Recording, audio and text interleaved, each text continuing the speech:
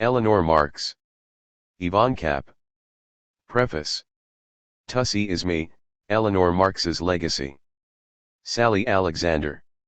Eleanor Marx, third living daughter of Karl Marx and Jenny von Westphalen, was dramatic to the depths of her being, willful and unusually brilliant. 1 She yearned for love and freedom and wanted to be an actress, but instead devoted herself to another sort of vagabondage, political agitation. An excellent linguist, she earned her living as a translator, lecturer, and writer, and worked tirelessly for the cause of socialism among the late 19th century New Lifers, anarchists, radicals, and feminists of London's socialist sects and the Second International. Little was known of Eleanor Marx's life until the 1970s, when this book was first published, as 2 volumes. Yvonne Kapp, a writer and a communist, had 20 years earlier been translating the Frederick Engels/Laura and Paul Lafargue correspondence in which Eleanor kept appearing. The seeds of the biography lay in curiosity, aroused by tantalizing glimpses of Eleanor as she flitted in and out of other people's letters. Kapp was 63 before space, time, and a small legacy from her mother afforded the opportunity of completing the work. 2 Hailed on publication as a masterpiece of political biography, Kapp's description, in Volume 1, of the Marx household adrift in London among exiles in the 1850s, the sympathetic portrait of Marx as a father and Eleanor's childhood, cast unexpected light on the domestic life of a philosopher. Eleanor's work among the unemployed, unskilled, and Jews of London's East End, described in the 2nd volume, along with her experiments in living and translations of her father's work, introduced a vibrant new voice and character to the moral theatre of international socialism and the British labour movement at the end of the 19th century. Eleanor's life, in Kapp's account, is as much about the history of socialism in the second half of the 19th century as it is about the life of its heroine. As Kapp herself put it, the movement kept breaking in. 3. Eleanor's life was much more than a heroic exemplar of socialist struggle and Marxist principles, however. She was a woman of her time. Raised to be a lady, she earned her living as a literary hack. Wanting to be an actress, she succumbed to filial duty and financial need.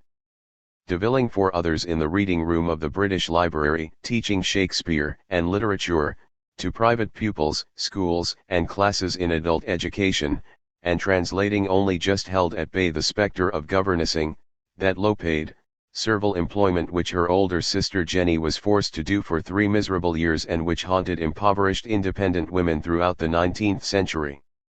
Eleanor was always working. Indeed, I really work from about 9 in the morning till late at night and often till early into the next day, she wrote to her sister Laura in 1884.4. Always short of money, I am very poor. She longed for children, the artistic life and love. Oh, how my whole nature craves for love, she wrote to Olive Schreiner, the South African novelist and close friend. 5. From 1884 until her death 14 years later, Eleanor lived in a free union with Edward Aveling, freethinker, socialist, minor playwright and scoundrel. Aveling, according to Bernard Shaw, would have gone to the stake for socialism or atheism, but had absolutely no conscience in his private life. He seduced every woman he met, and borrowed from every man. 6. His infidelities, financial scandals, and betrayals drove Eleanor, at the age of 43, to suicide. His final betrayal was astonishing. 10 months earlier he had married an actress 20 years his junior. This love affair and death are the stuff of melodrama, Kapp observes, and does her best to subject its events, and Eleanor's own nature, to reason.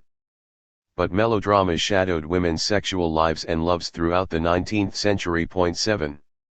Aveling's betrayal alone might not have precipitated Eleanor's death. In the last months of her life, Eleanor was also faced with Engels' deathbed revelation that Freddie Demuth, the illegitimate son of Helen Demuth, the Marx family's servant and friend, was in fact not Engels' child, as everyone had supposed, but Marx's. Freddie, Eleanor's close friend, was Eleanor's half-brother. 8. Eleanor revered her father. Family guilt and disillusion compounded her despair. In Eleanor the tensions between the wish for the artistic life and poverty, between the craving for love and the cruelty of betrayal, caused her severe mental pain which the political promise of a new world and the revision of all human relations in the future could not assuage. Ardent, clever, and ultimately tragic, Kapp's biography dramatizes the life of a late Victorian new woman. Eleanor was born in January 1855 in Westminster. The household, parents, 3 small children, 4 including Eleanor, and Helen de Muth, lived in 2 small rooms in Dean Street, Soho, nearly opposite the Royalty Theatre. 9 The baby's arrival did not augur well. 2 children, a son and a daughter, had died before Eleanor's birth, and the beloved Muish, 8 years old, died a few months afterward. Anticipated as a catastrophe by her father, Marx pronounced Eleanor's birth a disappointment to his friend Frederick Engels, because of her sex. A sickly infant, she was sent to a wet nurse because she screamed and her mother could not feed her. Yet, by 9 months, according to her 9-year-old sister, Eleanor was jumping and crawling, captivating her family, in spite of the delicate health which pursued her throughout her life. The first years of exile in London for the Marx household were years of horrible poverty, of bitter suffering. 10 With her mother ill and her father writing Volume 1 of Capital, that accursed book as Engels called it, 11, Eleanor became Helen de Muth's child. Helen, nicknamed Lenchen, or Nim, a feudal gift from Jenny's mother to her daughter shortly after her marriage, was the soul of the household, Eleanor wrote after Helen de Muth's death, and a lifelong friend. 12 Because her own child, born in 1851, had been fostered, de Muth's sturdy peasant soul was freely given to the youngest child. 13 Several fortuitous legacies from German relatives enabled the household, with the addition of a second maid, to move into the first of several houses in Kentish Town.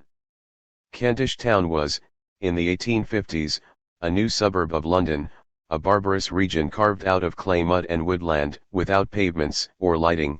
One of the delights of this book is the descriptions of London. Eleanor followed her sisters, Jenny and Laura, to South Hampstead School, where they learned the piano, drawing, French and calisthenics, but received no preparation for an independent life, no training for a profession. The reader sniffs Kapp's disapproval. Indeed, Marx was mortified at the suggestion. Keeping up appearances mattered at least as much to him as to his wife, whom Kapp likens to Mrs. Bennet in Pride and Prejudice. The Marxes hid their poverty from neighbors, doctors. The family were constantly ill with everything from carbuncles to smallpox, future sons-in-law, even their own daughters. It would be all the same to me if I went to the knacker's yard, Marx wrote gloomily to Engels, whose unbroken generosity largely kept the family afloat, in 1866, as long as there was some money for the family. 14 Marx himself, or his towering genius, threatens, as it did in real life, to take center stage in Eleanor's biography. Marx, or More, as he was known to the children, and his work, dominated the household. But he was an adoring, loving and playful father. Coaxed out of his study, he made up stories. He spun one unending tale of Hans Rockel, a magician who kept a toy shop but was never able to meet his obligations, until against his will, he was forced to sell his toys, and read aloud to the children the whole of Homer, and Shakespeare, who was the Bible in our house, as well as Grimm's fairy tales. He carried them on his back around the garden, led them on picnics to Greenwich and Hampstead Heath. Irascible, quarrelsome, and rude to friends and fellow revolutionaries who crossed him, the company of children, Wilhelm Liebknecht observed, was a social necessity. 15 Children teach their parents, Marx believed. When he told Eleanor the story of the Passion, as a story of the carpenter whom the rich men killed, he added that Christianity could be forgiven much because it taught adoration of the child. In his 60s, ill and indifferent to how he might be launched into eternity, he wrote to his daughter Jenny that he wanted absolute peace and quiet, by which he meant, he explained, family life and the microscopic world of children's noises. 16 This is Marx at his most endearing. He could also be a tyrant. Eleanor's voice, eager, warm, alive, and, true as a bell. 17, takes the lead in the book from the age of 9. Her childhood letters evinced a lordly confidence in herself and her capacities. "I am getting on very well with my chess," she wrote to a great uncle in Holland. "I nearly always win, and when I do papa is so cross." 18 She was something of a romp, and what was called a tomboy, Kapp tells us, fearless in her play with the bigger, wild urchins. 19 At one point she wanted to run away to sea, to join a man of war, which won her father's admiration for the intelligent little fellow. And like so many spirited daughters she sought her father's attention. Her letters to him list her achievements, especially her reading, Fenimore Cooper, Captain Marryat, as well as Shakespeare and the Brothers Grimm, stamp collecting, and the progress of the nursery of dolls, and she signed herself "Your undutiful daughter." 20. Aged 17, Eleanor took her first step towards independence, when in defiance of her father she became secretly engaged to Hippolyte Prosper Olivier Lissaguret, an exiled communard 16 years her senior. She fled to Brighton to earn her living, and completely broke down. More's disapproval of and political antipathy towards her chosen lover did not extend to his History of the Paris Commune, which Eleanor translated 10 years later, and which he, Marx, supervised with meticulous care through the press. Eleanor, in fragile emotional health because of the conflict between love and duty, needed Lissaguret's tender concern. "I want to know, dear Moore, when I may see Elle again," she wrote pleadingly. "It is so very hard never to see him." Kapp admires Eleanor's spirit, so touching in its candor and affectionate obedience. 21 That spirit of obedience, devotion even, was exacted from his daughter by an overbearing love which was not removed by death. His will governed her thoughts and actions all through her life. Jenny was his favorite, Eleanor recalled after Marx's death, but, he had once remarked, "Tussie, Eleanor's family nickname is me." 22. Eleanor grew up a revolutionary who wanted to act, the two dispositions in close proximity within her. Her imaginary world hosted a whole cast of characters acquired from reading and life, whose voices amplified her own. Garibaldi was her hero. An advocate for the North in the American Civil War, she wrote to Abraham Lincoln to offer her services. Her passionate identification with the Poles won her the nickname "Poor Neglected Nation." A visit to Manchester and Lizzie Burns, Engels' companion and Irish nationalist, turned her into a staunch Irishman. Theatre, like politics, was a family passion. Shakespeare was Eleanor's favorite poet, as he was of the young Tom man who led the 1889 dockers' strike. 23, and by the age of 4 she knew long passages by heart, one of her favorites being the scene between Hamlet and his mother, which Henry Irving made the turning point in his radical rereading of Hamlet in 1874. The family played charades, held play readings, made pilgrimages on foot to Rosebery Avenue to watch Irving's and Samuel Phelps' productions of Shakespeare.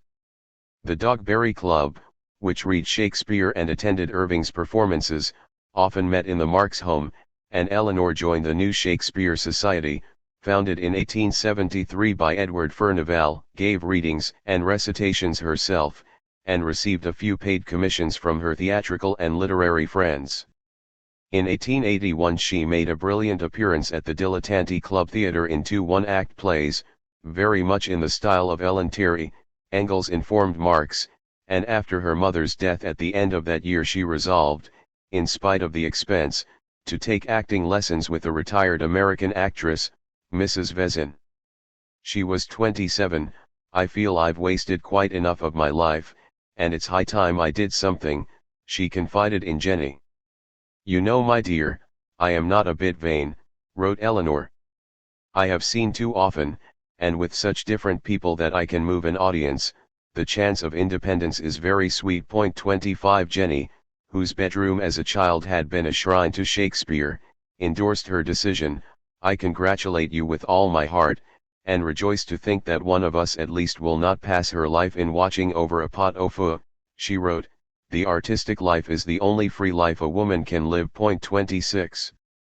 Eleanor's theatrical ambitions, easily quashed by a combination of unfavorable reviews, economic reality and self-doubt, were soon redirected into supporting Eveling's theatrical career as a playwright, actor, and poet. They met early in the 1880s, and Eleanor, at least, fell instantly in love.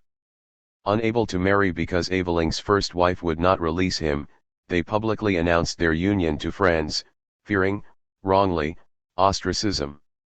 Olive Schreiner and Havelock Ellis visited them on their honeymoon. Only later did Eveling's behavior lose Eleanor several close women friends, and the trust of many others.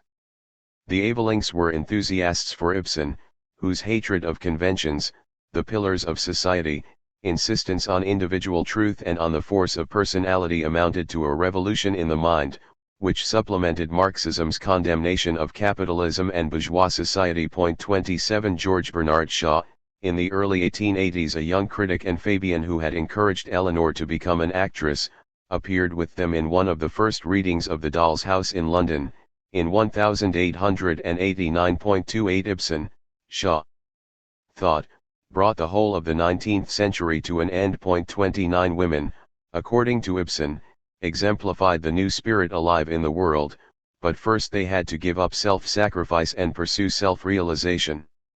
Ibsen sees our lopsided modern society suffering from too much man, Eveling wrote clumsily, and he has been born the women's poet. 30. Actors live, for the moment, other people's lives. And Eleanor's capacity for empathy, you know I have the power very strongly developed to see things from the other side, she wrote to Dolly Radford, her dearest friend, announcing her union with Eveling. 31, enabled her to identify with a character or a cause and ultimately threatened her own self-belief. Self-doubt had been one motivating force behind her wish to act. She knew, she told her sister Jenny, that I'm not clever enough to live a purely intellectual life nor am I dull enough to be content to do nothing. 32 The insistence with which Eleanor's empathy steers her thoughts back to death makes unsettling reading. An identification with suffering runs through her letters and speeches, from her snatched observations of the London poor in the 1870s, through the systematic explorations of the city's East End undertaken with the novelist Margaret Harkness in the mid-1880s, to the claim I am a Jew, in 1889. This preoccupation with personal suffering became, in Eleanor's own words, a nightmare to me. I can't get rid of it. Sometimes I am inclined to wonder how one can go on living with all this suffering around one. 33. From the moment she threw in her lot with Eveling, Kapp declares, Eleanor's life gained purpose and fulfillment. But Eleanor's letters, even those sent from her honeymoon, give intimations of disillusionment, excruciating loneliness and despair, states of mind with which she was to become familiar over the next 14 years. Eleanor's serious work for socialism began, however, with her relationship with Eveling. The Marxists were a tiny band of writers and artists in the early 1880s, whose task, as Eleanor saw it, was to transform socialism from a literary into a mass political movement. Radicals and socialists had to be wrenched away from spiritism and other fooleries of the inner life, while workmen, about whose lives Eleanor knew nothing, needed education and experience in class struggle. The Evelings left the Socialist Democratic Federation in 1883, to form the Socialist League with William Morris, in order to make socialists. Eleanor spoke at open-air meetings all over Britain, gave her first political lectures in 1883, and contributed notes on the international movement to various socialist newspapers. The Evelings provided almost single-handedly the international wing to the British socialist movement schooled by Carlyle, Ruskin, Thoreau, and John Stuart Mill. Eleanor translated her father's writings as well as Leciguray, Ibsen, Flaubert. With Eveling she wrote pamphlets on Shelley's socialism, the factory acts and the woman question.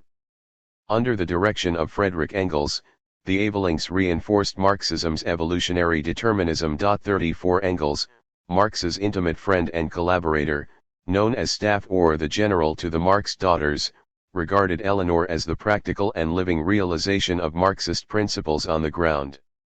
Eleanor formed a women's branch of the New Gasworkers Union, sat on the union's executive committee from 1889 to 1894, and attended inexhaustibly to the detail of fundraising and organizing between strikes. Had she lived, declared Wilthorne, leader of the Gasworkers' Union, she would have made the best women's trade union organizer of her generation. Eleanor's socialism was a hybrid. It incorporated the constitutional principles and apocalyptic vision of the revolutionary exiles of 1848, the inflammatory nationalism of the Irish Fenians, Poles, and Italians, and the spirit of the workers' uprising of the Paris Commune of 1870. In the 1880s, the American New Labour Party, the French Workers' Party and German Social Democratic parties were models for the advance of socialism and workers' consciousness, and Eleanor believed that the demands of new unionism, organization of the unskilled, in the 8-hour day, the universal strike, Wilthorne's practical reforms, signaled the imminence of socialist revolution. But Eleanor's consciousness of grief, with its motifs of suffering and martyrdom, mirrored the political emotions of many feminists. Josephine Butler, for example, whose affinity with her clandestines was prompted by the wish to find a suffering keener than her own after the sudden death of her beloved only daughter, or Maria Sharp, member of the Men and Women's Club in the 1880s, who reluctantly voted against Eleanor's membership of the club, and who spoke of the inquiring fear young women felt towards prostitution, the subject of her own research, or the young Beatrice Potter, later Webb, another daughter of an educated man who devoted her life and work to socialism, who shared Eleanor's sense of guilt and her hysterical symptoms, chronic sleeplessness, anorexia, compulsive overwork, and unflinching self-criticism. Beatrice, like Eleanor, used work to stamp out personal ambition, sexual love, even the desire for happiness. 35. Eleanor's yearning for love and work, the conflict within her between self-sacrifice and self-realization, mark her as a feminist. But Kapp plays down her feminism in the name of Eleanor's modest good sense. She went her way without fuss, feminism or false constraint, and, having no illusions about her own intellectual range, simply did not see herself as in competition with more powerful minds, objectively alive to the social injustice that shackled women's freedom, subjectively free. 36 Discussion of Eleanor's Marxism and the feminist movement between the 1870s and 1890s is confined to the footnotes. Yet, canvassing for school boards, advocating on behalf of the white slaves, building friendships with Olive Schreiner, Dolly Radford, Clementina Black, and Amy Levy, among others, doing her literary hack work or pursuing her free union, brought her closer to the higher minds of those earnest and thoughtful women. The Evelynx Woman Question Pamphlet, 1887, mildly patronized. Eleanor's analysis of the position of women in capitalist societies condemned domestic drudgery, prostitution, and the double standard, the sexual frustration of spinsters and their incarceration in madhouses and poor law institutions. It combined a critique of marriage as a commercial transaction with Engels and August Bebel's anthropology of the family and the origins of private property. Women are the creatures of an organized tyranny of men, as the workers are the creatures of an organized tyranny of idlers, a formulation which still shocks. 37 The relations between feminist and international socialist politics then and throughout the 20th century were always tense, but what strikes the reader today is not their incompatibilities, as Kapp supposes, but their affinities. The two movements belonged in the same world, and breathed the same air. Both feminism and Marxism were enthralled to evolutionism and materialism, both condemned poverty and individual oppression, both demanded education and economic emancipation for the mass of the people. Both were pre-democratic, pre-communist philosophies and movements which believed, with a religiosity as yet uninhibited by either universal suffrage or Soviet communism, in their respective cause. Kapp does not want us to read Eleanor's life as a preparation for death. Her commitment to Eleanor's secure childhood of unconditional love, which, as Alison Light has recently pointed out, was in part the childhood she herself never had. 38, to a cast of characters deserving of a Balzac novel, and to Marx's philosophy of history, which Kapp herself never relinquished, retrieves Eleanor from tragedy until the end. Eleanor's death is the final image of the biography. She staged her own death. She sent her maid to the chemist, put on a white dress, wrote a short note to Aveling affirming love, and died.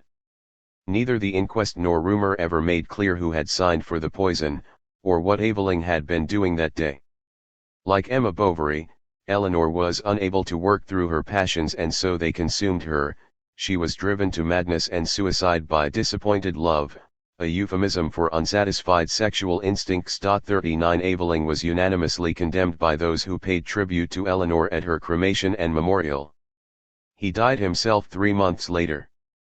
Eleanor had loved him, with an obstinate love, as one exasperated admirer put it. Eleanor's explanation was that he made her feel feminine. I was irresistibly drawn to him. Our tastes were much the same. We agreed on socialism. We both loved the theater. We could work together effectively. 40. After publication, Kapp, who had interviewed everyone she could find who had known Eleanor and her family, was surprised by the numbers of people who contacted her to claim that they had been at Eleanor's side when she died. Eleanor knew about ghosts and generational haunting. Henry Hyndman, the leader of the Social Democratic Federation, remembered an inspired speech given at the anniversary of the Paris Commune and her father's death, in which she spoke of the eternal life gained by those who fought and fell in the great cause of the uplifting of humanity. 41 When these volumes were published in the 1970s, they sparked fascination and debate among a generation of feminists for whom the personal was political, and socialists well versed in the histories of socialism and the labor movement discovered a brilliant, if troubled, daughter of Marxism. 42 Now a generation of readers who have grown up in a post-Cold War world, under Thatcherism, New Labour, and a war on terror, with no memory of these histories and lives, will encounter them for the first time and give them fresh meanings. Volume I. Family Life, 1855 to 1883.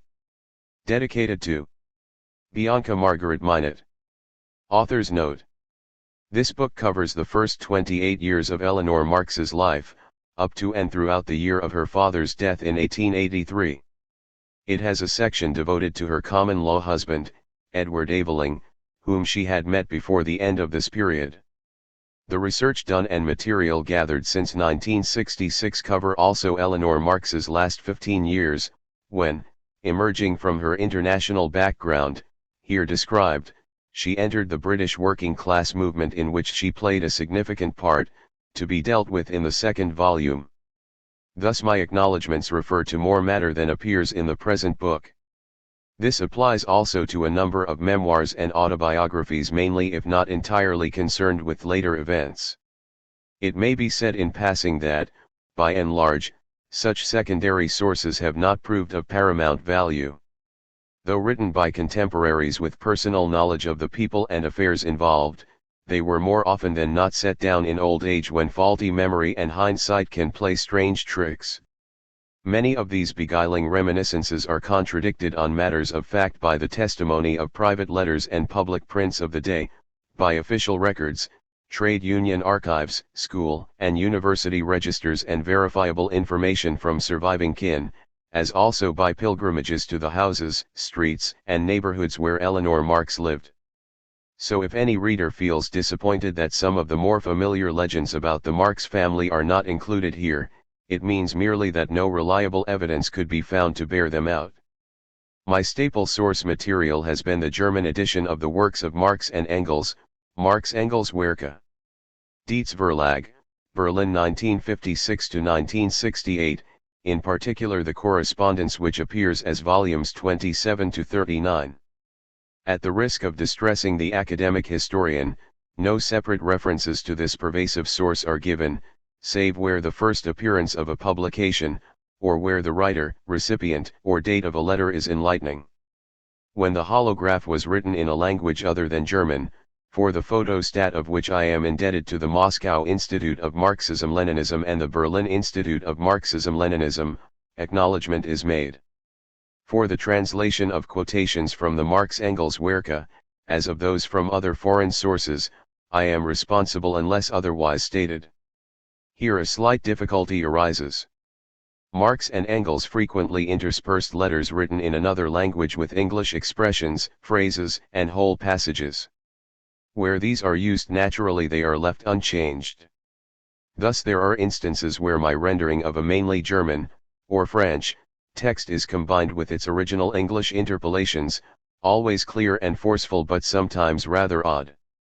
The erratic punctuation in extracts from Eleanor Marx's and her sister's original letters, where not an obstacle to sense, has been retained. Other material to which attribution is not always made, since much has been traced and is acknowledged to its primary source, comes from the collected pieces by divers hands known in English as Reminiscences of Marx and Engels, Foreign Languages Publishing House, Moscow, ND probably 1956, and, in German, with slight variations of text, as More und General, Dietz Verlag, Berlin, 1964. All certificates of births, marriages, deaths, and all copies of wills registered in England were obtained from Somerset House. A few foreign birth and death certificates were traced to the appropriate registries abroad. Census returns were examined at the Public Record Office, contemporary local directories at the Guildhall Library. Information on weather conditions was supplied by the Meteorological Office or found in the Times newspaper of that date. Changes of street names and house numbers since the 19th century were obtained from the Greater London Council. Rate books, by permission of the borough treasurer, were investigated under conditions of extreme cold, dirt, peril, and difficulty in the basements of St. Pancras Town Hall. All other source material is numbered and the references will be found at the end of each section. This has the advantage of spangling the text with numerals of no possible interest to the general reader who may, however, like to feel assured that the book is properly documented. Abbreviations for the most frequently used sources are given at the head of each series of notes. These references are not furnished with the full scholarly apparatus of page numbers in published works or piece numbers of unpublished documents. The reason is not that it would have been too much trouble to put them in, indeed, having served their purpose for work in progress, they have been deliberately set aside because I have often felt depressed by such elaborate annotations to otherwise unpretentious books, mountainous appendages to mouse-like products. This is not a doctoral thesis, inadvertently published, nor yet a textbook. Further, I believe that the reader who may be unfamiliar with some of the magnificent published sources will find it more rewarding if his attention is directed, not to a page, or to learn whether an extract has been faithfully quoted, but to those works as a whole. To avoid deadening each page with references, footnotes are reserved for additional matter thought pertinent but not essential to the text, except in the few appendices where references are given in footnotes. While the reference notes provide a fairly representative sample of the chief works consulted, a select bibliography is given on pages 233 to 238 in conformity with custom and good practice. But the acknowledgements are another matter altogether. No writer venturing into a fresh and specialized field can have met with more cordial goodwill at every step from scholars and historians, from archivists, librarians, and from friends both old and new in many countries.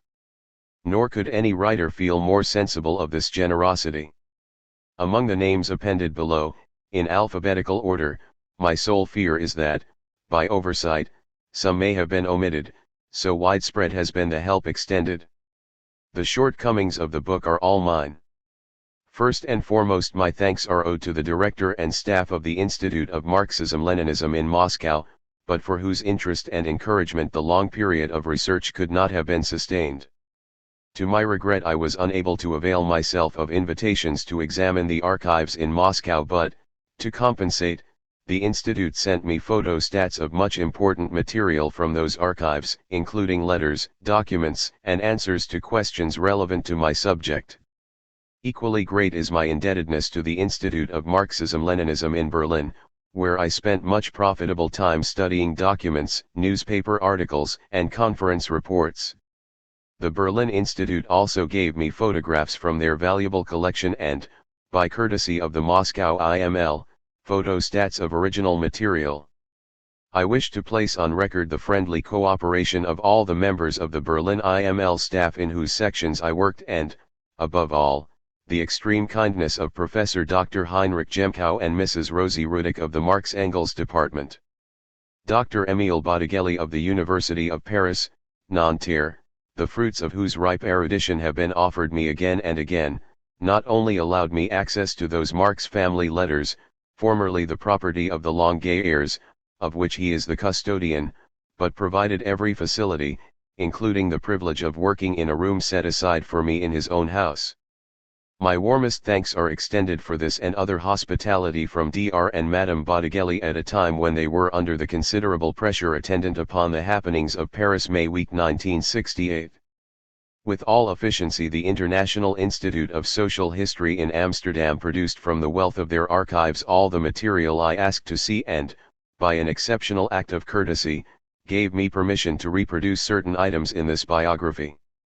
Some other names are not included in the appended list because they represent such rare experiences that it will not be thought invidious I hope if, like those already mentioned, they are singled out. I wish to pay a special tribute of appreciation and respect to Mrs. Gwendolen Redhead and her younger sister Mrs. Eileen Rainish, nieces of Edward Aveling and the daughters of the Rev.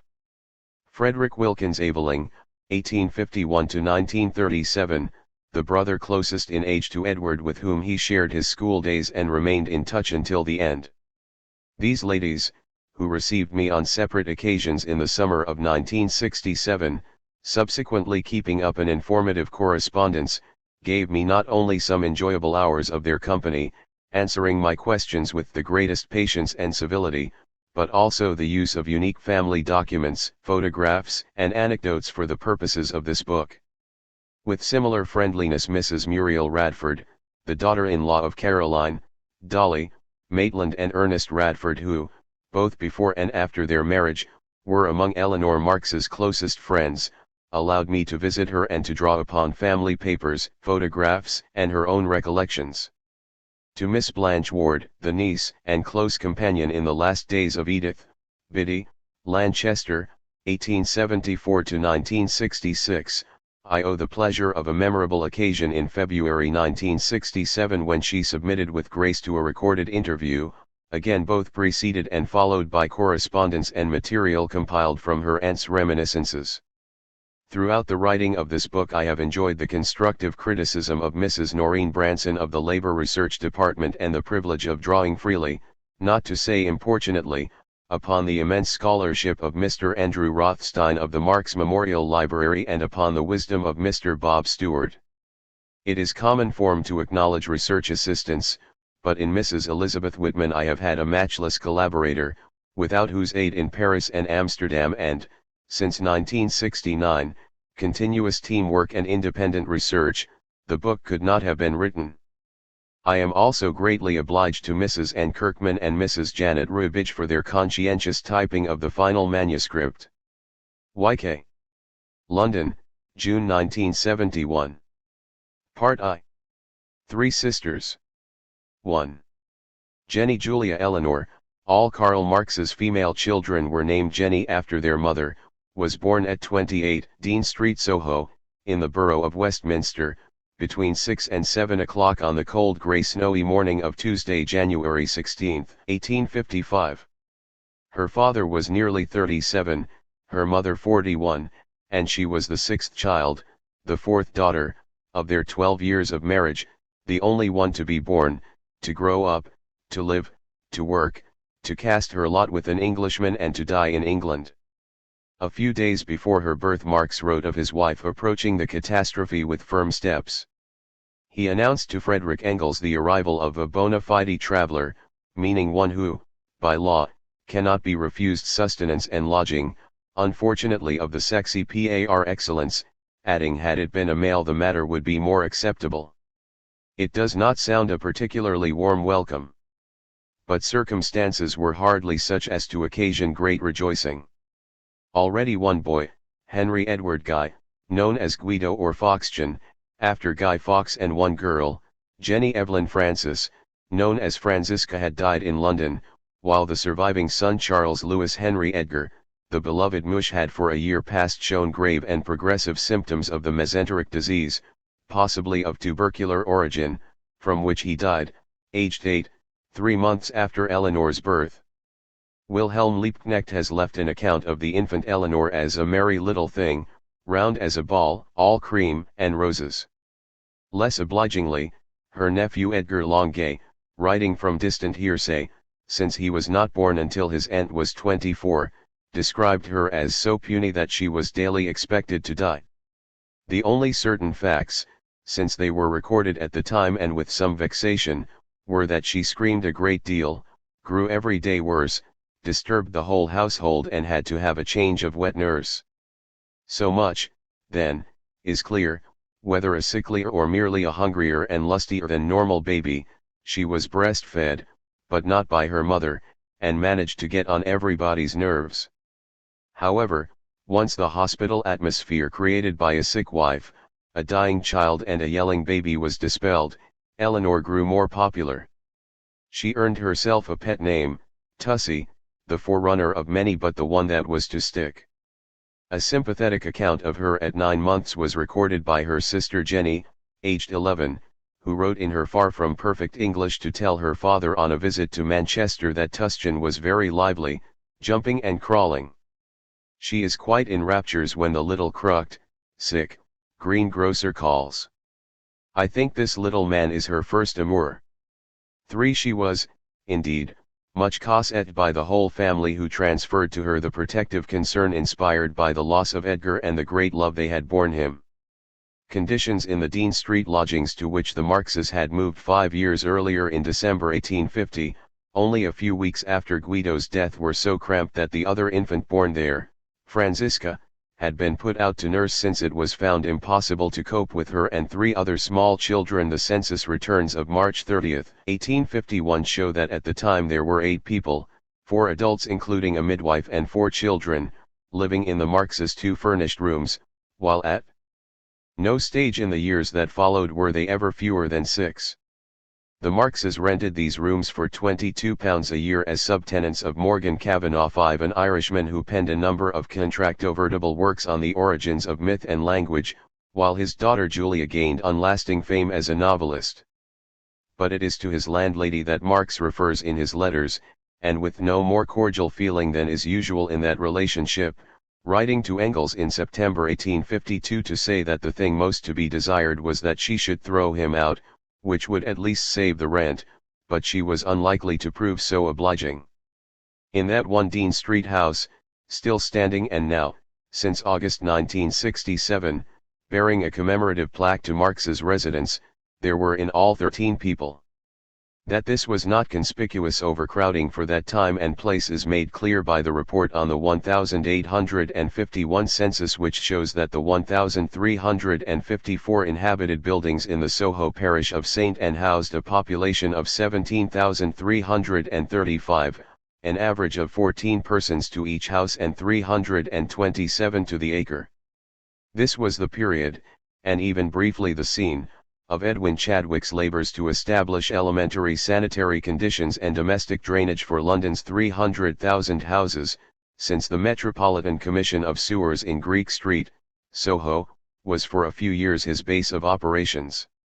This obstinate, arrogant but dedicated little public servant, Dickens' indefatigable Mr. Chadwick, who was honoured by neither friend nor foe, fought tirelessly against opposition, ignorance, and apathy to introduce a primitive Public Health Act in the belief that the sullen resentment of the neglected workers might organize itself behind the trade union leaders and the 6 Points men, and that if a Chartist millennium were to be averted, the governing classes must free the governed from the sharp spur of their misery by improving the physical conditions of their lives. 7.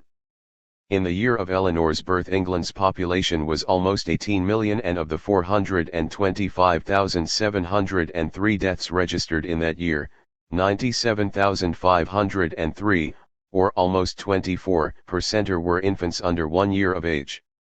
In that year, too, Louis Pasteur, then a young professor of chemistry and dean of the Faculty of Sciences at Lille University, examined microscopically fermentation processes, which led him to the germ theory and laid the foundations of modern biochemistry and bacteriology, revolutionizing medical practice.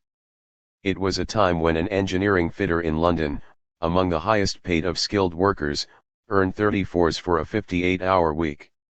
It was also a moment of great technological inventions, of which the Bessemer steel process was possibly the most important. But in fact Eleanor's life of little over 40 years witnessed the expansion of the railways by the opening to traffic of over 12,000 track miles, saw the introduction of the telegraph as a worldwide means of communication, the mechanization of manufacture in a score of industries, the introduction of the modern sewing machine, the typewriter, the telephone, the bicycle, the gramophone, electric generators and lighting, the turbo, the gas, the diesel and the petrol engine, though she barely lived to know the motor car, since it was not a commercial proposition in Britain until after the repeal of the Red Flag Act of 1897. However, a power-driven model plane took off and landed safely in 1857, while the first two street letterboxes appeared in London, the Colt revolver, the Gatling machine gun and the system of competitive examination for entrance to the civil service came into the world almost at the same time as she did, when the Crimean War was in full swing and Lord Aberdeen's Tory and Peelite government was about to fall on a vote of censure concerning the condition of the army before Sebastopol, making way for Palmerston's Liberal administration. In that same year too, and in the street where she was born, St. Anne's Churchyard, where some tens of thousands of bodies had been interred in its 3/4 of an acre, was finally closed, and the new burial ground, the London necropolis, where Eleanor herself was cremated, was bought at Woking. In this world Eleanor grew up as one of 3 sisters, though Jenny and Laura were so much her seniors that she enjoyed to some extent the status of an only child while sharing precociously in the interests of her elders. But there was one circumstance of the utmost importance to her early development. In April 1845 Mrs. Marx, then pregnant with Laura, received from her mother, the widowed Baroness von Westphalen, the best present she could send her, dear faithful Lenchen. This feudal gift consisted of Helene de Muth, a young person then in her 25th year, who had been born at St. Wendel in the Palatinate, where her father, of peasant stock, was a baker. Eleanor believed, and stated, that her birth date was 1 January 7. However, her death certificate of November 1890 gives her age as 67, in accordance with which her gravestone bore the words, born January 1, 1823.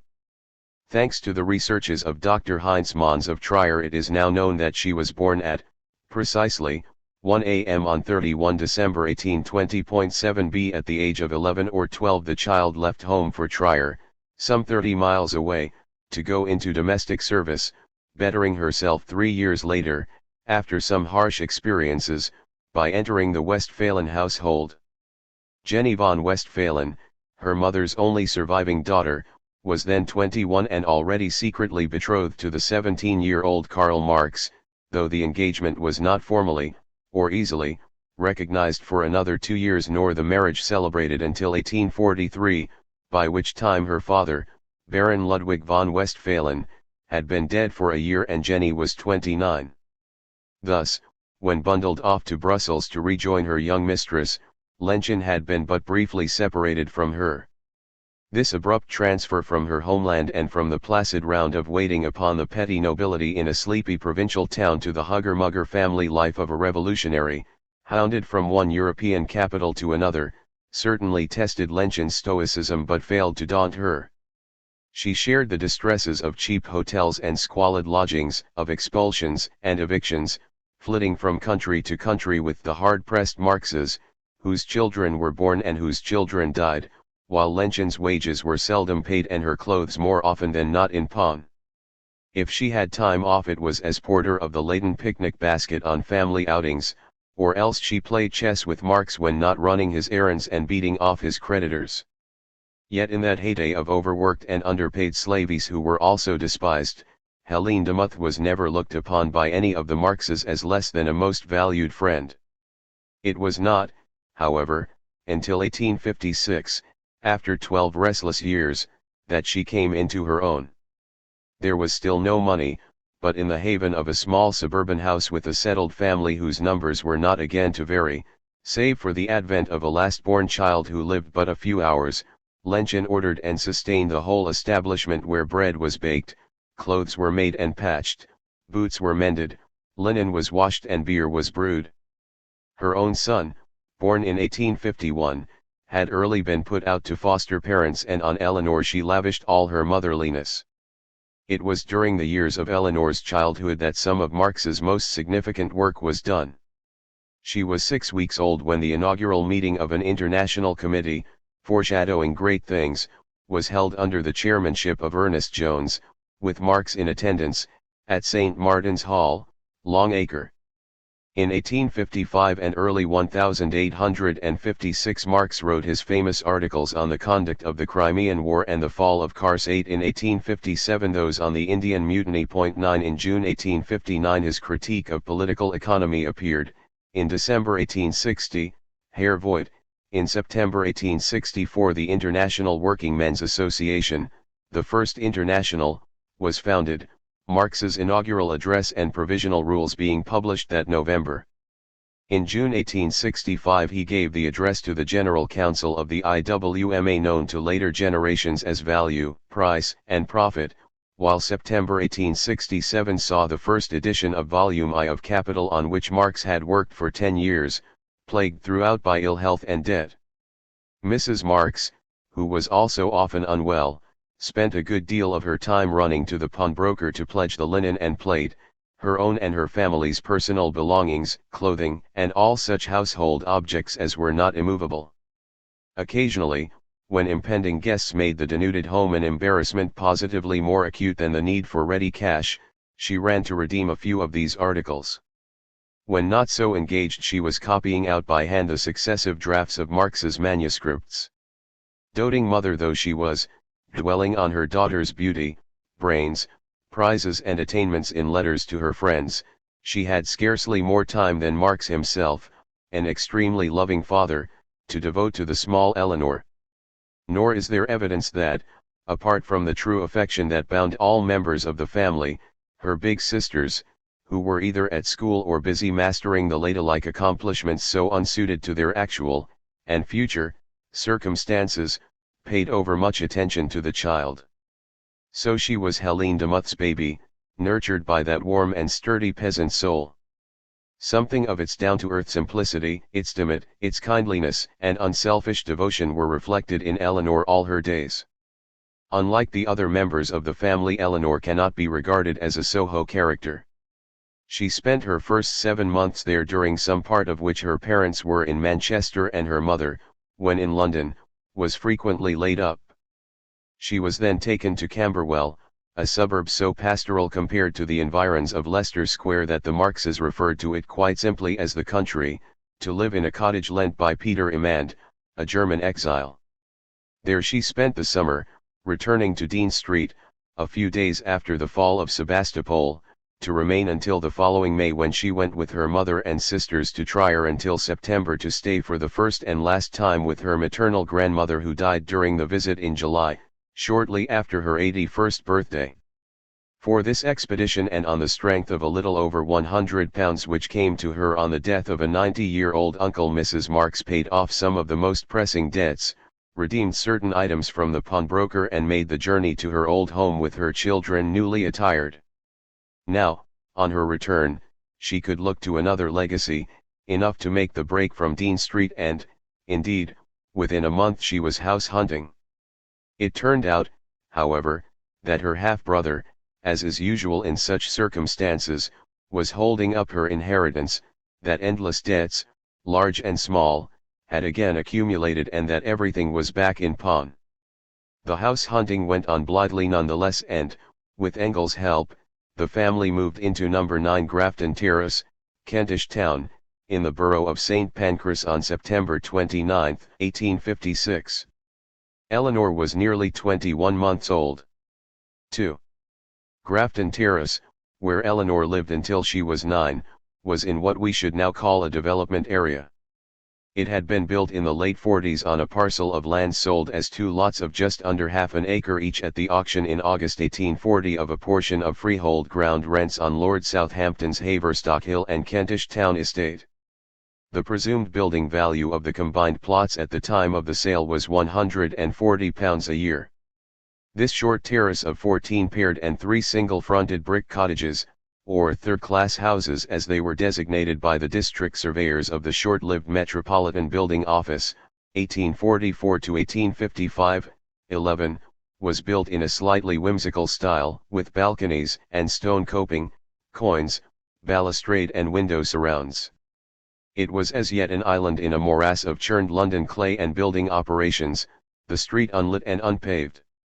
It represented a fairly typical example of small builders' enterprise, spurred by the exodus of Londoners from the centre to the outskirts which, thanks to the railways, was one of the distinguishing features of London life in the second half of the 19th century. The speed of the suburban spread to the northwest may be judged by the fact that in 1843 a duel was fought at Chalk Farm as one of the least frequented parts. At the end of that decade it had become a favourite out-of-town Sunday resort for costermongers because it had plenty of life. 12 Yet within 2 years of the Marx's move, that is, by 1858, the fields surrounding Grafton Terrace had been completely built over, prefiguring the neighbourhood where Eleanor was to spend the best part of the next 27 years. To Mrs. Marx this mean little house in Kentish Town, covering an area of 16 feet frontage, by 20 feet with its 8 small rooms on 4 floors, including a basement, seemed in truth a princely abode compared with our former holes. 13 She had inherited something like £120 from her mother. She now proceeded to take her household goods out of pawn again, to pay off some of the Soho tradesmen and to spend £40 on furniture, mostly second-hand rubbish as she described it. 13 This, supplemented by some rickety chairs and a tea table cast off by Peter Immand when he left Camberwell to settle in Dundee, more than met her needs. She pronounced the living room, 15 feet by 12, positively magnificent, sold a few old dresses and shoes to buy ornaments, and the money was gone. In fact they were short of £15 for the move. It then struck Marx that if he did not pay at least his first quarter's rent punctually he would be utterly discredited. Marx considered the place a bargain at £36 a year, attributing the low price to its unfinished surroundings. In fact, its rateable value at the time and for most of the years he remained there was £24 a year, and the gross estimated rental, which in those days bore an intelligible relation to rateable value, was £27, with rates of £25s. 10d, some part of which covered the lighting and paving which were not there. The truth is that throughout his 7.5 years' tenancy of No. 9 Grafton Terrace, Marx was never able to pay for the upkeep of this princely abode. We were permanently hard up, Mrs. Marx recalled, our debts mounted from day to day, and when Engels undertook in January 1857 to provide £5 a month, which was rapidly stepped up as one crisis followed upon another, it was in response to Marx's dismayed recognition that the hand-to-mouth existence of Dean Street was no longer feasible for a householder and ratepayer with 3 daughters to bring up. There were other disadvantages for the parents. Though exile was nothing new to the Marxes, who had known little else since their repeated expulsions from France, Prussia, and Belgium, this was a new version. The England where they had landed 7 years before had been no more than their last country of immigration. The London to which they came was but another foreign city that turned out to be home for the rest of their lives.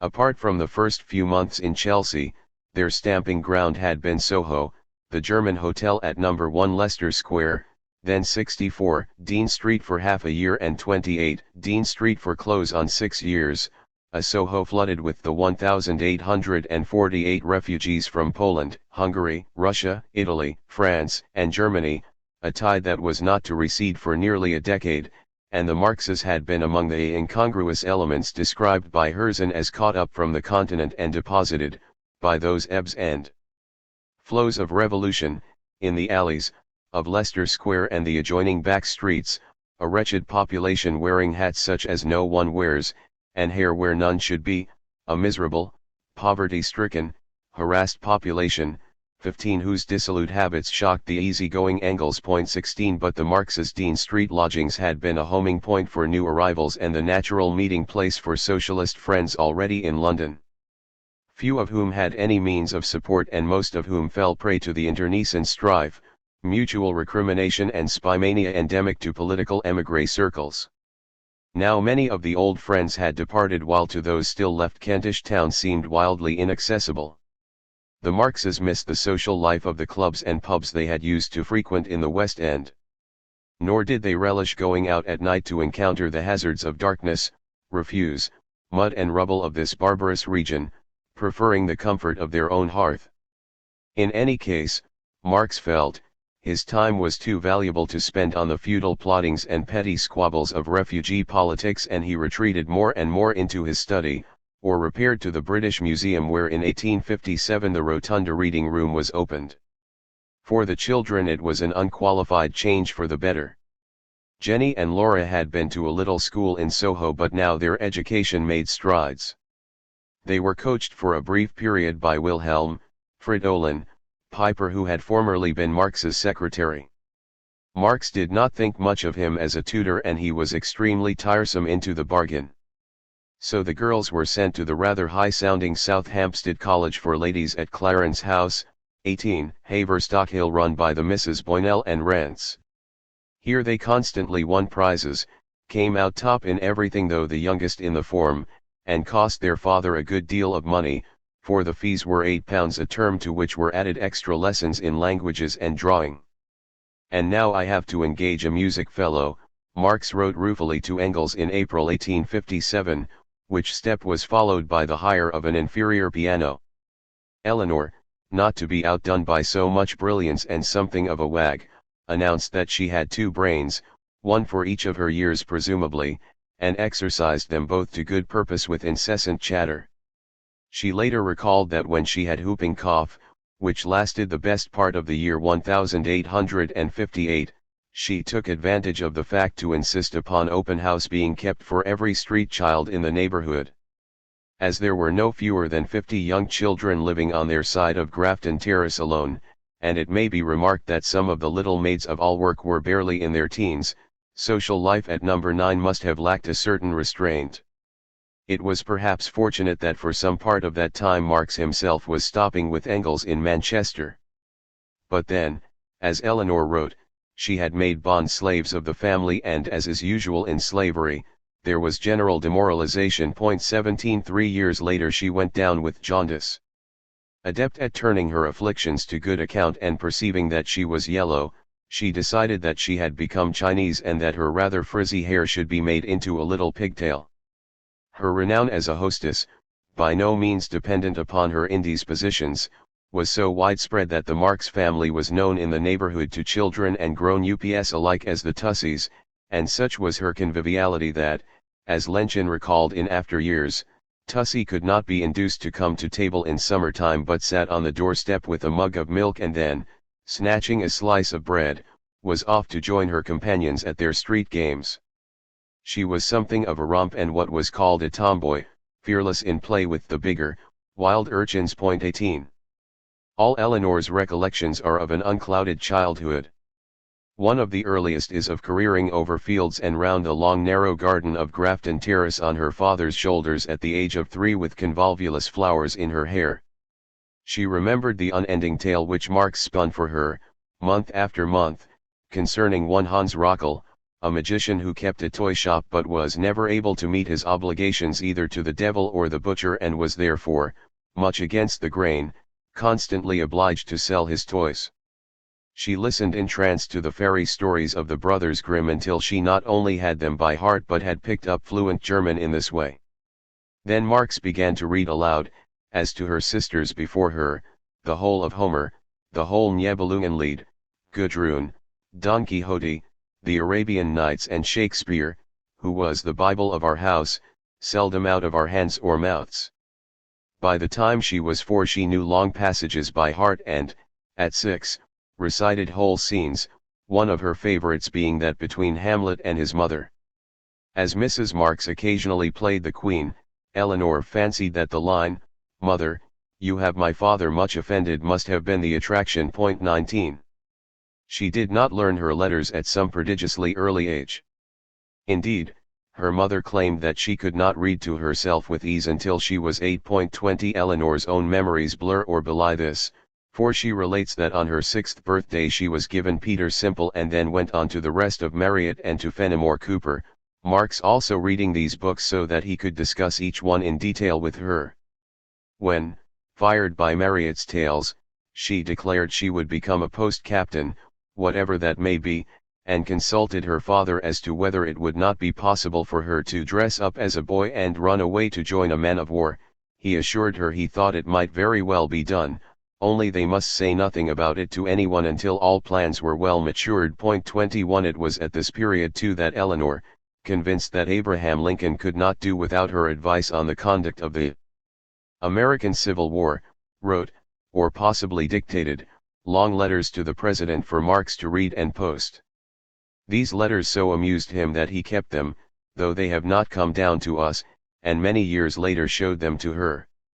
Children should educate their parents, said Marx, and lived up to the dictum by keeping in step with the reading, entering the fantasy life, encouraging the confidences and adjusting his views to meet the religious scruples of his engaging Tussie.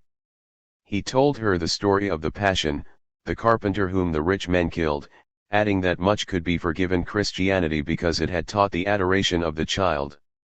Mrs. Marx, who admitted that her sporadic efforts to teach her elder daughters German were vain, for they had no mind to obey, while her authority, like their respect for her, left much to be desired. 13 Was also quite good at learning. She derived instruction from Tussie's facility in making up stories, in which she rivaled her father, and her more than facile gymnastic ability.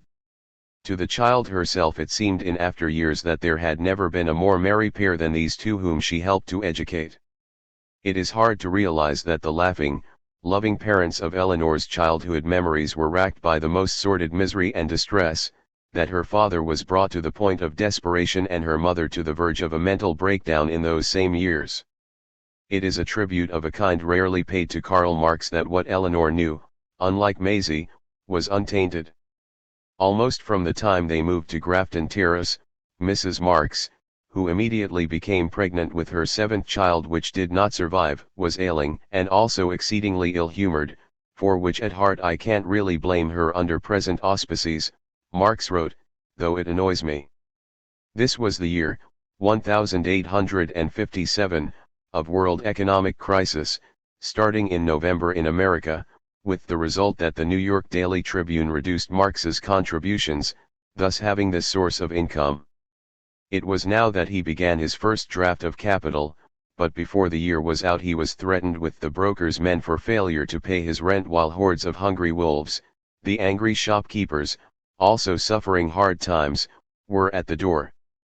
A cold snap in January 1858 found the family without coal or money in the house and, feeling that the position was fast becoming insupportable, unable to work, Marx spent his time trying to raise loans and borrowing from one tradesman to fend off another.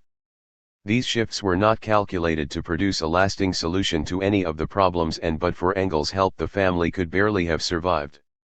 By the summer Dr. Allen of Soho Square, with a surgery in Dean Street, who still attended them, and was himself owed £10 in fees, insisted that Mrs. Marx must have a change of air, which was the last straw. Marx sent Engels a detailed account of his current debts, amounting to £113, of which £30 was owed to the pawnbroker and over £32 to the local butcher, baker, grocer, milkman, greengrocer, and newsagent, the last not having been paid for a 12-month. Even if I were to reduce my expenses to the utmost, Marx wrote, by, for example, removing the children from school, going to live in a strictly working-class dwelling, dismissing the servants and living on potatoes, the sale of the furniture would not realize enough to satisfy his creditors, while such drastic steps could have dangerous consequences for his wife in her nervous state and were hardly suitable for his growing girls. Although at this point Engels, having poked some gentleman in the eye with his umbrella for insulting the bloody foreigner, was being sued for £200 damages, he still came to the rescue of the Marxes, as he did again and again, not only with cash but also with crates of wine, regarded on all sides as the sovereign remedy for every bodily ill.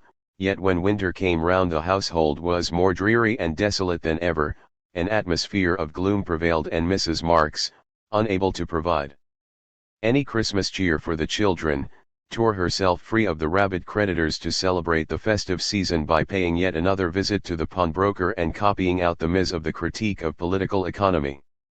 Never, I think, was money written about under such a shortage of it, said Marx. The year 1859 saw no change in the state of affairs, rather was it aggravated by Marx's recurrent liver complaint and toothaches. Indeed, this whole wretched string of years, with all its incongruities, could be summed up in the scene presented by the family that Christmas when, with the county court summons pending, the installments to the tallyman for Marx's very trousers sorely in arrears, most of the others' clothing at the pawn shop and everyone ailing in one way or another, they gathered round the notional Weihnachtsbaum to drink the champagne Engels had sent. It is among other inconsistent features of this poverty-stricken household that letters in which Marx recounts the most seamy efforts to raise money, while being sued for debt and about to have the water and the gas supply cut off, were written to the accompaniment of Laura and Jenny singing delightful duets at the piano, having made good progress with their music lessons. These girls, now aged 15 and 16, left school in 1860, but they continued to take the single class in any subject offered by the South Hampstead College to learn French, Italian, drawing and singing, while there were now 2 servants to wait upon the family, Helene Demuth having been joined by Marianne Cruz as housemaid. For 3 months of that year Marx was continuously ill, while money troubles swarmed ever more ominously about him, but in the late summer he managed to send the family to Hastings for a fortnight, where it rained all the time. In November, though twice vaccinated, Mrs. Marx contracted smallpox. The nature of her illness had to be kept a great secret for some reason, though not, it must be thought, an antisocial one, for immediate steps were taken to isolate the invalid and the children were sent to stay with the Liebknechts nearby. Marx remained in the house and, with Lenchen's help, tended his wife who was fed on sips of claret. Though not allowed to come near the members of the contagious household, and, indeed, Jenny had to post a letter from just round the corner as the thoroughfare to 9 Grafton Terrace is closed. 22, Eleanor, viewing her father in the street from Lennox windows, cried in true hunting style, "Halloo, old boy." There was some scheme for sending the girls temporarily to a little boarding school which they scotched by objecting to the religious rites they would have to perform. In any case Mrs. Marx was sufficiently recovered for them all to return home by Christmas, to everyone's relief, for Marx had been obliged to pay for the upkeep of 2 separate establishments in their absence, Liebknecht being in no position to provide for 3 additional hungry young persons. The homecoming was festive, but almost at once in the new year Marx, worn out by nursing his wife who was still far from well, inclined to be crotchety and extremely demanding, went down with an attack of his chronic liver trouble which now became acute. For fear of incurring fresh medical expenses he doctored himself for some weeks with such lamentable results that, suffering a severe relapse, he had to call in Dr. Allen, who came every 3 days and prescribed horse riding and a change of air. "I'm as plagued as Job, if less God-fearing," wrote Marx to Engels as, sardonically reporting the doctor's advice, he remarked that he was being sued for rates and school fees while grocer and butcher were refusing both further credit and supplies. But Dr. Allen must not be told the truth or where the shoe pinches. Once more Marx set about exploring the possibilities of a loan society, but his guarantees were not sound enough. With the usual timely £10 from Engels he settled the gas bill and the rates, beat off the bailiffs once again and prepared to go to Holland. He was there from March till May 1861. 11 years earlier, desperate at the prospect of the 5th child then on the way, Mrs. Marx had gone to Holland to beg her husband's uncle Lion Phillips for help, which was refused. Marx had little taste for courting a similar rebuff and had set his face against an expedient long urged by Engels. But there was no alternative. His income from the New York Daily Tribune had dwindled to nothing and was about to cease, that from the New American Cyclopedia, to which he had contributed since July 1857, had completely dried up in the autumn of 1860. Lion Phillips, a successful businessman in Zaltbommel, near Nijmegen, married to Marx's Aunt Sophie, managed the affairs of his sister-in-law, Marx's mother, herself of Dutch origin. Marx hoped to borrow an advance on his expectations from the old lady, widowed for the past 23 years and now aged 74. Apart from occasional loans against eas, grandmother Marx had not been generous, usually answering her son's appeals with prolonged silence and holding the view that he would be better employed accumulating capital than writing about it. His mission was moderately successful. He established excellent relations with his Dutch cousins and eventually came back to London with £160, but not before he had used the opportunity to go, without papers, into Prussia, where he tried but failed to reclaim citizenship, and to travel widely in Germany and the Low Countries, while laying the groundwork for contributing regular articles to the Vienna Presse. He also involved himself in highly complicated maneuvers to arrange a long-term loan on the continent. Though he claimed to have been bored to death in Berlin, where he was lionized, this brief interlude was something of a respite for him. During his absence it was Lenschen's turn to fall ill, and she was out of commission for several weeks. Mrs. Marx was obliged to turn to Engels for money, at which juncture her husband was trying to raise his return fare. He arrived home to be confronted by the familiar mountain of debt, swallowing up every penny he had brought back, and small wonder, since £40 went on school and doctor's fees alone, so that by June he was again unable to meet an inexorable rate demand. 3. With an inflammation of the eyes that prevented him from reading or writing, a variety of summonses and a lawsuit hanging over his head, not for the first time, but without the means to employ a solicitor, Marx had now to take stock of the fact that his wife could no longer withstand the stresses of their situation. Her loyalty to his interests, which she shared, was unfaltering, her determination that he should pursue his purpose through thick and thin, not allowing bourgeois society to turn him into a money-making machine 24 was as steadfast as his own. She always looked back on the days spent in his tiny study copying out his scrawled articles as the happiest of her life, but the struggle had been too nasty, brutish, and long. Mrs. Marx was not an hysteric, but nor was she cast in the heroic mold. The truth is that, while she met uncommonly trying circumstances with more than common fortitude, her origins were against her. Though much has been made of her high birth, she came of no ancient or exalted aristocracy. Her paternal grandfather, Christian Heinrich Philipp Westphalen, 1724–1792, had been an able administrator who rose to become the Duke of Brunswick's general factotum and acting chief of staff, or quartermaster general, in the 7 Years' War. Having refused military honors both from Brunswick and the British government, he accepted the German title of Baron on his alliance with Jean Wishart, 1746–1811, the daughter of an Edinburgh minister and a kinswoman of the 3rd Duke of Argyll. On her mother's side, Mrs. Marx was descended from a minor Prussian functionary called Hubel. She was born at Salzwedel in the Mark. There was more in her make-up of the good provincial bourgeoise, except in the matter of thrift, than of the great lady who gives not a snap of the fingers for anyone. Her indignities and deprivations were so much the harder to bear. She cared very much what others thought, was intensely house-proud, and entertained meek worldly ambitions for her daughters. Her courage is thus the more to be admired as she stood perpetually on the brink of the relentless tide of debt that rose to disaster level every few weeks, threatening to engulf the whole family.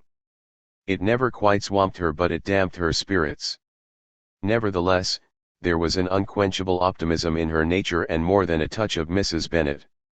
Something of her attitude to the upbringing of children can be discerned from letters written many years later, and is wholly sympathetic. Describing a meal at the house of a widower, she wrote, "The children are constantly watched and called to order, they must eat correctly, they must speak correctly. The only thing that is not done according to rule is drinking. To my great astonishment there was neither beer nor wine on the table. The children have never yet tasted spirits." Point 25. The little boy, a friendly though ugly child, was in a fearful state over an unmanageable duck's leg.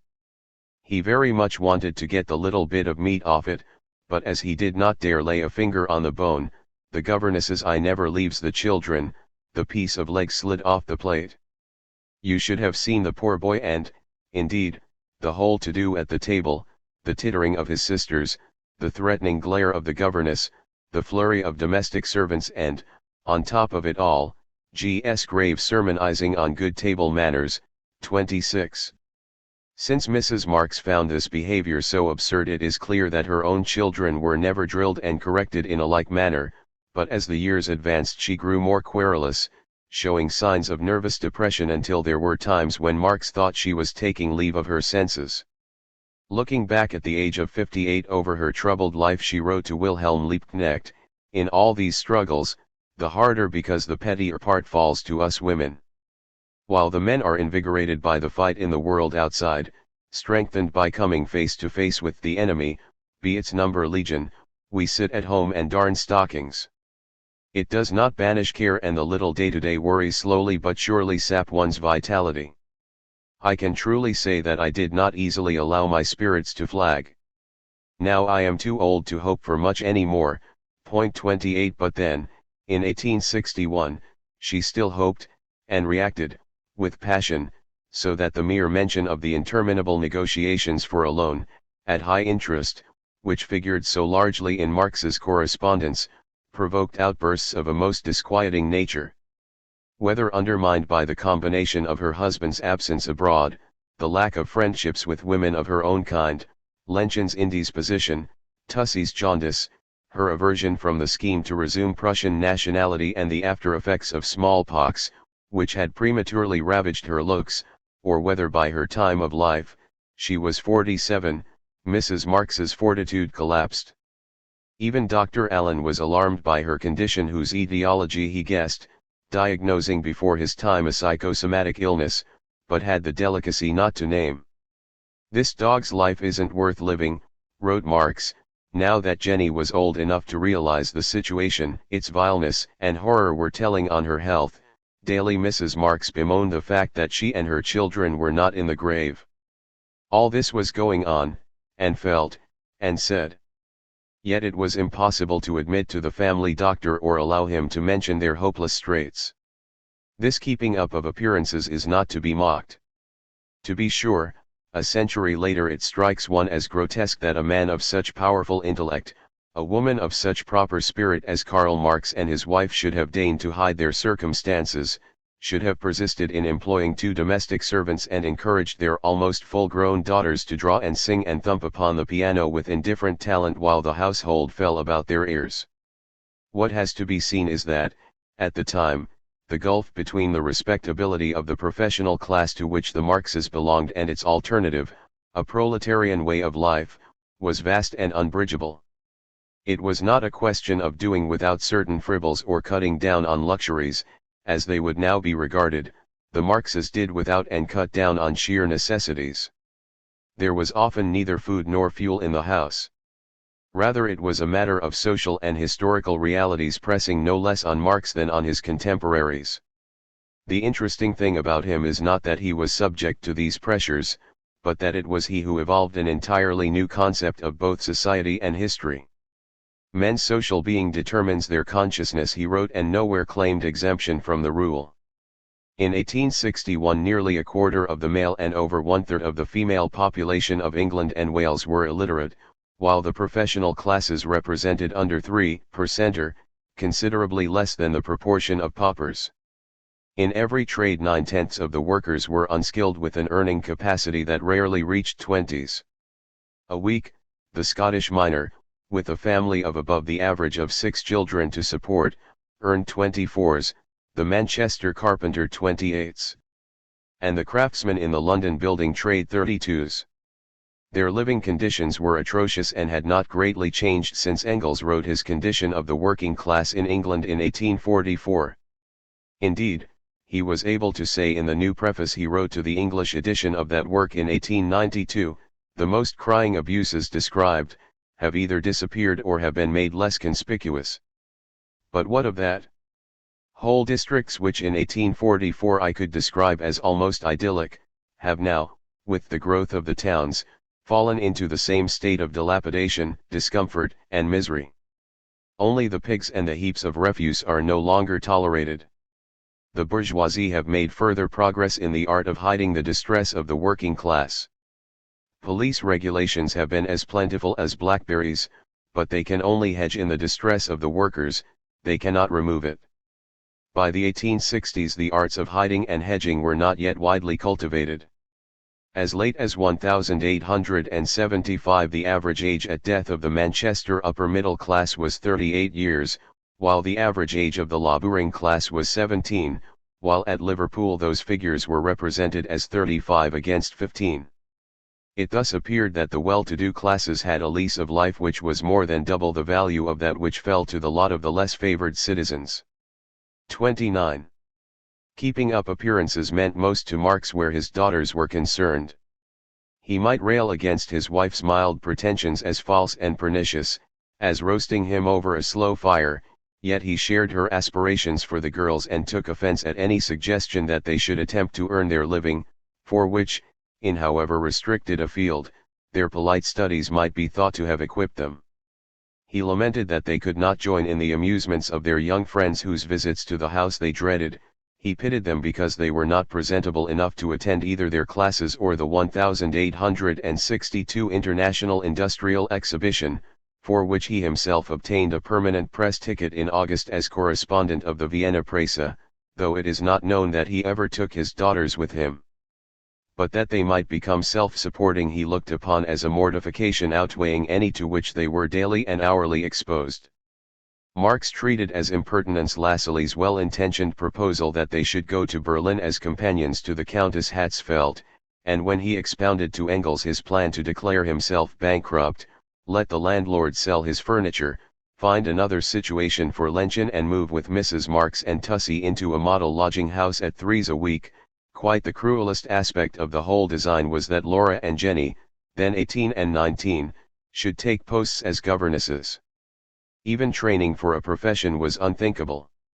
When Jenny approached Mrs. Charles Young with a view to studying for the stage, she did so without her parents' knowledge, and naturally nothing came of this reprehensible step, even though her mother told Mrs. Bertha Markheim in January 1863 that, were Jenny's health not so delicate, nothing would be done to discourage her from such a career. Mrs. Marx might be driven to try to sell her husband's books when all else had been sacrificed. She might suffer another paroxysm at the renewed threat of the broker's men and make scenes that caused Marx to go more frequently to the British Museum than he required for his reading, but it never struck her that her girls might with greater dignity pursue an independent life. With his children's and his servants' footwear in pawn, so that none of them could leave the house on which a whole year's rent was owing, the plight of Marx's family appears as great as that of the most miserably paid worker. In some ways it was worse, for preoccupation with these base problems effectively stopped Marx working for weeks on end, contributing to and aggravating his ill health to complete the vicious circle. But, however their situation compares with that of the proletariat in the England of the 1860s, one matter is beyond dispute: a middle-aged, middle-class, Middle European doctor of philosophy simply could not have been assimilated into it. He had either to struggle on against all odds, as a few of his kind, but not many, did, to emigrate again or to go into commerce. In August 1862, conceding that it was a little late in the day to entertain the thought, he wrote to Engels, "If I but knew how to start a business," and, a month later, in a throwaway postscript, he announced that he might be going to work in the office of an English railway company in the new year. Luckily or unluckily, he was not sure which, his application was turned down on the grounds of his bad handwriting, and nothing more was heard of these fantasies. The fact was that at this period Marx was not only writing articles on the American Civil War 31 but, despite the strain of trying to make ends meet, his brain box, rather to his surprise, was positively working better than for years past, and he produced the whole first draft of Volume I of Capital. For 3 weeks in the late summer of 1862 Mrs. Marx took the children to Ramsgate. No distinction was ever made between the two grown girls and their little sister, they were always die Kinder dot. Tussie was still slightly Chinese, and Jenny, who had been asthmatic since childhood, now had a persistent cough and was rapidly losing weight, a source of uneasiness, and doctor's bills, for many months. During their absence, his negotiations for a loan having proved fruitless, Marx again visited his uncle in Zaltbommel and his mother in Trier. Reunited in September, the family found that progress had been made, everyone was in a better state of health and Marx had set in train new and even more hopeful and elaborate transactions to raise a loan. Nevertheless, the butcher was owed £6, the tide of debt was rising irresistibly again and there was no money in the house. Engels' rescue operations temporarily stemmed the inundation while Mrs. Bertha Markheim now sent Mrs. Marx 3 separate money orders from Germany in as many months at the end of 1862 and the beginning of 1863, one at least of which was known to be for £6.32. That winter, when Tussie was nearing her 8th birthday, her parents' misfortunes reached their high water mark. As though all the malign forces, from the merely mischievous to the near tragic, had awaited this moment to conspire, the Marxes were buffeted by wave upon cruel wave. For a year past the second servant, Marianne Cruz, had been on the list of Dr. Allen's patients. She suffered from a heart complaint that caused him serious misgivings in mid-December 1862, at which juncture Mrs. Marx had just left for France. Prone to minor accidents, Mrs. Marx had but to step out on a frosty morning to fall and sprain her hand, or to bite upon something hard to lose 2 of her front teeth, whereas should she go to the dentist in frightful pain an unoffending tooth that had not caused a single pang was bound to be drawn, but what befell her on this journey defies the laws of probability. She intended to see Monsieur Arbabinel, a banker who had befriended her and Marx in their Paris days. Her purpose goes without saying. On crossing to Boulogne the Channel packet ran into a high storm and while it did not positively founder, as did a sister vessel, it tossed about horridly so that the passengers were much alarmed. Monsieur Arbabinel lived outside Paris. To reach his house Mrs. Marx took a train whose locomotive broke down, necessitating a halt of 2 hours for repairs, during which interval M. Arbabinel had a stroke, lying paralysed and at death's door when she arrived. On her return to the city after this hapless errand, she boarded an omnibus which was at once involved in a collision. Shaken but uninjured she made her way back to London where, not feeling at her best, she allowed herself the luxury of a fly whose wheels became somehow interlocked with those of another. In consequence she had to get out and walk, 2 small boys carrying her trunks. She arrived at Grafton Terrace to be met by the news of Marianne's death which had occurred during the hour when she was plodding her homeward way. It was December 23rd and the funeral had to be postponed until Christmas was over. Marianne was buried on 27 December. Still the tide of troubles did not ebb. At the culminating crisis of Marx's money difficulties and in the oppressive atmosphere of a house in mourning, with the bailiffs at the door, came the news that on the night of 6 to January 7, 1863 Mary Burns, with whom Engels had lived for 20 years, had died very suddenly at the age of 40 of natural causes, as the coroner's inquest established. Marx's first response to this event, a dismissive phrase of condolence followed by a lengthy and precise account of his own troubles, came near to wrecking a friendship of the utmost importance to both men.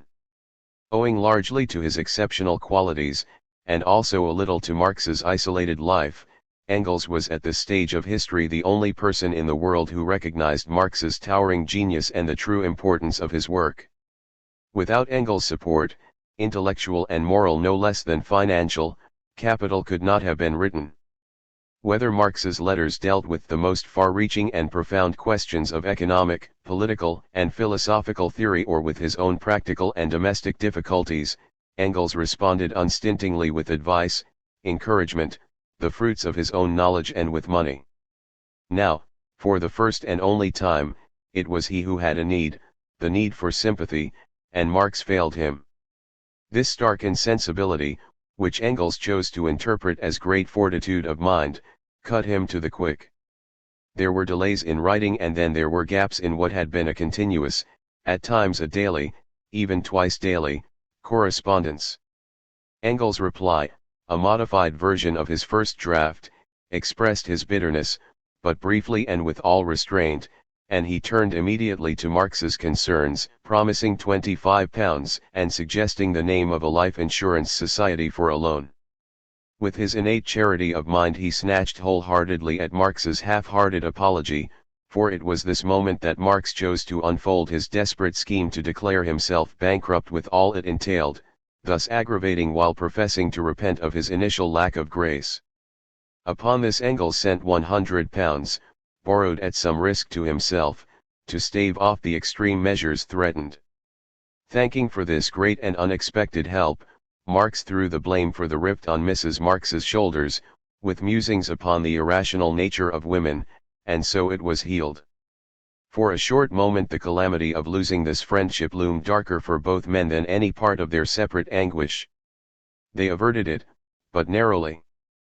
Perhaps Engels never quite forgot the injury, for when his sister, Marie Blanc, died of scarlet fever in 1869, he wrote to her husband, "No condolences can help in such cases, and I do not write to condole but simply because I know it does one good to be shown the sympathy of those from whom one can allow oneself to expect it." For the next many weeks Engels felt his loneliness unbearably. He tried to learn Slavonic, which proved small consolation, and turned to less exacting diversions. He also took to sending Tussie stamps for her collection. She could not be dissuaded from acknowledging these in person, and there must have been a brisk exchange of letters, for, in May 1863, not having heard from Marx for some time, Engels wrote to ask whether he was ill, deep in economics, or had he perhaps appointed Tussie as his secretary to deal with his correspondence. Though Marx had done nothing quite so reckless, he had now enlisted Laura as an assistant, and she accompanied him to the British Museum, for which she held a reader's ticket. 33. Marx was in fact still anxious about Jenny's continued loss of weight, and exasperated by Mrs. Marx's latest symptom, which took the form of partial deafness, so it was with relief that, on the strength of a further remittance from Mrs. Markheim, he packed off the family to Hastings, attended by Mr. Henry Banner, the girl's music teacher, from August 14 to September 1. That autumn of 1863, by which time his long-established habit of working far into and sometimes throughout the night had taken its toll, Marx underwent the first operation for the abscesses and carbuncles that were to plague him from now on. This condition was not at the time always dealt with by surgery, and the recommended treatment was more usually large doses of opium. Marx, however, was prescribed 4 times his usual intake of food, 4 glasses of port and half a bottle of claret daily. This regimen failed to cure him, and he could not sleep, so 1½ quarts of the strongest London stout were added to his diet. Still he did not recover, and he was in considerable pain when, at 4 p.m. on November 30, the hour and the date of her marriage 50 years before, his mother died. A week later, borrowing the fare from Engels, he set out for Trier, then travelled to Frankfurt to see his aunts, Esther Kozel and Babette Blum, and finally to Zaltbommel to settle the formalities of his mother's will with Lyon Phillips, her executor. The strain told on him, fresh boils and carbuncles broke out, and he was obliged to stay in Holland for nearly 2 months, by which time he received his inheritance of some £750 and 35 pence, part if not all of the money he received in 1,000 Dutch gulden notes, which he changed on his return journey via Rotterdam in February 1864.36. It looked as though the direful years were over. Eleanor was 9 and can safely be left to speak for herself. 4. Not that she had been exactly silent, for Eleanor was a great talker, a passionate partisan of the North in the American Civil War, with a sneer at the Times leader which expressed admiration for Lee's strategy. It considers this very canny, I dare say, and in general pronouncing her views upon international affairs in and out of season. That she was well informed on worldly matters and never excluded from their discussion in the family is illustrated by her comment upon Ferdinand Lassalle, who, at the end of August 1864, was killed at the age of 39 in a senseless duel fought over Helene von Donnages, whom he had wished to marry. According to Laura, Lassalle had always made clear to each lady in her turn that he was constitutionally unable to love her for more than 6 weeks. Tussie, on the nil nisi bonum principle, remarked kindly that at least he could be relied upon, she used the grand word warranted, for that length of time. She also emerges in another sense, for now one can see what she looked like. Perhaps the best known photograph of her, it has so often been reproduced, is also the earliest to have survived. There she is, the center of a group composed of her father, Engels, and her two large sisters who, with their hats like ornamented pancakes and voluminous skirts sweeping the ground, look about 45 though they were not yet 20. Smug and neat in her little sporting topper, Eleanor, apparently perched on her sister's crinolines, her thin legs and elastic-sided boots dangling, looks away from the camera with dark, amused eyes.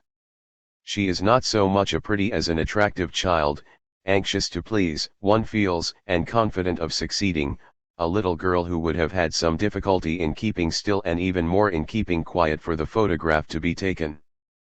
But the wide, firm, good-humored mouth and resolute chin are unmistakably those of Abraham Lincoln's advisor. During these years, as may be imagined, her schooling had been irregular and her treats rare. These, when they occurred, were sedate and free of charge. At 5 or 6 she was taken to a Roman Catholic church, arousing qualms in so confirmed an atheist, to listen to the music. At 8 she went twice to hear a secular preacher make Voltairean quips at the Bible. She never resented this lack of lighter entertainment, though in after years she did complain that little had been spent on her education. At the time it troubled her not at all. She was far too busy with her letter writing, her chess, her stamp collection, her political interests and the dressing of dolls. Thanks to Engels she was also a wine connoisseur from the most tender age. She kept up a correspondence on and off all her life with Wilhelm Liebknecht, about whom a word must be said if for no other reason than that Eleanor sent almost her last, as she wrote her very first letter to him. This is not the place to record his career as a revolutionary socialist, a member of the Reichstag and a most frequent inmate of German jails. Born in Gießen, Hesse, on the east bank of the Lahn near Marburg in 1826, he took part in the Paris street fighting of 1848 and the Baden insurrection of 1848–49, after which he was forcibly transported through France from jail to Switzerland. In 1850 or 51, the date is somewhat uncertain, he came to London where he stayed for a time in a model lodging house in Old Compton Street and then, for some years, at 14 Church Street, Soho. He was a daily visitor to the Marxes in Dean Street. Shortly after they moved to Kentish Town he followed them, living at 3 Roxburgh Terrace until he went back to Germany in August 1862. He maintained a continuous correspondence with both Marx and Engels, and many of their letters to him, as to each other about him, are peppered with irate not to say furious criticism. He was slapdash, a donkey, a dunderhead, almost invariably did the wrong thing at the wrong time, a wretched, even catastrophic, tactician, he muffed his chances and his inefficiency was unspeakable. He so exasperated them that the letters would scarcely lead one to believe that they held him in deep affection. Yet such was the case, and during his many terms of imprisonment Engels never failed to send words of comfort and material help to his wife. It is the only case in his published letters in which Engels did not mince his words. Marx was never a mincer, and is to be explained by the fact that he expected more and better things of one he loved and unreservedly trusted. Liebknecht's importance to the biographer of Eleanor, as also to other biographers, lies not only in the correspondence but also in the publication of his reminiscences of Marx 37, incorporating a long passage he had asked Eleanor to write. Liebknecht came to England in the early summer of 1896 to stop with Eleanor, and together they made a pilgrimage to the old haunts he had known, to Dean Street and to Grafton Terrace, noting the familiar landmarks that remained and the bewildering changes that had taken place. Her earliest letter to him, written at the age of 6 when he was 35 years old, is a note of small consequence, as one would expect between close neighbors. It is in a less rounded hand, more in the German style, than her efforts of a year or two later, as though it had been taken down by someone else at her dictation and painstakingly copied, addressed to Dear Library, as the family called him, and signed, mysteriously, Niemann. 38 later, when the Liebknechts had left London, she also kept up a correspondence with Alice Liebknecht, 2 years her junior, to whom she was always inclined to show off, boasting first of her stamp collection and Then of her cells, while affectionately regretting that her little friend, now in Berlin, was no longer there to play with the cats and go for long walks on Hampstead Heath. While her father was staying with the Phillips family in the winter of 1863, Eleanor started a genial correspondence with her great-uncle Lyon. "My dear uncle," she wrote, "although I have never seen you, I have heard so much about you that I almost fancy I know you, and as there is no chance of my seeing you, I just write these lines to ask you how you are. Are you enjoying yourself? I am, and always do at Christmas time, which I think is the jolliest in the year. I wish you a very happy New Year, and dare say you are as glad to get rid of the old one as I am. I hear from Papa that you are a great politician, so we are sure to agree. How do you think the Poles are getting on?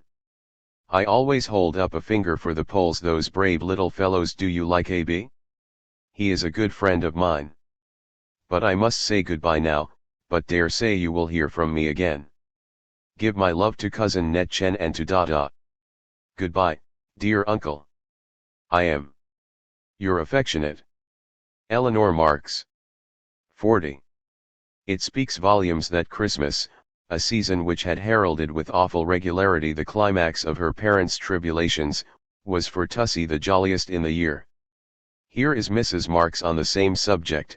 Our last two Christmases, she is speaking of 1862 and 1863, were inexpressibly sad. 2 years ago we were all lamenting our poor little Marianne, who had just relinquished her sweet young life. Last year my husband was recuperating from a dangerous and painful illness. 41. To Eleanor's great satisfaction, Phillips sent her a doll, for which she thanked him in a letter with an enclosure purporting to be written in Chinese characters. Her Chinese leanings were, indeed, so marked at this period that her father called her the Chinese successor, but that may have been because occasionally Jenny was known as the Emperor, and sometimes the Empress, of China, and had evidently abdicated. A bitterly cold wet March confined Tussie to bed with a cough, interrupting the correspondence with her great-uncle, to whom she continued to send greetings and communicate her opinions on the political scene.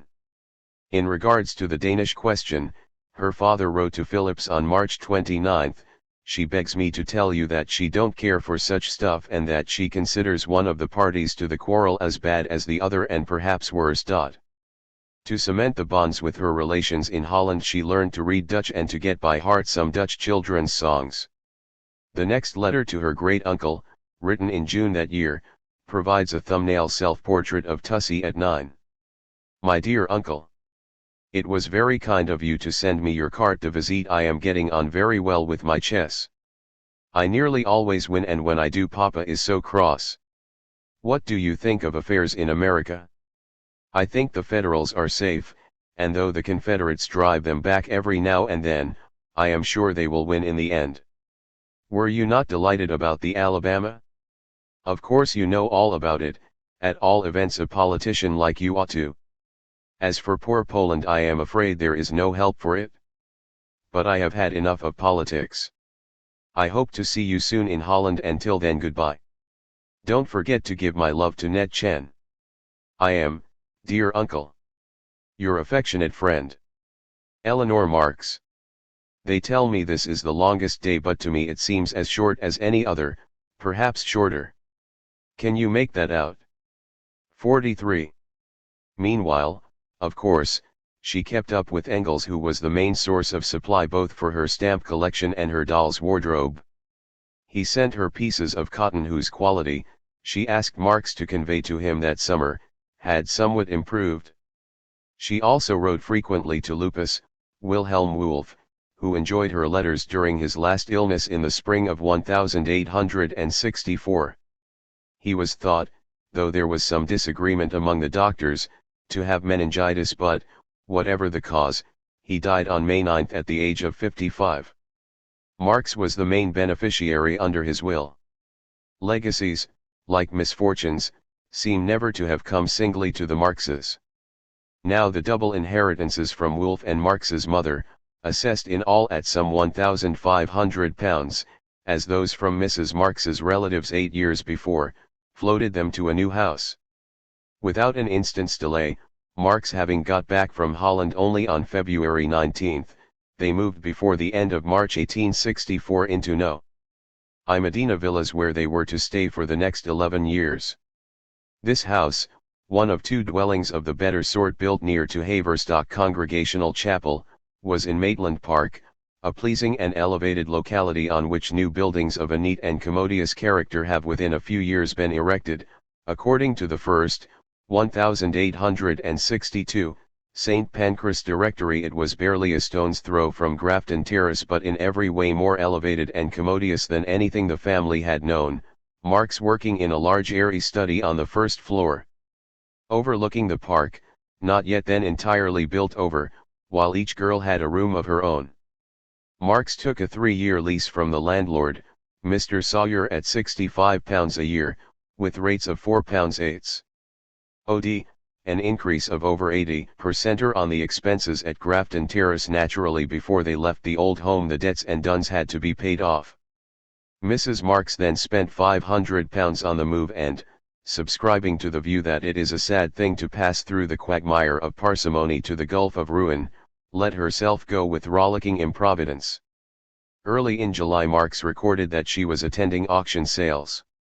Later that month she wrote to the first Mrs. Liebknecht, Ernestine, referred to the inheritance from her mother-in-law, and went on to say that, after redeeming their belongings from pawn, the first thing we did with the rest of the money, was to move to our present new house. You have no idea how hateful to me the old house had become since the death of our little Marianne, and how happy we all feel in the cheerful new rooms. If only I could show you into our drawing room, or, better still, into the charming conservatory, decked out with flowers and climbing plants which flourish under Jennikin's excellent care. But before I take you into the Holy of Holies, let me acquaint you with the setting of the palace. Do you remember the small chapel at the entrance to the park? Close by two pretty, elegant houses have been built. The first of these, not next to the church but the first as you enter the park, is our present domicile. Elegant wide steps lead through a small flower garden into the house, whose spacious pleasing entrance hall strikes everyone. We bought the so-called fixtures from the previous tenant, and instead of being obliged to furnish as before in the most sparing fashion, this time we set aside something more for the furniture and decorations, so that we can receive anyone without embarrassment. I thought it better to put the money to this use rather than to fritter it away piecemeal on trifles. Both girls have arranged their charming bedrooms for themselves, and Jennikin's is a sort of Shakespeare museum. But the best thing about the house is its open healthy situation, standing, so to speak, entirely on its own, without neighbors or anyone opposite, and at the same time with a large well laid out garden. Tussie has shot up and engages in a host of unprofitable pursuits. She is a first-rate chess player, and Mr. Wilhelm Piper came off so badly against his young opponent that he lost his temper. I cannot tell you how deeply pained we were by the death of our dear good Lupus. Point 44. Flown with pleasure in her new house, Mrs. Marx quite forgot to mention the legacy from dear good Lupus. Probate had now been granted, and Marx had received some £230 in early June, using part of it to speculate in American funds, on which he made a killing of £400, squeezing a bit out of the enemy, as he called it. A further £350 from the Wolf estate came in early July, a week or so before Mrs. Marx penned her euphoric letter. The year 1864 certainly went with a swing. After the excitements of the move, the glorious spending spree was kept up. In the summer Jenny accompanied her father to Ramsgate for 3 weeks' convalescence. There they were joined by Laura and Tussie, and, for a few days a little later, by Lenchen. Upon their return Mrs. Marx took a fortnight's holiday by herself as a parlour boarder with a family in Brighton. There was also a plan for Marx to take the girls to Zaltbommel in September, frustrated at the last moment by an outbreak of smallpox in the Phillips household, though not before the children had been finally rigged out for the visit. Tussie now went punctually to school. Another innovation was that the family dined at 5 p.m. It is uncertain when and if they had dined in former days, while the girls embarked on a course of calisthenics to strengthen their physique. It was indeed a year of beginnings, great and small, For on September 28 the first International was inaugurated at a meeting in St. Martin's Hall, Long Acre, and now Tussie gave her first real party, though admittedly a makeshift. It has become possible to provide the girls with a pleasant and respectable setting, so appointed that now and again they can receive their English friends without fear or shame, wrote Mrs. Marx to Ernestine Liebknecht. We had placed them in a false position, and the young are still thin-skinned and sensitive. 45 They had been asked out so often and unable to return hospitality that they had reached the point of declining all invitations. Now they themselves could entertain. Accordingly on October 12 they gave a ball for 50 young people who kept up the revelry until 4 in the morning. It was a lavish affair with so many good things left over that on the next day an impromptu children's party was arranged for Tussie. This whirl of pleasure, with no thought of the morrow, continued into the next year. The Marxes began to behave like people who enjoy a tolerably good and perfectly assured income. In February 1865 Tussie wrote to my dear Frederick, Engels, to say that she and her sisters were organizing a little party in honor of Mama's birthday and should be very much indeed obliged if you would send us a few bottles of hock and claret. As they were giving the party without the help of their elders, they wanted it to go off very grandly. This gift was to be in the nature of a valentine, but to be sent as early as you can, please. 46 Engels was prompt and efficient as always and received a warm acknowledgement from his affectionate friend Eleanor Marx. 47 House guests were entertained too. In March Marx's brother-in-law Jan Juda, a Dutch merchant, bookseller, and publisher who had settled in the Cape, came to stay for a week, bringing with him Caroline Schmalhausen, the daughter of Marx's elder sister, Sophie, from Maastricht. At this point Eleanor, now 10, wrote her confession, a popular pastime of the day. 48 Your favorite virtue? Truth. In man. Courage. In woman. Left blank. Chief characteristic. Curiosity. Idea of happiness. Champagne. Misery. Toothache. The vice you excuse most. Playing the truant. Detest. Eve's examiner. Your aversion. Cold mutton. Your favorite occupation. Gymnastics. Poet. Shakespeare. Prose writer. Captain Marryat. Hero. Garibaldi. Your favorite heroine. Lady Jane Grey. Flower.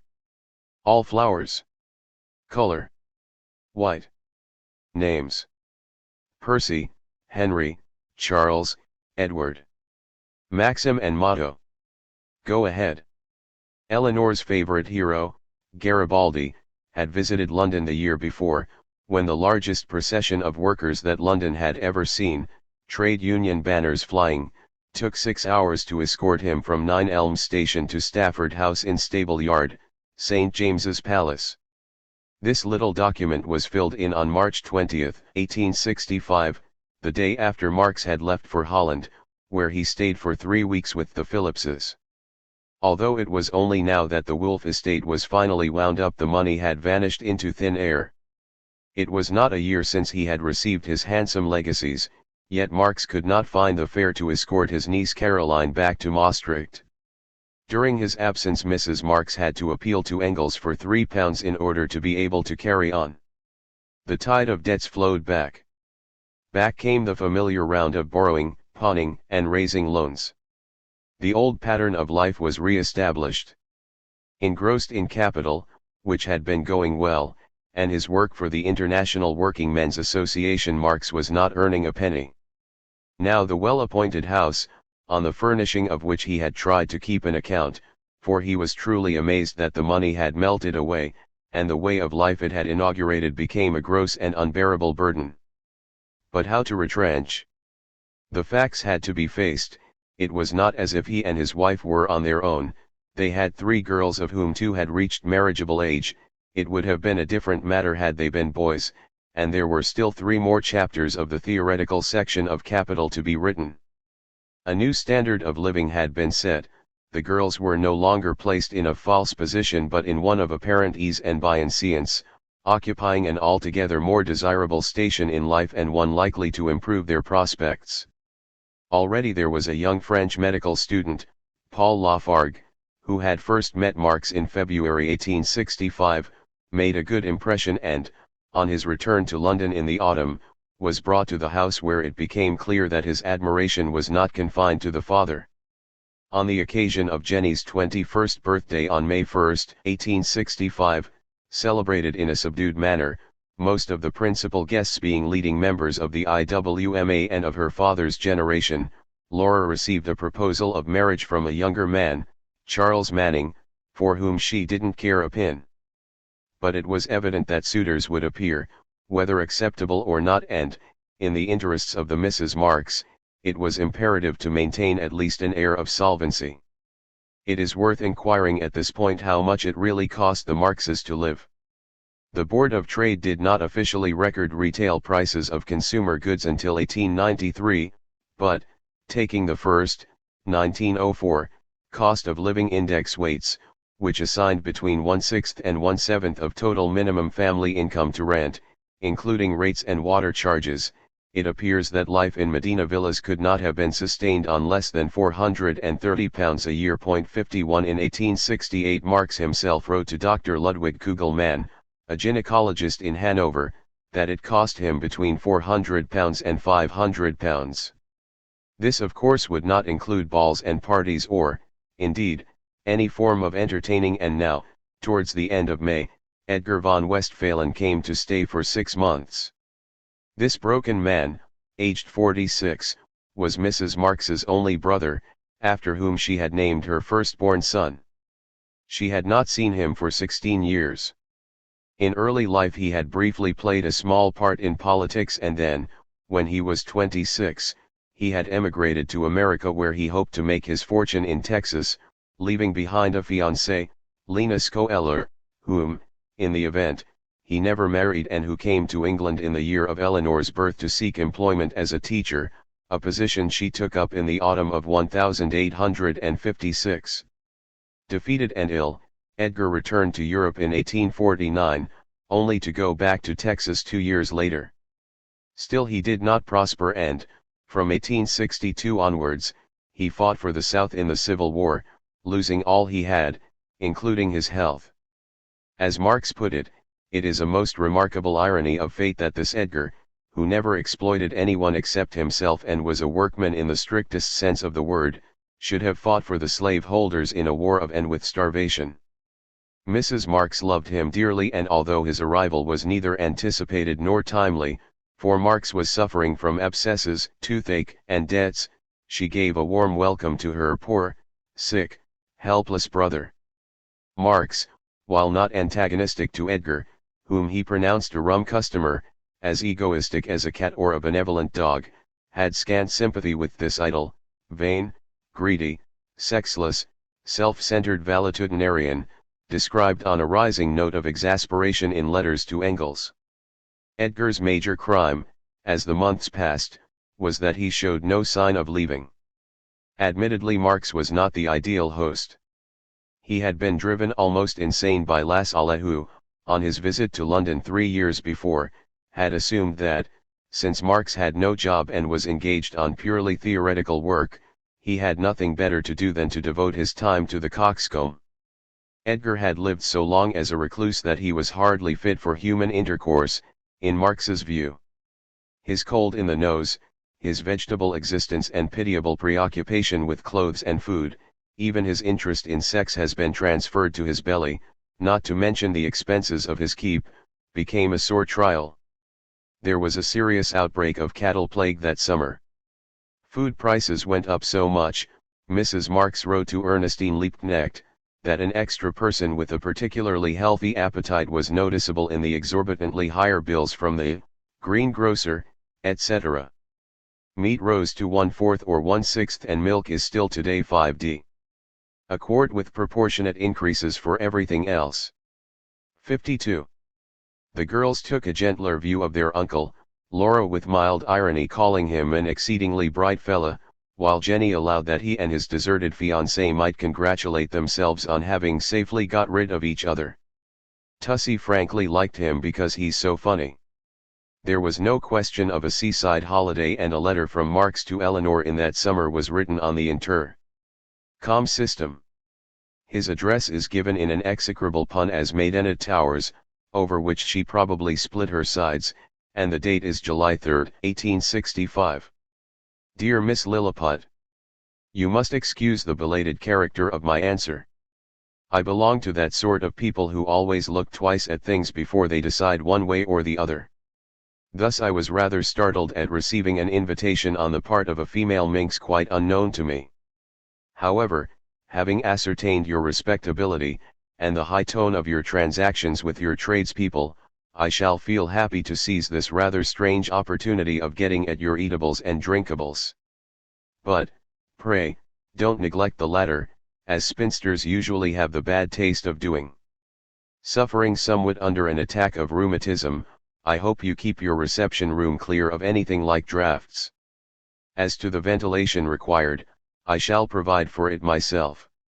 Being somewhat deaf on the right ear, please put a dull fellow, of whom, I dare say, your company will not be in want of, at my right side. For the left I hope you will reserve your female beauty. I mean the best-looking female amongst your guests. I am somewhat given to tobacco chewing, so have the stuff ready. Having from former intercourse with Yankees taken to the habit of spitting, I hope spittoons will not be missing. Being rather easy in my manners, and disgusted at this hot and close English atmosphere, you must prepare for seeing me in a dress rather atomitic. I hope your female guests are somewhat in the same line. Addio, my dear unknown little minx.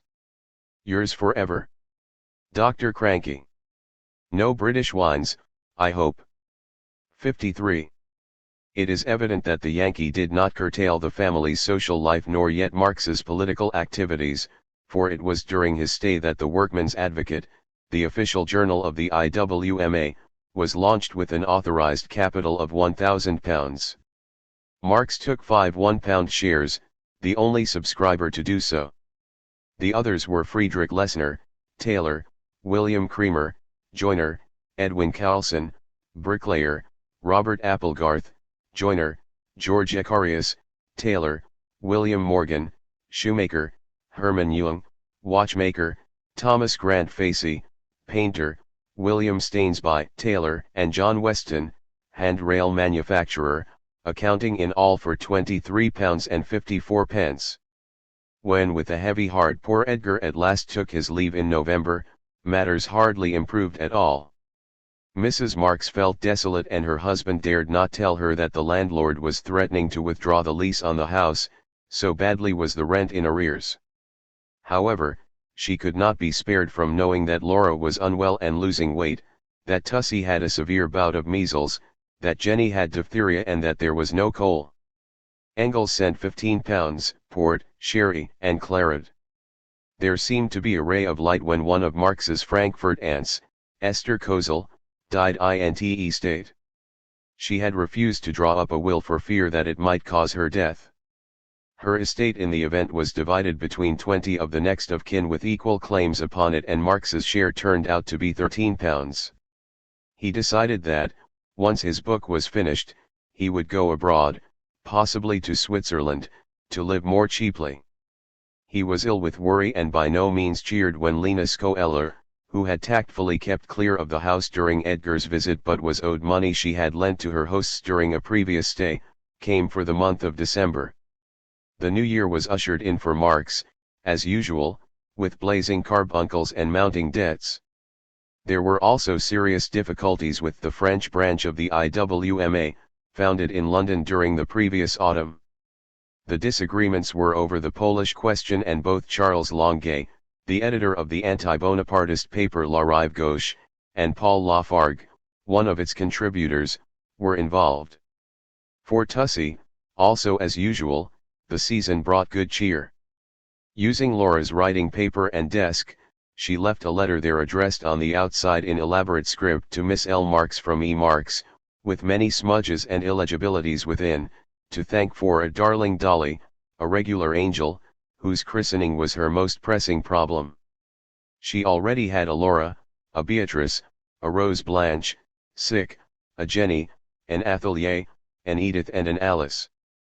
The stock of female names appeared to have run out until she recalled her Dutch cousin Annette. 55 The cares of so large a family on her 11th birthday did not prevent her from assisting at the first of the Sunday evenings for the people, held at St. Martin's Hall on January 28 in defiance of the Lord's Day observance acts, to hear music by Handel, Mozart, Beethoven, Mendelssohn, and Gounod.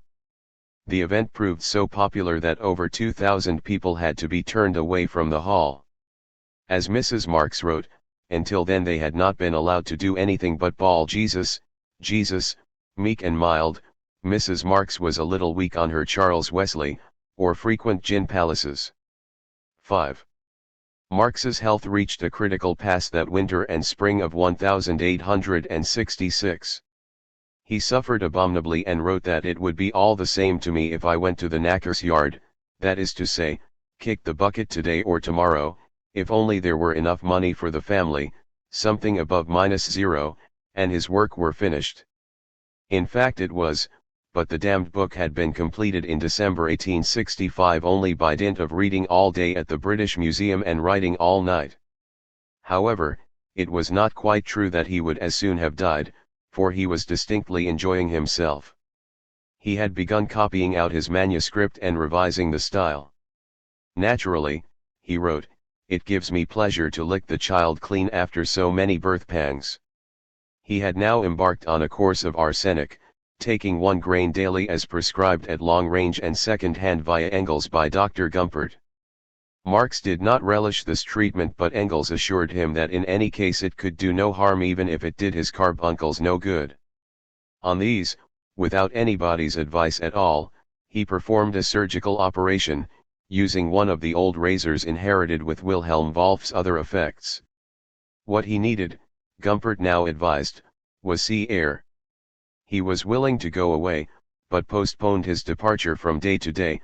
First there was a meeting held at his house with the foreign corresponding secretaries of the International, including Paul Lafargue, for Spain, and Charles Longuet, for Belgium. Then, following a crisis in February, the shareholders of the Workmen's Advocate, now reissued as the Commonwealth, had to meet, and finally he attended and spoke at the General Council of the IWMA. Thus it was not until mid-March that he went to Margate, where he spent the first night at the King's Arms, disliked it and looked for lodgings the next morning. These he found at 5 Lancels Place, a large sitting room and a bedroom facing the sea for which he paid tens a week to Mrs. Grack the landlady, who was as deaf as a post but considerate.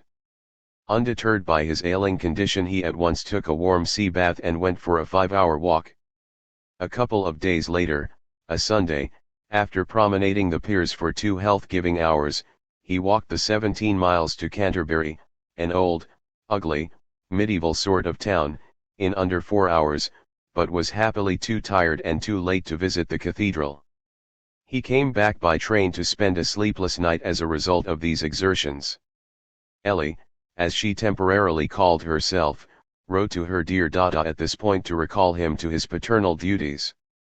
Although he was to have stayed away for an unbroken month, the girls were having a party on March 22 which he had promised to attend.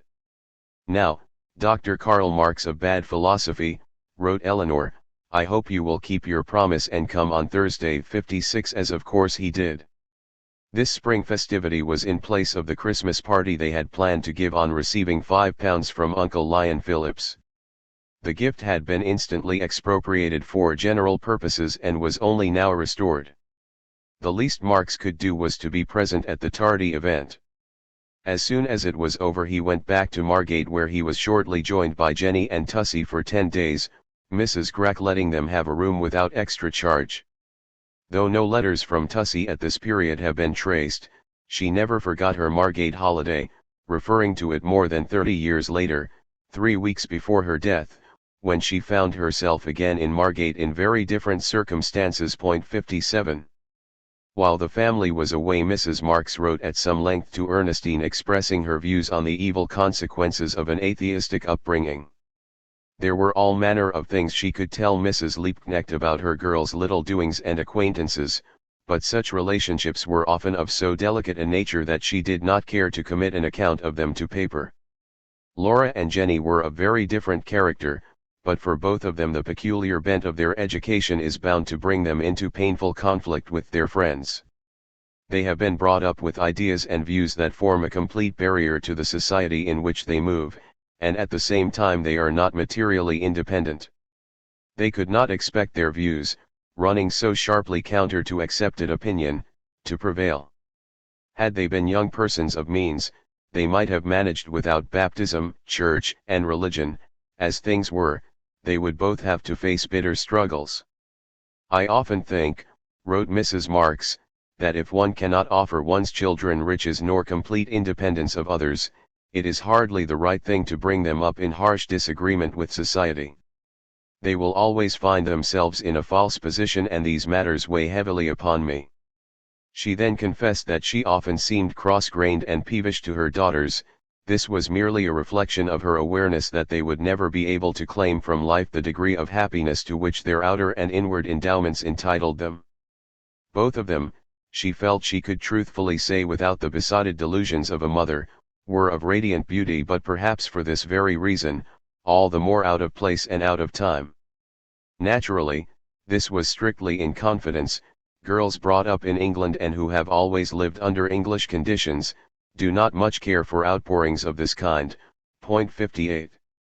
The outpouring appears to have been tapped by the news that Alice Liebknecht, at 9 years of age, might have to be baptized, for which, in Mrs. Marx's view, her mother should be thankful, such rituals being less harmful than their omission.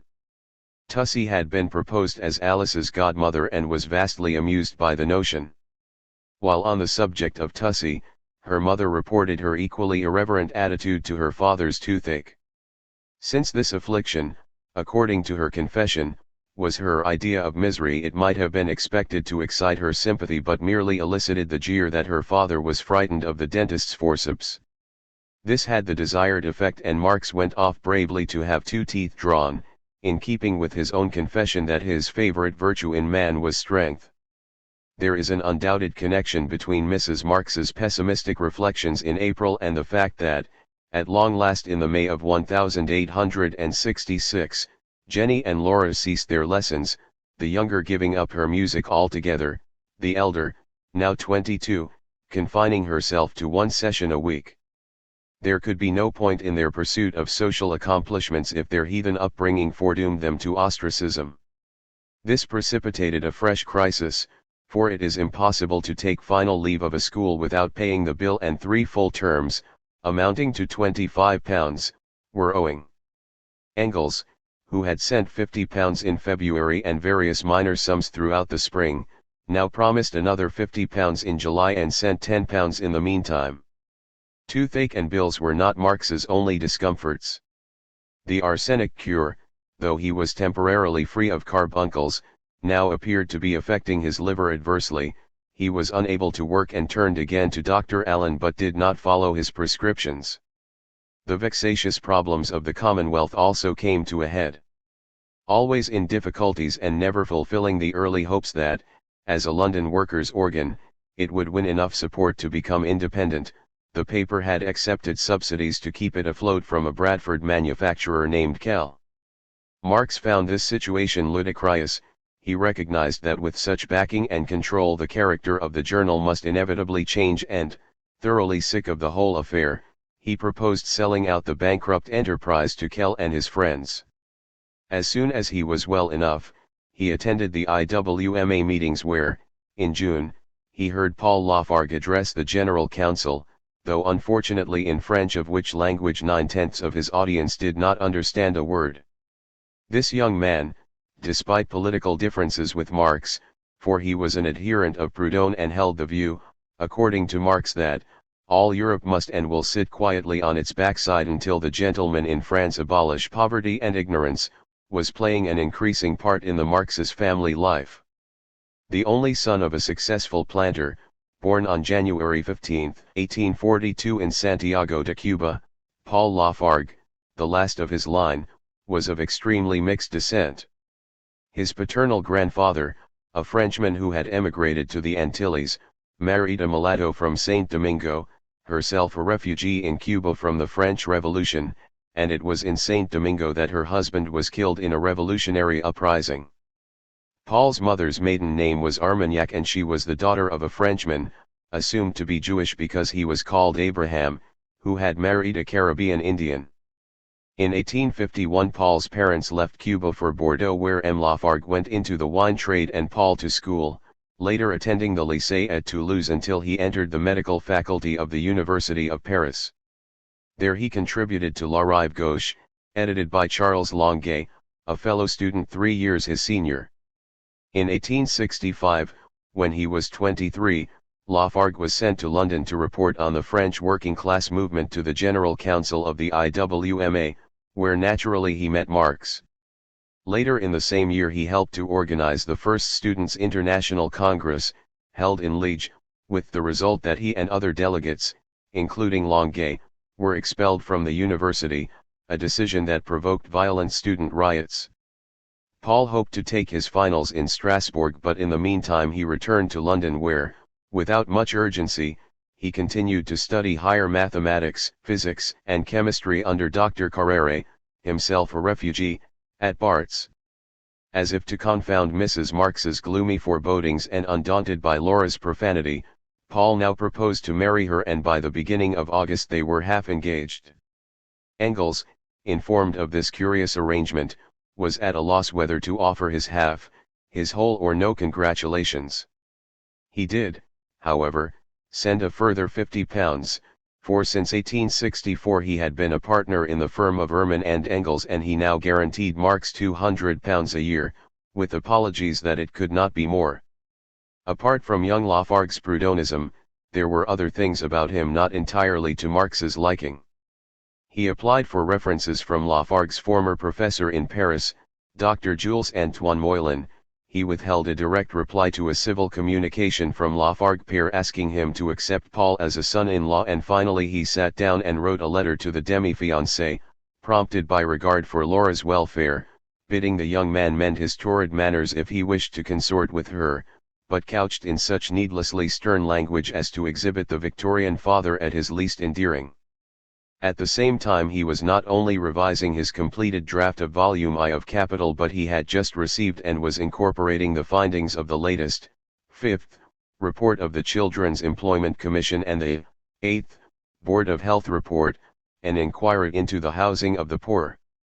On the Commission's reports he commented, bourgeois complacency since 1850 could receive no more fearful blow than these 5 blue books. He was also following with close interest the agitation over Gladstone's Reform Bill, now taken up by the London Trades Council through the newly formed London Working Men's Association, whose leadership was inspired by the IWMA. When the bill was rejected, in terms so insulting that the class nature of the opposition was exposed in the crudest way, there was an outcry. Demonstrations took place all over the country and vast meetings were held in Trafalgar Square, where, on July 2, Benjamin Lucraft, a member both of the Executive Committee of the Reform League and of the General Council of the International, was the main speaker. The workers' demonstrations in London, which are marvellous compared with anything we have seen in England since 1849, wrote Marx, are purely the work of the International. This shows the difference between working behind the scenes while not appearing in public and the Democrats' way of being self-important in public while doing nothing. On July 23 a huge protest demonstration in Hyde Park was called, to forestall which Sir Richard Mayne, the Commissioner of Police, declared the meeting illegal and the Cabinet ordered the park gates to be closed. The angry demonstrators in their thousands stormed the park in the Bayswater Road. Despite the massive presence of police and troops, they tore up 100 yards of the iron railings up to Marble Arch and then, under the provocation of police brutality, proceeded to tear up the rest as far as Hyde Park Corner. It was touch and go, wrote Marx. If the railings had been used offensively and defensively against the police and some 20 of them had been struck dead, the military would have had to intervene instead of merely parading. And then there would have been some fun. While this great movement was shaking the British working class into furious activity, the first Congress of the International was held in Geneva at the start of September. 60 delegates, English, French, German and Swiss, attended, and Paul Lafargue worked manfully, though not well, at translating the instructions to delegates. With disarming honesty, Marx admitted that he could not help liking the young man nor feeling a slight jealousy of him. Still, Laura's fate hung in the balance, and, at the end of August, she took Tussie to Hastings, where they boarded at a school run by a Miss Davies. One of the drawbacks to this arrangement, Laura wrote to her mother, was the regular recurrence of meals. Like the March of Destiny, they haunt me like ghouls, the four monsters, breakfast, dinner, tea, and supper, they cast shadows before them and behind. 60 Not foreseeing the four monsters, Laura, who feared that Tussie might starve, had laid in a stock of biscuits. It rained a great deal, and they were often obliged to stay indoors, where the windows were hermetically sealed and a piano was played from morning till night. But, conceded Laura, it was not the fault of Hastings, a divine place, that Miss Davies' school should contain compulsive pianists, unaired rooms, a white dog and an elderly maiden lady called Miss Case. Firmly Laura announced that Tussie and she would neither go to church on Sunday nor undertake to be home by 9 in the evening. Having asserted their spiritual and temporal independence, the sisters enjoyed themselves to the top of their bent, using up the £5 Marx had sent them on bathing tickets and cab rides, and then asking him for a further £3. Jenny now joined them, while Mrs. Marx took a week's holiday by herself at the Rose and Crown in Dover and a further week at another resort. Whatever doubts and reservations Marx still harbored, Laura's engagement was formally announced on September 26, 1866, her 21st birthday. She had insisted on also having Engel's consent, which was readily given since he was a great believer in personal happiness. Mrs. Marx was jubilant. In glowing terms she described her son-in-law to Ernestine Liebknecht. Even his dark olive complexion and extraordinary eyes, which proclaimed him a Creole on sight, did not detract from her enthusiasm. His parents, she wrote, who owned considerable estates in Cuba, had established a prosperous wine merchant's business in Bordeaux. Paul had acquitted himself brilliantly at the university, taking his B.M. degree with honors after 4 years' study. Fortunately, Mrs. Marx exulted, he will not be dependent on his practice, always so precarious at the start. His parents are very well off, owning plantations and house property in Santiago and Bordeaux, and, as Paul is their only child, naturally all this will pass on to him. They have behaved capitally towards Laura, welcoming her as their daughter with open arms, and have promised the young couple a gift of 100,000 FRS on their wedding day. So you see, Frau Liebknecht, in respect of externals, there is nothing left to be desired, but what is even more important is the young man's fine character, his kind-heartedness, his generosity, and his devotion to Laura. What I consider a quite remarkable piece of luck is that he has the same principles, in particular where religion is concerned. Thus Laura will be spared the inevitable conflicts and sufferings to which any girl with her opinions is exposed in society. For how rare it is nowadays to find a man who shares such views and at the same time has culture and a social position. I always thought Laura would be a lucky girl. 61. Poor Mrs. Marx, who had not thought so at all barely 6 months before. And poor Mr. Marx. For Paul Lafargue in respect of externals did not come up to scratch nor do what his father-in-law preached, but rather what he practiced, and for most of his married life, without a vestige of justification, since he was no genius and had no children to feed, Lafargue sponged shamelessly on Engels, whose ears and purse were never closed to any of Marx's kin. Tussie jubilated too and wrote to tell Alice of the engagement, at which you will be as surprised as we were. 62. Her powers of observation and her celebrated curiosity must have failed her here, and that Paul had given her a delicious swing on which, according to her mother, she performed marvels of daring the livelong day and forgot to go to school. As though these excitements were not enough, the daughter of an eminent and aristocratic family of their acquaintance, the Cunninghams, did Jenny and Laura the honor of inviting them to be the sole bridesmaids at her wedding. Mrs. Marx was so overcome by this mark of distinction that it was all she could do to collect her wits and what little money she could to buy the girls' bonnets, cloaks and heaven knows what else for the occasion. This incidental extravagance, though unwarranted, was as nothing to the expenses now incurred. Although Mrs. Marx did not approve of long engagements, there could be no question of an immediate marriage, and, for the time being, life would have gone on much as before but for the rub that the real state of things must be scrupulously hidden from the prospective son-in-law who, until he took himself off to see his parents in Bordeaux early in November, was always about the place. The rent was unpaid. Marx borrowed from Withers the baker to pay Sawyer the landlord, who held a promissory note from Marx for the wrong amount, and he wrote to his pen friend the gynecologist Dr. Kugelmann begging him to try to arrange for a private 2-year loan of 1,000 thaler at 5 or 6%, revealing that he had been paying 20 and even 50% to small lenders. This move miscarried too, for, unable to do what was asked of him, Kugelmann proposed appealing to Engels on Marx's behalf, for which innocent but officious design Marx coldly snubbed him. As he approached his annual nadir, Marx declared that things were as bad as in his worst refugee days. He owed money everywhere, so many articles of clothing were in pawn that, given the season, his wife could hardly venture out of doors. He could not afford the new books he needed, not yet available in the British Museum nor at Mudie. He was working at night and, though on arsenic again, horrifying carbuncles had appeared. To crown all, before 1866 was out, news came of the death not only of his old friend Joseph Wade Meyer in America, but also of his uncle Lyon Phillips, the last of his relatives to whom he could turn and a man he had grown to trust and admire. There were just 3 flickers of light as the year went out. Engels sent another £50, some port, and a case of claret. James Stephens, the leader of the Fenians in Ireland, recently escaped from Dublin's Richmond jail, joined the IWMA, and the first batch of Marx's manuscript had at last gone off to Otto Meissner, the Hamburg publisher. 6. It was of course the publication of his book that mainly absorbed Marx in the year 1867, though not without many distractions. In January the tiresome Sawyer sold No.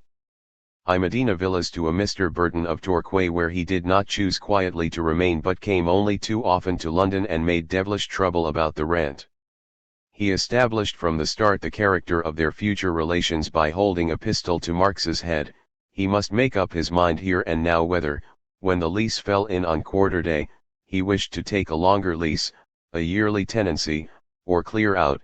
The rent was disgracefully in arrears and more satisfactory tenants were not hard to find. It gave Marx insomnia. Engels settled the arrears of rent and, since no more was heard of this problem, though plenty more was heard of Mr. Burton, and the family stayed on for another 7 years, it may be assumed that the lease was renewed. Until the end of March Marx worked intensively on his book, not even pausing to write to Engels.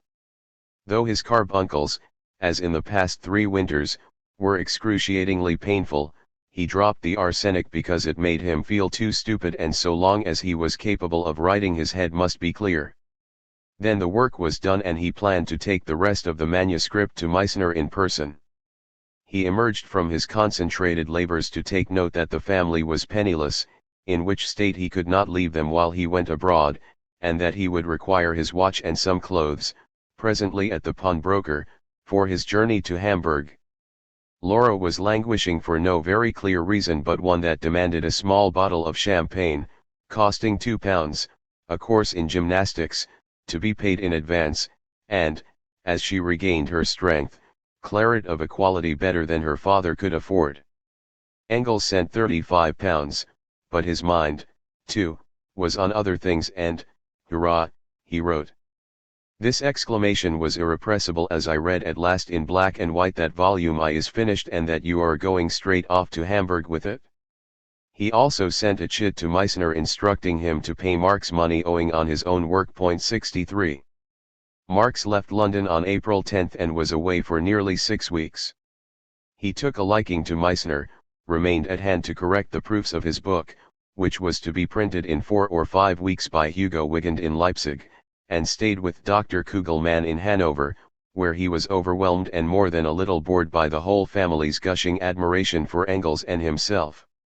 Indeed, It came to him as a great surprise to find in what high esteem he was held among educated Germans.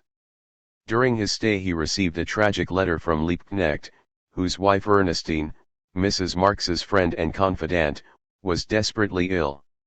Her health had been undermined by the years of poverty in exile, while the shock of her husband's expulsion from Prussia in the summer of 1865, followed by his arrest and 3 months' prison sentence in October 1866, at which time she was pregnant, had dealt a mortal blow. "It is frightful for me to watch her slowly dying," wrote Liebknecht.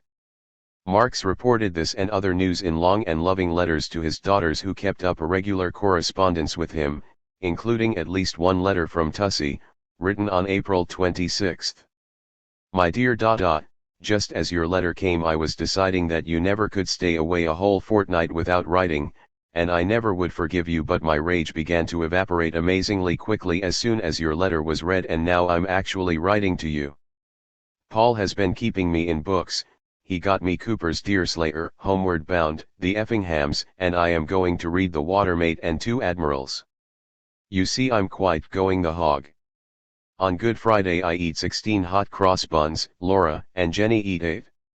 Louisa and Percy Frylegrath came here the other day.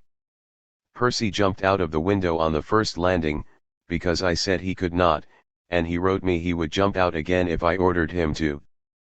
Paul and Laura have had 3 riding lessons. The days after the lessons, however, both were rather stiff, and I had to make Paul a cushion to rest his bruised behind upon. I was much surprised to receive a letter from Franziska. Now dear Daddy, goodbye. Believe me, your undutiful daughter Eleanor. 64. There were also letters from Engels, who was providing for the family in Medina Villas, not forgetting Jenny's birthday, and who now, on April 27, wrote to tell Marx that in all probability he and his partner, Godfrey Ehrman, who did not hit it off, would separate at the end of their present contract in 2 years' time, if not earlier. In that case he would abandon altogether the filthy world of commerce, with its utterly demoralizing waste of time. At all events, he wrote, his life as a businessman would cease in a few years. Of course this meant that the flow of income would be reduced to a trickle, and, a matter always on his mind, what would he be able to do for Marx? But if things went as they now promised, that too could be arranged, even if the revolution took place to put a stop to all financial schemes. Rejoicing at the prospects opening for Marx with the imminent publication of his book, Engels summed up the past unhappy years in a memorable passage: "It always seemed to me that this accursed book which you gestated for so long was at the root of all your troubles, and that you neither would nor could ever emerge from them until you had shaken yourself free of it. This everlastingly unfinished thing exhausted you physically, mentally, and financially, and I can very well conceive that, now you have rid yourself of this incubus, you will feel an altogether different fellow, more particularly since the world, when once you go into it again, does not look so dismal as it did before." In reply, despite complaints about the printer who had been held up over the Easter holiday, thus making it impossible after all for him to see the proofs as they came off the press, Marx expressed great optimism. "I confidently hope and believe," he wrote, "that in a year's time I shall be able to make a fundamental change in my economic circumstances and stand on my own feet again at last. Without you I could never have finished the work, and I can assure you it has always lain as a dead weight on my conscience that your splendid powers were left to waste and rust in commerce mainly for my sake, and that, into the bargain, you had to share the experience of living through all my petty miseries." Nevertheless, he dreaded his homecoming, where the Manichaeans were waiting to pounce and the accumulation of debt was truly imposing. He also foresaw domestic wailings, clashes, and hounding, whereas all he wanted was to settle down, fresh and unhampered, to work. He had, however, hopes of raising £100 before he left for London. He travelled from Hanover to Hamburg on May 15 and a day or two later crossed to England. His homeward journey was diverted, in both senses, by a young lady of military bearing whose imperious wish to travel straight on from London to Weston-super-Mare none but the British railway system could have gainsaid. It was a Sunday, and as there were no porters on duty, Marx gallantly took charge of operations, escorting her and her mighty baggage to the wrong railway station, then to the right one on the other side of London, only to find that the next train for Weston-super-Mare would not leave for another 6 hours. They spent the long afternoon in affable conversation, sauntering about Hyde Park and eating ices, quite charmed by each other.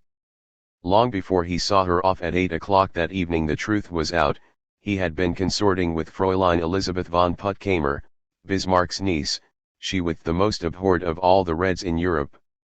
They parted on the best of terms at Paddington Station. Matters at home were much as he had anticipated, and he speedily left again for Manchester to spend a fortnight with Engels. It was only after he had picked up life again in Maitland Park that the familiar torments started in earnest. "I hope that as long as it lasts the bourgeoisie will remember my carbuncles," he wrote on June 22. He grumbled that the girls planned to give a dance on July 2 as they had done no entertaining at all that year and were afraid of losing caste. Even less enchanting was the prospect of a visit from Lena Skoeller, to whom Mrs. Marx would again have to repay the money she had borrowed from her guest during the last stay. Having taken defensive action against the first assault of creditors, Marx did not know how this was to be done. He had heard nothing from the various people on the continent who had promised to raise money for him. Engels sent £100 before going abroad in early July. While he was away and Marx thereby cut off from the source of supplies, the three girls received an invitation from the Lafargues to spend a holiday in France at the seaside. They were to travel with Paul to his home in Bordeaux, and he offered to pay for the journey, but this Marx could not allow. The return fares cost £30, and, concomitant with every excursion, there were watches and clothing to be taken out of pawn. Reflecting that the girls' health would benefit by this change, the seaside was, in medical as in lay opinion, a panacea second only to alcohol. Marx quite simply used the £45 he had set aside for the rent. Unfortunately, Eleanor has left no account that can be traced of this, her first conscious experience of foreign travel, though it is unlikely that in the 7 weeks she spent with her sisters at Royan she did not communicate her impressions of life abroad in the family of a prosperous wine merchant. It was now, while the girls were away, that Marx received the 49th and last sheet of his proofs, and during the night of 16 to 17 August he wrote to Engels, "It is thanks to you alone that this has been possible. Without your self-sacrifices for me I could never possibly have done the enormous work for the 3 volumes. I embrace you, full of thanks. I salute you, my dear, beloved friend." The second IWMA Congress, with 64 delegates, was held in Lausanne from 2 to September 8. Paul Lafargue drew up the French version of the report, edited by Marx, though neither of them attended. Paul brought the girls home and then planned to visit Engels in Manchester, hoping Marx would accompany him. Marx could think of no plausible excuse for refusing, but he could not afford the fare and, naturally, Paul was not in the secret of his financial state. Engels sent £5 to cover up for him and enable Mrs. Marx to meet household expenses in his absence. Thus it was that Marx was not at home, but, perhaps where it was most proper that he should be, with Engels when at last, on September 14, 1867, the first edition of Volume I of Das Kapital was published. It was for this that not only Marx's health but also that of his wife had been ruined, for this that Helene de Muth had slaved and skimped to keep the family going, for this that Jenny and Laura had foregone the little vanities and sweets of adolescence, each in her turn acting as a part-time secretary or devilling for Marx at the British Museum. Only for Tussie, now 12, was no other way of life conceivable. For 10 years Marx had been working on the preparation of this book. 65 To write Capital was the most natural, indeed the only thing a father might reasonably be expected to do. Capital had, as it were, grown up with her, or she with it, and she was not conscious that this activity, whose end product would change the world, had meant inordinate pain and sacrifice to all those she loved, or that hers had been in any way an unusual childhood. 7. By chance Marx arrived in Manchester at a time of tumultuous excitement. 2 Fenian officers, Thomas Kelly and Timothy Deasy, seconded for duty in Lancashire after evading the Irish police for their part in the abortive March Rising of that year, had been arrested in dubious circumstances on September 11, 1867. Tracked down and denounced by a Crown spy, John Joseph Corridon, they were remanded in custody and lodged in the old Manchester City Jail. They were brought before the magistrates on September 18 and again remanded, when they were driven with convicted prisoners in a Black Maria from the Bridge Street Court to Bellevue Prison in Gorton, then a separate small township surrounded by brick fields. As the police van, drawn by 2 horses and followed by a cab full of constables, passed under a railway viaduct on the Hyde Road, it was ambushed by a posse of armed men. 1 horse was wounded and both were cut loose, the roof panel was hammered open with a stone, while a shot fired either at the lock of the door or into the ventilator grill immediately above it fatally wounded a 51-year-old police sergeant, Charles Brett, standing just inside the van. In the general confusion, Kelly and Deasy escaped, never to be recaptured, but a ferocious manhunt began, ending in the arrest of over 30 Irishmen and the later identification of 5 who stood trial for the murder of Brett. On Saturday, September 21, Engels took Paul Lafargue to the scene of the attack on the van, the railway bridge which, until its rebuilding nearly a century later, was a brick structure that became known as Fenian Arch. Though Marx and Paul had left Manchester before the trial opened in October, passions were aroused throughout the land, inflaming everyone from the highest to the lowest.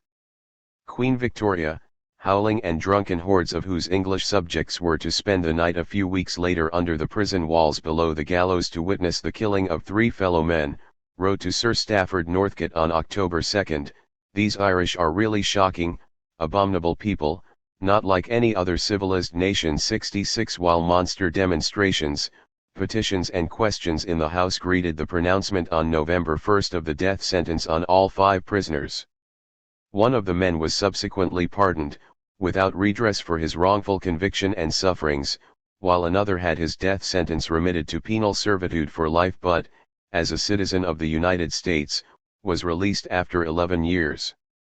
The remaining 3 men, William Philip Allen, Michael O'Brien, and Michael Larkin, the Manchester martyrs, were publicly hanged on November 23.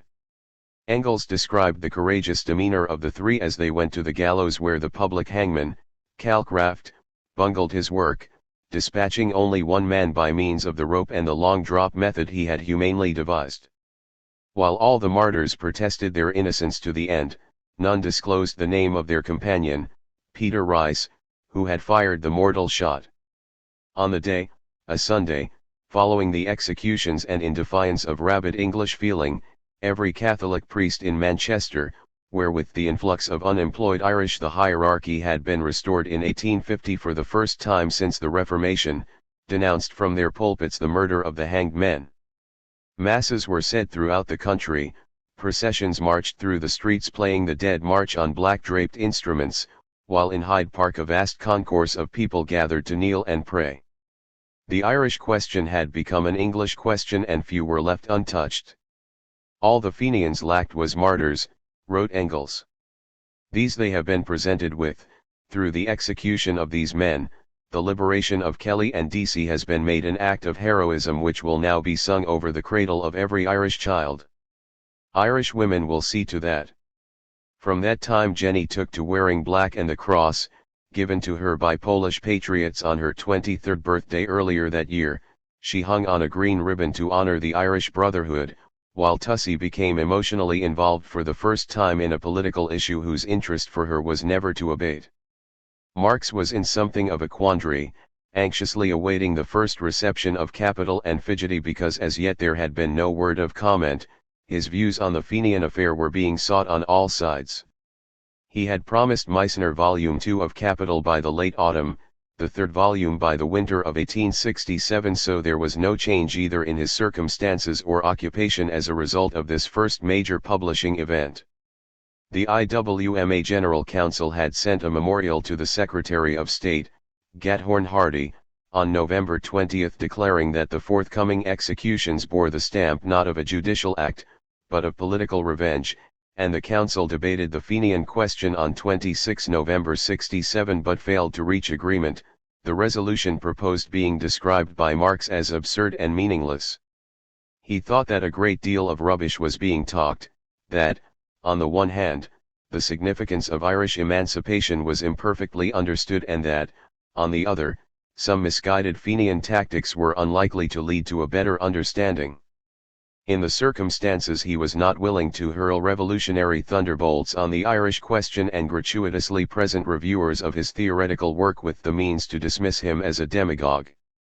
He was incensed by the melodramatic folly of the Clerkenwell explosion, an event which took place on December 13, barely 3 weeks after the execution of the Manchester martyrs, whereby, in an attempt to release 2 Fenians held in the house of detention, a 548-pound barrel of gunpowder was ignited, blowing up the prison wall and wrecking a number of nearby working-class houses with dire consequences to their inhabitants. Marx justly concluded that this exploit would alienate the wide public sympathy displayed by the London workers at, among other demonstrations, a massive torchlit meeting held in defence of the Manchester martyrs on nearby Clerkenwell Green so short a time before.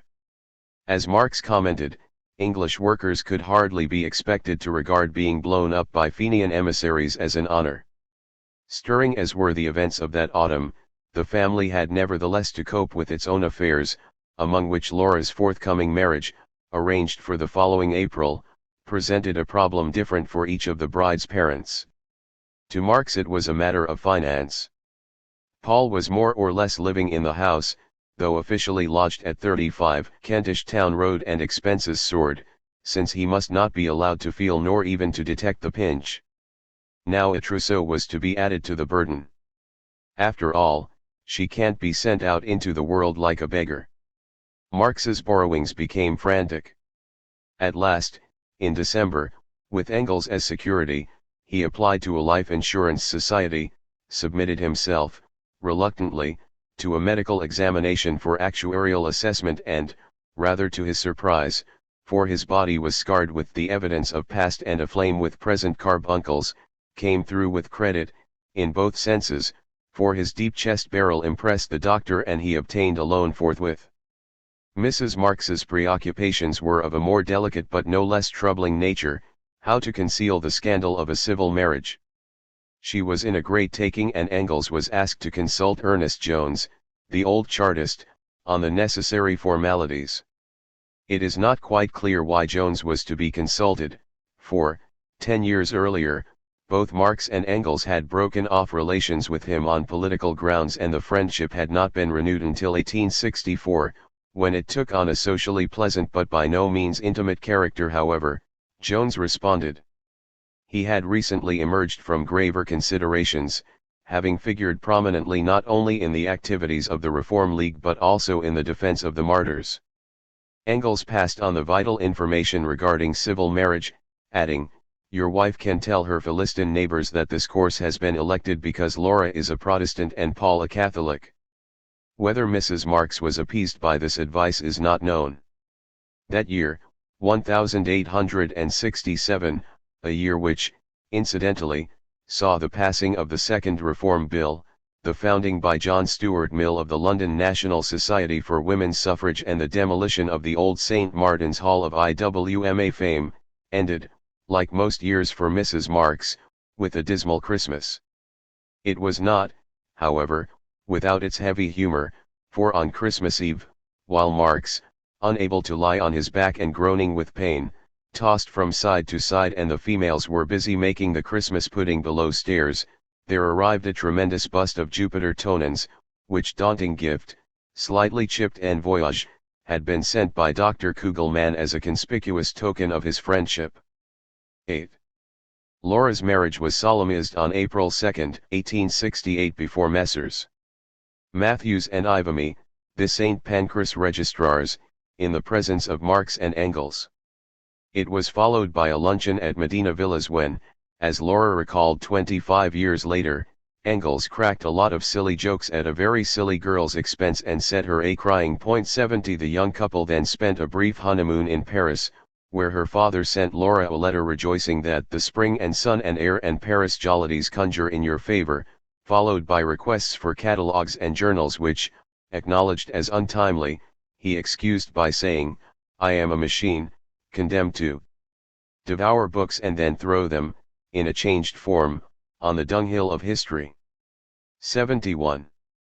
Laura and Paul were back in London in time for Marx's 50th birthday, May 5, which he spent, still a pauper, tortured by carbuncles and distracted by debts, the most pressing of which appeared to be those for Tussie's school fees and her course of private gymnastic lessons with a Mr. Winterbottom.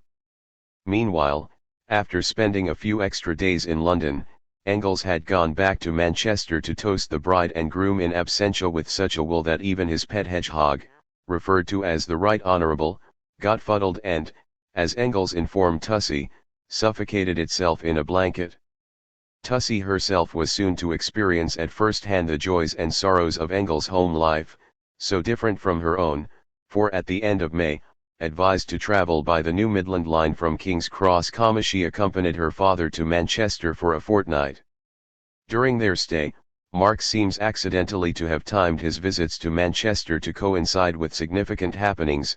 A conference of 34 delegates took place at the Mechanics' Institute in David Street. This was the first Trades Union Congress, held in Whit Week from 2 to June 6, 1868. The invitation to attend had been issued on February 21 by the President and Secretary of the Manchester and Salford Trades Council, the compositor Samuel Caldwell Nicholson and William Henry Wood, whose names do not appear in the index to the Webb's History of Trade Unionism, where this first Congress is accorded 2 modest sentences in a footnote. It was not in itself a world-shattering event, boycotted by many of the most powerful associations and representing fewer than 120,000 organized workers. It was nevertheless a landmark in the peculiarly British development of the working class movement, and one which, in days to come, was to prove both a stepping stone and a stumbling block in Eleanor's path. At the time she was oblivious to it, passionately engaged in the Irish cause with the example and encouragement of Lydia Burns, who, added to the distinction of being Irish herself, had on more than one occasion given asylum to Fenians on the run. These dazzling exploits and the warmth of her partisanship fired the young Eleanor with such fanatical enthusiasm that, on her return home, she earned herself the nickname of the poor neglected nation, so constantly was this phrase on her lips, and, transferring her allegiance from the much-wronged Emperor of China, she declared, "Formerly I clung to a man, now I cling to a nation." She took to buying the Irishman, reporting back to Lizzie such items of news as that the Fenians had held a congress lasting 19 hours. Splendid as a proof of stamina, it aroused in Eleanor the compassionate reflection that it must have left them very tired.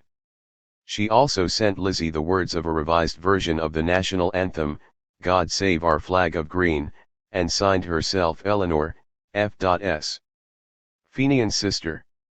Back in London, her panegyrics upon the delights of Manchester and her intention to return there as soon as might be, stirring up bad blood as Marx recorded, were temporarily halted by an attack of scarlet fever to which both she and Jenny succumbed in June. Her case was more serious than her sister's, but she had the good fortune to be attended by an Irish doctor named Corclough, who, in addition to his meritorious nationality, was a close neighbor and a scarlet fever man, recommended to the Marxes as physician to the South Hampstead College for Ladies.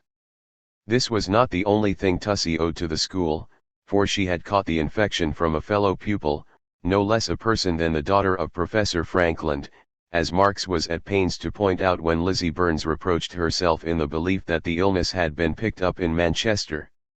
Marx now played 2 curiously conflicting roles. He was both a notability while remaining a notable debtor. He was invited to such functions as the annual Conversation of the Royal Society of Arts, an occasion to which Jenny accompanied him. He and his family were looked upon as among the distinguished patrons of the Maitland Park Orphan Working School at a time when he was still borrowing from the baker to pay the cheesemonger and could not meet the rent or rates. This double life reached its final absurdity when he was simultaneously elected constable by the vestry of St. Pancras and summoned by the same body to show cause why his goods and chattels should not be disturbed.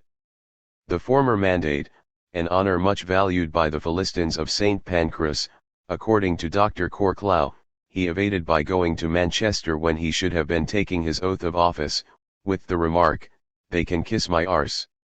Engels was vastly amused by the whole medieval nonsense, apostrophizing him, salad, au connétable de Saint Pancrace, suggesting that Paul, suitably accoutred, should act as squire.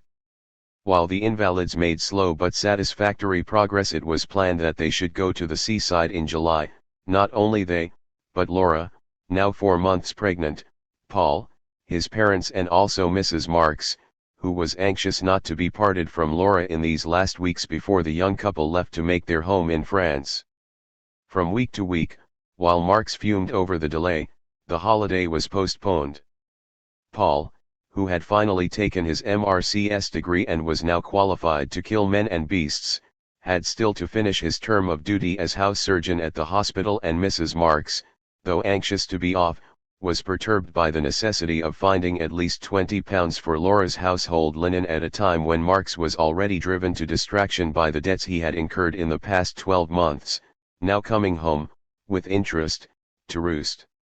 At last, on August 5, Mrs. Marx having forayed to find lodgings, the holiday party set out for Ramsgate with watches redeemed from pawn and clothing suitable and respectable enough for a seaside resort packed in the battered portmanteaus. In the absence of the family, whose noise about the house he strangely missed, Marx wrote to Engels in despair. It had come to a matter of life and death. There had been no response to his bids for loans from abroad. Everyone was away from home at the season, so it was useless for him to go again to the continent. His insurance society loan was falling due, and, more immediately, unless he could raise the money, the children could not stay by the sea. When Mrs. Marx came back after a fortnight, she found her husband so ill with worry that she insisted upon his joining the others for a few days, which he did, returning with his daughters on August 25. A new note of panic had crept into Marx's appeals for money. Domestic rather than political economy obsessed him, despite his preoccupation with the IWMA Congress to be held in Brussels from 6 to September 13. On October 15, by which time the money for the necessary equipment had been provided by Engels, the young Lafargues departed for Paris, to live in furnished rooms for a month before moving into a flat, where Paul found that his British degree was not recognized and that he would have to sit 5 further examinations to practice in France. The news did little to cheer Marx, who had counted upon his son-in-law, with student days behind him, assuming the responsibilities of a career and the support of a wife and family. This circumstance moved Jenny in the late autumn stealthily to seek a post as a daily governess to the children of a Scottish doctor named Munro. Her father, confronted by the fait accompli, did not oppose it, though, as if to confirm his opinion of such sorry undertakings, her employers failed to pay Jenny's salary for 6 months and then had to be done for it. But, as he explained in words that he admitted he would rather have spoken than written, he thought it no bad thing that Jenny should have interests outside the home where Mrs. Marx's snappish temper had been for years a trial to the girls, no less vexatious for being both understandable and understandingly born.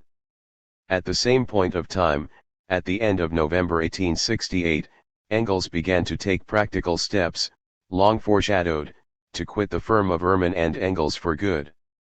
His life as a businessman had never ceased to irk him, while his relations with Godfrey Ehrman, whose partner he had been since 1864, went from bad to worse. He now asked Marx to tell him how much he actually owed and, if he were able to make a clean start free of debt, whether he thought he could live on £350 a year, illness and other unforeseen contingencies apart, for this was the regular income Engels proposed to guarantee him for the next 5 or 6 years, to start in 1869. Marx was overwhelmed. The outstanding bills, omitting Dr. Corclau's fees, not yet claimed, presented a total of over £275. The account was drawn up by Mrs. Marx, who, with the futile cunning of the innocent, since it was bound to come out sooner or later causing embarrassment all round, knocked off £75. With strict administration, Marx believed that they could manage on £350, though he could not claim that they had done so in the past few years. This he attributed in part to their perennial insolvency, compelling them to spend more than they could afford on daily necessities since the credit and patience of the small shopkeepers had been exhausted. Christmas 1868, then, was in every way a time of high optimism, though, as Eleanor wrote ruefully to Laura, the dinner was neither goose nor turkey, but a hare, which shameful treatment was owed to the fact that they were to sup with friends later in the day, when, en travesti, Eleanor scored a success in Beauty and the Beast and the evening was spent in much merriment. On January 1, 1869 two events of great importance to the family occurred. Charles Etienne Lafargue was born at 47 Rue du Church-Midi in Paris and the first quarterly installment of a regular private income was deposited for Marx at the Union Bank of London. The three sisters were now launched on their several ways. Jenny embarked upon contributing to her own keep, Laura, a wife and mother, moored in foreign parts, and the voyage of Eleanor's childhood, her formal schooling virtually at an end, was over. Reference notes. Abbreviations. Andreas. Brief und Document der Familie Marx aus den Jahren 1862-1873 by Bert Andreas in Archiv für Sozialgeschichte, 2. Band, 1962. Verlag für Literatur und Zeitgeschichte, Hannover. BIML. Institute of Marxism-Leninism, Berlin. Bottigelli Archives. Letters in the custody of Dr. Émile Bottigelli, Paris. Ilk. Frederick Engels, Paul, and Laura Lafargue, Correspondence Volumes I-3. Lawrence and Wishart, 1959-1963. IISH. International Institute of Social History, Amsterdam. IWMA. Documents of the First International, Volumes I, v. Lawrence and Wishart, 1963-68. Liebknecht. Wilhelm Liebknecht Briefwechsel mit Karl Marx und Friedrich Engels. Edited by George Eckert. Mouton & Co., The Hague, 1963. Mu. Marx Engels Werke. Dietz Verlag, Berlin, 1956-1968. Unless otherwise stated volumes 27-39. MIML. Institute of Marxism-Leninism, Moscow. Part 2. Shades of the Prison. House. 1. Although well versed in politics and literature, subjects fostered in the home, Eleanor at 14 years of age had picked up only twitter crumbs of learning. She spoke German as a matter of course but wrote it poorly, her French was weak, her spelling of English eccentric and her scholastic attainments low. This is no reflection upon the Mrs. Boynell and Rents of the South Hampstead College, there was scant demand for anything more than they could supply. As late as the 60s middle-class girls still went for the most part to the innumerable private establishments set up and staffed by amateur tutors of both sexes, who, harking back to the 18th century, directed their efforts towards turning out commodities for a marriage market where now even the rudiments of domestic, let alone of any other, science were not an essential stock in trade. There was no fixed curriculum nor qualified teaching. Isolated alternatives were of course in existence, and in this year of 1869 the battle for women's higher education was marked by two signal victories. Girls over 17 were permitted to sit for the equivalent of London matriculation, and Hitchin College, the forerunner of Girton, was inaugurated. But the first Education Act had not yet been passed and female secondary education was not generally available to the middle class until the Girls' Public Day School Company, the mother of the high schools, was formed in 1872. Eleanor, far from bracing herself to take some formal examination or qualify for future academic excellence, as her age group of a century later is condemned to do, spent her 14th year gadding about, to Paris, to Manchester, to Ireland, with never a textbook to hand.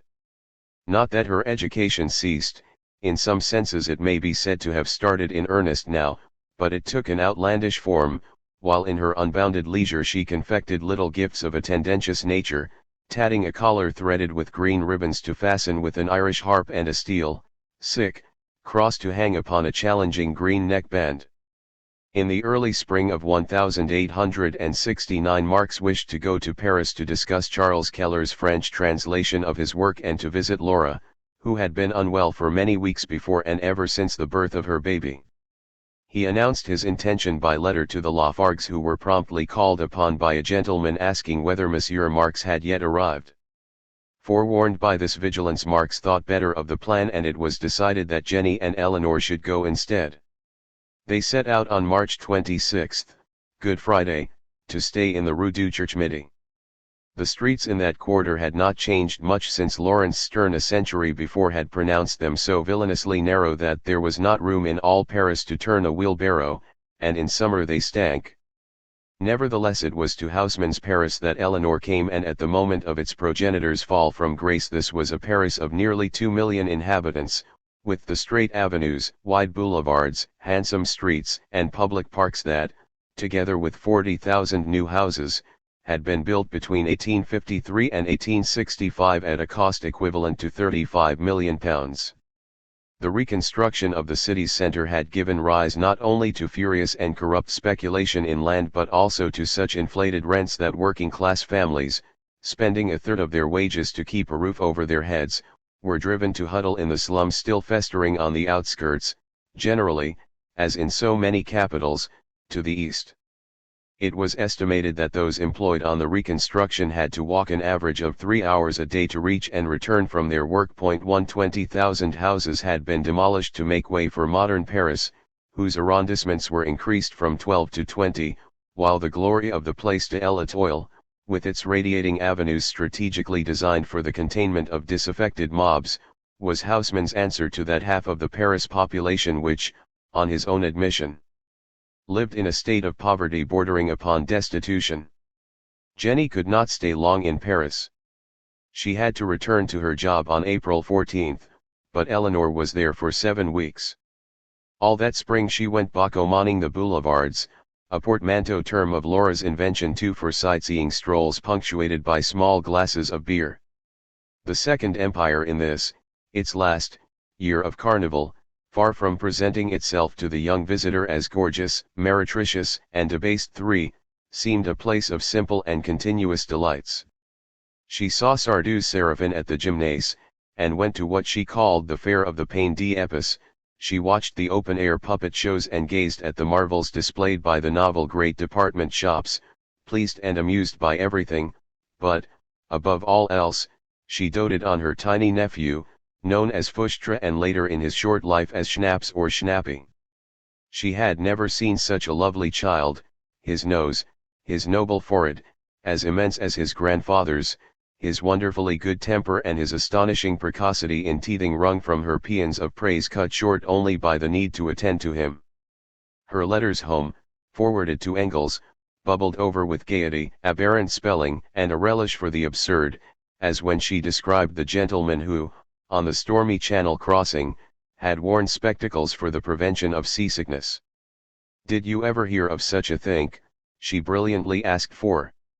In reply, Marx, after promising that Lenchen would regularly send her the Irishman, gave her a full report upon the conduct of her pets, Blackie, who behaved always like a gentleman, but a very dull one, the misnamed Tommy, who had just presented the world with a large litter again and done everything in her power to prove the truth of the Malthus theory, the dog Whiskey, a great and good personage who repined in his mistress's absence, exhibiting the sufferings of a beautiful soul, unlike the bird Dicky, who profited by the occasion to develop a fine voice, and so on. 5.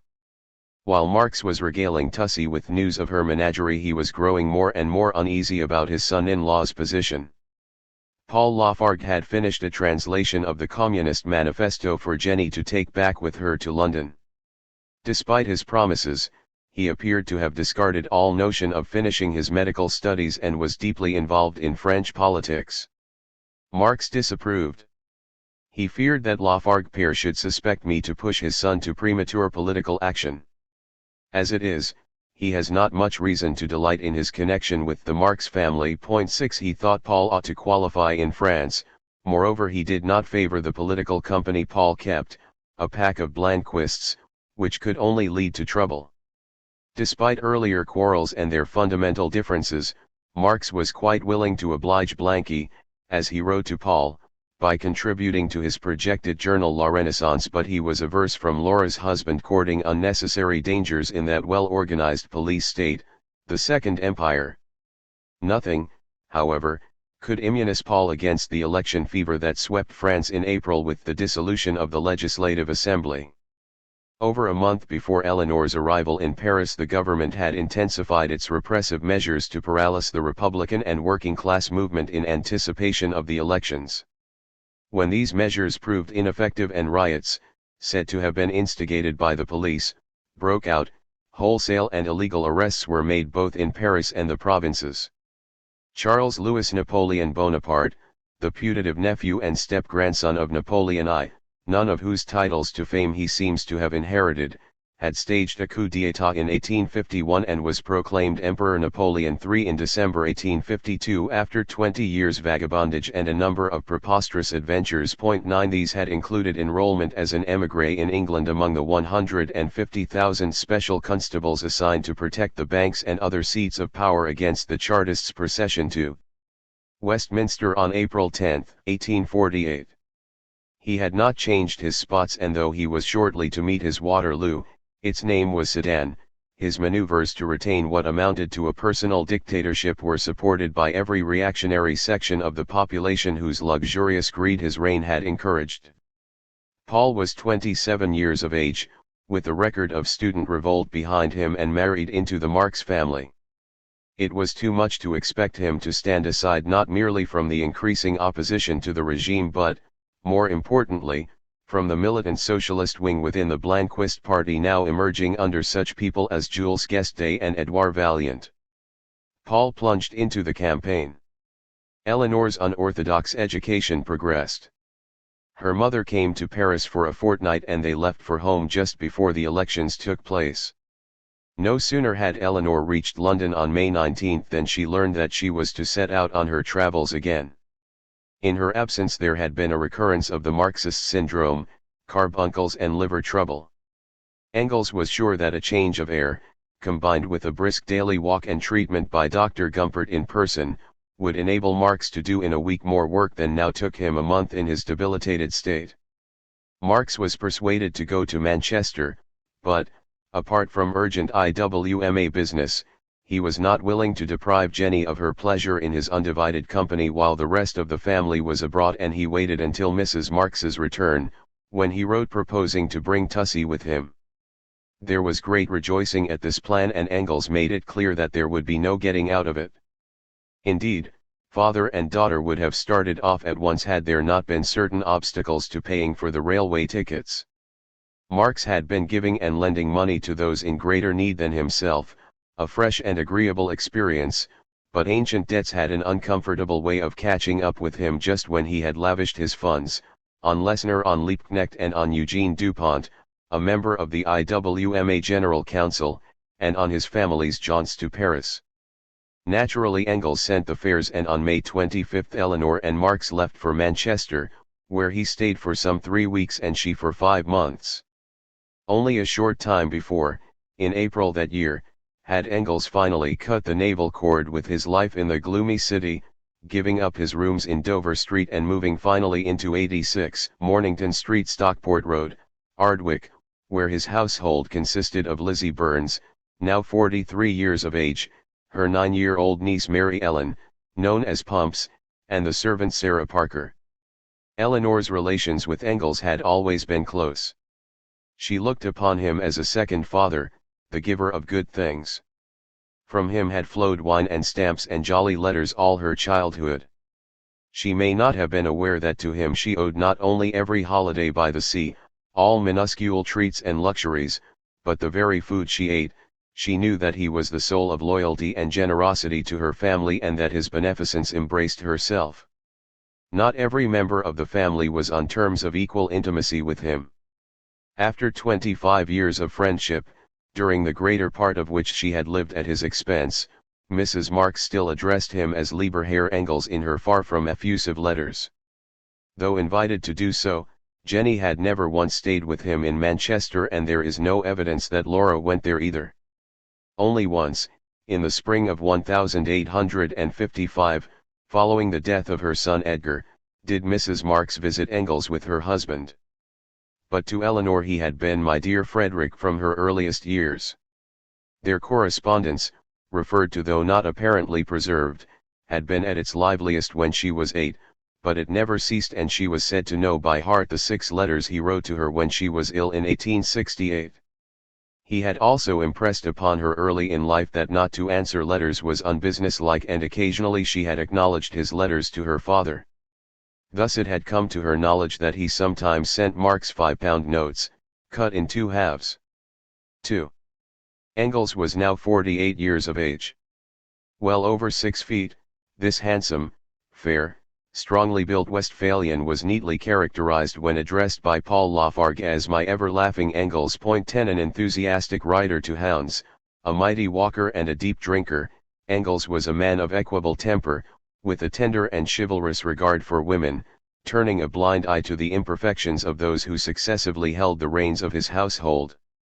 He took things in his stride and constantly found in people with whom he had otherwise nothing in common qualities that were jovial or genial, detecting in them a kindred streak.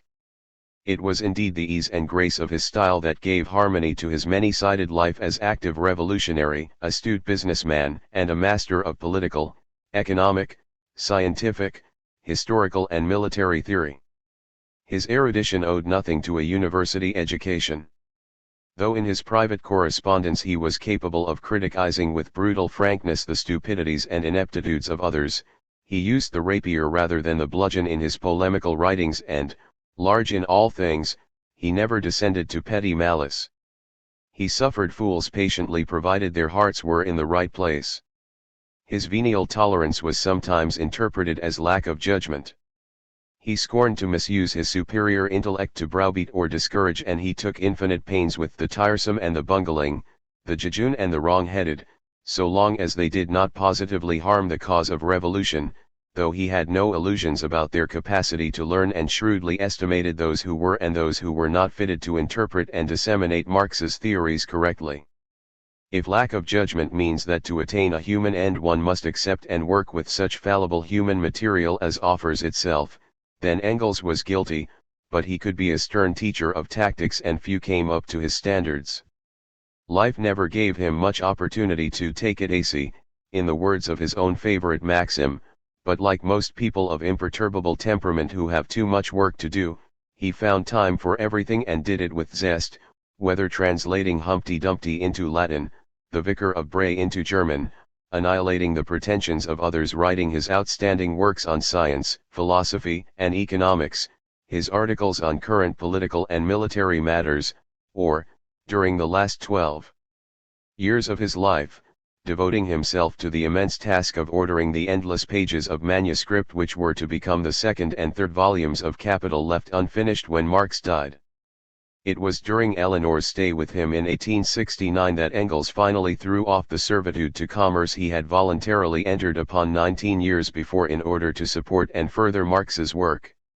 In 1837 Engels' father had become a partner of the 3 Erman brothers, Peter, the founder of the cotton manufactory in Lancashire, Anthony and Godfrey, one mill operating in Engelskirchen near Cologne, the other in Ecclesiastes near Manchester.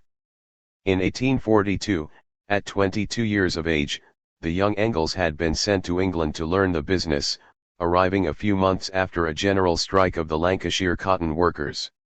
He was employed at the Victoria Mills in what was then known as Pendlebury Without in the parish of Ecclesiastes 12, where he met and fell in love with Mary Burns, a mill hand then aged 19, whose father, recently emigrated from Ireland, followed the trade of dyer.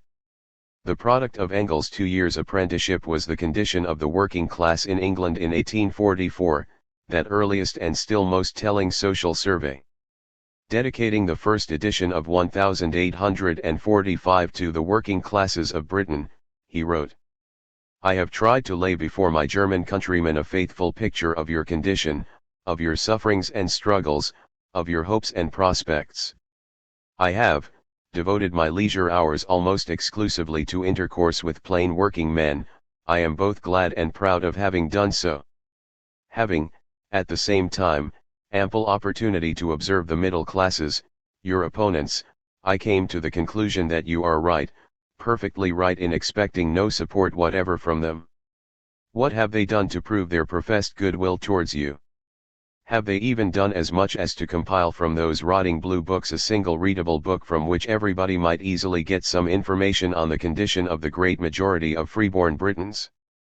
Not they. They have left it to a foreigner to inform the civilized world of the degrading situation in which you have to live. A foreigner to them, not to you, I hope. Though my English may not be pure, yet I hope you will find it plain English. 13. The Manchester experience, his introduction into the world of Mary Burns, had given Engels a new and poignant awareness of the cause of contemporary class antagonisms and of the economic factors that made capitalism a scourge to the majority of men and women. He left England a confirmed revolutionary, pledged to the abolition of private property and to the violent overthrow of the ruling class. He was ripe for the most important event of his life which now occurred. On his way back to Germany in 1844 he stopped in Paris for 10 days, August 28 to September 6, and these he spent with Marx. The two men had met briefly in Cologne a couple of years earlier, but at a time when Engels was freshly caught up by the young Hegelians and their club of the free, while Marx had outgrown that philosophy and was disenchanted with its adherents. The encounter had meant little to either Engels or Marx. Now, however, there was a fusion of interests, outlook, and objectives. They began to work together on the Holy Family, and so the basis was laid for that friendship and collaboration which were to determine Engels' entire future.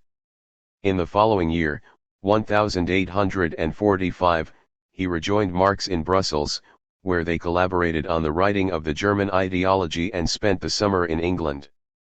Engels was able to initiate Marx into the workings of the most highly developed industrial country. On their return to the continent, Engels took Mary Burns back with him. He now threw himself into political and revolutionary activity, writing the Communist Manifesto with Marx, contributing articles on France and Germany to the Northern Star, and, again with Marx, starting the publication of the Neue Rheinische Zeitung in Cologne. In 1849 Engels took part in the armed uprising in defense of the German constitution, voted but not put into effect, and directed the defenses of Elberfeld. He fought in the campaigns in Baden and the Palatinate, crossing into Switzerland with the last of the defeated insurgent armies when the order for his arrest was out. After a short holiday in Italy he again rejoined Marx, now settled in London. There he stayed for a year, living at No. 6 Macclesfield Street within a stone's throw of the Marxes. As the revolutionary wave of 1848 subsided, it became clear to both men that the paramount need of the time was to broaden and deepen the theoretical principles of revolution, as a guide to future action, and that Marx was best fitted for this task. Thus, in November 1850, in deference and homage to Marx's gifts, Engels took the hard step of going back into the firm of Ehrman and Engels in Manchester. As corresponding clerk and general assistant his salary was not large, £100 a year with 10% of the firm's net profits, yet out of this he managed to provide for the Marx family. After 10 years, following his father's death, he became the general representative of the Manchester branch and in 1864 a full partner. During all those years, despite long hours of hated work, he produced pamphlets, pursued researches into linguistics and military history, kept abreast with the new developments in science and technology, wrote articles for the New York Daily Tribune when Marx's English was still too imperfect, and maintained by almost daily correspondence that friendship which had become his raison d'être, his life's blood. His own part he considered negligible save in so far as it enabled Marx to work. This was the sole justification for remaining in commerce, that most senseless misapplication of human effort in his view. When at last he was within sight of his freedom, he wrote to Frederick Lessner in gentle rebuke for compliments which were the more embarrassing to me inasmuch as in the past 18 years I am afraid I have been able to do practically nothing directly for our cause and have had to devote all my time to bourgeois activity. Now, I hope, that will soon be otherwise, and then I shall certainly do my part to deserve your compliments, for it will always be a joy to me to fight at the side of an old comrade like yourself on the same battleground and against the same enemy. 14 He was resolved to dedicate the rest of his days to the revolutionary movement. "You have always known," he wrote to his mother with whom, until her death in 1873, he maintained a loving and frank relationship, "that I have never in any way changed the views I have held for nearly 30 years, and it can come as no surprise to you that, when occasion demands, I should not only speak out but do my duty in other respects. You would need to feel ashamed of me if I did not. Were Marx not here, if he did not exist at all, it would not alter the situation by one jot." 15 Many years later, looking back, he corrected this assessment and said with dignified and reasonable modesty, "All my life I did what I was made for, that is, played second fiddle, and I believe I acquitted myself tolerably well. And I was fortunate to have so excellent a first violin as Marx." 16. Now, in the May of 1869, on Eleanor's arrival in Manchester, Engels was still tied to the firm. Since January he had been negotiating the legal and financial terms of his release, which eventually took place on July 1. Recalling that summer day 21 years later, Eleanor wrote, "I was with Engels when he reached the end of this forced labor, and I saw what he must have gone through all those years. I shall never forget the triumph with which he exclaimed for the last time, as he put on his boots in the morning to go to his office. A few hours later we were standing at the gate waiting for him. We saw him coming over the little field opposite the house where we lived. He was swinging his stick in the air and singing, his face beaming. Then we set the table for a celebration and drank champagne and were happy." 17. 3. Then we were happy. Eleanor could have said this of her whole stay with Engels. Though there is little evidence for it, Marx was under the impression that her Paris life had been one of restraint. Here, he wrote to Jenny from Mornington Street, "She feels quite at her ease, like a new-fledged bird." 6. And, a week later, "She looks quite blooming, a little longer stay will do her good." 18. If a round of pleasure does one good, as Engels for one firmly believed, then Eleanor was much benefited. There were fireworks at Bellevue, an excursion to Bolton Abbey, including a stay at the Devonshire Arms, a week-end house party with friends of Sam Moore. There were picnics and shopping expeditions, an evening at the theatre and tea parties of bread and treacle. There was even a glimpse of the Prince and Princess of Wales when they came, the guests of the Earl of Ellesmere, to visit the Royal Agricultural Show at Old Trafford, on which occasion Eleanor hoped the children would greet the royal pair by singing "The Prince of Wales in Bellevue Jail for robbing a man of a pint of ale." 19.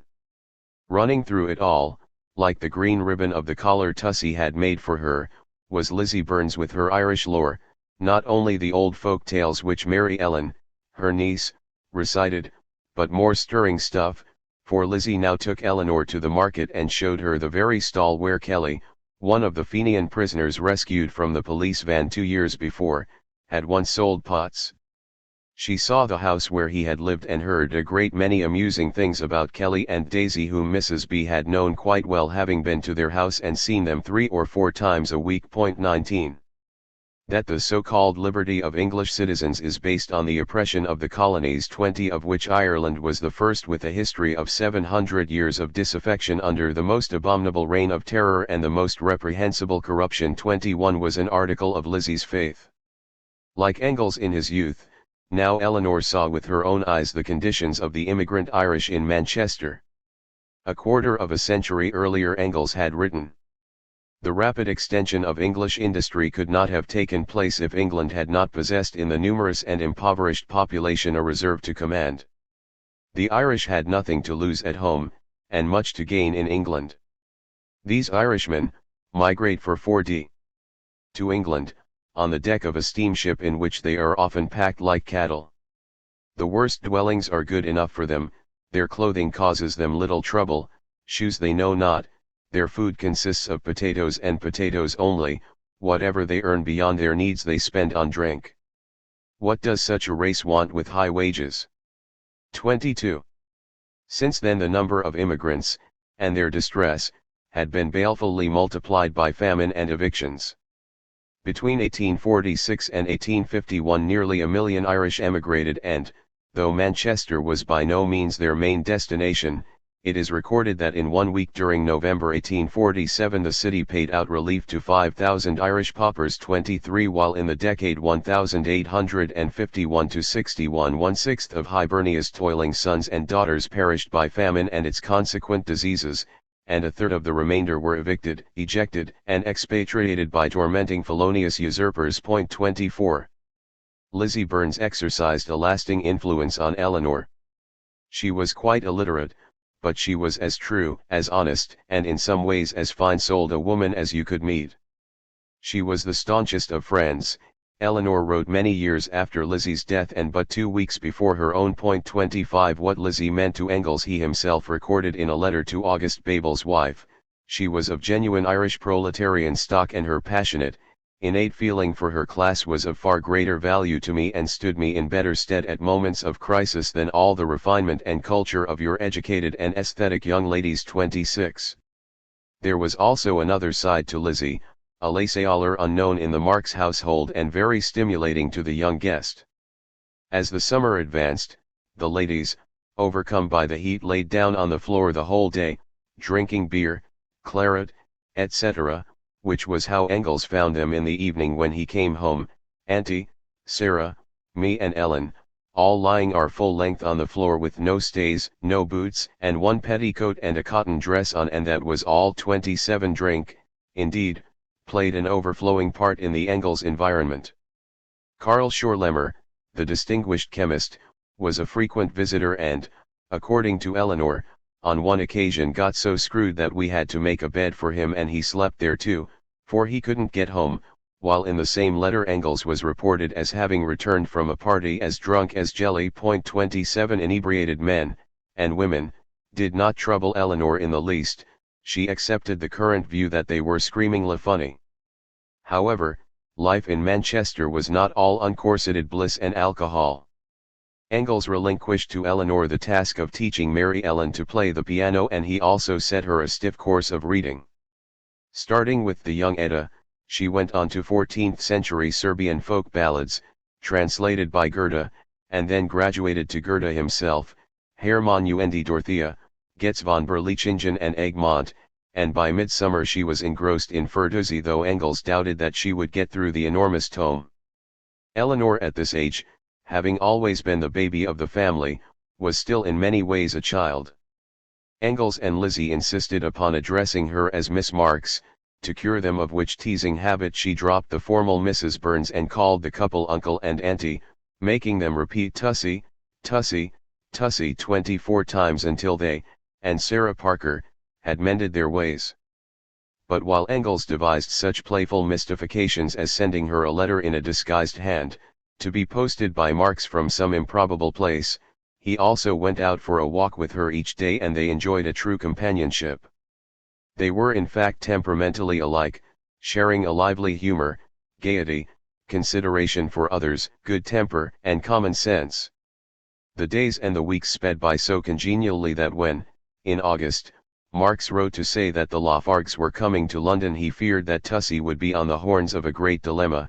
If she were not told that her nephew was there, she would have good cause to reproach Marx, but would be torn between her longing to see the baby and the delights of Manchester. Engels was not one to make heavy weather of such a problem. I have cut the Gordian knot over schnapps, he wrote, and simply informed Tussie of the fact. Whether it had caused her a tragic conflict he really could not say, but in any case she had other things on her mind at the moment, being distracted by toothache. Eleanor elected to stay on and bear Lizzie company while Engels went abroad for a fortnight in August.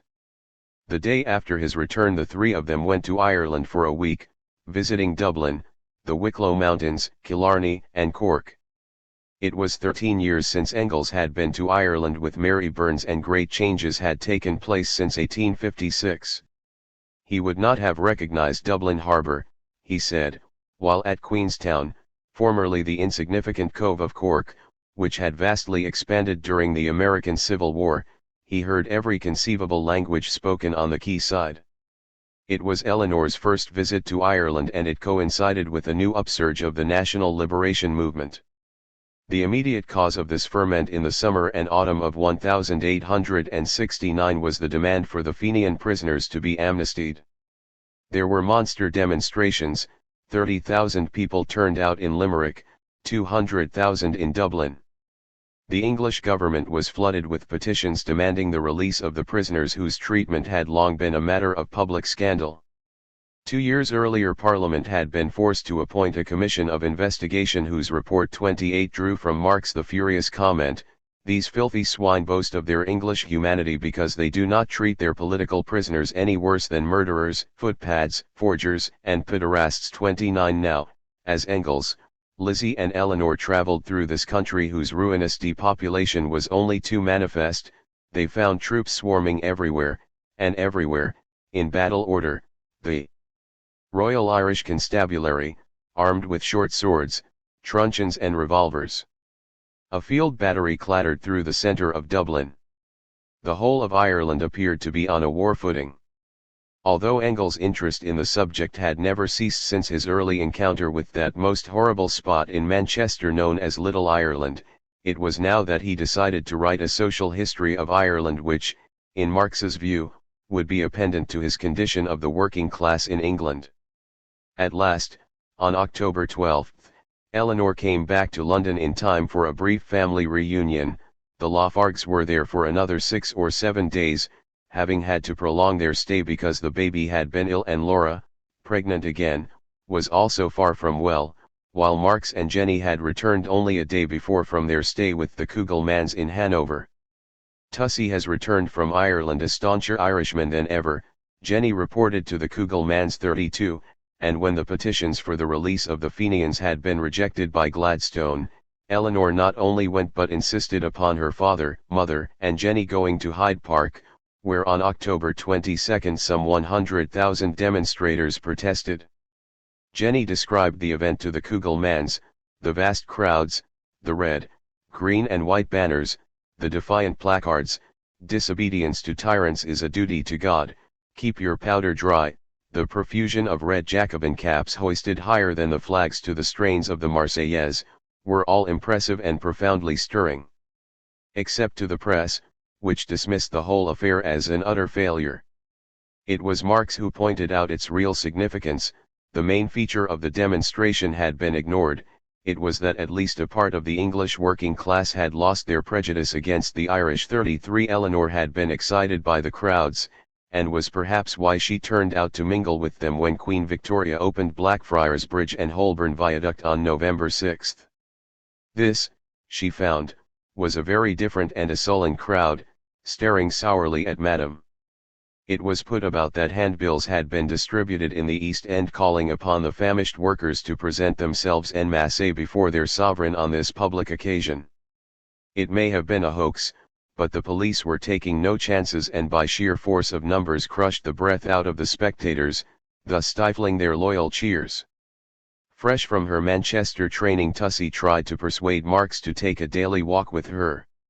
He neatly turned the tables by giving her the alternative exercise of putting his chaotic study to rights, which at least served the purpose of giving them much time together at a moment when, for the newly founded Land and Labour League and for the General Council of the IWMA, Marx was drafting material on the Irish situation.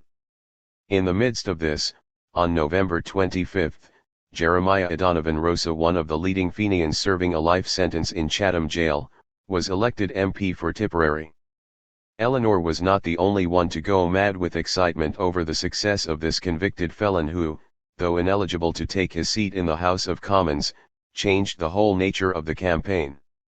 It forces the Fenians to abandon their conspiratorial tactics and the staging of minor coups in favor of practical activities which, though seemingly legal, are far more revolutionary than anything they have done since their unsuccessful insurrection, wrote Engels. 34 Even before the Tipperary results, Marx had proposed a resolution to the General Council of the International which was passed on December 2 saying that Gladstone had deliberately insulted the Irish nation, that he clogs Political amnesty with conditions alike degrading to the victims of misgovernment and the people they belong to, and expressing admiration of the spirited and high-souled manner in which the Irish people carry on their amnesty movement. 33 Before the year was out, this resolution was communicated to all branches of the IWMA in Europe and America and was published in London, Leipzig, Geneva, and Brussels.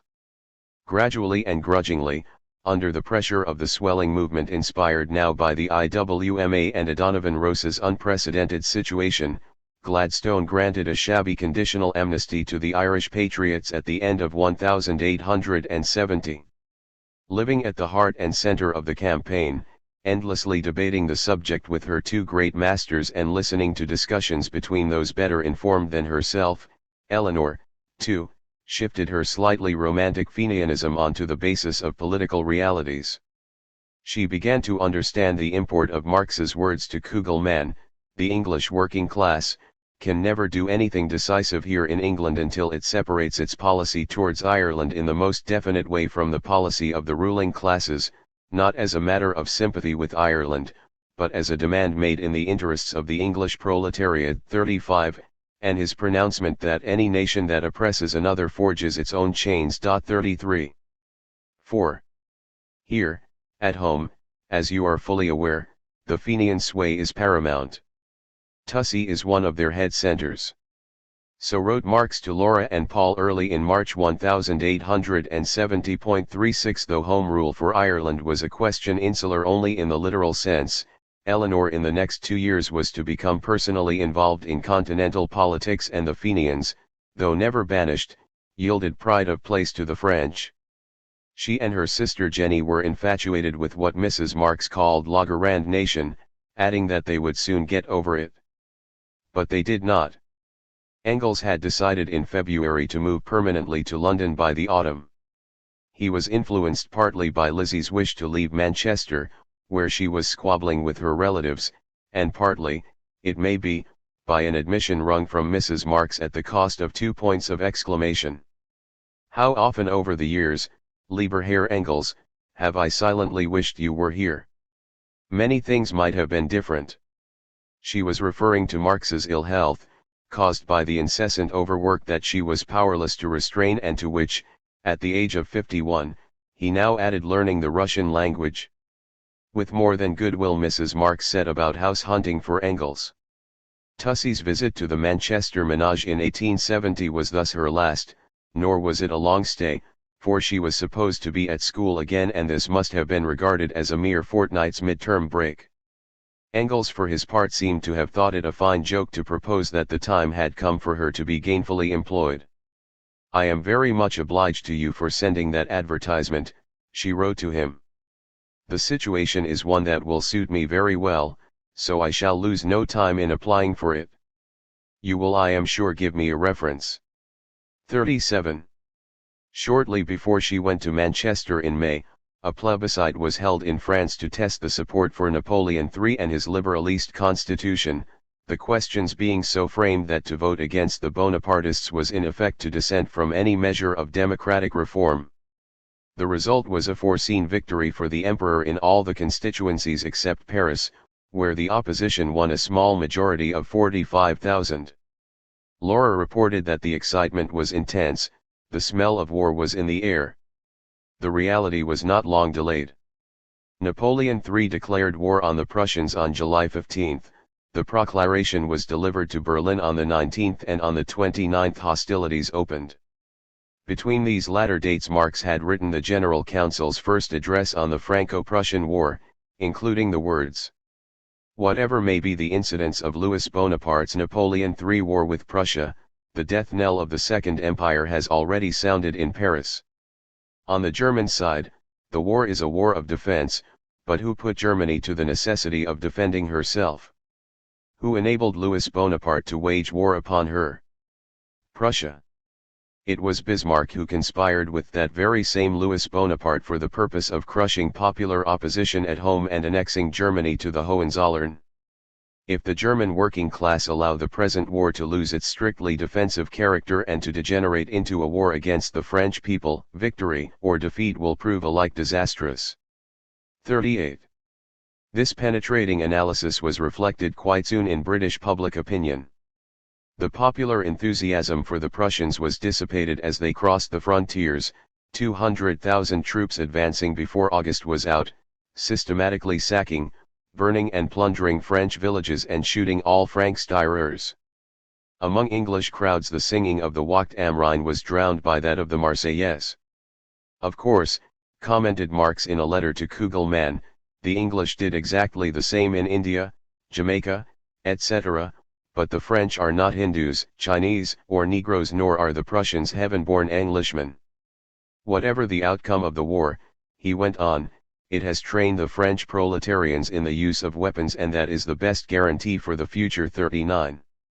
On September 2, 1870 at Sedan, an unimportant little town in the Ardennes noted only for its manufacture of black cloth, the decisive battle of the war was fought. It raged from dawn until dusk, ending with the capture of Napoleon III, 39 of his generals, some 3,000 officers, 28,000 men, the destruction of MacMahon's army and the downfall of the Second Empire. 2 days later, on September 4, the Third French Republic was proclaimed. Although it marked the end of nearly 2 decades of the imperial rule that had resulted in unprecedented riches for the rich and poverty for the poor, the new republic was not in any sense a progressive administration, being almost entirely in the hands of those who had shamefully betrayed the 1848 Rising. The second address on the Franco-Prussian War was written between 6 and September 9, that is, in the days immediately following Sedan, when, in Engels' view, the war was over to all intents and purposes. It was again an accurate assessment of the situation, penned when the English newspaper reader had barely caught up with the events themselves. Indeed, the political journalist, or commentator as he is often called today, who devotes so much energy to stoking hatred of communism, could well take a lesson from its founders, who were also masters of his meaner trade. Though Marx wrote this document, Engels had provided much material for it. Since the end of July he had been contributing regular articles to the Pall Mall Gazette under the title Notes on the War, many of which were plundered, without acknowledgement, by the other London papers, perhaps as an honorary tribute to the leading military theorist of the time. It was these articles, for which he received 2 1/2 guineas apiece, half of which he declared he owed and therefore paid to Marx, while Eleanor, the ferocious girl, and Jenny laid claim to the first spoils of the war as brokerage, that earned Engels the nickname of General, by which he was known to his intimates for the rest of his days. Originally it had been General Staff, and arose from a comical mistake of Le Figaro, which paper showed its gross ignorance by speaking of the General Staff as if it were an individual, meaning General von Moltke. Though he continued to write his articles until February of the following year, Engels was now actively preparing his move to London. From Ramsgate, to which the Marxes and Lenin travelled by sea to spend the last 3 weeks of August, Tussey wrote to him, "I suppose you know that last Tuesday Moore and Jenny went to look for houses 41. They need not have done so. Mrs. Marx had not merely inspected and reported on a number of possible places long before, but in July she had indeed found a house near Primrose Hill for £60 a year, which she heartily recommended. Eleanor and Jenny gave it the stamp of their approval, and Marx advised him to take it. London was beginning to swarm with French refugees, bringing their money to safety, and gentlemen's residences would be in great demand.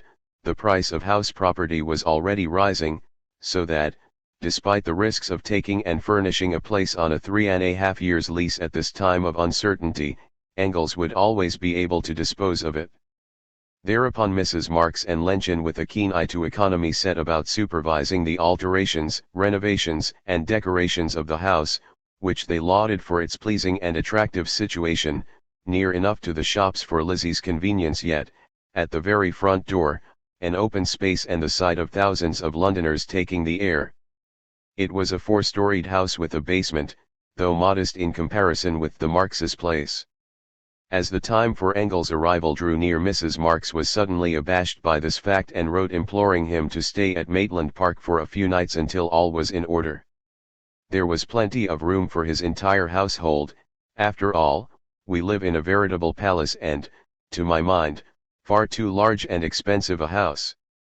Engels moved on September 20, 1870 and lived at 122 Regent's Park Road for the next 24 years. This was not the only move that preoccupied the Marxes at that period.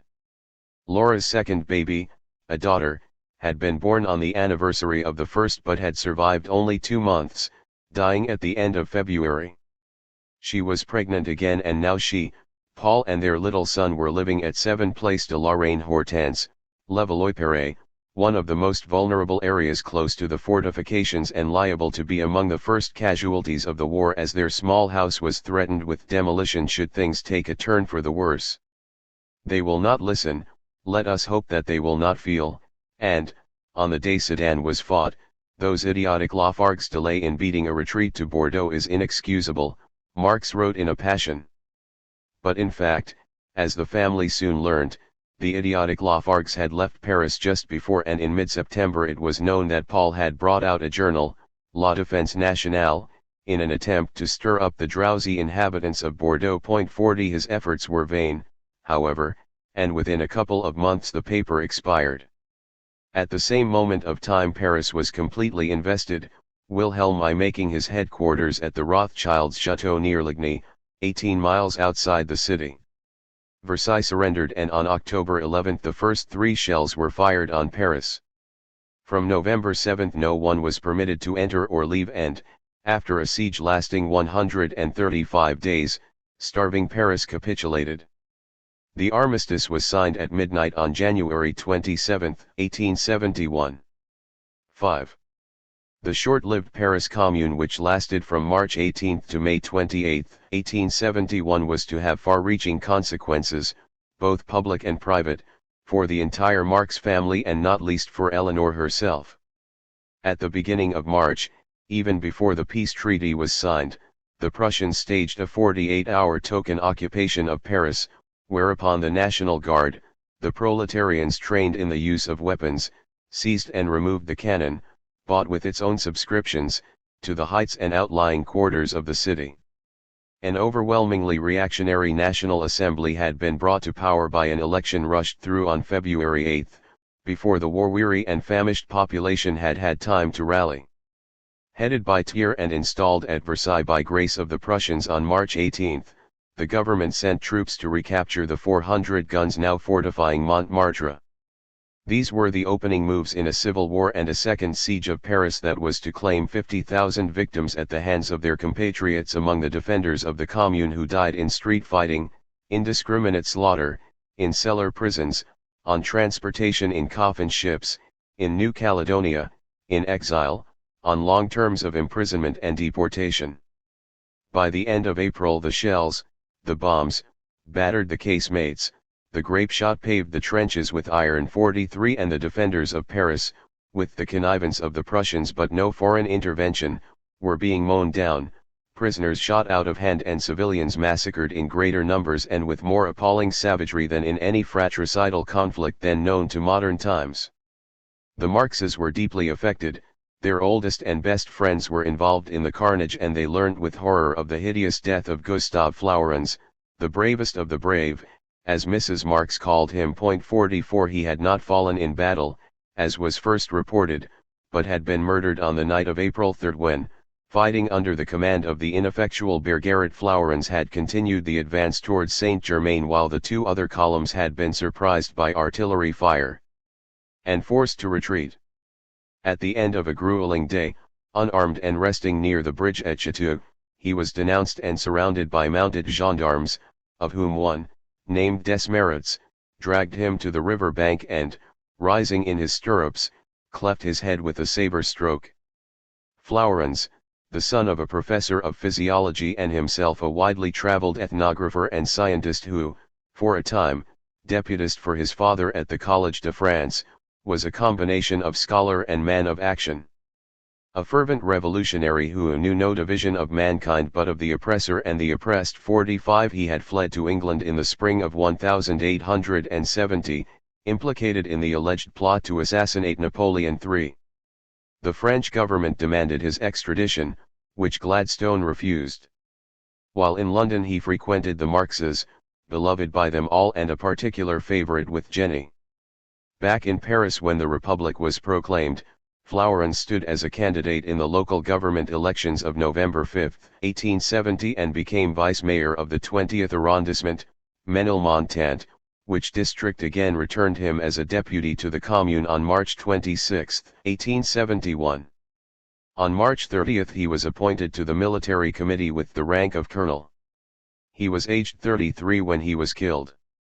At this juncture and weighed down by such tragic events, Eleanor went to France with Jenny, arriving in Bordeaux on May 1. Why she went is not altogether clear, though the circumstances provide grounds for reasonable conjecture. Certainly Laura was in need of help. Her third baby, a boy, had been born early in February and, like the little daughter who had died, was far from strong. Paul had gone to Paris in April to obtain from the Commune de Pleins pouvoirs to organize the Revolutionary Army in Bordeaux 46 and had written to say that he was on his way home, but he did not arrive and nothing further was heard from him. This was hardly surprising since, though postal communications within the capital and the telegraph service had been restored by the middle of April 47, the Versailles government was determined to isolate Paris from the provinces, to which end not only had railways been cut off but newspapers and letters were regularly intercepted and confiscated. 48 Despite these good reasons for Paul's silence and failure to return, Laura was apprehensive, lonely, and also alarmed when the baby now fell dangerously ill. Jenny's impulse, on learning the news, was to join her sister at once, and I do not mind confessing that in case of opposition on the part of my parents, I resolved to go off on the sly. She wrote. 46 She was dissuaded, however, by the fact that she would not be able to enter France without a passport and accepted the advice of her father and staff, as she now called Engels, to wait for the slow route by steamer. Probably, though Eleanor at the age of 16 could not offer much protection, it was thought wiser that Jenny should not make the journey alone at such a time. On their arrival they found Paul back in Bordeaux, but as the month advanced and the Commune entered the bloody week of its final defeat on May 25, making its last stand in the Père Lachaise cemetery, it became imperative for the Lafargues to move. Paul was a marked man and no active supporter of the Commune was safe from the legal executions, wholesale denunciations, and indiscriminate arrests now in full swing. Accordingly the four of them, with Schnappi and the sick baby, went to Bagneries de Luchon in the Haute-Garonne, a small town of some 4,000 inhabitants, close to the central Pyrenean range at the confluence of the rivers One and Peak, developed in the 18th century, with hotels, lodging houses, and a small casino, as a place of fashionable resort. Here they lived in complete retirement, seeing no one except the doctor whose services were in daily demand for the infant. On June 13 Marx, who was, as he emphasized, in possession of full information, being in close touch with the progress of events through a German businessman, probably Annie Lowe, who traveled constantly between Paris and London, wrote a carefully worded letter to his children recommending them to move to a better climate on the Spanish side of the Pyrenees. Paul's health in particular will deteriorate and may even incur great danger if he any longer hesitates to follow the advice of medical men who know everything about his constitution and have besides consulted his doctors at Bordeaux, etc. He added that in London the cousins from the country, meaning the communard refugees, are thronging its streets. You recognize them at once by their bewildered air. 49 Despite this very clear warning, Paul remained at Luchon for another 6 weeks. The reason is not far to seek. On July 26, at 6 months old, the baby died. Within a few days, having been informed that his arrest was imminent, Paul crossed the frontier into Spain by mule path from Luchon by the Port de Portillon to Bosost, an ancient and rather derelict town 25 miles away. On August 6 the three sisters and Laura's little son went to visit him there. They had intended to go only for the day, but Schnappi was now ill with dysentery and Laura had to stay behind. Jenny and Eleanor, however, went back to Luchon that same evening. Eleanor now takes up the story. Jenny and I, on returning from Bosost, were arrested on the French frontier and conducted by 24 gendarmes right across the Pyrenees from Fos to Luchon, where we were staying.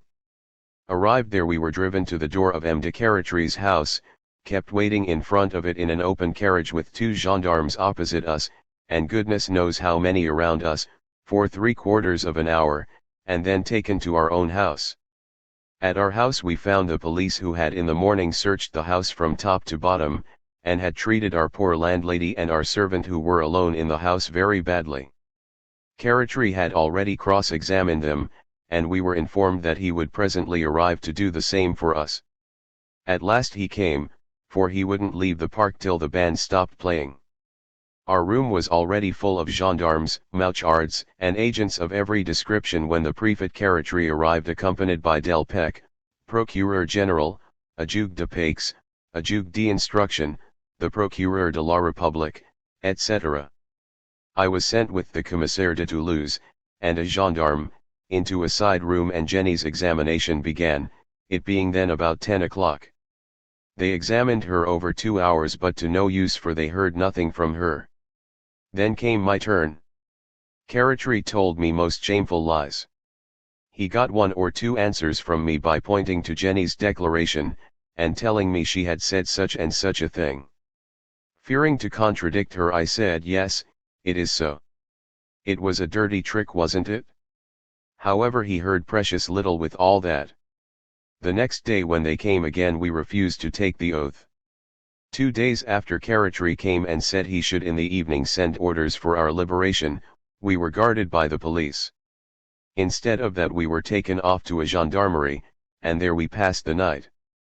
The next day we were, however, let off.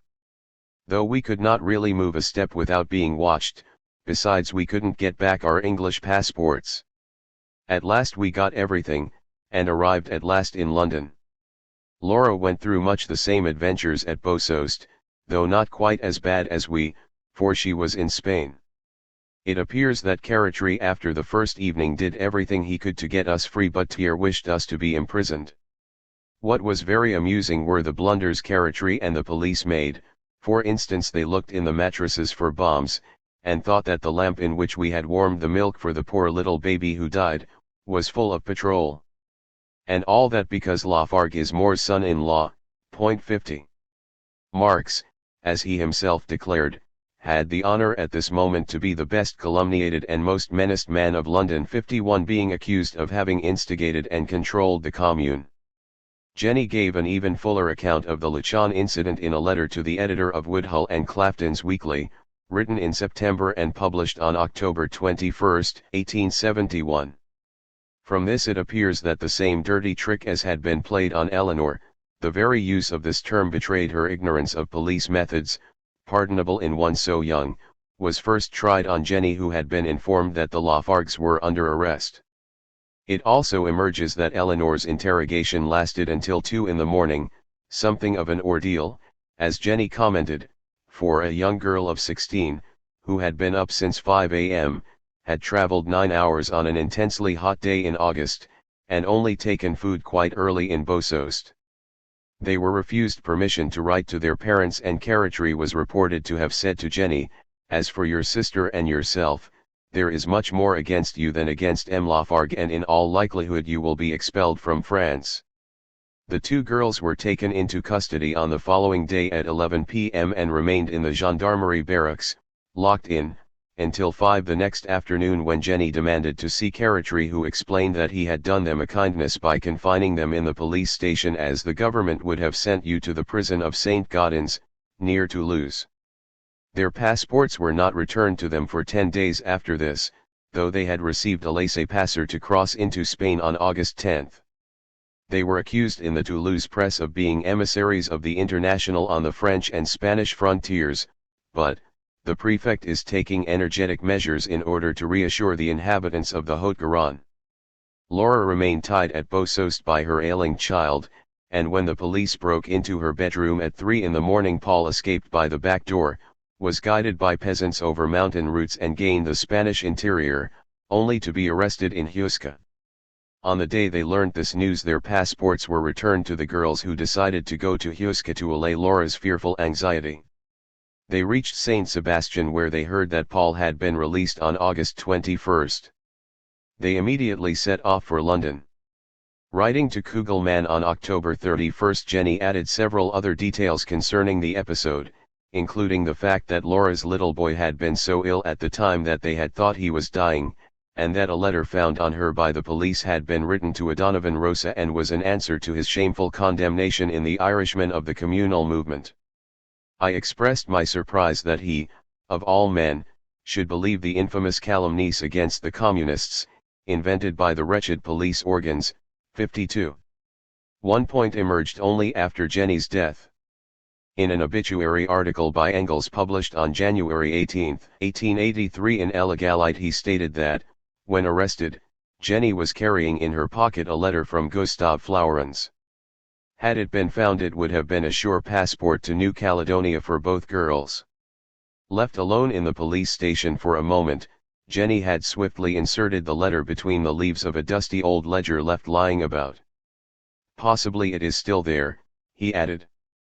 It is of some interest that on her arrest Jenny should have been carrying these two letters, one to the exiled Fenian, the other from the murdered communard, for she herself was the link between them. Rosa recalled that while in prison in England I was treated pretty harshly, and publicity of my treatment was the only protection I had for my life. There was a French exile in London named Gustav Flowerens. He became interested in my case, more interested than many Irishmen.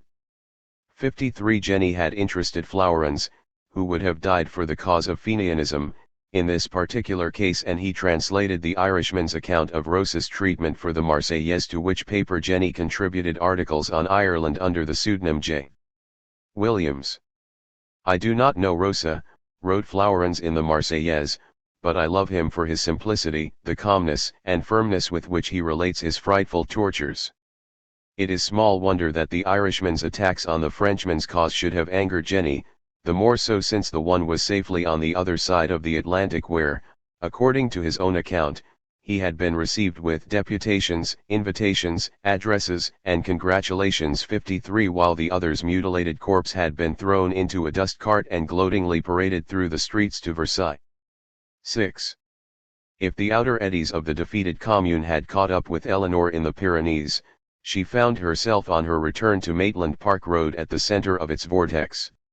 She had now read her father's Civil War in France, drafted during Bloody Week and presented to the General Council of the IWMA on May 30, 2 days after the dislodgement of the last defenders of the Commune on the slopes of Belleville. This address became at once both the target for the most vicious attacks upon its author and the magnet which drew the communard refugees to his house. Marx's admiration for the first proletarians to seize power had been expressed much earlier in a letter to Kugelman. What flexibility, what historic initiative, what capacity for sacrifice, he exclaimed. After 6 months of being starved into submission and brought to ruin by internal treachery rather than by the external enemy, they rise. History has no like example of a like greatness. These people were storming heaven, and it was the most glorious deed of our party. 54. Even if it were to be crushed. Crushed it was, and, from the end of May, larger and ever larger numbers of those who had escaped massacre and deportation flocked to London, without clothes on their back or a farthing in their hands. 52. Their needs were imperative, and Marx and Engels turned themselves into an ad hoc relief committee, raising funds, writing to potential employers, pacifying landladies whose refugee tenants could not pay the rent, and appealing to foreign sections of the International for help. You have no idea what we have been through here in London since the downfall of the Commune, wrote Mrs. Marx. All the nameless misery, the unending distress. 55. There are a great many members of the Commune here, and the poor refugees suffer frightfully, wrote Eleanor to Liebknecht. They have none of them any money, and you can't think how difficult it is for them to get work.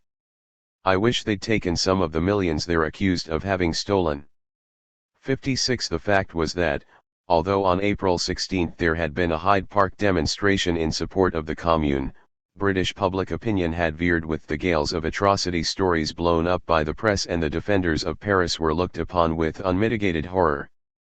It came to Marx's ears that the Home Office had been asked by the French government to arrest and extradite the refugees so that they could be prosecuted for civil crimes. If they took work in England under assumed names, they were dismissed as soon as their identity was known. Their sufferings were beyond description. They are literally starving in the streets of this great city, and, while they congregated in idleness and poverty in a bare club room at number 40 Rupert Street in Soho, for more than 5 months the International supported, that is to say, held between life and death the great mass of exiles. 57 Such was the prejudice against them nourished by the hostile newspapers that when the first anniversary of the Commune came round, they were refused the use of a meeting place and not allowed to meet in any hall in London. 58. Eleanor has left a graphic description of that occasion, written 21 years later. No doubt few of you remember the condition of perfectly frantic fury of the whole middle class against the Commune. To many of you it will seem strange when I remind you that it was proposed, quite seriously, that the communards who had taken refuge in England should be handed over to the doctors and the hospitals for purposes of vivisection. Perhaps exceptionally brutal in form, this proposition nevertheless largely expressed the feelings of the whole of respectable society. Saddest of all is the fact that in England the workers also, with rare exceptions, just as there were some middle-class exceptions among the Communists, were as bitterly hostile to the Commune as their exploiters. And so it was but a small knot of English men and women who on that first anniversary came to meet the foreigners, most of them persons escaped from Paris, and to celebrate the memory of the Commune, but that meeting never came off at all. When we got to the hall we found it closed against us. The landlord preferred to return the deposit and to pay a penalty for breach of contract to allowing such a set of ruffians in his highly respectable hall. Then the said ruffians adjourned to a modest inn and sat down together to an improvised, and not luxurious, supper. And, despite the tragic horrors of that terrible year, despite the fact that most of these men and women had passed through deadly peril, that they were miserably poor, exiled, not a few suffering from still unhealed wounds, that there was hardly one among us who had not lost some near and dear to us, or, worse still, who had not some dear friend, who had not father or mother, sister or brother or child rotting in the horrible pontoons or on the awful plain of Satry. Despite all this we were a merry party. In the midst of so much suffering, immediately after this overwhelming defeat, these men and women were gay with the gaiety of perfect faith. Alas! To many the hour of triumph was never to come, never even some small sign that it was approaching. Of all that goodly company few are left now. Yet through the long years of waiting and of exile they did not lose heart. While all the world, in England even the working class world, was thus against the Commune, one great organization stood by the revolutionists, holding aloft the red flag. That organization was the International Working Men's Association. In Spain, in Italy, in Belgium, in Switzerland its members went to prison for expressing their sympathy with the Commune. In Germany not only were they sent to prison, but when Moltke made a triumphal entry in Berlin, the workers received him with cries of "Long live the Commune" and were charged and dispersed by cavalry. In England certainly many members withdrew from the association, but some remained faithful, even after the General Council had issued its now world-famous pamphlet The Civil War in France. This pamphlet, like nearly all the publications of the International, was written by my father, and is unquestionably the most valuable contribution to the literature of the Commune. To the brilliancy of its style even the reactionary press bore witness, although they did call its author infamous and many demanded a state prosecution. It was then that my father publicly acknowledged himself as the author, though it was, of course, signed by the council. If the reactionary press admitted the literary excellence of the work, the communards declared it to be a clear expression of what the Commune really meant, and had put clearly even to themselves, what they had only felt vaguely. But while this pamphlet will tell you the true meaning of the revolution of March 18, and will remind you of the unparalleled heroism of its defenders, there is one thing this pamphlet cannot tell you, for it was written in 1871. And that is the way these men and women lived, that, almost without exception, the after lives of these communards were worthy of their cause. To fight heroically is much. But how many are there who can be heroic not for a day, an hour, but every hour, of every day, in the long weary years? Yet these people bore hunger and privation, disappointment, and the agony of hope deferred without faltering or falling. All honor to their memory. 59. Those who have mingled with the political refugees produced by the scourges of the present century will understand that there is no real contradiction between Eleanor's tribute to the spirit of the communards, written in the light of memory, and Engels' words, penned in September 1874, all these people want to live without any real work, their heads full of alleged inventions that are supposed to make millions if someone will put them in the way to promote these inventions, for which only a few pounds are needed. But should anyone be obliging enough to comply, he is not merely done out of his money but decried as a bourgeois into the bargain. The disordered life during the war, the commune, and exile has hideously demoralized these people, and only sheer hard necessity can bring a disorganized Frenchman to his senses. The great mass of anonymous French workers on the other hand has abandoned politics for the time being and found work here.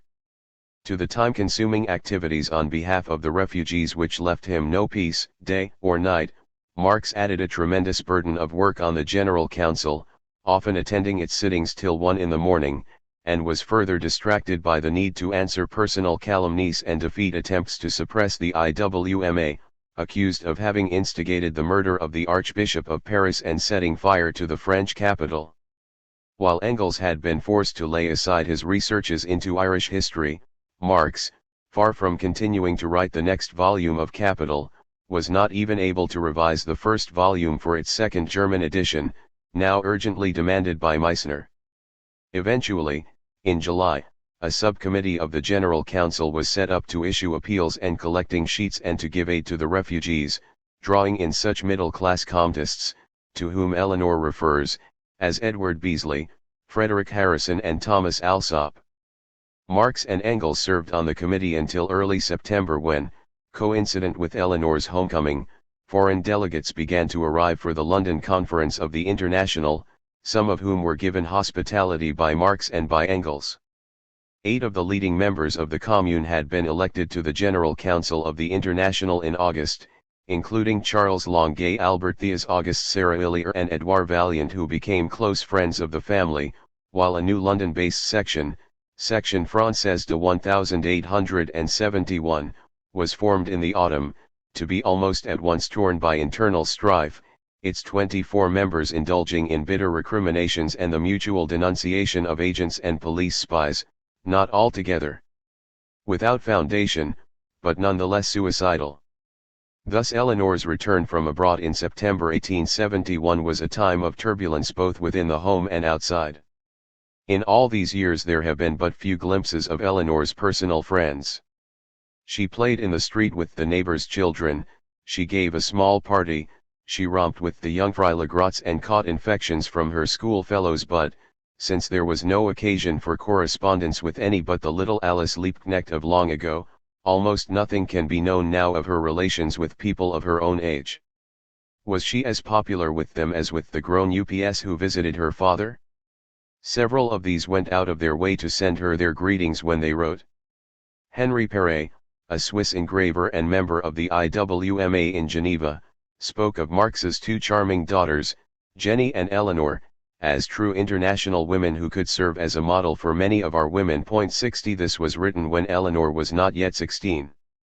Anselmo Lorenzo, the founder of the Spanish section of the IWMA, wrote that he retained the most pleasant memory of Tussie and laughed when he talked of the conversation he had with her on the way to the post. 61 In his book El Proletariado Militant 62 Lorenzo described this occasion, when I expressed my wish to send a telegram to Valencia to report my safe arrival in London.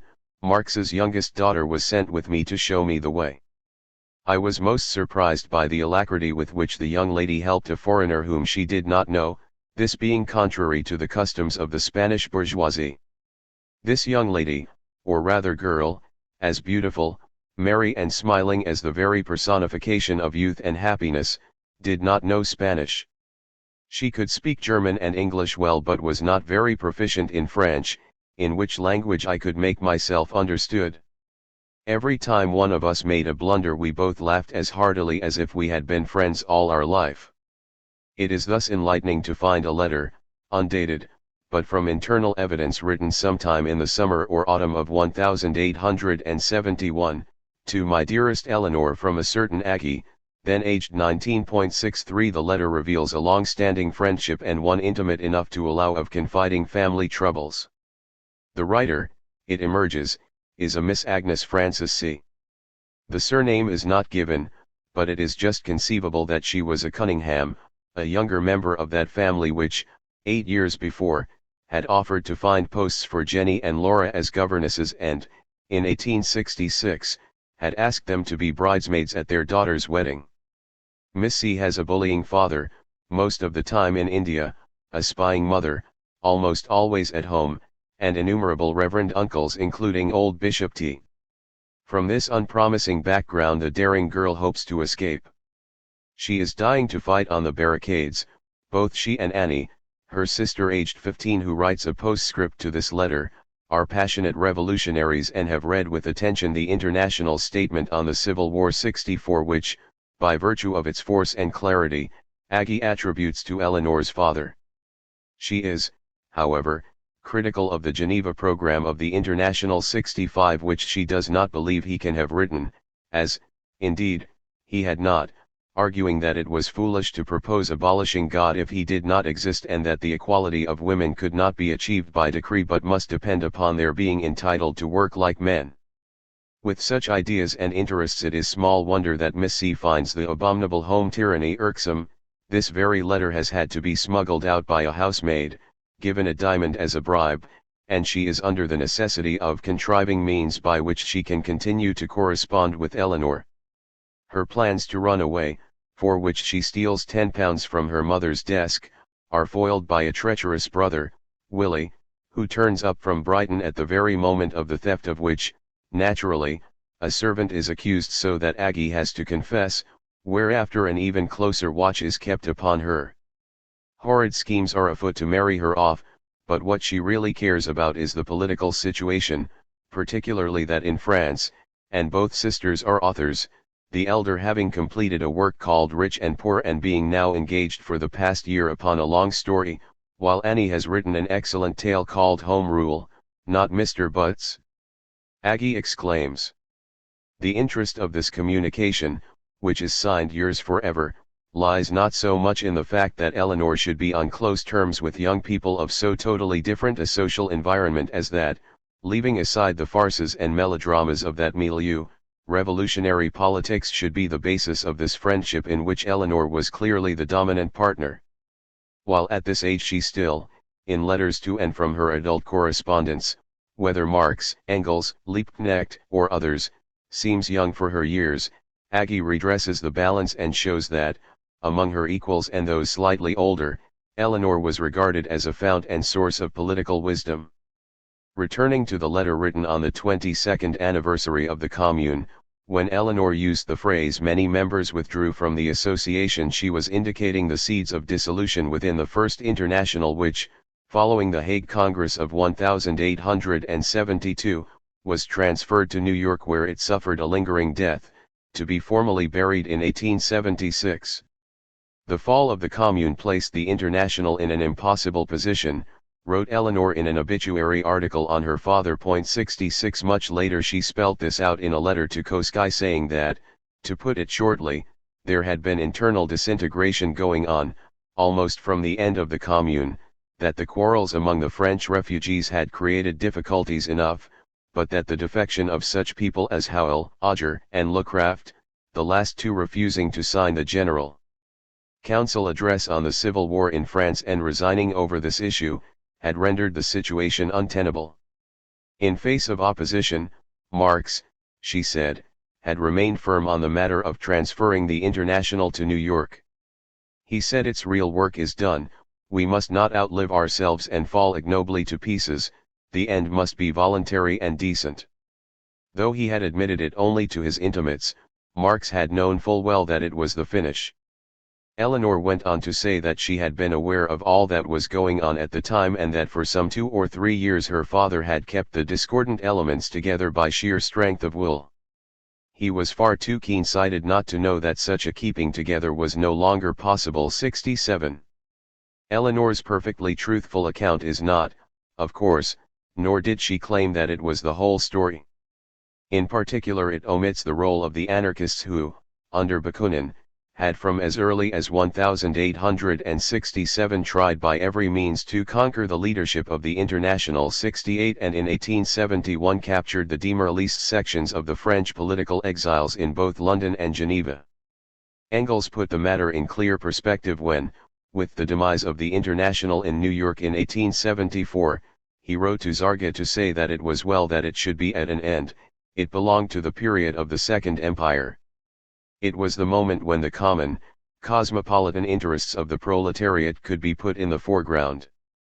Actually, in 1864 the theoretical character of the movement was still very confused everywhere in Europe, that is among the masses.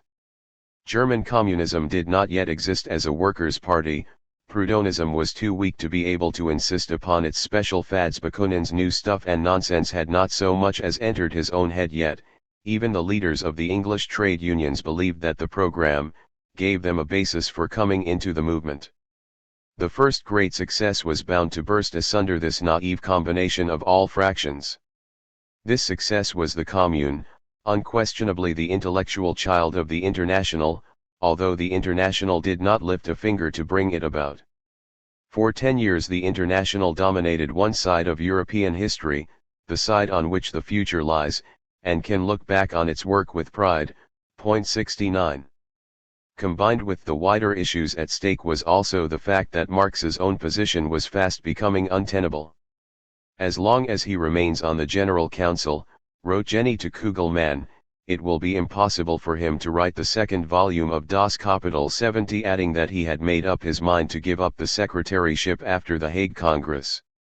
His involvement with the refugees had been deep and personal, for he never forgot what it was to be a political exile, and when their disruptive activities bedeviled the General Council it was with bitterness that he wrote to Zarga, "This is my thanks for losing almost 5 months in work for the refugees and for saving their honor by the address on the Civil War."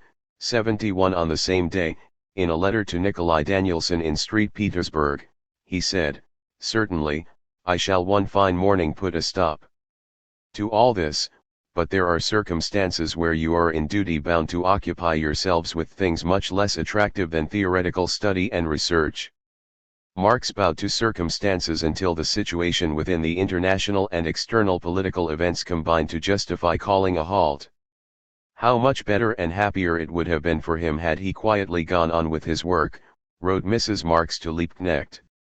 And as for our private life, what ruin, what torture! Just at a time when our girls needed help. 73. 7. The reason why the girls needed help, or at least that some notice should be taken of them at this juncture, was that in March 1872 Jenny became engaged to Charles Felix César Longuet, Lafargue's former fellow student, born at Caen, Calvados, in 1839. Under the Commune he had been a member of its labor committee and the editor of its official journal until he applied for his release to take up military service. At the same time Leo Frankel, a Hungarian socialist whose election to the Central Committee of the Commune as deputy for the 13th arrondissement, Gobelins, the head of the Labor and Trade Committee and a member of the Finance Committee, had demonstrated that there was no narrow nationalism among the defenders of Paris, was much drawn to Eleanor. "There is great rejoicing now in your family over the Longuet business," wrote Engels to Laure, who was in Madrid where she and Schnappi had rejoined Paul in February. "Tussie, too, is very pleased about it and looks as if she should not mind to follow suit." 74. She did not merely look, she acted, but not in response to Frankel's marked attentions. Instead she became engaged to Lissaguet, a dashing character and one of the Commune's boldest fighters who was not, however, favored by the Marxes as a son-in-law. Jenny's engagement on the other hand elicited not only general approval but also one of Mrs. Marx's flights of eulogy and optimism. Longuet was a very gifted and a very good, fine, proper man, she wrote to Liebknecht, and, since the young people held the same views and convictions, their future happiness is guaranteed. In the same letter she reported, with emphasis, That Tussie was lively and well and a politician from top to toe. 75 There was not a word of her attachment to Lissaguet. It was simply ignored. Indeed, although her engagement, entered upon secretly at first, lasted for 9 years, there is only one recorded instance of her mother openly announcing it 76 while her father refused to recognize it altogether. Possibly Lissaguet's nationality was against him, for Mrs. Marx, despite her bliss, expressed some anxiety about the Longuet alliance on that score. I had sincerely hoped that Jenny's choice, for a change, would have fallen on an Englishman, or a German, rather than a Frenchman, who, combined with the national qualities of charm, is naturally not without their weakness and irresponsibility. 75 She also complained bitterly to Becker about French chauvinism, if one does not choose to believe their pack of lies and French fiddle-dee-dee, which I find impossible to do, one is considered a Prussian. 77 Also, it must be borne in mind, Frenchmen, quite apart from carrying off 2 of his girls, had been a terrible nuisance to Marx in the recent past. Again, Lissaguet was 17 years older than Eleanor, exactly twice her age at that date. But, above all, it was his flamboyance, the very quality that attracted Eleanor, which made him ineligible. Marx did not trust him. I ask nothing of L, he wrote to Engels, but proof, not phrases, that he is better than his reputation and that one has some justification for relying upon him. While preparations were in train for the Hague Congress, which Marx regarded as a matter of life and death for the International, another matter of life and death touched the family even more nearly as Laura's little son, her only surviving child, lay slowly dying in Spain.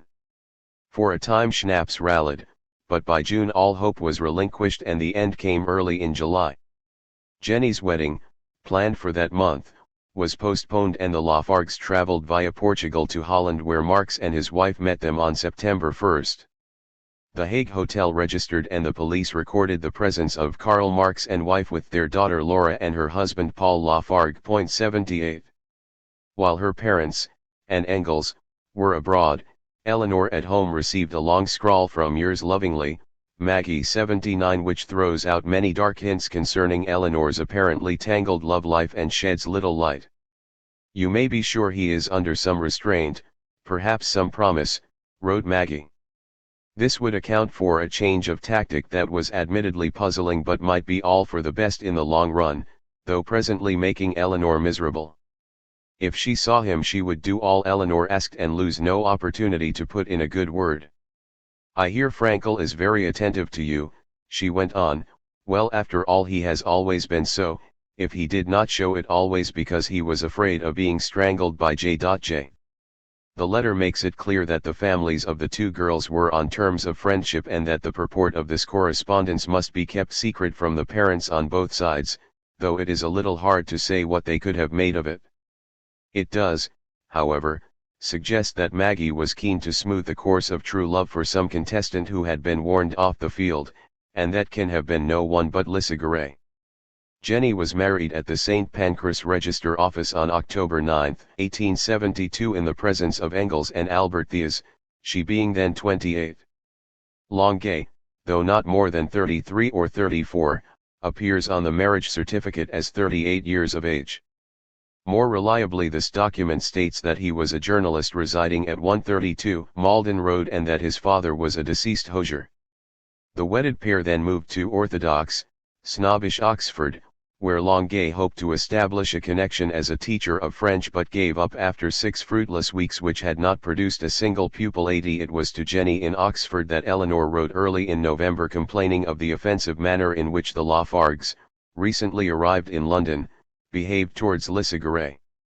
They had treated him to a very cold bow when introduced at her parents' house, but Eleanor had attributed this to a certain Jean at a first meeting. On taking their leave, however, they were equally distant while, on a second occasion, they shook hands with everyone else present and pointedly omitted Lissaguet. Eleanor was nettled, either Lissaguet is the perfect gentleman Paul's letter and his own behavior proclaim him to be and then he should be treated as such, or else he is no gentleman, and then ought not to be received by us, one or the other. but this really unladylike behavior on Laura's part is very disagreeable. I only wonder Lissa comes at all. He told me, too, that he would come one day this, or early next week to read me some extracts from the second edition of his book which is shortly to appear. 81. By the spring of 1873 the whole situation had become very disagreeable indeed and reached a climax. Towards the third week of March Eleanor went to Brighton with her father. In reply to a cheerful letter, Mrs. Marx wrote to her there on the 25th, giving news of Jenny, then 3 months pregnant, and an account of various meetings at one of which, badly chaired by Maltman Berry, Alfred Milner had spoken. A number of difficult Frenchmen had threatened to walk out because the documents under discussion and the resolution proposed were not translated, while Lissaguret had insulted Ranvier, and Roulier had made an uncouth joke at Marx's expense. 82 The tone and content of this letter assume that Eleanor would wish to be kept in touch with all that went on during a brief absence and, indeed, it expresses the hope that this dead fortnight will do her good. But on April 1 Marx came home alone, leaving Eleanor in Brighton, where she was determined to stay and earn her own living. That this decision was neither premeditated nor planned is clear. 2 days after Marx's return to London her mother is writing to Eleanor to say that she will send on a little outfit as soon as possible, that for the first week, the length of time it might take her to find a post, she had enough to wear and could always buy herself a few pairs of stockings in Brighton. Be brave, be courageous, wrote Mrs. Marx. Do not let this fearful crisis overwhelm you. Believe me, despite appearances to the contrary, nobody understands your position, your conflict, your embitterment better than I do. Let your young heart triumph and remember that where the guilt lies there also lies the heaviest suffering. Forgive me if at times you have felt that I hurt you. There is much in this letter to suggest that Laura had played some part in the fearful crisis, for the mother emphasizes that whereas a sister may cease to be and to feel as a sister, the child always remains the child, even if at fault and in the wrong. The more at fault, the greater the compassion and sympathy, said Mrs. Marx, and Eleanor's burden was the lighter in that she had nothing, or barely anything, with which to reproach herself. 83 But where the guilt lay, who was to blame, and for what, are not disclosed. Eleanor had friends in Brighton, in particular a French socialist pastor named Pascal and his wife, through whom she hoped to get pupils. She also applied to an agency. You see, I'm going in for it with a vengeance, she wrote to Marx. 84. Neither of her parents opposed this step, unforeseen though it was and taken at an age when her sisters had been regarded as children whose smallest attempt to stand on their own feet had been frowned upon. Mrs. Marx, though now approaching 60, had greatly modified her views on this subject, writing to Tussie that I alone understand how dearly you long for work and independence, the only two things that can help one over the sorrows and cares of present-day society. 85 She sent off Eleanor's wardrobe without delay, hoping she would recognize her old friends again and promising other things to follow. There was a great deal more about clothing which, her mother was sure, would bore Eleanor to tears because, I know how little store you set by such things and how lacking in vanity and a love of finery you are. 86. Eleanor quickly found private pupils, who paid her tens a week, and throughout April she took all that came her way. She was also busy reading Polybius and asked her father for some other of the old histories you promised me. 84. But it was not until May 5, having turned down an offer from another school, that she started in regular employment with the Mrs. Hall who ran one of the 14 seminaries for young ladies. There were also 3 for young gentlemen, in Sussex Square. She was not, of course, engaged to give instruction on the fundamentals of socialism or current revolutionary affairs, though she had the good fortune to find at least one pupil who took an immense interest in these subjects and for whom she begged a copy of the Civil War in France from her mother. 88.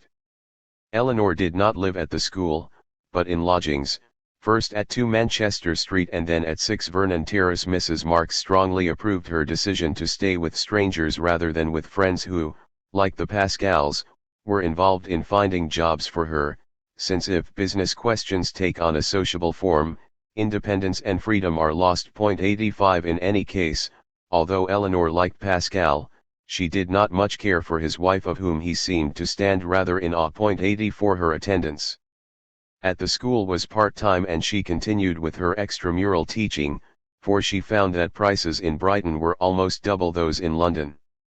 Throughout this period Mrs. Marx wrote constantly to Tussie Chen, and, indeed, at no other period of their lives was the correspondence between mother and daughter so frequent or more loving. At the outset Mrs. Marx had doubted the wisdom of Eleanor taking the post with the Misses Hall. "The one thing that troubles me is the thought that your health is not strong enough to recuperate on the treadmill of a boarding school with its strict routine and drudgery of business. Moore and the others are very glad about your success and earnestly beg you not to overwork." 86 She also feared that the food would be too stodgy and too coarse for Eleanor's ticklish appetite, and kept on sending potted meat, chocolates, and bottles of mineral water with the incessant plea, "Tell me what you would fancy, let me know exactly what I should send you in the way of nourishment." The letters are equally concerned about clothes. "Next week I shall send you a light modern costume for church and promenade, also a new canary yellow cotton frock, her old summer dresses being too shabby and washed out. Shall I send you your black grenadine? Shall I send you your black suit? As it is rather cheap and common, you could wear it out for every day. The skirt is very trim," while again and again she advises Tussie not to stay too long in the water, to worry her head about funds, or to tire herself out by taking on more private pupils. Though there are few references to Marx or the Lafargues in these letters, there is much about Jenny, whose late employer, Mrs. Munro, had died in April, and who, despite a difficult pregnancy, had become governess to the Manning family and had placarded every window in Chalk Farm advertising lessons in singing, elocution, and the Lord knows what besides. 85 Until, owing to her dimensions, so embarrassing to her that she would not go out until her mother had fashioned a polonaise for her, she finally gave up in June and turned to making babies' clothes, as the great catastrophe was expected, quite erroneously. At the end of July. 89 Mrs. Marx also reported on the little outings of the day. Lenchen was going to Astley's Circus, she herself had been to the theatre and once or twice to the Bonne Femme Red Cap for a drink with Lena Scoeller. All these letters, homely, gossipy, and solicitous, albeit barely legible, show Mrs. Marx in a most kindly light, but also that she regarded the whole Brighton episode as a prolonged if misguided form of convalescence. There is a hovering anxiety about Eleanor's health. Her chest is weak, her back aches, her appetite is wretched, she is sleeping badly, but, though recommended to take chloral, is warned in the next letter not to do so without medical advice, and, in general, she is addressed as a semi-invalid. None of this emerges from any of Eleanor's traceable letters. While she promises not to overwork, she does not complain of her health nor appear to care about the advice and admonitions, or the garments, proffered. She enters little into her mother's chat concerning people and events in London, but reports on the weather in Brighton, her pupils and acquaintances in a cheerful yet colourless tone. On May 22 Marx went for 12 days to Manchester to consult Dr. Gumpert. No sooner had he left than Mrs. Marx visited Eleanor in Brighton. There she learned from one of the Misses Hall that Lisagaray had been calling on Tussie at the school, which was allowed since she was engaged. This put Mrs. Marx in a dilemma, but she extricated herself by voicing neither objection nor denial, merely saying that the position ruled out anything definite for the time being. "The question of position is understood by every English person," she commented, adding that Marx would not be told of this but would be writing to Tussie, who, she hoped, would have her mind set at rest by his letter and was not to worry until she had heard from him. 90. The parents were not wholly frank with each other about the situation. While Mrs. Marx could connive at Lisagaray's visits to Brighton, Marx was confiding only in Engels. He had been corresponding during these weeks with both Tussie and Lisagaray, and, though neither his letters to them nor their replies have come to light, their content is indicated thanks to his absence from London and Engels' presence there at a critical moment. The promised letter to Tussie was written from Manchester on May 23, as he reported to Engels on the same day, concluding with the words, "For the moment Mr. L will have to make the best of a bad job." Unwisely Engels showed the letter to Mrs. Marx, who pondered over this last sentence for a long time but said nothing. Engels hastened to tell Marx that no harm was done, since she could have made little or nothing of it, and, should she ask me, I shall simply tell her that you expressed the assumption that L was not to be relied upon implicitly, and therefore, even before you went away, you had spoken of writing to Tussie to try to influence her. A week later Marx received a reassuring letter from Tussie, which he enclosed, together with one from Lissaguret, for Engels to read. He had told her there were no grounds for her accusation that he had been unjust to Lissaguret. "The damnable thing," he wrote on May 31st, "is that for the child's sake I have to tread very considerately and cautiously. I shall not reply until I have consulted you on my return. Keep the letter to yourself." With that return, on June 3, the confidences are again verbal and the curtain comes down. But while Eleanor and her father might try to sort things out by correspondence and otherwise conduct themselves as though nothing untoward, no crisis, had occurred, though she had written him a lively birthday letter for May 5, quite as if their relations were not strained for the first time in their lives, the truth is that it made them both ill. Since Eleanor was an 18-year-old, wildly in love and thwarted, it would be no overstatement to say that she was the greater sufferer. But it was Marx's illness that made news, and, to his fury, Maldman Berry published in the Standard alarming reports on the state of his health, which drew inquiries from all over Europe and made severe demands on Engels' powers of discretion, great strategist though he was. He assured Kugelmann that the rumors were grossly exaggerated, that Marx was merely suffering from the effects of overwork attended by other unpleasantnesses. When Marx had decided to go to Manchester, Engels had written a letter for him to take to Gumpert, which, while giving every particular of his physical condition, deliberately left out any reference to the domestic upheaval that lay behind it. The Marxes were very particular about family matters, as Engels wrote to Zarga when bidding him not to betray the great secret that Jenny was about to give birth. Despite her lack of formal qualifications as a teacher, Eleanor was not only popular with the girls, as Mrs. Marx had observed on her visit, saying she had seldom met nicer children. 90 She also gave satisfaction to the Mrs. Hall, who were outraged when, after scarcely a month, Mrs. Marx proposed that Eleanor should go abroad. Lenchen had received news that her sister was dying and she planned to leave at once for her native village. To Mrs. Marx, with her disdain for such paltry matters as the school term, nothing appeared more fitting than that Eleanor should accompany Lenchen to benefit by the steamer journey down the Rhine and the simple country fare of St. Wendel. The Mrs. Hall argued that unless she could find someone to replace her, Miss Marx must carry on the duties she had undertaken. This struck Miss Marx's mother as thoroughly unreasonable. She proposed coming to Brighton again to talk to the old maids, but was dissuaded, and a tart exchange between one of the old maids and the mother ensued. "Dear Madam," wrote Miss Hall, "I am much surprised and annoyed at your daughter requesting to leave me, without any notice whatever to enable me to supply her place. She tells me it is your wish that she should do so, at which I must confess I am much astonished. With compliments, etc." To this Mrs. Marx retorted, at Jenny's dictation, "Dear Madam, I am much annoyed to hear you cannot spare my daughter. It is the opinion of our medical adviser, Dr. Matheson, that she requires a change of air and scene. I greatly fear that in her delicate state of health her school duties will be too trying for her, especially during the very warm weather. I know my daughter has made no arrangement with you or contract to stay a certain time, however she nevertheless considers it would not be right to leave without having given due notice, etc., etc."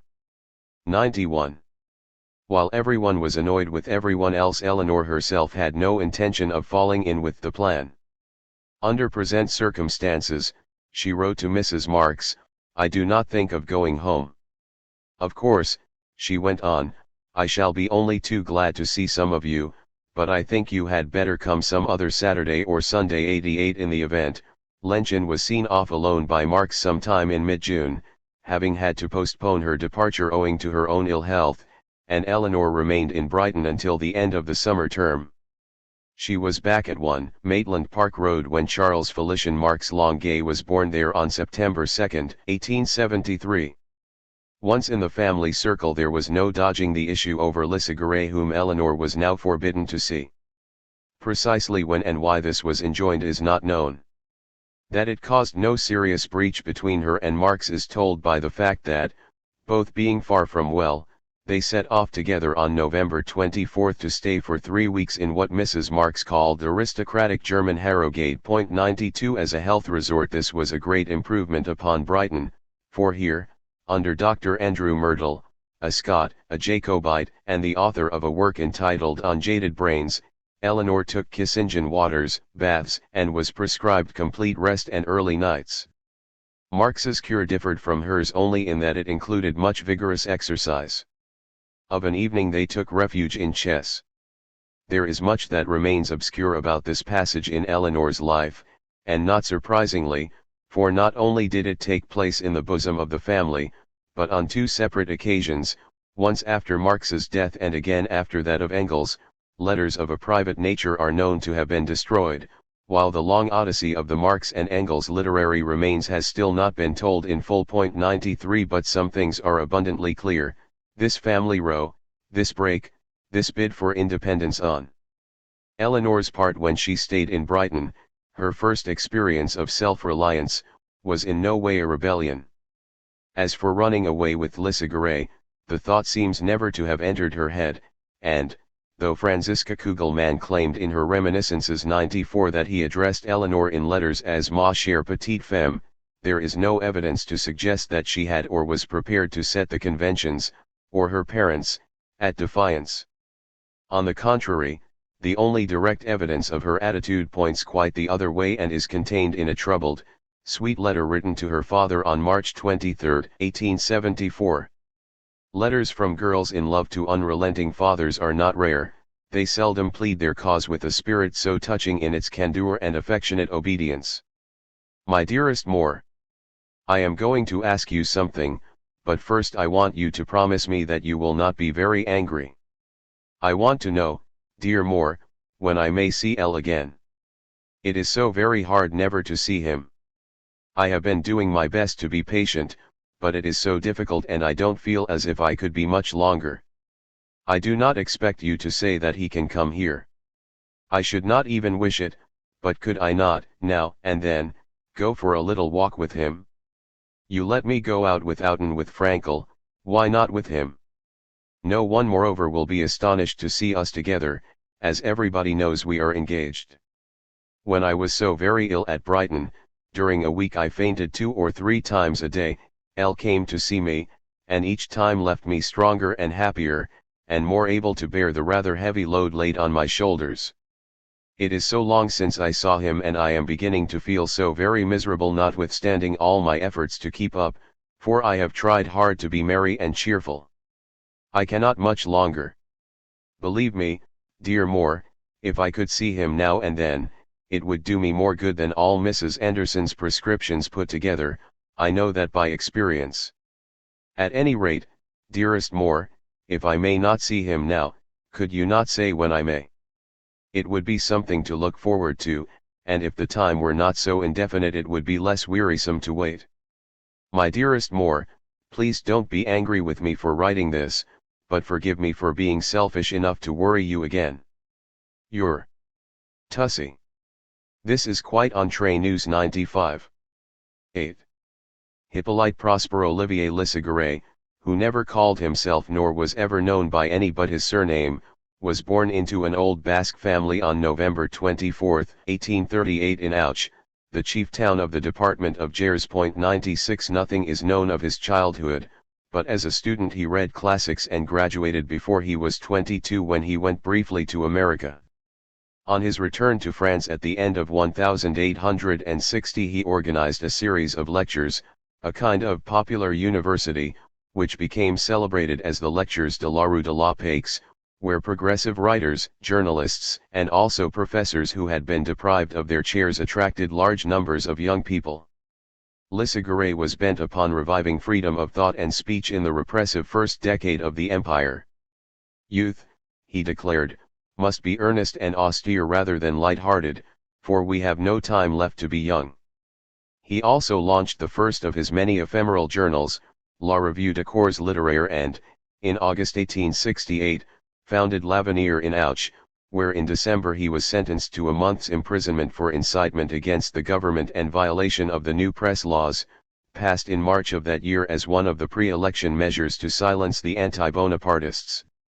This was merely the first of a series of arrests, imprisonments and penalties, amounting in all to over 2 years in jail and fines of some £150 before, during and after the 1869 elections, on charges of provocation, outrage and violence, misdemeanor and violations of the laws on public assembly.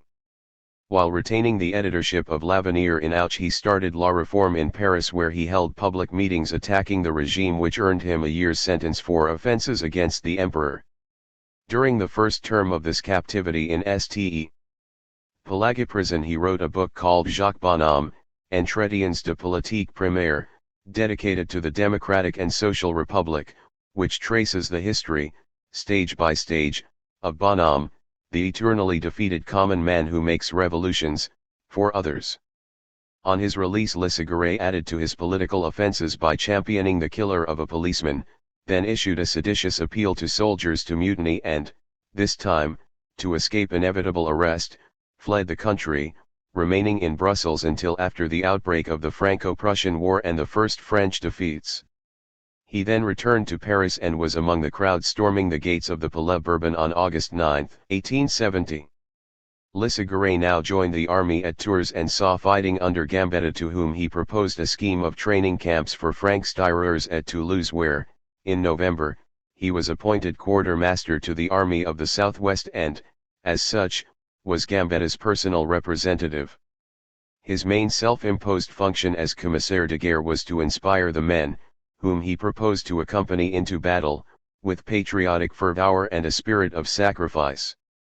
Impatient of his responsibilities for the clothing, equipping and provisioning of the troops, he remained at his post only until early January 1871, when he went off to fight with the Second Army of the Loire under General Chanzy. There the armistice caught him unawares. He was demobilised before the rising of March 18, which found him back in Paris, where in April he brought out a daily paper under the title L'Action, of which only 6 numbers appeared. This was followed in May by another of his short-lived journals, Le Tribune du Peuple, which again lasted but a week. Then, abandoning these journalistic efforts, he joined in the street fighting, first in the 11th arrondissement, Popincourt, and later on the heights of Belleville, where on Whitsunday, May 28, he defended single-handed for a quarter of an hour the last barricade to be manned, at the intersection of the Rue de la Tourdie and the Rue Ramponneau. When his ammunition was spent, he walked away and disappeared. It is not known how he escaped from Paris, but when he reached London, as he thought, undetected, he found himself among those whose arrest and extradition were immediately demanded by the French ambassador. 2 years later, a military court sentenced him in absentia to deportation and confinement in a fortress. From 1871 to 1880 he lived in exile. Thanks to letters intercepted, private papers searched and dossiers compiled by the Paris Police 97, it is known that Leciguray's London address was 35 Fitzroy Street and that he was in regular correspondence with his former associates in France. Aware that his letters were being tampered with, he thought to outwit the spies by having the envelopes addressed to Evelyn Herbert. Naturally this failed of its aim, but the police, ever alert if a trifle confused, were now under the impression that Leciguray was in correspondence with someone of that name, while Karl Hirsch was reported to be in touch with a certain Herbert Villion and also Herbert Evelyn, residing in Fitzsun Street, when not in Fitzroy Square. Meanwhile Engels was thought to be living at 112 Regent's Park Road, whose occupants must have been entranced to receive his well-thumbed mail. But for all their insouciant ways with names and addresses, the police recorded most exactly the restaurants where their suspects lunched and the cafes they frequented, which proves that, given a congenial field of operations, police intelligence is of a high order and not to be misprized. Thus we know that on May 29, 1877 Monsieur N. Azan, lunches every day at the Café de Madrid, undertook to place Lesagare's book in France, and also that Hermann Lopatin, one of the Russian translators of Capital, was an habitué of the Café Copenhagen in the Rue d'Argenteuil, where he made appointments to discuss subversive matters. The postal department was splendid, too, if less constant in its vigilance than the Café squad, so that there are some gaps in otherwise fascinating correspondence. Eleanor's letters, written in French, were faithfully transcribed 99, and on May 12, 1876 she expressed on Lesagare's behalf the hope that both Hirsch and Naquet, who was planning to start a paper, La Révolution Française, which finally appeared in October of that year, would come to London to discuss it. Lesagare writes to him, of course, but that is not the same thing as talking. In July Eleanor wrote 2 letters asking Hirsch to trace material needed for Lesagare's book, and on October 20 she announced that the history was due to come out at the end of November, in which month she told him to expect a visit from its publisher, Kistemaker, to arrange for the book's distribution in Paris. In 1877 Lesagare wrote a whole series of letters to Hirsch about unspecified socialist journals, which may well have included Illegalite, since this weekly, edited by Geste, appeared for the first time at the end of the year, November, and continued until the following July. Lesagare's correspondence also included Henry Auriol, an employee of Lachatre, and, in 1878, one of Marx's letters acquainted the police with the fact that Lesagare was keeping him informed of events in France and of the attempts by Piet's followers to rehabilitate posthumously that buffoon Thiers. As early as the end of 1871 the Petit Journal offices in Brussels had published a small volume by Lesagare under the title Les Hautes Journées de Mai derrière les barricades, the work from which he read extracts to Eleanor, in effect a preliminary sketch for his classic Histoire de la Commune de 1871. In 1873 he also brought out a pamphlet, La Vision de Versailles, which has never been translated into English but has been described as a literary evocation of the nightmare of the Versailles judges present at the resurrection of their victims. 1 His great work, The History, which has made his name known and remembered, was first published in Brussels by Henry Kistemaker in 1876 at a moment when a Paris Congress, from which the first rudimentary organization of a French workers' party was to emerge, disgraced itself by condemning the Commune. Lesagare's history came out in a German translation in 1878 and again in 1891 and 1894, while the English version, translated by Eleanor, appeared in 1886 and, in Lesagare's definitive edition, in 1898. He is said to have worked on this book for 25 years, constantly making fresh researches, assembling new material and rewriting. In the meantime, while taking part in the first London anniversary meeting of the Commune in 1872, described by Eleanor, Lesagare was active in the campaign for the proscribed communards to return to France. In July 1876 and again in June 1878 he visited Jersey and, as soon as an amnesty was granted in July 1880, he finally went back to Paris where, in May 1882, he started a daily paper, La Bouteille politique et sociale. This paper had a longer life than its predecessors, lasting full 5 months, but by no means a tranquil one. At daggers drawn with Paul Lafargue, with whom he had quarrelled violently in the early days of his exile in London, thereby contributing to the crisis in Eleanor's affairs, and not in sympathy with the French Workers' Party, Parti ouvrier français, formed by Jules Guesde and Lafargue in 1880, Lesagare allowed his paper to be used by their opponents to foster private feuds. In October, with the connivance of the proprietor, Audije, Lesagare absorbed the Gouze d'Ist paper, Le Citoyen, of which he claimed sole editorship, having first turned out Guesde, Lafargue, and Deville. A monumental rumpus ensued, and for several days each issue of the paper appeared under a new title.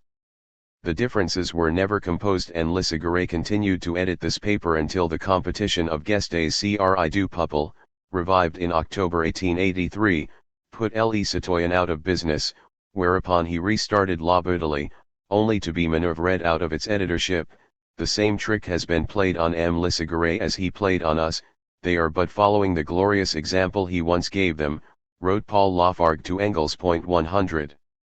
In 1885, before he had been ousted from the paper, he used it to set up an aid committee for disabled communards, many of whom had been mutilated in the fighting or were suffering the after effects of transportation.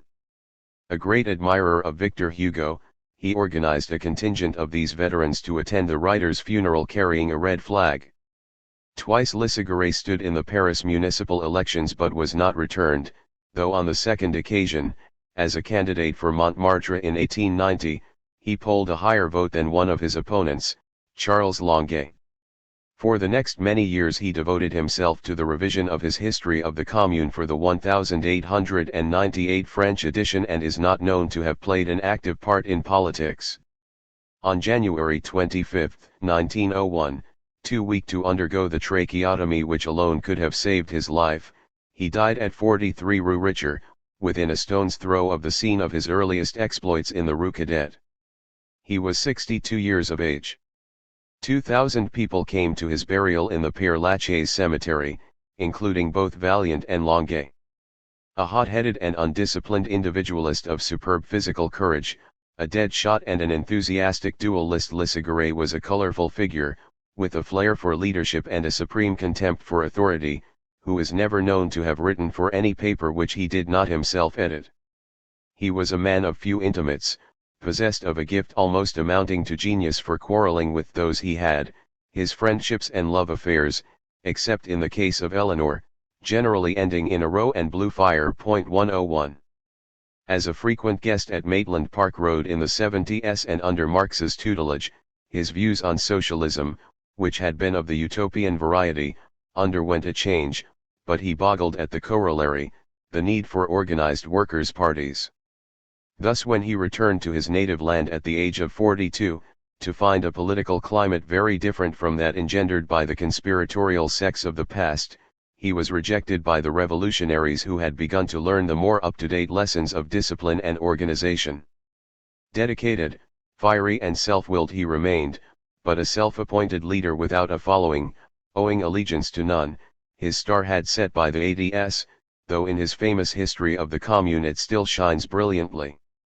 In the preface to the first English edition, translated by Eleanor, he wrote in November 1877, "No doubt it is an exile who speaks, but an exile who has been neither member, nor officer, nor functionary of the Commune, who for 5 years has sifted the evidence, who has not ventured upon a single assertion without accumulated proofs, who sees the victor on the lookout for the slightest inaccuracy to deny all the rest, who knows no better plea for the vanquished than the simple and sincere recital of their history.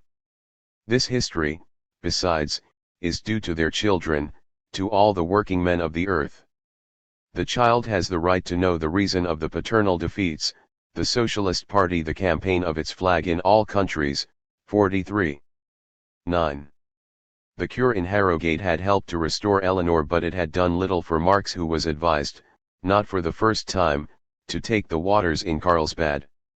Accordingly he wrote to Dr. Kugelmann to say he hoped they might meet there in the summer and, towards the end of June, asked him definitely to arrange lodgings for Tussie and himself from mid-August.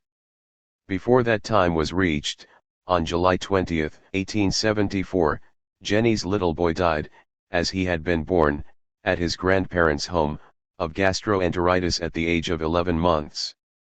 Eleanor had nursed him devotedly, earning Jenny's deepest love and gratitude. 102 But she collapsed under the strain. Her parents were in Ryde on the Isle of Wight, and Marx at once hastened to London on learning of Eleanor's condition, to be followed by his wife, who arrived on the day the baby died. 103 The loss of this, the fourth grandchild, hit Marx hard, and he confessed that, being so much cut off from the outside world, he felt the more emotionally involved in his family circle. For some 3 weeks Eleanor was dangerously ill and was attended daily by Dr. Garrett Anderson.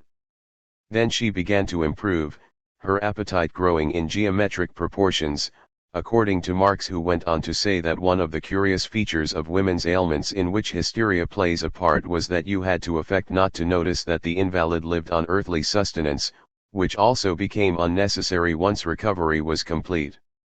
He regarded Eleanor's illness as a recurrence, in severe form, of her trouble in the previous year, as it certainly was, and, while attributing it to hysteria, what is now called stress, he was not so obtuse as to pooh-pooh it for that reason but, on the contrary, thought that she should be spared all exertion, the journey to Carlsbad to be made by easy stages, taking 4 days. It was now that Marx, foreseeing trouble at the hands of the Austrian police, resolved, after exactly a quarter of a century's permanent residence in England, to apply for British nationality. Though not of a naturally sanguine temperament where his personal affairs were concerned and deeply learned in the works and ways of the British governing class, Marx showed a quaint, and even deluded faith in its civil service. He assembled his sponsors before a commissioner for oaths who drew up his petition to the Home Office for naturalization on August 1, a Saturday, of all days, 2 weeks before he was due to leave for Carlsbad. Incorrectly submitted, it was returned for amendment. Nevertheless, he was confident that he would be a full-fledged British citizen in time for his departure and was perplexed when, after 10 days, his status was unchanged. He need not have worried, the application was quite expeditiously turned down within the month. In parenthesis, it may be said that, while Marx was on his way to Austria with Eleanor, Detective Sergeant W. Reimers begged to report in his own inimitable Scotland Yard style that this was the notorious German agitator, the head of the International Society, and an advocate of communistic principles. The man has not been loyal to his own king and country. Sergeant Reimers forbore to mention that the man had twice been expelled by that king and country, but then, so did Marx, whose memorial tactfully stated that he, a natural-born subject of the Emperor of Germany, having emigrated by permission of the Prussian government in the year 1846, ceased to be a subject of Prussia and has not since been naturalized by any country. Marx's referees, whose names the sergeant graced with inverted commas, as if he detected aliases, were passed as respectable householders, and their claim to have known the petitioner for a stated period of time was endorsed, signifying that for long years Marx's most innocuous acquaintances had been kept under observation. The document was then passed in the approved manner from one official to another, each making a comment: report not satisfactory, refuse certificate, I think so, with an appended squiggle, the last word, refused, being initialed by the top squiggler on August 26, 1874.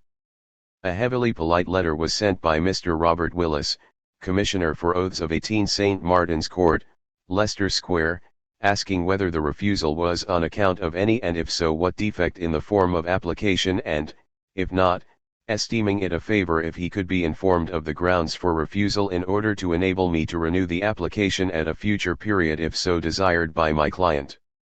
This was tentatively minuted, declined to give reasons, the query being eliminated on 2 September 104, by which time Marx had been abroad for almost 3 weeks. Carlsbad, the Queen of Bohemian watering places, as it was called by an English enthusiast 105, had a long history of royal patronage.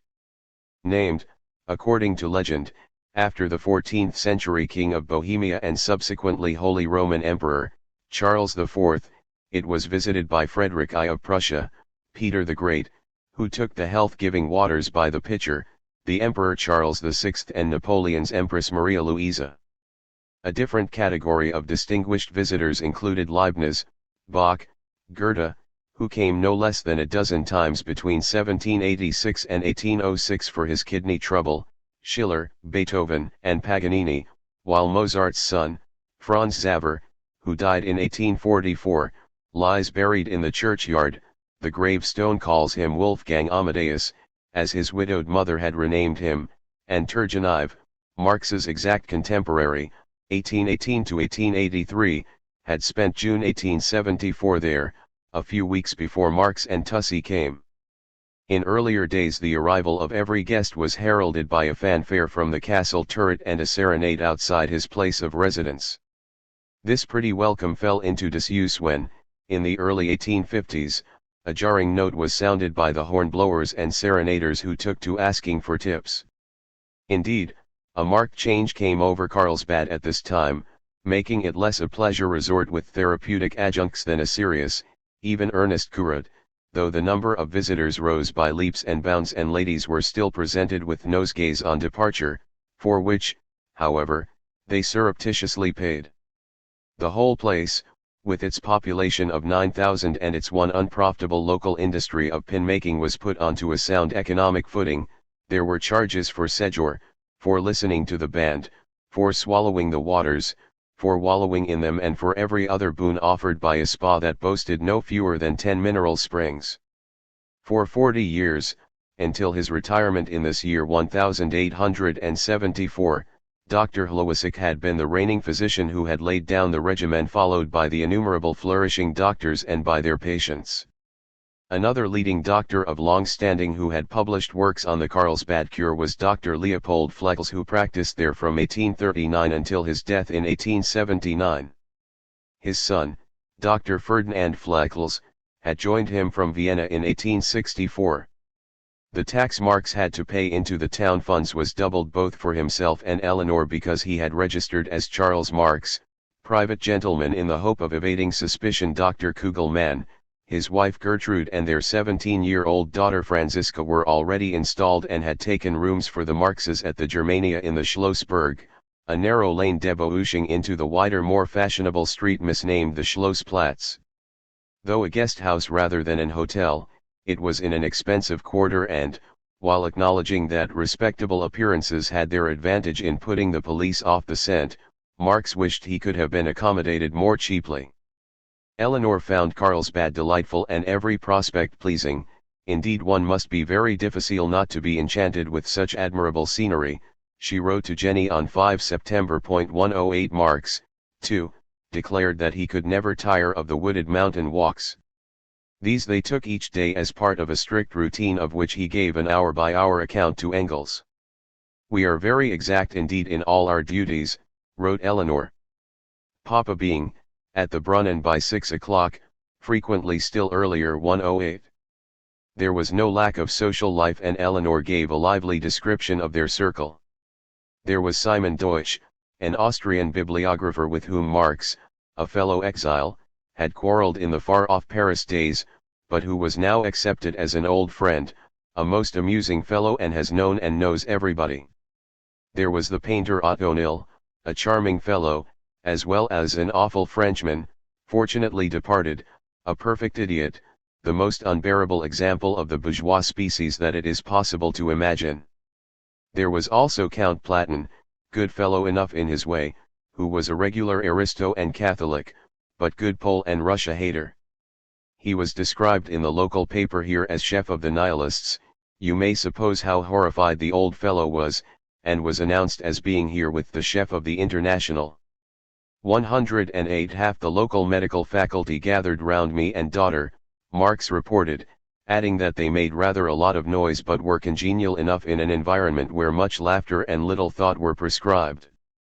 Yet this Carlsbad sojourn, for all the salutary waters, delightful surroundings, and pleasant company, was not an unqualified success, for it was marred by Kugelmann's behavior, which came near to wrecking Marx's cure. 5 years earlier Jenny and her father had stayed with the family in Hanover. Kugelmann had also met Mrs. Marx and Laura when he attended the Hague Congress in 1872. This was Eleanor's first meeting with them, but it was also to be the last occasion for any intercourse between the families. This final rupture was dismissed in Franziska Kugelmann's Reminiscences 94 as a difference, which was never smoothed out owing to her father's overzealous convictions, which Marx could not countenance in a man so much younger. It was rather differently described by Eleanor at the time. Kugelmann, nicknamed Wenzel by the Marxes, was such an impossible person that it was inevitable that he and Papa could not help quarreling, she wrote.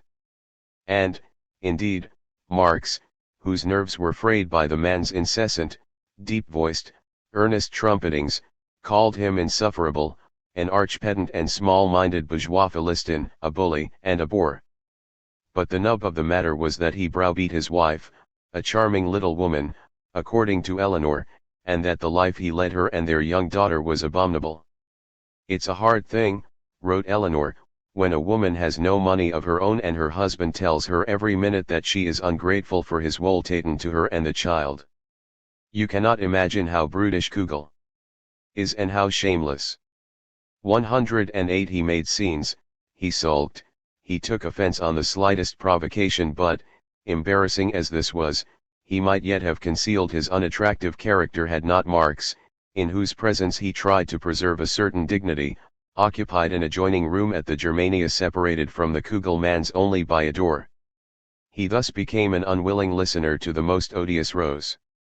Eventually Marx removed himself to another room on an upper story, but not before the distracted wife and daughter had poured out their hearts to him. Franziska had hoped for her mother and herself that Marx would restrain her father and procure at least 4 weeks' peace from the perpetual quarrels that had soured the girl's whole life. Marx and Eleanor sided with the unhappy creatures, causing further unpleasantness, and the parties ceased to be on speaking terms. Thus ended the friendship of 12 years, begun by a correspondence that elicited from Marx some of his most illuminating letters on the political events and his own work in the period from 1862 to 1874.109. There was no question now of Marx and Eleanor accepting the invitation to stay with the Kugelmans in Hanover on leaving Carlsbad. Instead, though they met, liked, and remained on excellent terms with Mrs. Kugelman's brother, Max Oppenheim of Prague, whom Eleanor characterized as the kindest person, they went to Dresden on September 21 and then to Leipzig to visit Liebknecht for 3 days. After a brief stay in Berlin they arrived in Hamburg on the 29th for Marx to discuss his affairs with Meissner. They embarked for England at the beginning of October. 10. Perhaps the most lasting result of Eleanor's travels in 1874 was the renewal of her old friendship with Liebknecht and his daughter Alice after 12 years and her meeting, for the first time, with his second wife, Natalie, and their young family. When I was in Leipzig, she wrote on October 13, I could not find words to tell you how happy I was to see you all. It has been one of my dearest wishes to see you again, for you know, dear library, I have grown up with the remembrance of many a happy day spent with you. The 3 days we passed together, will always be a bright and joyous souvenir. 110. From that time forth she was never again wholly out of touch with her dear library. The start of this revived correspondence was for the most part concerned with arranging for an exchange of reports on the socialist movements in France and Germany for publication in Linux Volksstadt and Lasagare's newly launched Rouge et Noir. Eleanor also gave the Liebknechts news of the situation in England, saying that during her stay in Germany she had seen how much the police do to help our cause and could not but regret that the Prussian regime is not possible in England. It would do more than all the trade unions and workingmen's societies put together to bring life into the movement here. 111 which was at a standstill. A kind of internal movement, strikes etc., never entirely ceases in England, but John Bull has been accustomed for so long a while to behave himself that he goes the way he should go to an alarming extent. Who would think that in quiet respectable happy England millions of people are on the verge of starvation? Not a day passes in which death from want of some pauper is not recorded. It passes all understanding how the thousands of men and women starving in the East End of London, and starving by the side of the greatest wealth and luxury, do not break forth into some wild struggle. Surely nothing could make their lot worse than it is now. 112 She reported the opening of a medical school for women, with Professor Huxley and Dr. Garrett Anderson as the chief promoters, adding that this was of benefit only to middle-class women, though, she conceded, this was always something. Her words suggest that the achievements of British bourgeois democracy were not much in her line. Any but the most draconic methods of enforcing reactionary legislation, any widening of opportunities for women, regardless of the human suffering caused by the one and the human advantages offered by the other, were to be deplored, since neither of them directly incited the working class to wild struggle. Eleanor was not, of course, speaking in terms of political realities. In these leftist opinions, as we should call them now, she was merely expressing the pity and passion that social injustice aroused in her warm nature, conditioned as it was by the most impressive and the central experience of her time, the heroic Commune, a fight that had indeed been waged by a wretchedly poor and largely unorganized proletariat, and the sense of frustration felt by many ardent young people of her, and not only of her, day when faced with the apathy of the masses and the political nullity of the trade unions in her own country. Her reactions also reflected Lasagare's influence and, indeed, the furtherance of his interests and activities was Eleanor's main preoccupation as she approached her 20th year. For his sake she undertook, with some misgivings, the translation into French of the speech Liebknecht had made in the Reichstag on 21 November. By the end of 1874 the Lafargues had settled at 27 South Hill Park and the Longuets had moved to 58 Fleet Road. Both in Hampstead. Jenny's husband had been appointed as assistant master in French at King's College in the University of London at a salary of £182 a year 113, while she herself began teaching German at St. Clement Danes Parochial School in Stanhope Street. The house occupied by the Marxes for the past 11 years was now too large for them. In March 1875 they moved to 41 Maitland Park Road, a substantial terrace house, by present-day standards more than adequate for 4 people but, rated at £44 a year, far cheaper than their former spacious dwelling. It was from this address that Eleanor now began her correspondence, in French, with Karl Hirsch. It shows another aspect of Lasagare's influence upon her, for not only was she extremely well informed on the political situation in France, both that of the present and of the immediate past, the history of the Commune was now being written, but her facility in French had vastly improved, at the expense of her German, which was so shaky that she felt quite ashamed of herself as she told the Liebknechts to whom she wrote in English. One of her earliest letters to Hirsch, dated October 25, 1875, shortly after he had spent a few days in London, concerned an article on Henry Irving written by Mrs. Marx. Eleanor asked Hirsch to use his many connections with the foreign press to have this published in the Frankfurter Zeitung. She also hoped that a review on the same subject by a Russian lady of her acquaintance might be printed in Le Journal de Débats, Le Temps, or Le Siècle. Marx himself, she said, would have written something on Irving had he found the time. This fervent propaganda for an actor who was not unknown nor yet in his first youth, he was then 37, was occasioned by the production in October 1874 of his Hamlet, whose novelty had puzzled and even shocked audiences. Why could not Mr. Irving be original in old world fashion, asked the Times of November 2, 1874, followed by his Macbeth in September 1875. These were Irving's initial Shakespearean ventures and both met with a mixed reception, the peculiarities of his Macbeth, in particular, forming the chief topic of discourse in theatrical circles, according to the Times of October 2, 1875. The press as a whole had been loud in its praises, but Irving had his detractors and controversy raged. The Marxes did not know him personally, but they were acquainted with the Batemans, under whose management Irving had originally appeared at the Lyceum.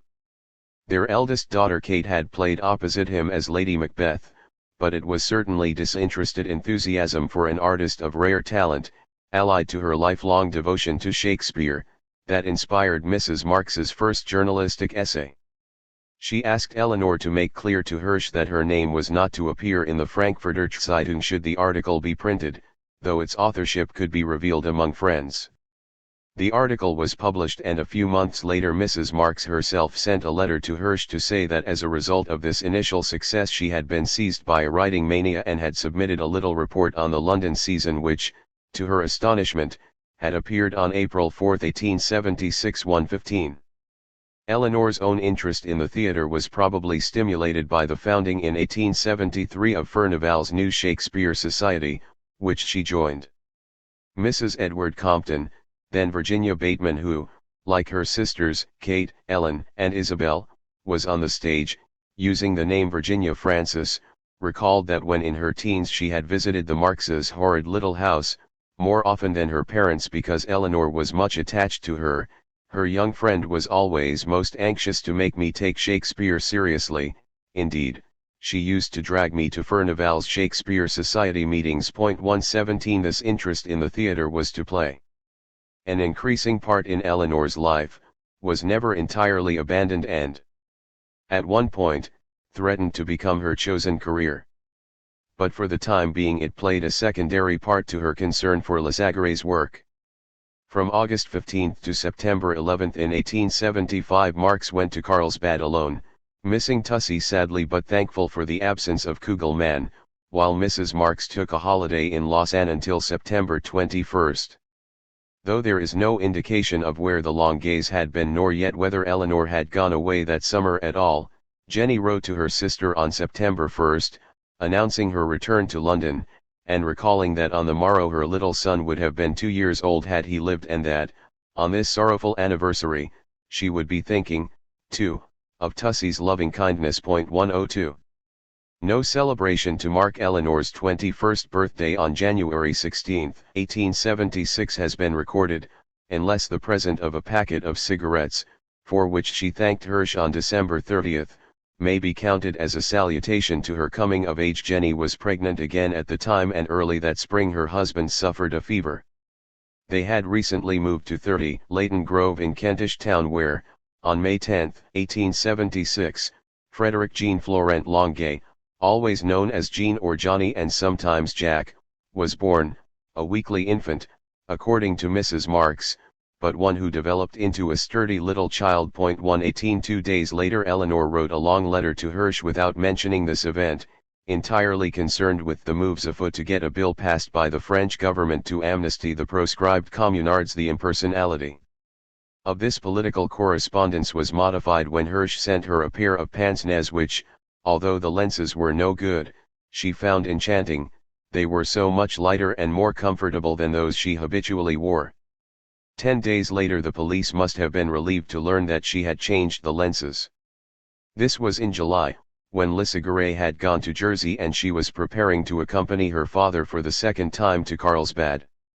She sent Hirsch her address, the old Germania, before she and Marx set off. Their journey was not favored by fortune or planned with foresight.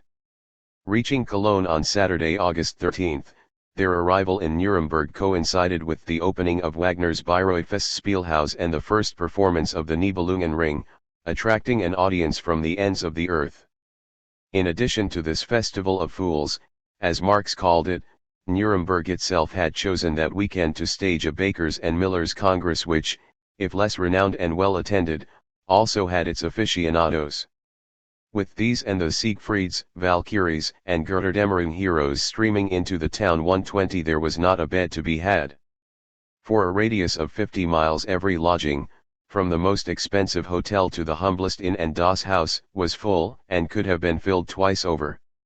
Somehow the Marxes had not got wind of these revels and had allowed their trunks to be taken off the train and placed upon a barrow whose sweating owner lugged it round the town for hours only to trundle it back to the station. Here they took tickets for Weiden, the nearest junction for Carlsbad on a branch line from Leukertschen.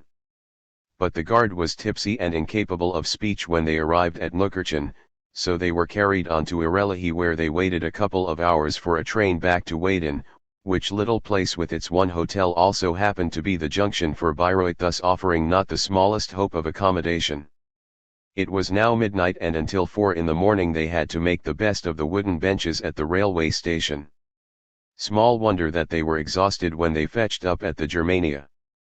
The tribulations of the journey were recounted to Mrs. Marx who, unmindful of her own past misadventures, pronounced them rather quixotic. 120 A few days later Eleanor wrote again to say that they were fast recovering, but she wished to remind her mother how proverbially stupid one gets at Carlsbad, so don't be surprised if I seem rather incoherent. At all events it was a relief to be without the grumbling and quarreling of Kugelmann, and the place was full. There are as many Jews as ever, and more anxious than ever to get as much water as possible. However, they were outdone by an American who managed to swallow 24 glassfuls in one day. It's a wonder he didn't die of it, she wrote. 123 In later life Eleanor was distinctly proud of her own Jewish antecedents, proclaimed herself a Jewess and, just as she revised her views on drunkenness, no longer regarding it as a joke once she had seen to what degradation and misery it could reduce whole working-class families, so she ceased to treat the Jews as a butt when she worked among the immigrants in Whitechapel. Marx met and mixed with former Carlsbad acquaintances and made many new ones, a few Poles but for the most part German university professors and doctors, as did Eleanor, who took a great liking to the younger Dr. Fleckles, really very witty and a very good fellow 123, and became friendly with Professor Heinrich Gretz of Breslau, to whom she later sent a copy of Lesagare's book, when it transpired that he had guessed she was engaged to the author. The main subject of conversation, Marx reported, was Wagner's love life, though no doubt he also found other matter for discussion in the company he kept. Nevertheless, his letters to Engels show a decided taste for the sort of gossip prevalent at watering places. The cure was to come to an end on September 10, and Marx had accepted an invitation from Max Oppenheim, Mrs. Kugelmann's brother, to visit him in Prague, but on the Wednesday before they were due to leave, Eleanor suddenly developed a fever.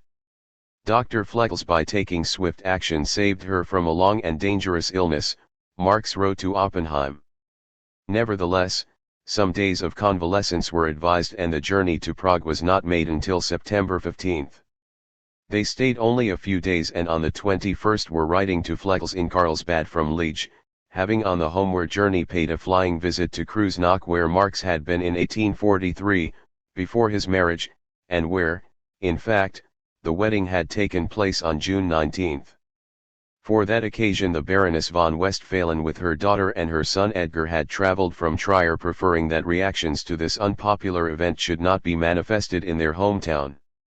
No other member of either the bride's or the groom's family was present, the witnesses being 4 Kreuznach citizens, a doctor, a law student, a Jewish gentleman of private means, and an innkeeper. 126. Back in England on September 23, while Eleanor resumed her correspondence with Hirsch, Marx took on an unexpected role. It must be admitted that he had reason to feel tepid towards his sons-in-law.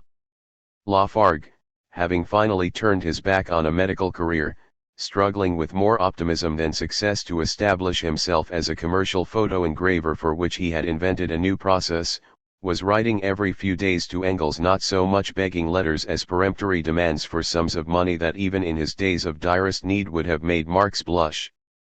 Longuet, though he held to his modest teaching post at King's College, had not only introduced an odious mother into the family on the occasion of Jenny's confinements, la mère, moaned Mrs. Marx 115, but had turned out to be of a nervous and irritable temper. He fumes, shouts, and argues, 118, while Jenny, to make ends meet and despite her now persistent asthmatic cough, was burdened with her morning duties at St. Clement Danes School, to add to the care of her house, a young baby. And this difficult husband. For neither Longuet nor Lafargue did Marx lift a finger. But for Lesagare the unacceptable, the aspirant son-in-law who was not to be trusted, relied upon, or so much as countenanced, Marx went into action, all guns blazing. No one could have championed Lesagare's interests with greater force or more partisan zeal than Marx displayed in his negotiations for a German translation of the Histoire de la Commune to appear simultaneously, as he hoped, with the French edition, now in the press.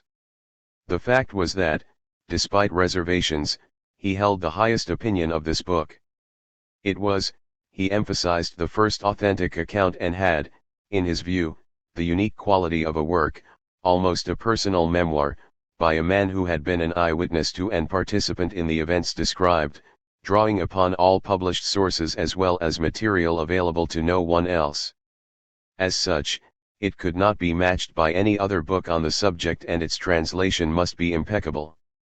Thus, when a certain Julius Grunzig in Berlin volunteered to bring out a German edition, Marx wrote to Wilhelm Brache, the socialist publisher in Brunswick, demanding that the character and credentials of this Grunzig be thoroughly investigated. Marx was taking no chances. The translator of this book must be not only a professional but also a party man. Grunzig could not be considered as the publisher, while his competence to translate would have to be established before he could be accepted in any capacity whatsoever. I suggest that you take on the publication of this interesting work, so important for our party and for the whole German reading public, Marx wrote to Brache. He went much further, transacting the practical details to safeguard Lesagare's rights. The life of a communard refugee in London was a hard one, and he must have his share of any profits from a German edition. However, since Grunzig was the first applicant to come forward, Marx allowed that he might be sent a few pages of the French proof sheets to translate and convince Marx of his ability to undertake this far from easy task. These were but the first shots fired in the campaign waged on Lasagare's behalf. Throughout that autumn of 1876 and the whole of the following year, Marx took upon himself, even though slightly against his will, 127, the entire burden of seeing justice done to the history of the Commune. Until January 1876 he had labored for months on the French edition of Capital, but never had he taken more pains over any work other than his own to ensure that a translation should be treated with so much respect as he claimed for Lasagare. At the end of September he learnt that another book of the same title was being written by a German, Bernhard Becker. Marx went into the question from every angle, discussed it with Engels, as we always exchange views on matters concerning party interests, and came to the conclusion that this work, at best written from the standpoint of a German critic, could not be seen as a rival to Lasagare's, whose first French edition was due to come out in a matter of weeks, while Becker's book would not be finished until the following May. The only conceivable link between them was that the German author would be unable to ignore so important a new source. Early in November Grunzig submitted his test piece, and Marx, after comparing it closely with the French original, wrote to say that he must decline his services. With this the hope of simultaneous publication was abandoned. Marx wrote to Braque that, while revisions here and there would doubtless be necessary in any translation, the improvements to Grunzig's effort would cost more time than if I did the translation myself from start to finish. 128 He suggested another possible candidate, Samuel Kokoski, but feared that he lacked the polish and felicity of style required for this particular book. He applied to others, too, while Engels proposed Wilhelm Bloss of Hamburg, who consented but did so just at the time, only 2 days after, Marx had approved a specimen translation by a lady named Isolde Cours, who was then entrusted with the work. Lasagare himself, on Marx's advice, made a number of substantial changes between the first publication in November 1876 and the following February. All these, Marx insisted, must be incorporated by Miss Cours. In April he was complaining of her howlers, she was sending in her work piecemeal for his scrutiny, and also that she was damned slow, while in the following month, by which time the harassed lady had spent almost half a year on the job, he delivered his final verdict: the translation as a whole, where not downright incorrect, is often clumsy, pedestrian, and stilted. Possibly, Marx went on, this might suit certain German tastes, but not his, and he appended, as he had done several times before, a detailed list of her mistakes with scathing comments upon them, indubitable if insulting evidence that he had studied the text far more thoroughly than Miss Cours. By August he was contemptuously remarking that she seemed to be better at pressing for money than translating. At last, in October 1877, Wilhelm Bloss was asked to rework the translation as edited by Marx, who wrote on November 10 to say that he had long tried to shake off and had roared in vain at the abominable Isolde. He was far ruder about this misinterpreter of Lasagare's book than ever he had been about its author.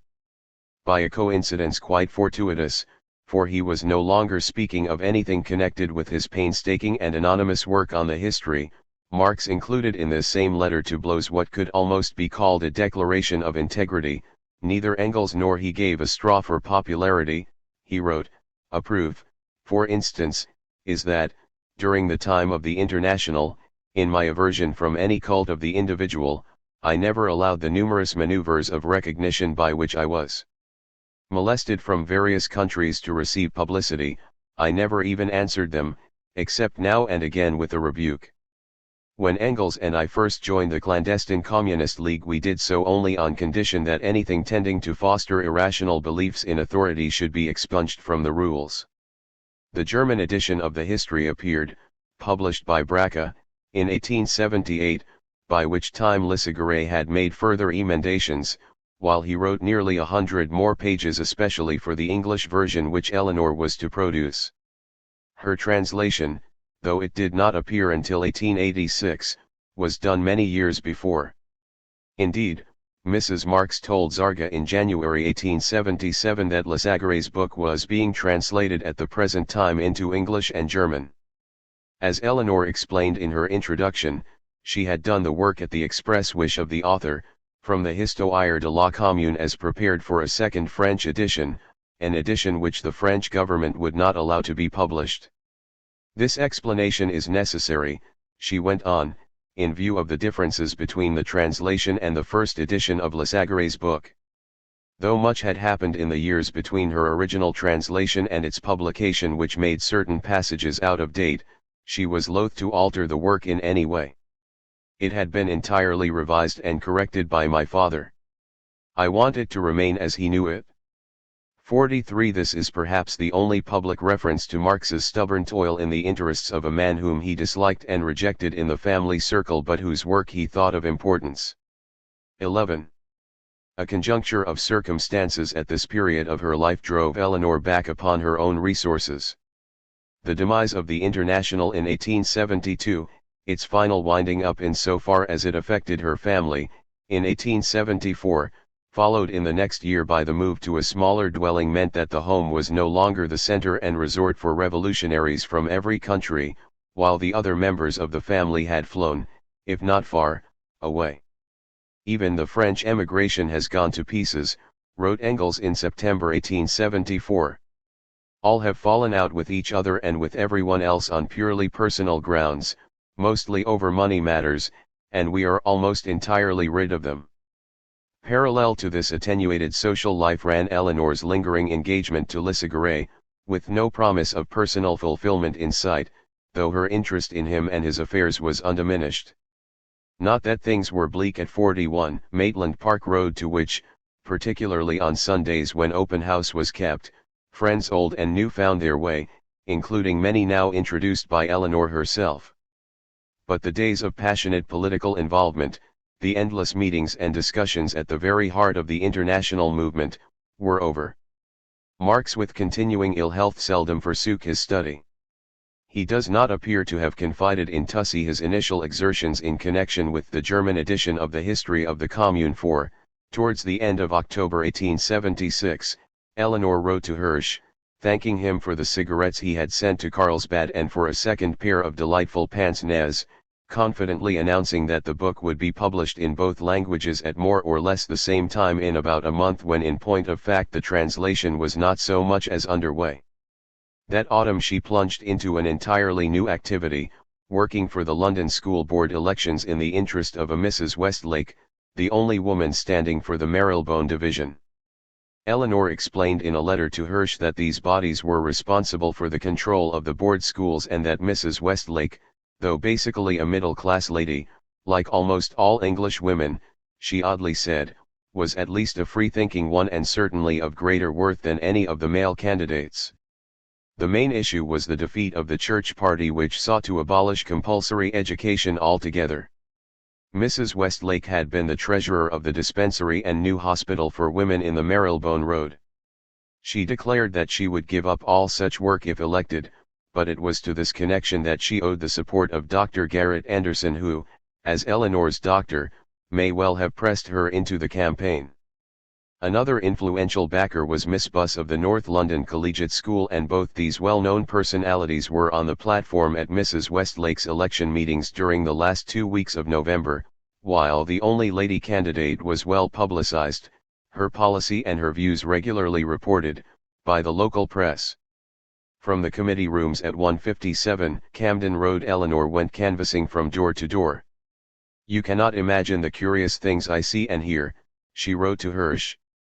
"In one house they demand that above all religion should be taught, in another I am told that schooling is the curse of the country, that education will ruin us, etc., etc.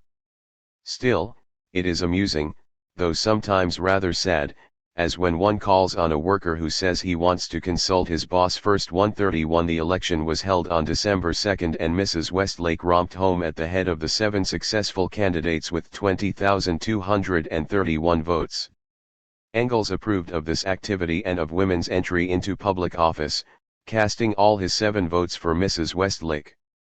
Shortly after the Reichstag elections of January 1877 he wrote to a lady in Germany who, of course, was not franchised, "When we take power, not only will women vote, but they will be voted for and make speeches, which last has already come to pass on the school boards. Moreover, the ladies on these school boards distinguish themselves by talking very little and working very hard, each of them doing on an average as much as 3 men. Ought one to say new brooms sweep clean? Though most of these brooms are rather old." With the turn of the year Eleanor embarked upon a fresh enterprise, translating a paper by Professor Nicolaus Delius of Bonn University on the epic element in Shakespeare's dramas, which was printed in the Proceedings of the New Shakespeare Society, where it earned general praise and Professor Delius's salute to a fellow worker. It was her mother's hope that this first entry into literary circles would lead to her finding remunerative work less strenuous than that of teaching, for, since the Brighton days, it had been accepted that, unlike her sisters, Eleanor was not going to be either a dependent or her father's unpaid secretary. Mrs. Marx had found her pale and emaciated on her return from Carlsbad and continued to regard her as of a peculiarly delicate constitution, though it is doubtful whether so frail a creature as she was thought to be could have done the election canvassing, than which activity nothing demands more physical and moral resilience. It was, in fact, the health of 2 quite other people that became a genuine cause for anxiety in 1877, that of Lizzie Burns and of Mrs. Marx herself. A real if incongruous friendship between these two had ripened since Engels moved to London. Though he and Marx might wish to meet daily, to go for long walks together and spend each evening at one another's houses, there was no necessity for the ladies to strike up an intimacy. Yet they did. Despite Tussie's devotion to Lizzie Burns and her own sense of what was owing to Engels' companion, expressed with warmth in the first letter she had written to him on finding the house in Regent's Park Road, Mrs. Marx had no reason on earth to spend holidays with Lizzie unless she had chosen to do so and enjoyed her company. In 1873 she had proposed to stay with her at the seaside, and 2 years later she went with her to Shanklin on the Isle of Wight, while in 1876, when Marx and Tussie were in Carlsbad, she elected to leave Hastings where she had gone for her health in order to join Lizzie and Engels in Ramsgate. Each morning he took the ladies to the railway station bar to fortify them with a small glass of port before leaving them to their own devices. They strolled together on the beach and rejoiced that they had nothing to do and no letters to write. But in all these years Lizzie had not been well. Even when she first came to London in 1870 she had what she called a gammy leg 132, and then, as time went on, complained of pains all over. 133 By 1876 Engels had to admit that she was always ailing in the spring, for which the only cure was sea air, while, as the years advanced, he took her away for long periods, to Scotland, Ramsgate, Brighton, Germany, in the hope that it would see her through the winter. In the autumn of 1875, the couple went to Heidelberg to place Lizzie's niece Pumps in a finishing school under a Fräulein Schupp. The girl, now 15 years of age, was to remain there for a couple of years to be licked into shape, and, indeed, after a few months she wrote a long letter to Mrs. Marx and Tussie, upon which Marx commented that, if the spelling is a little uncertain here and there, in style and in facility of expression, which are far more important, she has made truly astounding progress. Engels, too, was struck, though rather less, by the improvement shown. Throughout Pump's stay abroad the family of Philip Pauli, the owner of a chemical factory in Renault near Mannheim and a friend of Schirlammer's, promised to keep an eye on the girl. This they did to such good purpose that Engels became a regular and cordial correspondent, writing in April 1876 that if in years to come Pumps were to remember her school days as the happiest time of her life, it would be thanks to Pauli and his wife.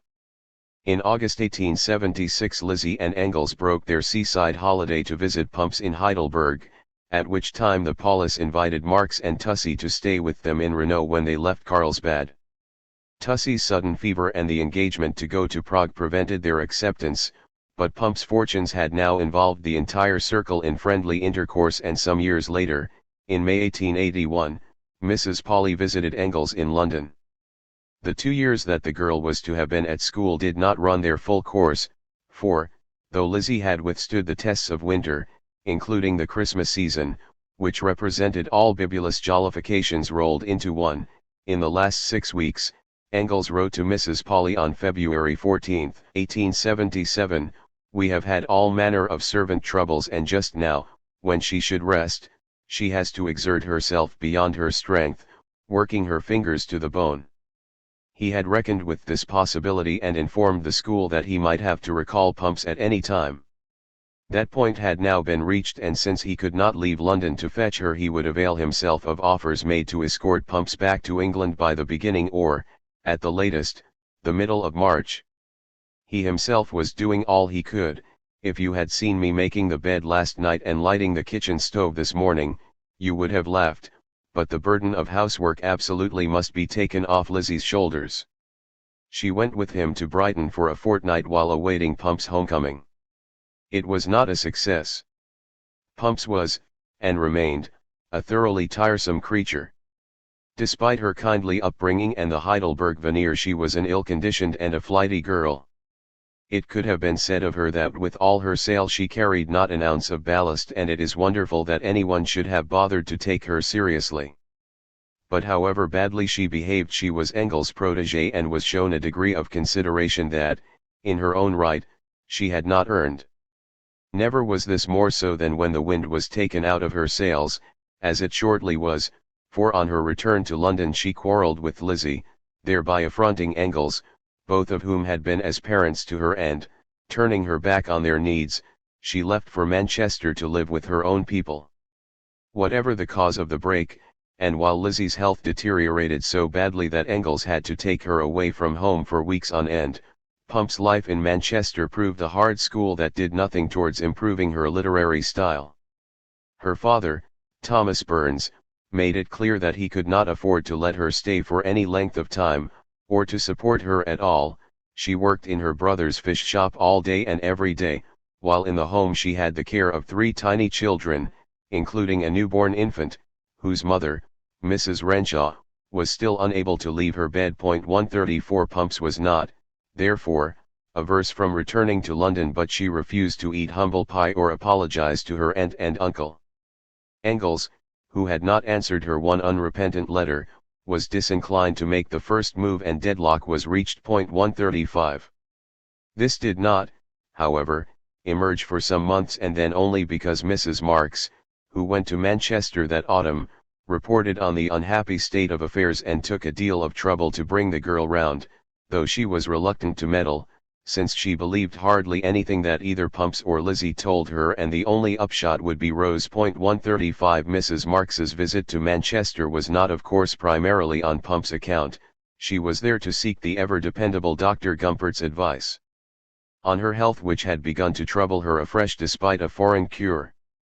Though Marx had not been made aware of it at the time, the Austrian authorities had tried to expel him from the country when he had been in Carlsbad with Tussie in 1876. Rather than make the long expensive journey only to meet with an expulsion order, and also on medical grounds, he decided that for his wife's sake as much as for his own they must take a cure elsewhere. They set off, with Tussie, in the first weeks of August for Nwinner. This little resort in the Rhineland on the banks of the river Ahr, whose thermal springs had not been tapped until 1854 nor the main source discovered until almost a decade later, was barely more than a village, without so much as a market, its railway still under construction in 1877. Nonetheless, it had attracted good doctors for the annual influx of some 3,000 health-seeking visitors, though the trade slump in the year of the Marx's stay had reduced them to no more than 1,700 or 1,800, and Marx trusted and liked Dr. Richard Schmitz, who had practiced there since 1863 and gave Mrs. Marx to understand that she had come for treatment only just in time to avert a serious malady. Tussie's appetite improved, always the best sign in her case, according to her father, and they were advised to go to the Black Forest after the 3 weeks' cure, which ended on September 4. About a month after her return to England, Eleanor took to going to the British Museum, where she worked for Dr. Furnivall in the interests of the Philological, the Chaucer and the Shakespeare Societies. but that her interests were somewhat dispersed is shown by the fact that she was busily reading the great naturalist Alfred Russel Wallace's Foolery on Spiritualism and John Neville Maskelyne's exposure of spiritualistic frauds at the end of the year 1877. It is also more than likely, though no record of this can be traced, that she now embarked upon her translation of Lasagare's history, for she cannot have started it earlier than November 1877, when the second, unpublished, French edition which she used had been completed, nor later than 1880, when Lasagare left England for good and Marx was unable to consult him, or advise Tussey, on the detailed revisions and rewriting of the English version which he is known to have done.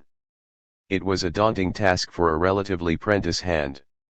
Anyone reading it today, when the cottage industry of translating has reached a degree of excellence undreamed of until such practitioners as C.K. Scott Moncrieff appeared upon the scene, may well ask how it ever passed Marx's rigorous standards since, for all its fidelity to the original, it is grating, awkward and heavy-handed in its literalness.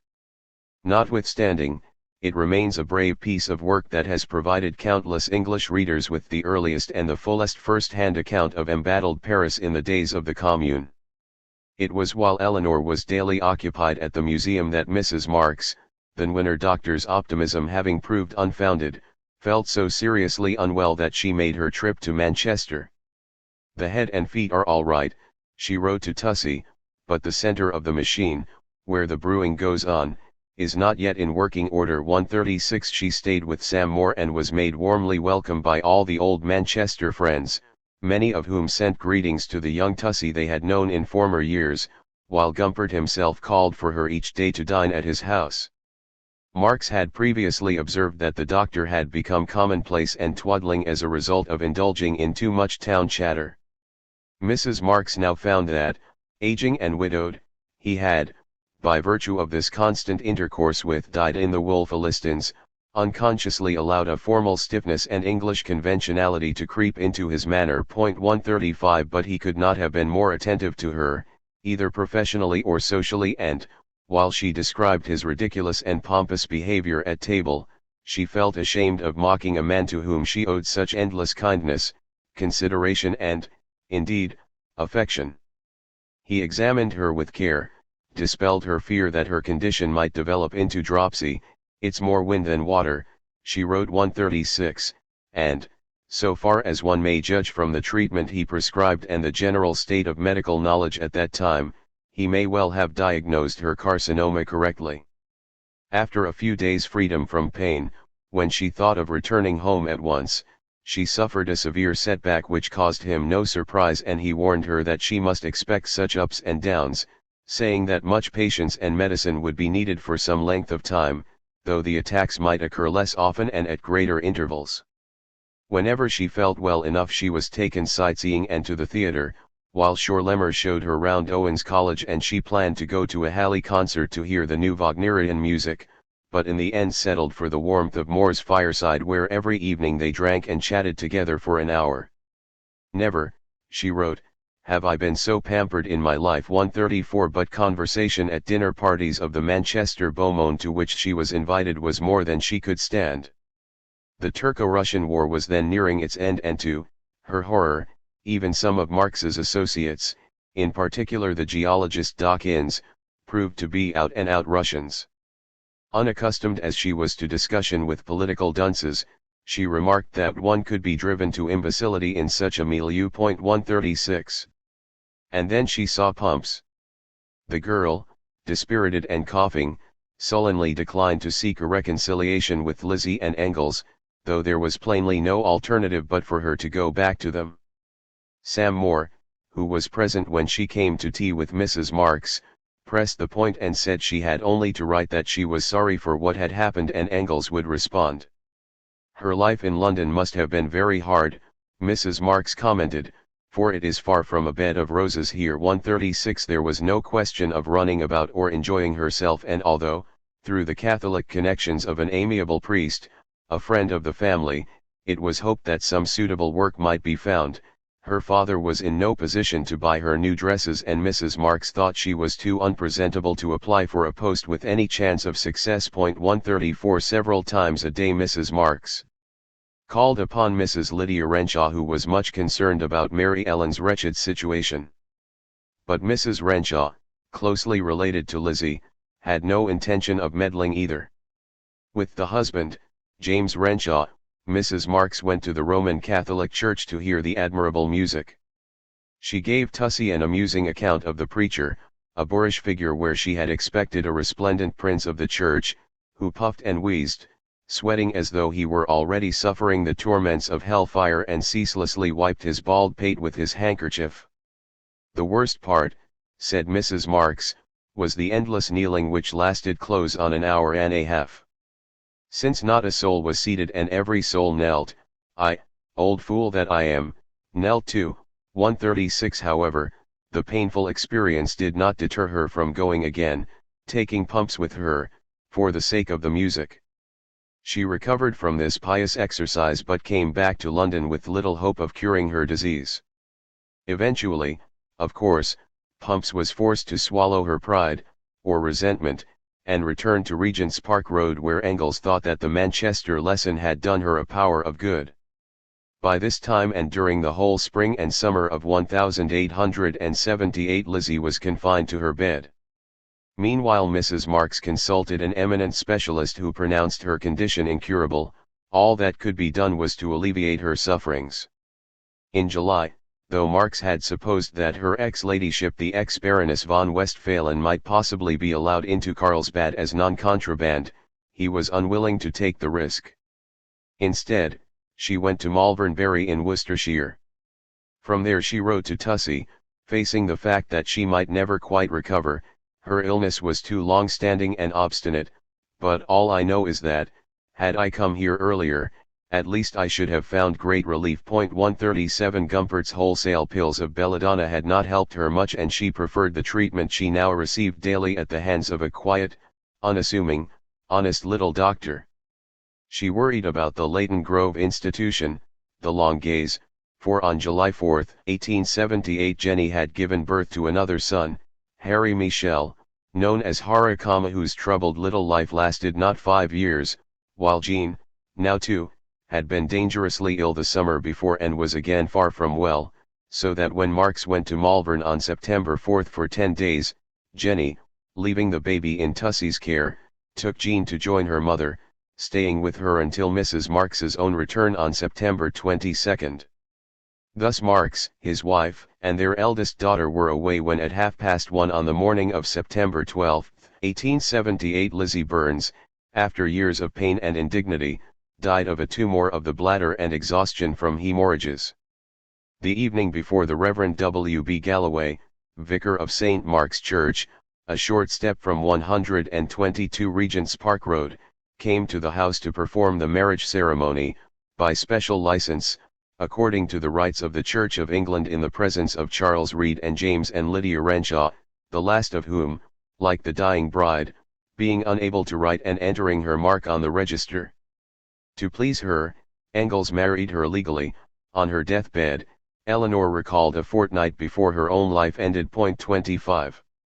Immediately, in the very hour of Lizzie's death during that night, Engels wrote to Lesnar to tell him the news, and, on the same date, to his brother Rudolph in Barman to say that his wife, who had legally married me the evening before, died peacefully after long sufferings. He also sent an announcement to Vorwärts: I herewith notify my friends in Germany that my wife Lydia, née Burns, was torn from me by death during the past night. 138. Thus he made the 11th hour marriage as widely known as possible, including to his family, and Lizzie lies buried in St. Mary's, Roman Catholic, cemetery in Kensal Green, under a stone engraved with a delicate small Celtic cross enclosing the sacred monogram IHS, above the words, "In memory of Lydia, wife of Frederick Engels. Born August 6, 1827, died September 12, 1878. R.I.P. Which tomb, now weather-worn, overgrown and hard to find, is also a monument to the man of feeling who honored her wishes to the very last. Eleanor and Mrs. Renshaw went to the funeral, as did Pumps, who was rigged out in mourning attire regardless of expense.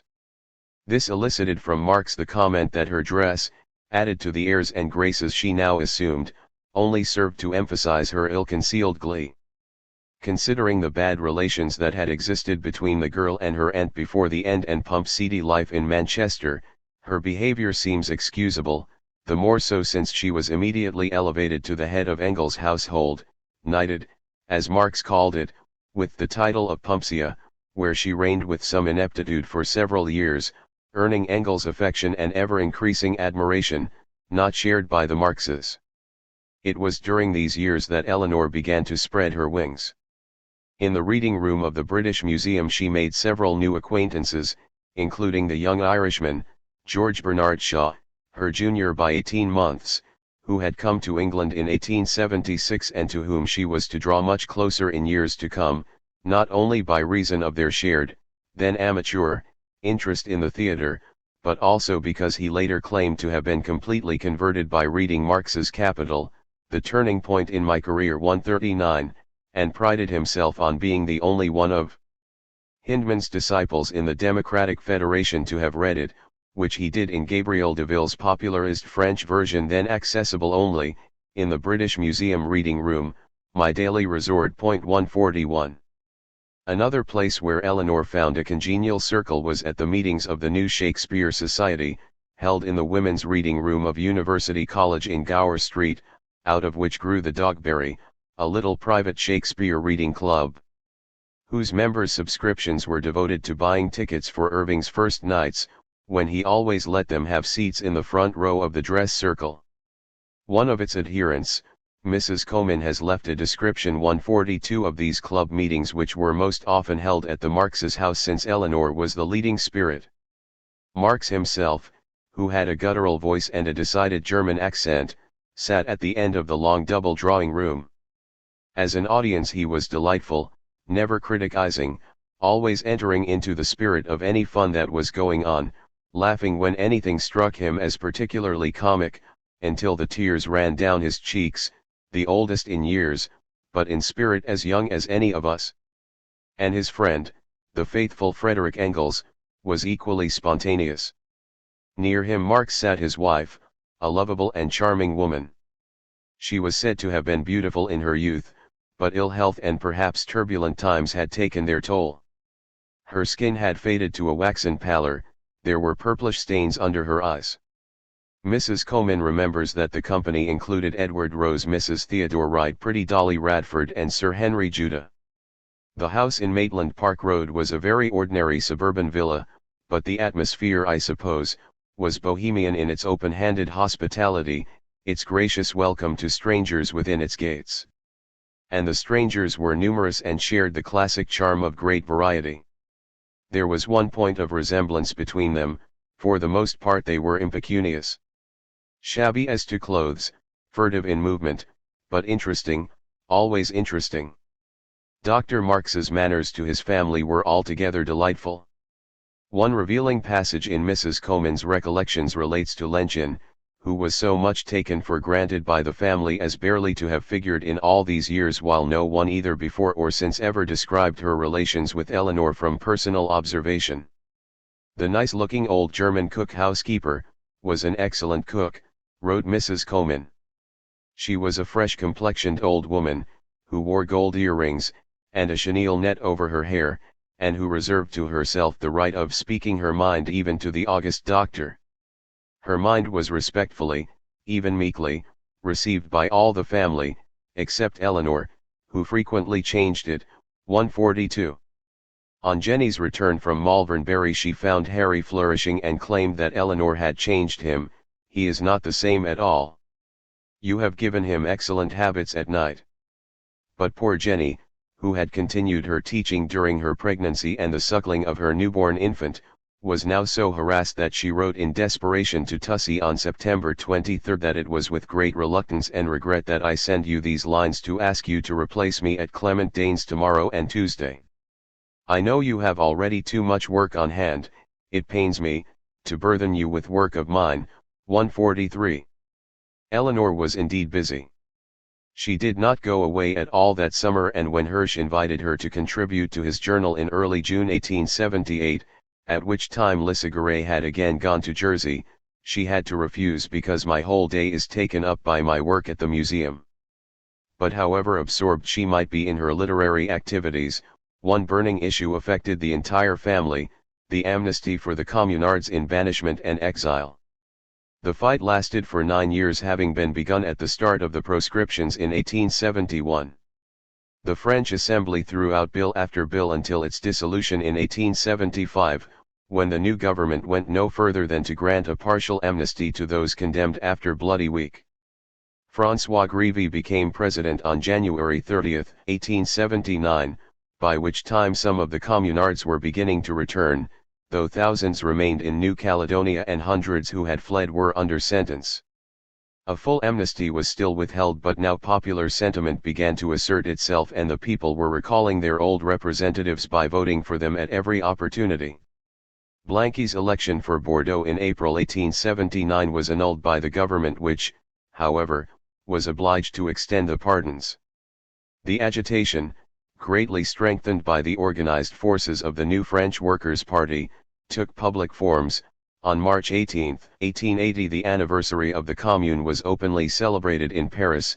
On May 23, despite police obstruction, enormous crowds flocked to the Père Lachaise cemetery to lay wreaths at the foot of the Mur de Fetters, and in July 1880 the ban on the proscripts was lifted. Of the members of the family circle, if such he may be called, Lissaguret was the first to avail himself of the amnesty, returning to Paris on July 4, 1880.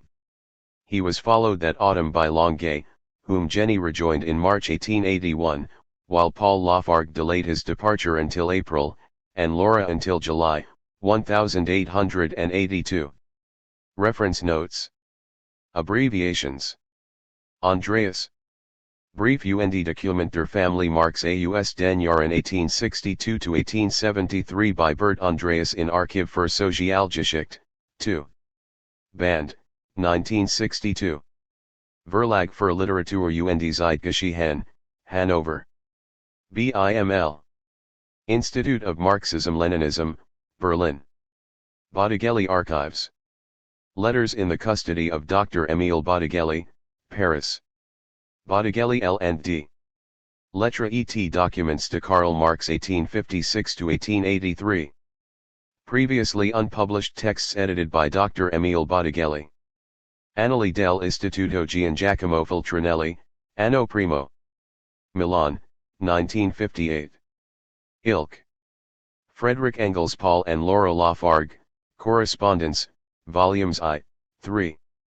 Lawrence and Wishart, 1959–1963. IISH.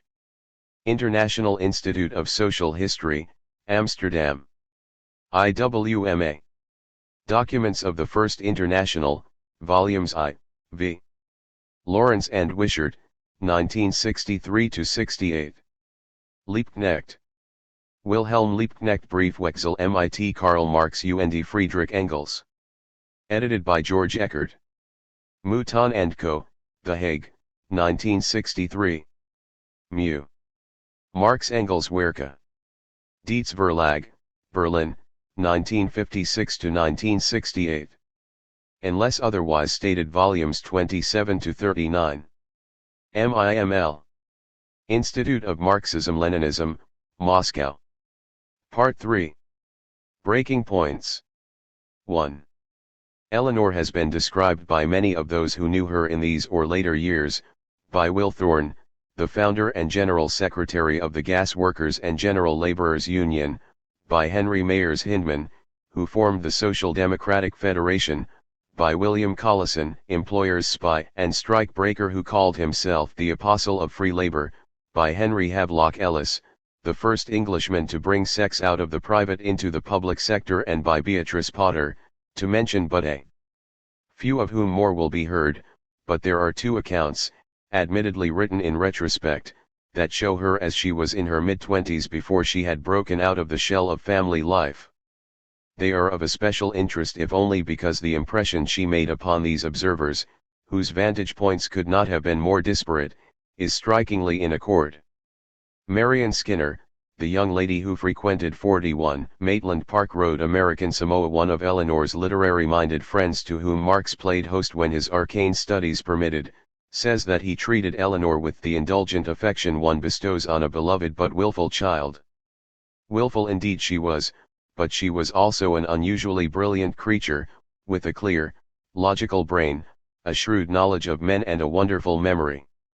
She either passionately admired or desperately scorned, she loved fervently or she hated with vehemence. Middle courses never commended themselves to her. She had amazing vitality, extraordinary receptivity, and she was the gayest creature in the world, when she was not the most miserable. Her appearance was striking. She was not really beautiful, but she somehow gave the impression of beauty by reason of her sparkling eyes, her bright coloring, her dark locky mass of hair. 1. Edward Bernstein met Eleanor for the first time in 1880 when he came to London for a week in November. His was no ordinary social visit. As private secretary to and one of the German socialists grouped round the wealthy publisher Karl Hochberg, who had emigrated to Switzerland in 1878, Bernstein had come under heavy fire from Marx and Engels. With August Bebel he at last decided to clear the position by bearding the lions in their den, going to Canossa. Bebel called it point two. To Bernstein, then, on his political mission, Eleanor was simply the daughter of the house, of whom he left two separate descriptions. In the earlier one he referred to her at this first meeting as a lively young girl of slender build with beautiful black hair and fine dark eyes. At that time she was already working hard at the British Museum, partly for her father, partly devilling, that is, taking excerpts or doing research for a pittance to save well-to-do people who wanted to write books the trouble of looking things up for themselves. 3. At a benefit concert for the widow of a communard, Bernstein, startled to find that the list of subscribers was headed by Queen Victoria with a donation of £10, heard Eleanor recite the Pied Piper of Hamelin and was much struck by her tremendous verve and wonderful voice. The occasion, despite its regal patronage, was graced by the presence of Marx, Engels, Bebel, Karl Hirsch, Leo Hartmann, and a pack of other Reds. 3. In his later reminiscences, written in 1915, he repeated his commendation of her striking appearance and exceptionally musical voice, adding, "She was unusually vivacious and took part, in her sensitive and emotional manner, in our discussions of party matters. With much greater devotion than her two elder sisters, Tussie, had dedicated herself to the socialist movement. On my first visit this girl was, the pet of the family." 5. It was natural that Marion Skinner should see only the brilliant creature, whose diverse talents were to include speaking at socialist meetings, while Bernstein regarded her first and foremost as the perfervid socialist. Yet socialism in England was almost non-existent at that time. It was to Bernstein, before he had met him, that Engels wrote, "For years the English working class movement has revolved hopelessly in a narrow circle of strikes for higher wages and shorter hours, not as a makeshift nor as a means of propaganda, but as an end in itself. The trades unions in fact exclude on principle and in their rules all political action and thereby debar the working class from taking part in any general activity as a class. So one can speak of a workers' movement here only inasmuch as there are strikes which, successful or not, advance the movement not one step. To inflate such strikes, which, moreover, during the recent bad trade years have quite often been deliberately engineered by the capitalists to furnish a pretext for closing their factories, strikes by which the working class makes no headway, into struggles of world importance, can, in my opinion, only do harm. It should not be concealed that at present no real workers' movement, in the continental sense, exists here. 6. The population of Great Britain had reached nearly 30 million in 1881, an increase of 28% in 20 years. 12,731,000 were occupied persons, of whom one-third were females, with nearly 2 million in domestic service, useless persons, eating their heads off and producing nothing. 7. While in 1880 a mere 250,000 were estimated to be organized in 34 trade unions. Thus, in disparaging the trade unionists' futile round of strikes, sometimes instigated by the factory owners themselves. Engels was referring to class conflicts which were not only without political significance but which left the mass of the workers untouched. As for real workers' movements in the continental sense, they were genuine and formidable enough for the German Reichstag to have passed the anti-socialist law under which Liebknecht was jailed yet again for 3 months at the end of October 1878 and whose long arm extended to Germans abroad, so that Karl Hirsch was arrested in Paris on August 16, 1879, while a fresh stream of socialist refugees flowed into England. But, dangerous as the Workers' Party appeared to the German ruling class, Marx saw it as increasingly under the influence of doctors, students, and what he called professorial socialist riffraff, non-entities in theory and useless in practice who were eroding the movement with a brand of socialism concocted according to university recipes, palatable to the petty bourgeoisie. Marx and Engels jointly drafted a circular letter to the leaders of the German Social Democratic Party analyzing its position, making their own attitude towards it clear. For almost 40 years, they wrote, we have stressed the class struggle between bourgeoisie and proletariat as the main lever of modern social revolution. It is therefore impossible for us to cooperate with people who seek to expunge this class struggle from the movement. When the International was founded, we explicitly formulated the battle cry, the emancipation of the working classes must be brought about by the working classes themselves. We cannot therefore associate ourselves with people who openly state that the workers are too uneducated to emancipate themselves and must be freed from above by philanthropic big bourgeois and petty bourgeois, for which purpose the working class must place itself under the leadership of educated and propertied bourgeois, who alone possess the time and opportunity to acquaint themselves with what is good for the workers. In contrast to this view, Hyndman in England expressed the opinion that the emancipation of the workers must be brought about by the workers themselves is true in the sense that we cannot have socialism without socialists. But a slave cannot be freed by the slaves themselves. The leadership, the initiative, the teaching, the organization must come from those who are born into a different position and are trained to use their faculties in early life. 8. For a period of a few months from the end of 1880, Henry Mayers Hyndman, introduced according to his own account 8 by Karl Hirsch but according to Engels by Rudolf Hermann Meyer, enjoyed an acquaintance with Marx. The families visited each other, Eleanor accompanying her father to dine with the Hyndmans at 10 Devonshire Street, Portland Place, when her mother was not well enough to go, while the Hyndmans called, sometimes uninvited, at the Marx's modest dwelling in Haverstock Hill. 8 Though Hyndman was never shaken in his conviction that at this period the regard was mutual and that he was indeed favored by a special intimacy with Marx accessible to very few outside the immediate family circle. Attributing to Engels, upon whom he never set eyes but called the Teutonic Grand Lama of the Regent's Park Road 8, a jealousy and arrogance that severed this beautiful friendship, his belief was false. Marx did not take to him, thought him smug and overweening, resented the way he forced himself upon him and stole many of my evenings to pick my brains and thus to learn things by the easiest means. In a letter to his daughter Jenny in April 1881 he wrote of an invasion by the Hyndmans on which occasion they so outstayed their welcome that Mrs. Marx was completely exhausted and had to retire. I quite like the wife for her blunt, unconventional and decided manner of thinking and speaking, but the admiring way she hangs on the lips of her self-satisfied, garrulous husband is comical, wrote Marx.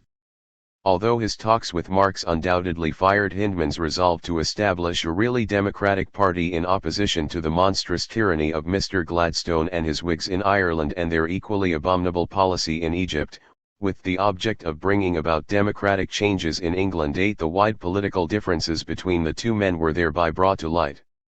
The inevitable breach between them, ascribed by Hyndman to Marx's resentment at his name having been omitted and Hyndman's debt to him unacknowledged in the little book England for All, has been finally and fully documented by Dr. Emile Bottigelli. 10 Marx's objections were not to the half-baked plagiarism of Capital, certainly not to the fact that he received no personal credit, for, as he wrote to Hyndman, party programs ought to be kept free of any apparent dependence upon individual authors or books, and not even to the foolish excuse, as applied to the friend of the Chartists and the leader of the International, that his name was so much detested and Englishmen have a dread of being taught by a foreigner, but quite simply, apart from Hindman's disingenuousness in approaching him only after the booklet was in the press, to the fact that borrowings, however distorted, from capital had no place in a program whose professed aims were wholly at variance with its theories.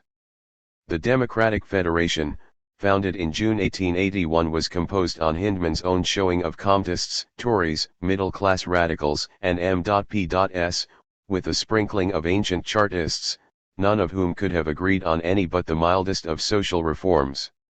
"What can you expect," wrote Engels, "of a set of people who take in hand the task of instructing the world about matters of which they themselves are ignorant? There is not a single burning question which they know how to tackle." Hindman combines internationalist phraseology with jingo aspirations. 11. In fact, Hindman had not picked Marx's brains thoroughly enough to arrive at the fundamental concept of an independent workers' party. He had read the French edition of Capital before he met Marx, but did not at the time, nor ever after, fully grasp all the significance of his theories 8 and to have used them, however rightly or wrongly presented, for the embellishment of a program acceptable to the Englishman 10, without distinction of class, was something Marx could not condone. He wrote to Hindman on July 2, 1881 from Eastbourne, where he was staying with his wife, having given himself time to turn the matter over. On Saturday, Mrs. Marx reported to Laura, the pale-eyed Hindman received his blow on the head. He is not likely to prop up the letter on his looking-glass, although, for all its pungency, it was so wittily worded that anger was barely perceptible. I think Moore was rather happy in this opus. 12. From this letter it would appear that the refined and highly intelligent woman of Hindman's reminiscences, whose great charm of manner and conversation 8 had fed the fantasy that he was the most welcome of guests at Maitland Park Road, did not reciprocate this high esteem. Nevertheless, Hindman's federation, which Eleanor joined, was to play a major part in the revival of socialism and the development of the labor movement in Britain at a time when America, France, and Germany had begun to break England's monopoly of world trade.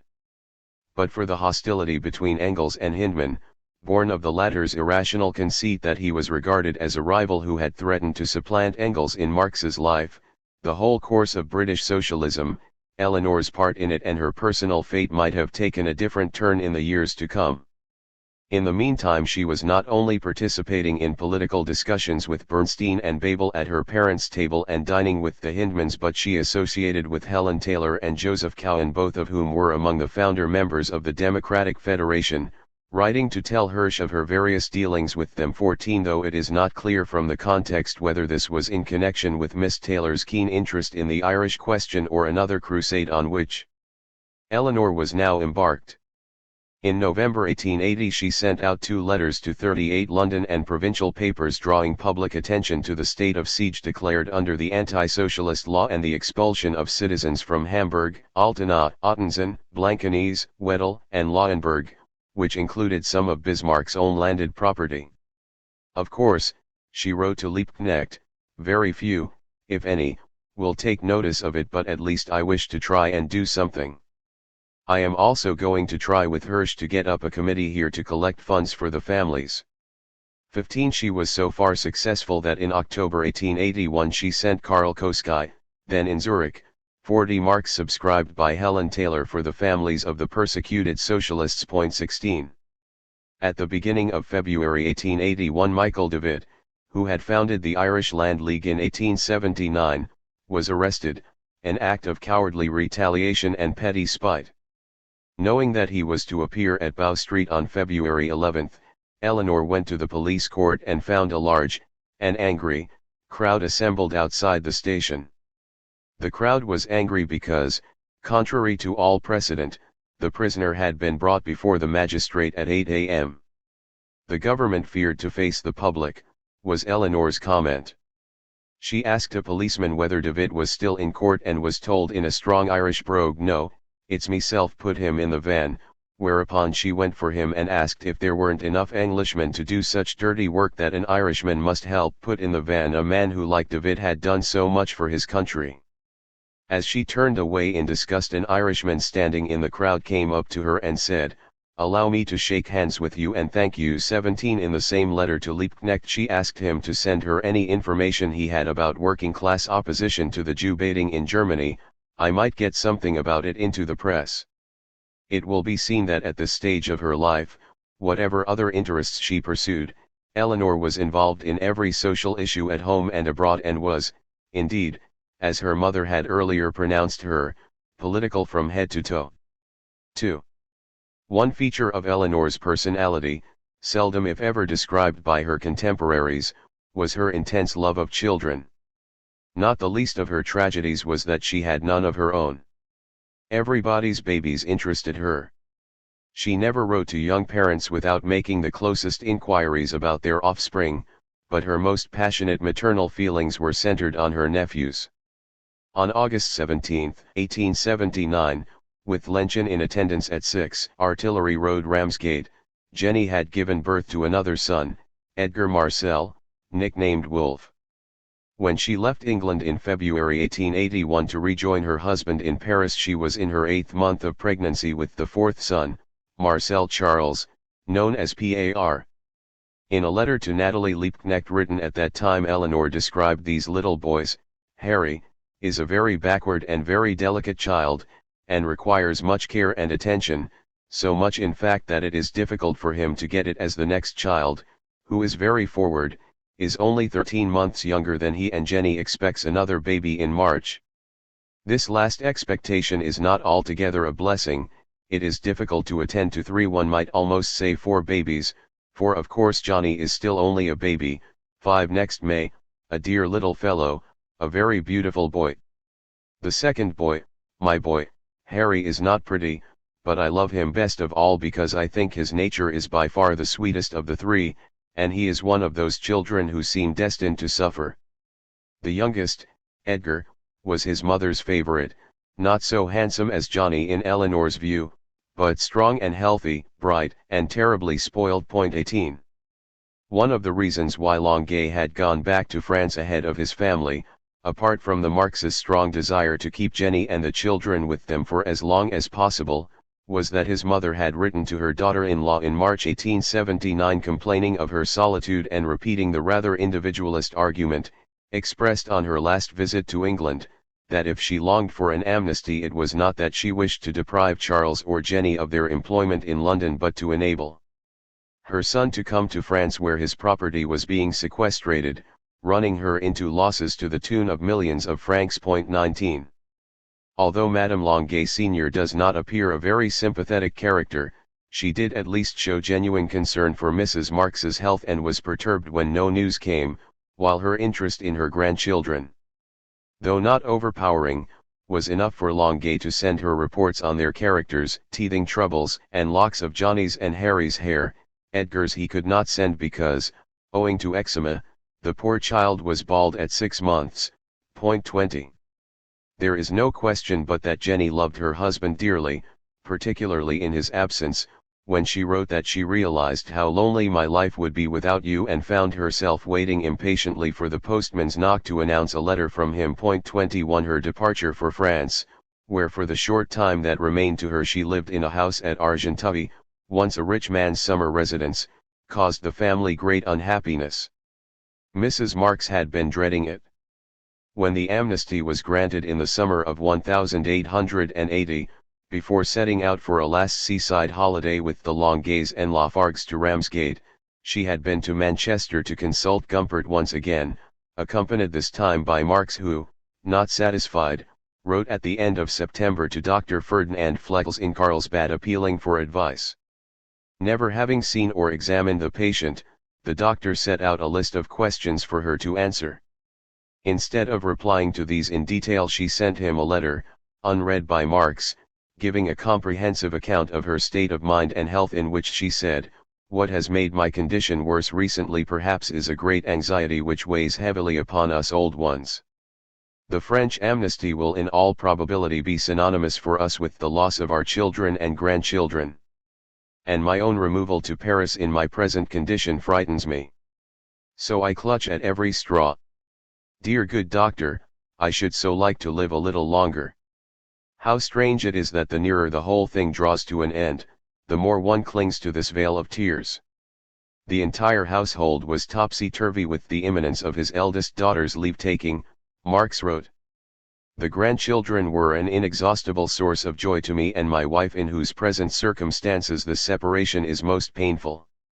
They had dearly hoped that Harry, at least, would be left with them because, as Marx later wrote to Jenny, he is a child who wants a whole family's attendance being singly, exclusively concentrated upon him. As it is, with so many other little ones requesting your care, he is rather an impediment. Eleanor, who also missed her nephews sorely, wrote, "This is a sad blow for Papa and Mama, as they are so devoted to the children." 18 And, indeed, a month after the young family had left, Marx wrote to Jenny, "I often run to the window when I hear children's voices, forgetting for the moment that the little fellows are across the channel." The parting, however, was not final, for there were visits to Argenteuil while, to the end of Jenny's days, Eleanor kept up an intimate correspondence with her, showing a love that was heightened not only by separation but also perhaps because, for reasons that remain obscure, there was a great coldness between Eleanor and Laura in these years. Indeed, as early as 1879, while the parents were in Ramsgate with Jenny after her confinement and the two sisters in London, Engels was hard put to it to contrive that they should not meet at his house for the usual Sunday dinner.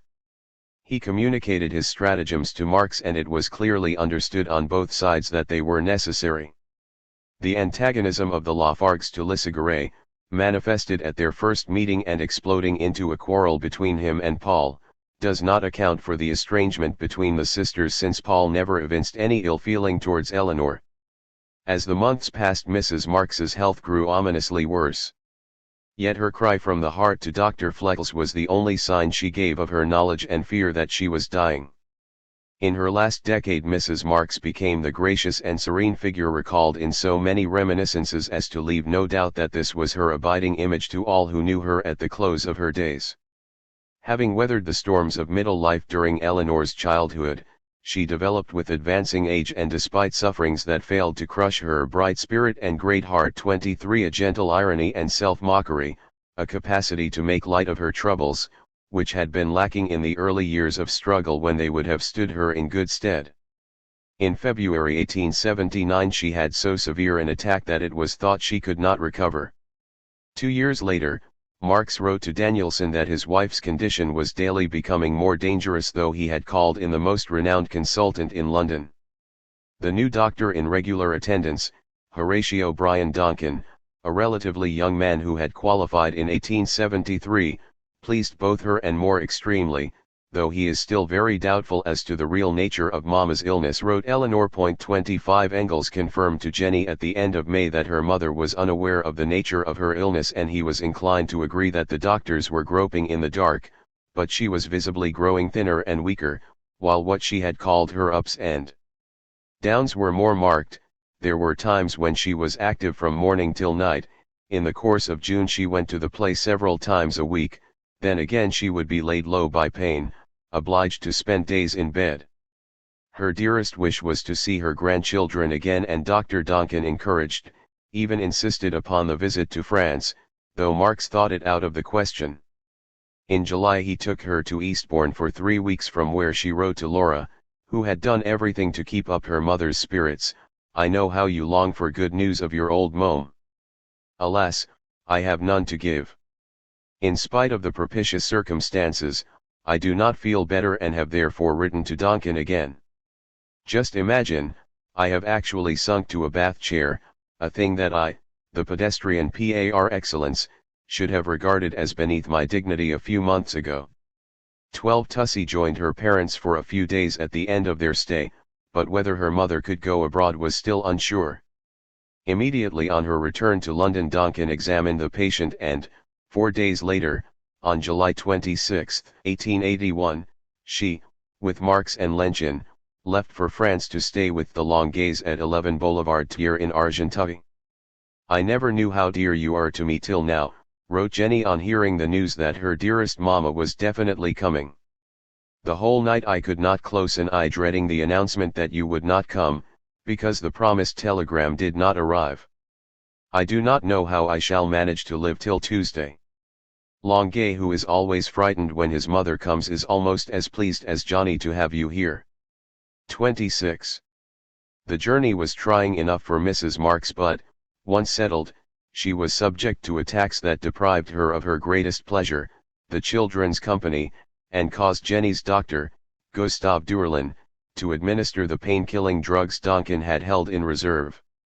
Marx was under no illusions about the character of the illness and, though thankful for intermittent improvements, wrote to Engels, "They do not stop the natural progress of the disease, but they deceive my wife and confirm Jenny, despite my objections, in her belief that the stay at Argenteuil should be as long as possible. I know better and thus have the greater fear."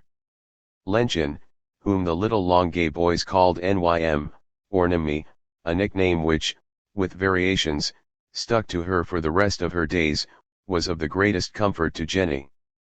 The more so when, upon receiving a letter from Dolly Maitland to say that Tussie was desperately ill, Marx left abruptly on the same day, August 16, taking an express train for London and leaving his wife to follow. A couple of days later Mrs. Marx and Lenchen set out to travel, first class, by slow stages, staying overnight at Amiens and then resting for a day or two at Boulogne before crossing to Folkestone, where, again, they halted until Mrs. Marx felt able to complete the journey to London. "Naturally," wrote Marx, "it is painful for me to separate from her, but her real support is Helen. My own presence was not absolutely necessary." Early in October Eleanor wrote to Jenny, "Dear Mama is very ill, the worst is we can do absolutely nothing. It is a beastly illness, in all other respects Mama is, Dr. Donkin says, so strong. All her organs are perfectly healthy. Is it not monstrous that, so terrible an illness should have come to her?" 27. At this juncture Marx fell ill with pleurisy. Eleanor stopped Jenny from rushing to London. "You must not leave the children," she wrote. "It would be the merest madness and would cause Papa more anxiety than your being here could give him pleasure or do him good, much as we all wish you were here." 27. For a time, while pneumonia threatened, Eleanor did not stir from her father's bedside until, upon Donkin's orders, Lenchen relieved her on duty and she took a night's rest.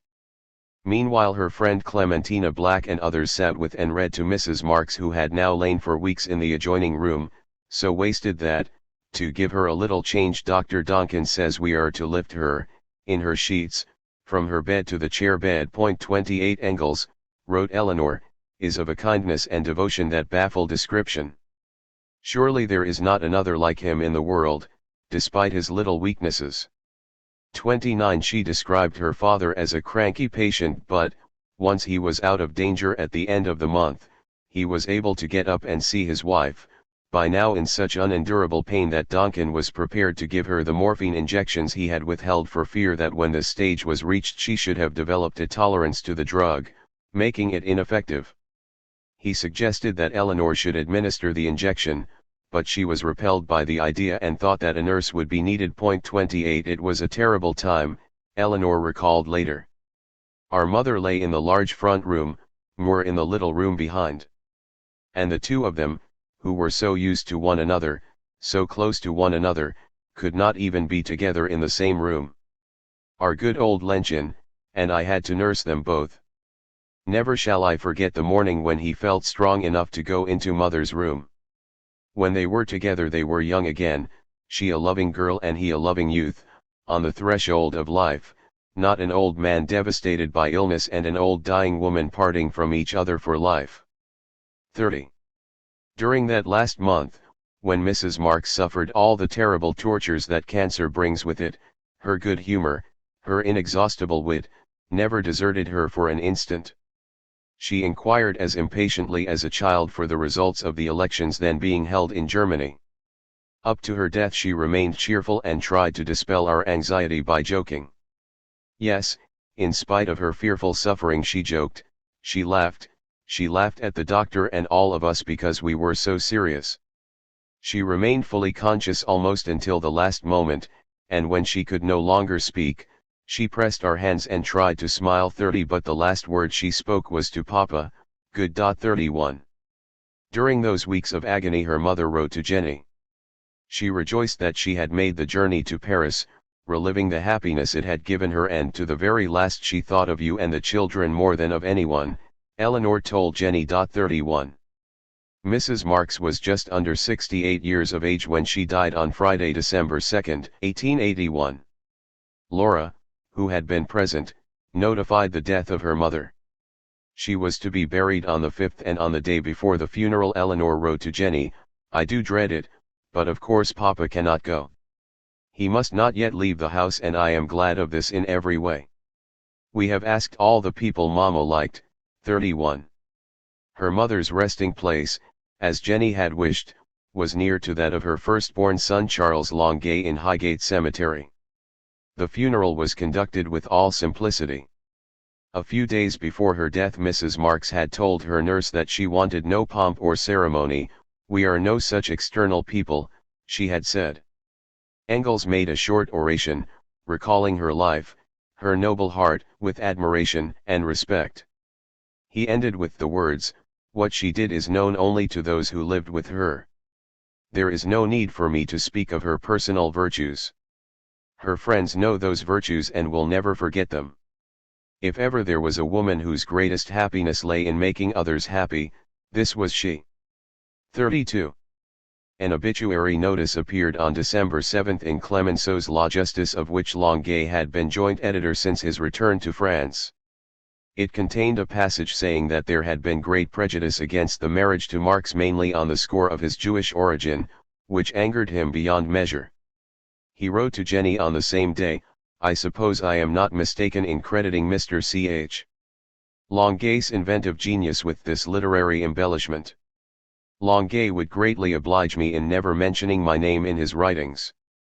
Although Laura and Eleanor had prepared her for the inevitable, Jenny was stunned by the news and could not resign herself to the death of one who could so intensely enjoy life when there are so many creatures living whose dreary existence is only a burden to them. Only last week I had a letter from Mama. Though far away I was not forgotten. Poor Mama's heart was large enough for all of us. 23. Eleanor wrote to Jenny now, sending her a piece of her mother's dear hair, as soft and beautiful as a girl's, to recall the sweet expression as she saw and recognized us, which she did at the end. 31. While later she was to say, my mother and I loved each other passionately. One of the bitterest sorrows of my life is that my mother died, thinking, despite all our love, that I had been hard and cruel, and never guessing that to save her and father's sorrow I had sacrificed the best, freshest years of my life. 33. 3. Exactly what had precipitated Eleanor's illness, causing Marx to dash back to England in mid-August 1881, cannot be known with any certainty, but that it was in some way connected with her mother's decline is beyond doubt. Looking back and claiming that Mrs. Marx had died thinking her hard and cruel, when she was neither, is but one clear indication of the guilt she felt. Another is the nature of her illness. While alone in London that summer she wrote cheerfully to her parents, saying I get on capitally. 34 and sent a jolly letter to Engels in Bridport, but in fact she was unable to sleep and had stopped eating altogether, until she reached a state of near collapse so alarming that Dolly Maitland, whose help she rejected, felt it necessary to summon Marx. Eleanor had declined to see a doctor, but her father immediately sent for Donkin, in whose opinion there was nothing organically wrong with her except for a perfect derangement of the action of her stomach thanks to her obstinate fasting. Nor did he think she stood in any danger so long as she obeyed his strict injunctions to feed herself rationally. Marx reported to Engels and to Jenny that her overwrought nervous system manifested itself in trembling hands, a facial tic and convulsive spasms. Yet only on July 5, a bare 3 weeks before her parents had left for Paris, she had made a brilliant appearance at the Dilettanti Club Theatre in 2 one-act plays with friends, including Ernest Radford and Dolly Maitland, who, as Engels reported, showed great self-possession and looked adorable on the stage, while Tussie had been very good in the passionate scenes, though it was rather obvious that she modelled herself on Ellen Terry, as Radford on Irving. However, that will soon wear off. If she intends to make an effect in public, she must undoubtedly strike out a line of her own, as she certainly will. Not only Dolly but also Ernest Radford, whom Eleanor deemed a very nice fellow 34, going with him to see Irving's Hamlet in July, had tried his best to help her in her depression. Marx was reassured by her promise to change her way of life. Once she gives her word, she keeps it, he said. Sometime in the spring of 1881, before she went to Jersey, Leo Hartman proposed to Tussie. She still considered herself affianced to Lissaguet, but this, unacceptable, offer may have jolted her into reviewing her situation, for it was in these years leading up to and immediately following her mother's death that Eleanor went through the second personal crisis in her life. But, unlike the earlier one when she had been a mere girl, childlike in many ways, and half in love with all communards, she was now a young woman who, though to all appearances immensely occupied, was more and more dissatisfied with her life. Objections to a relationship have a way of making it become objectionable. It is idle to speculate what might have happened had the Marxes approved of Lissaguet and Eleanor had married him. The defiant engagement had by now lasted for many long miserable years, 33, casting a shadow between her and her father, until the romance was nothing but an oppressive weight. 4 months after Lissaguet had left England in July 1880, she made no move.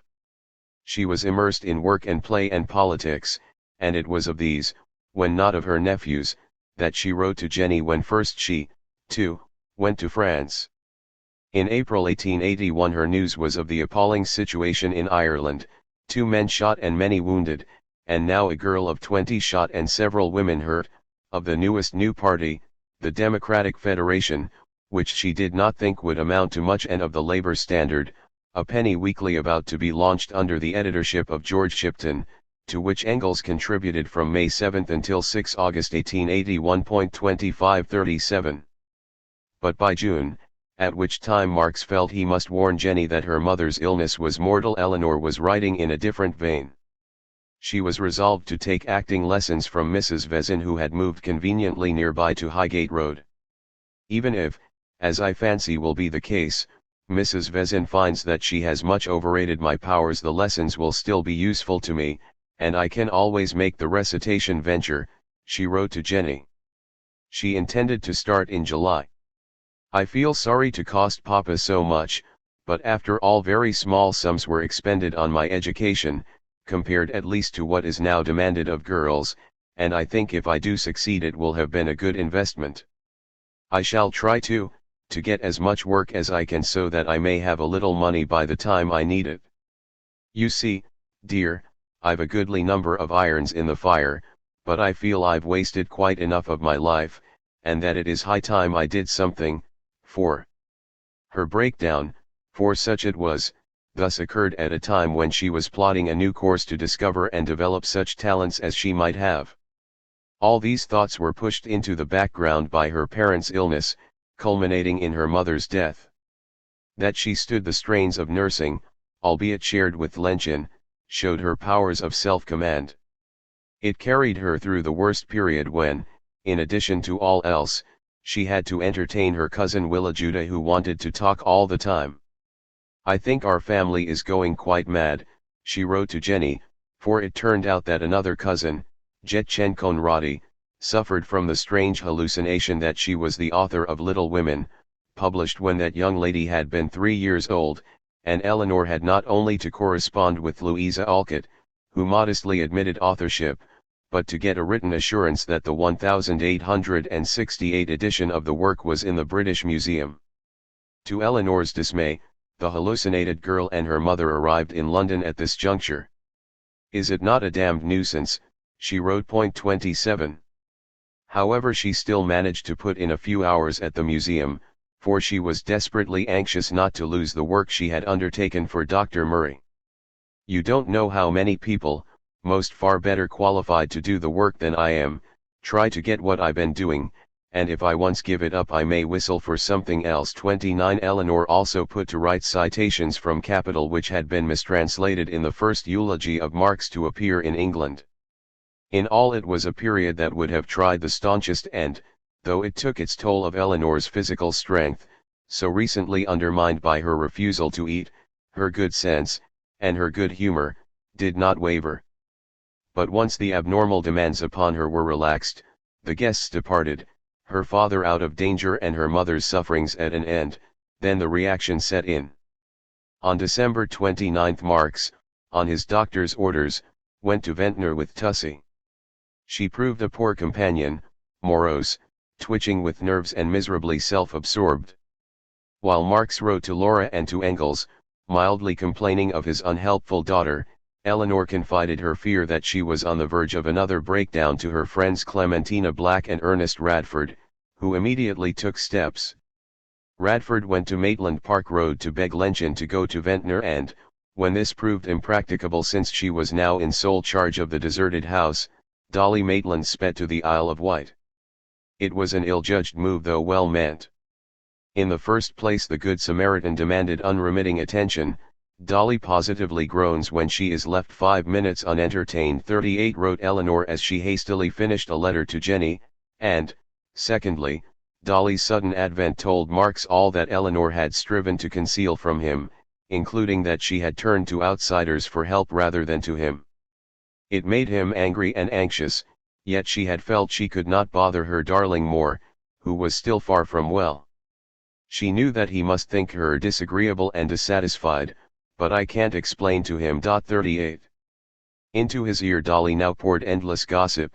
She tells Papa that she believes me to be secretly married and a lot of other cock and bull stories, that do far more honor to her imagination than her veracity. 39. She also provided details of the frightening hysterical symptoms Eleanor manifested at night which Marx, not being witness to them, had to take on trust.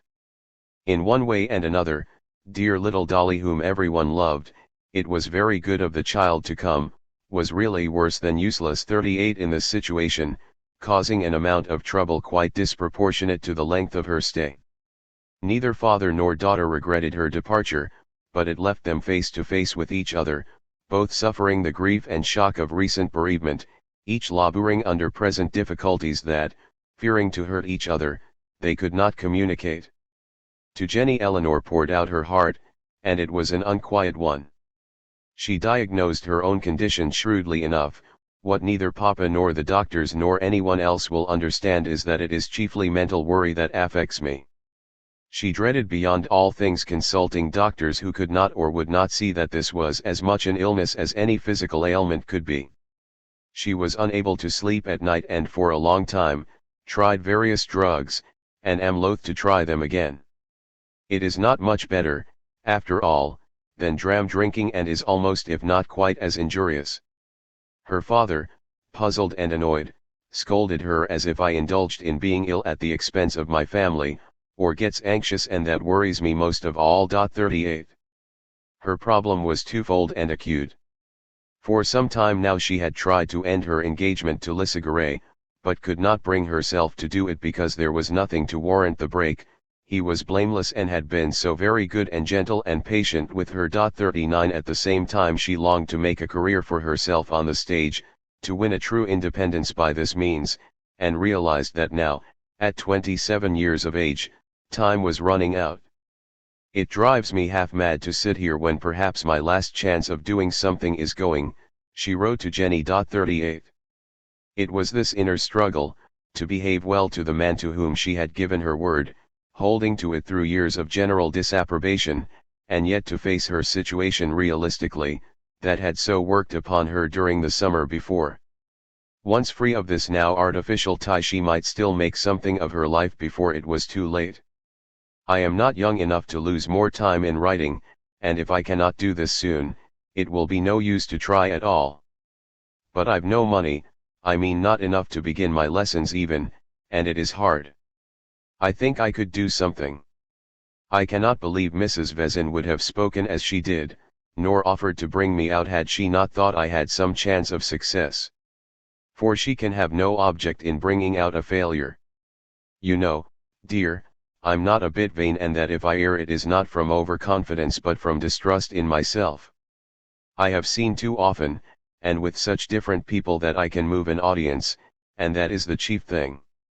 38 On the eve of her birthday she wrote again to Jenny, much and hard as I have tried I could not crush out my desire to try something. The chance of independence is very sweet. You see I'm not clever enough to live a purely intellectual life nor am I dull enough to be content to do nothing.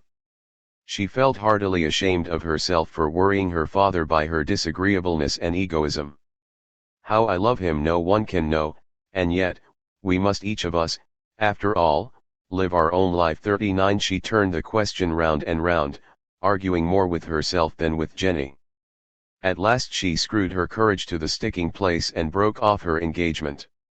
She told Jenny that not only had the burden become too heavy but she had other reasons which she could not write, and she asked her sister as a great favor to see Lisagaray from time to time, to treat him just as an old friend. She hoped that he and she, too, might remain on good and amicable terms, to which end nothing will help so much as if you and Longuet continue to see him. Oh! It has been a terrible struggle. I sometimes wonder how I have lived through it all. 39. However sympathetically Jenny received Eleanor's confidences, she wrote to Laura, who was at this time alone in London without any distractions and surrounded by the thousands of things to remind her of her mother, to say that she was very much alarmed by the news Tussie gives me from the Isle of Wight. It was Marx's situation that concerned her. Tussie's health, it seems, is breaking down altogether, and I think with much grief of poor Papa, ill as he is, with an invalid. Something must be done to help them both and, in Jenny's view, Tussie's woes were such that she would be better in London hard at work than doing nothing, a prey to her fancies. Poor Papa in his present state of health, after the troubles he has undergone, required a cheerful and even-tempered companion. It is 1,000 pities you did not go with him instead of Tussie. She begged Laura to talk the matter over with our good devoted Nim. She herself would have wished to fly to her father but was tied by the children. 40. A few days later Tussie made a lightning dash to London to appear in some dramatic performance but had barely returned to Ventnor when, owing to the bitterly cold weather, Marx decided he must leave. On January 16 they returned to London together and plans were made for him to go south for his now chronic bronchial catarrh. The most painful side effect of this crisis in Eleanor's affairs was the tension it had created between her and Marx.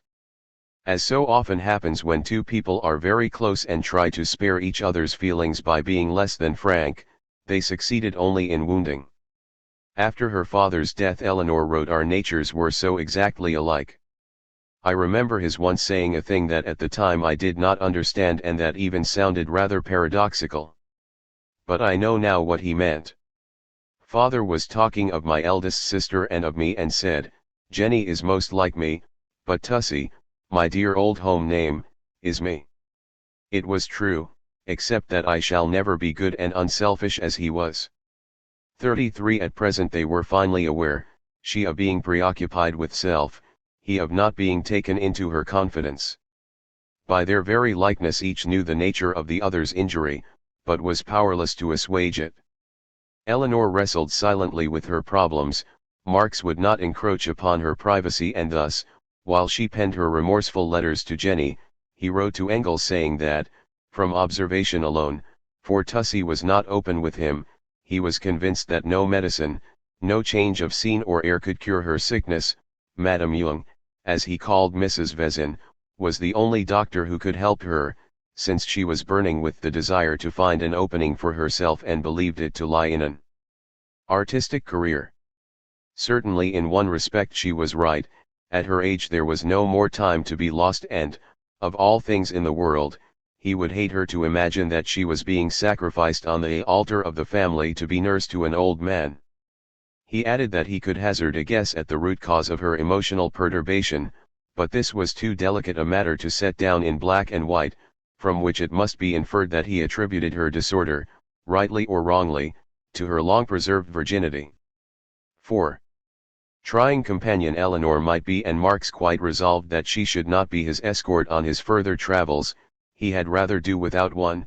Nevertheless, in the first week of February 1882, she accompanied him to Argenteuil. He stopped there for a week on the first leg of his journey to Algiers, setting sail from Marseilles on February 18 to remain there and in the south of France until June, alone. Eleanor stayed on with Jenny for a few extra days. On her last morning Lissaguet called and arranged to see her off at the Gare Saint-Lazare that night. It was barely a month since she had broken off her engagement.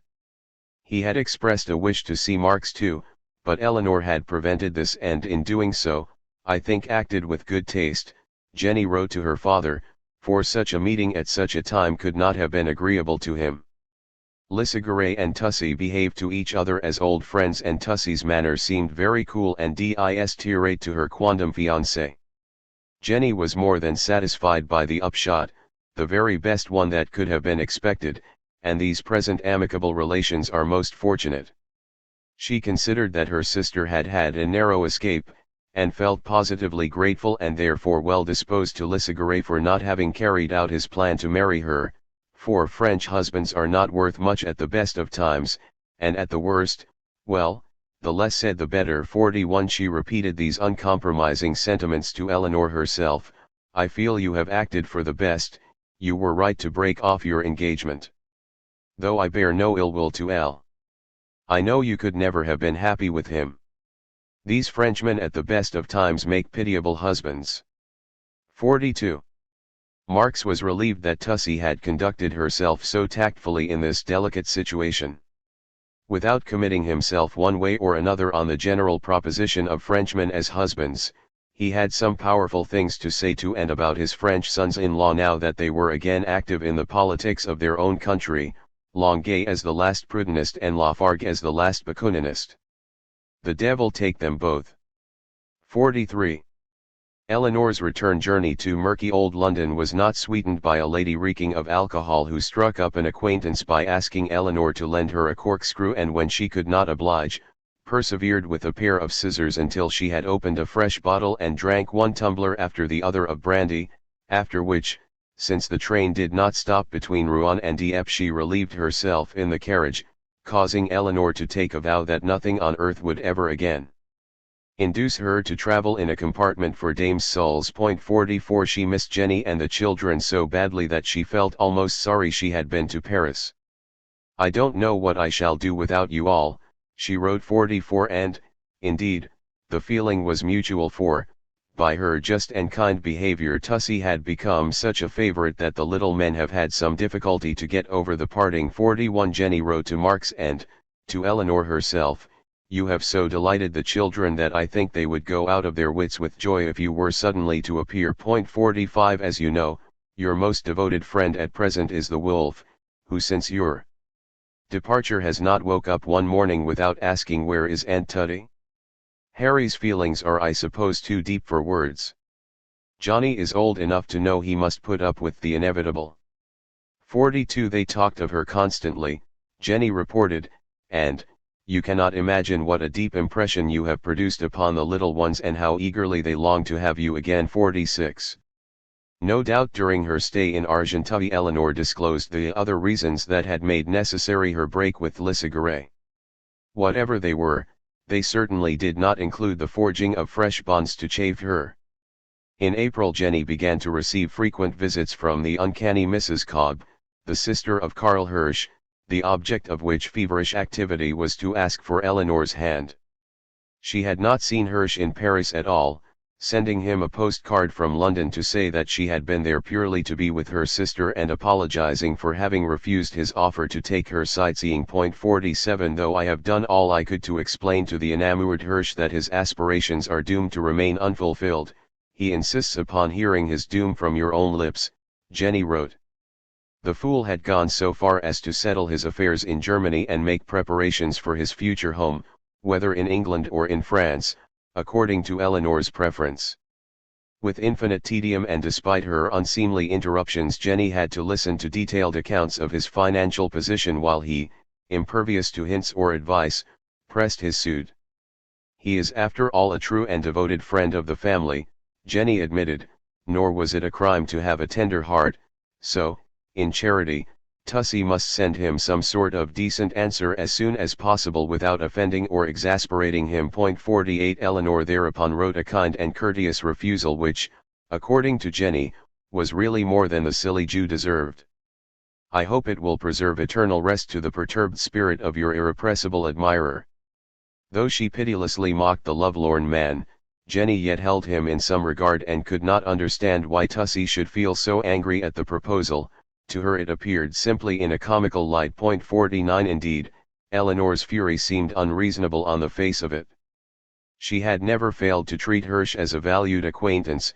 They had corresponded for 7 years, during which period he had visited London many times, staying for some months both in 1878 and in the following year when he was often invited to dine at Maitland Park Road.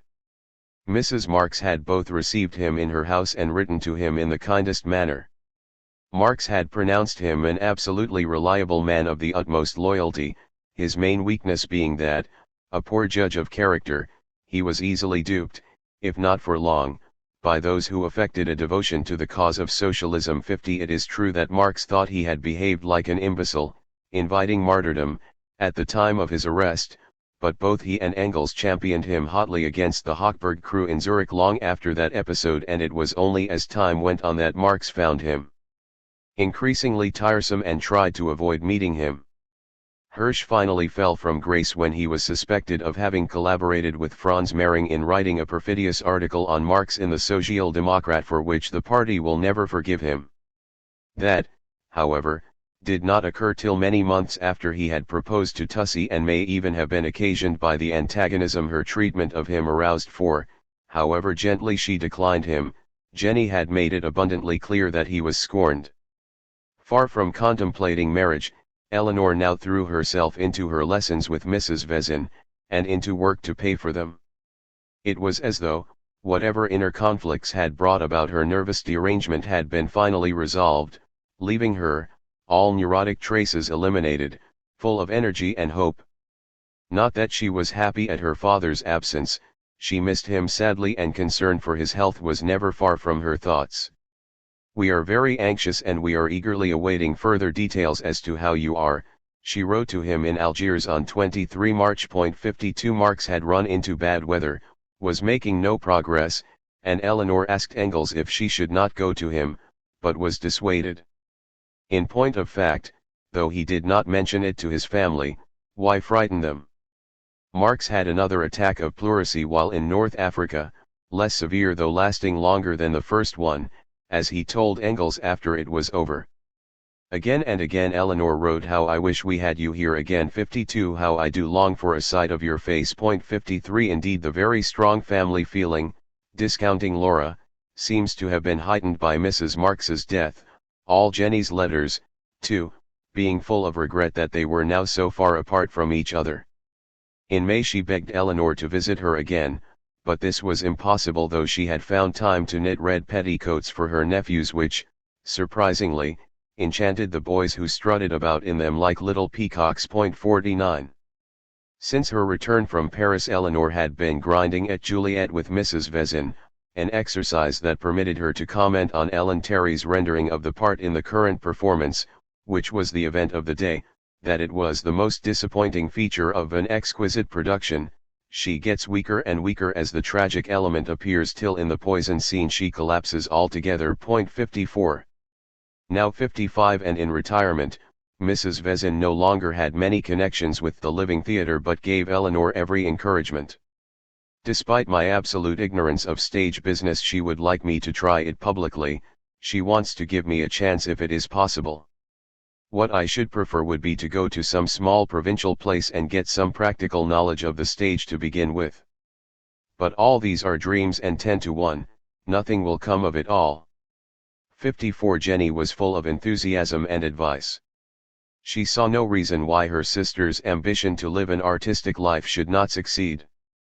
"Some lucky chance, you know, my fixed idea is an interview with Irving, may turn up," she wrote, "and at the very worst, should you never tread the boards, the fact of acquiring perfectly the art of elocution, will be a great gain to you through life and will repay any outlay your lessons now will cost you." 42 An introduction to Irving was, indeed, her fixed idea, it is nonsense to say he would treat you as he does the thousand stage-struck simpletons who no doubt come to him.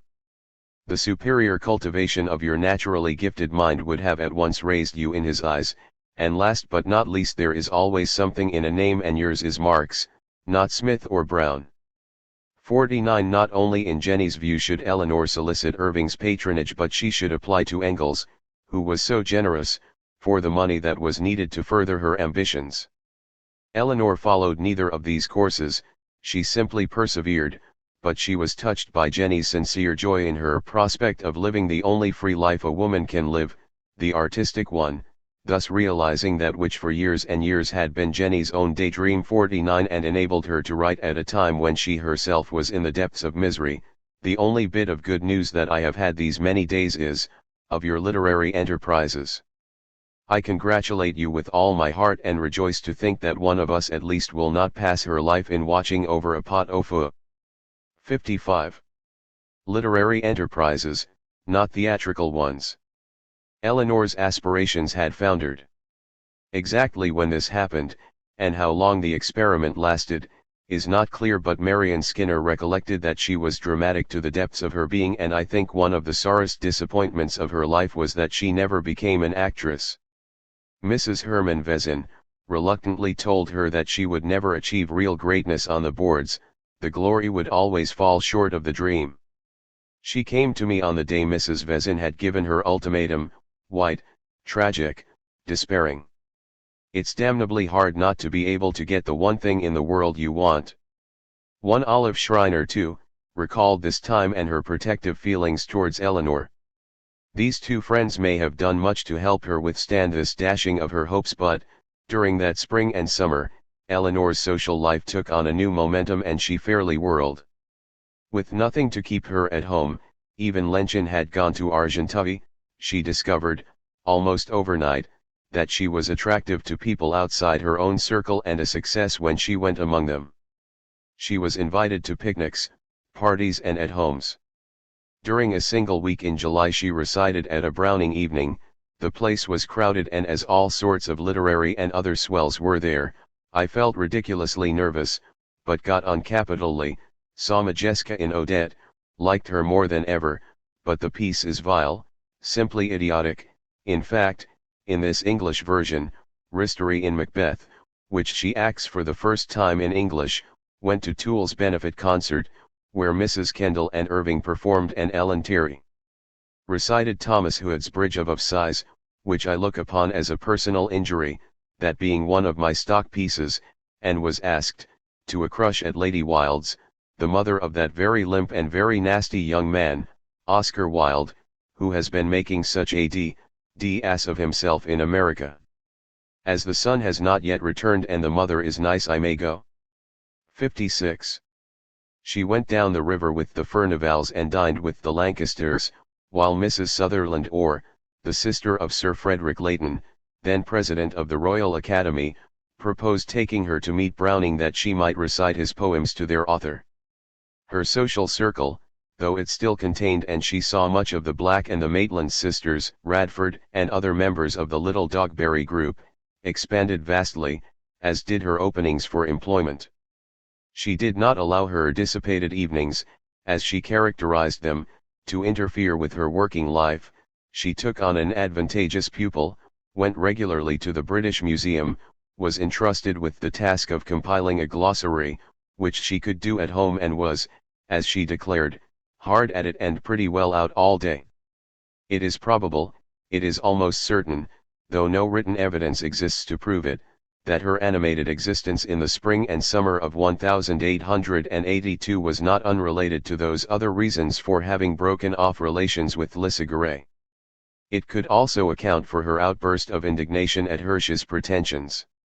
The name does not appear among the host of people with whom she was associating at the time, but since she was undoubtedly partnered on her several outings and the character of her interests, the places she frequented, were so similar to those of Edward Aveling, a married man, it is reasonable to assume that he had entered upon the scene. Her outer gaieties did nothing to still the anxiety about her father. He had left Algiers, where his cough had been aggravated rather than cured, to stay in Monte Carlo at the Hotel de Russie from the first week in May until early June, when he planned to go to Jenny's.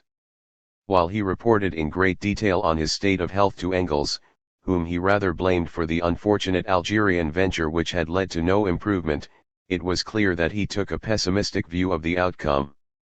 Naturally, at a certain age, it is altogether a matter of indifference how one is launched into eternity, he wrote from Cannes, rather comforted than otherwise by Garibaldi's death from bronchitis. On June 6 he left for Argenteuil, where he stayed for almost 3 months. Lafargue, who had been living in Paris since April, went to see him and reported to Engels that he looked well, but that the Longuet household was too boisterous for a man in his condition. This was not Marx's view. He had told Jenny before his arrival that she was not to announce it to either Paul or Hirsch, that what he needed was absolute peace and quiet, adding as a postscript that what he meant by this was family life and the microscopic world of children's noises. It was to help Jenny during Marx's stay that Lenchen had gone to France at the end of June, but that summer both Laura and Eleanor traveled to Paris, though not together. Laura rejoined her husband, spending a week at 38 Rue de Lille, a small hotel on the left bank, until, early in August, they moved the furniture sent from London, including the armchair bequeathed by Lizzie Burns, into a flat of their own at Engels' cost. She had seen her father for but a few hours when she wrote to Engels Papa seemed to be very well and very lively 58, so that Eleanor, when she joined the Longuet household, was taken aback by his changed appearance. Marx wrote to Hirsch asking him to take Lenchen sightseeing in Paris before she left. Now that she had gone, Jenny, in her 8th month of pregnancy, was only too grateful to Eleanor, who won Marx's golden opinions for her kindness and helpfulness to the children and to poor Jenny. The situation had brought out traits in Tussie that were dormant in London, he wrote to Engels. She was an excellent disciplinarian and he dearly hoped that she would take Johnny back with her to England for a few months. The boy was running wild and giving more trouble than the 3 smaller ones put together, but Longuet, who generally stayed in bed the whole morning and left for Paris at 5 each afternoon, opposed the plan, out of his love for him, though he did nothing about the child himself and seemed not to care whether Johnny were helped or Jenny's burden lightened. Nevertheless, against the father's wishes, Marx prevailed, and when Eleanor left for London on August 21 it was with Johnny, who was destined to remain with her, and to submit to an unaccustomed regimen of cold water from top to toe each day, regular schooling, and early bedtimes, for many a month to come. Quite soon after his return to Argenteuil in June, Marx had written to Laura, still in London, a letter marked private and confidential, in which he confessed that he could not risk traveling alone again, and that therefore, it's more or less your duty to accompany the old man of the mountains when he went to Switzerland at the end of August. This plan, too, was realized, and, a few days after Tussie's departure, Marx and Laura set out for Vevey by way of Lausanne, returning to France on September 28, by which time Jenny had given birth to her only daughter. Eleanor, with Lenchen's help at home, was happily caring for Johnny and sending regular reports to his mother. She had taken him to Yarmouth, where Engels was staying with Pumps and her baby, and, back in London, he was doing excellently at school. "I have just put my boy to bed," she wrote to Jenny on October 2. He was very anxious to hear about his little sister. Having got over the shock, he is taking more interest in her now. What troubled his aunt most was his English. The way he speaks is awful, but I suppose in time he will grow out of it. I've no doubt we spoke Helen's English sometime. The worst is when I correct the boy, Helen is either offended or laughs. 59 Helen, or Lenchen, or Nemi, played her full part, of course, in looking after the 6-year-old, for, though Eleanor postponed working on her glossary until the evenings, after he had gone to bed, she still had to go by day to the museum, where she was accorded the exceptional privilege of being admitted during closed week, when the reading room is shut and the books are dusted, rearranged, etc. She owed this to the intervention of Richard Garnett, in whose room she was allowed to work, and to some half-dozen of the head men. It is an immense favour which I was told today had been extended to no one since some years ago Gladstone was allowed to go and finish his pamphlet on atrocities there. 59. Marx, when he arrived back in London in the first week of October, thoroughly approved of Eleanor's ways with Johnny, who was cheerful and happy. He wrote to Laura. The little boy talked a great deal of his mother and Harry, whom he obviously missed, but his progress left nothing to be desired. At the end of the month, warned not to remain in London during the season of damp and fog, Marx set off for Ventnor again, where Eleanor and Johnny visited him for a few days in November, leaving on the 20th. Thereafter Eleanor kept in constant touch with him, and he wrote on January 9 that he was grateful to his dear good child for writing so often and at such length, which encroached upon the little free time she had. The intention was that Marx should remain on the Isle of Wight until the spring. But that was not to be. 5. Eleanor had long realized that Jenny had reached breaking point. What she did not, could not know, for it was never mentioned, was that ever since April her sister had been in terrible pain with a disease of the bladder which, then, she attributed to her 3 months' pregnancy. After Eleanor had left Argenteuil in March, Jenny, who apologized for having been so dull during her stay 42, wrote to her on a note of mounting despair. Though she forbore to speak of her physical ailments, she felt exhausted by her family cares. As early as January, still bitterly mourning her mother's death, she had complained that when night comes I feel quite giddy from the exertion of having looked after 4 babies, 3 of whom no longer sleep in the day. 60. While to Laura, at the same period, she wrote that what with carrying, washing, feeding, driving 3 babies and looking after Master Johnny, who is not the least troublesome one of the lot, I feel physically and mentally worn out. I am often too tired to get repose at night and feel like Don Quixote did when he had been well thrashed. 40. Mother-in-law and servant trouble loomed large in her letters to Eleanor, but the bane of her life was Longuet, the cruelest. Sick of it all is that though I drudge like a nigger, he never does anything but scream at me and grumble every minute he is in the house. 48. His present mode of life, she wrote to Eleanor again in May, makes matters 50 times worse than they were when we lived in London.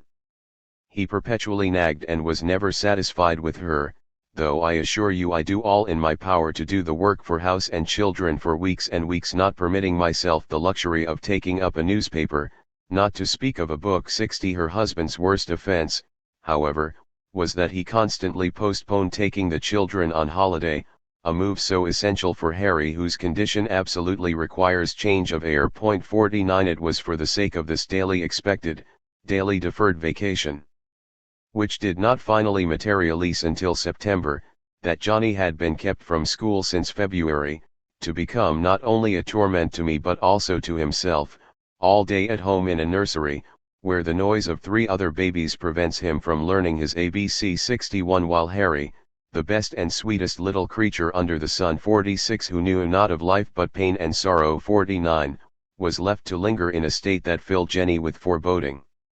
Added to these trials was an acute shortage of money.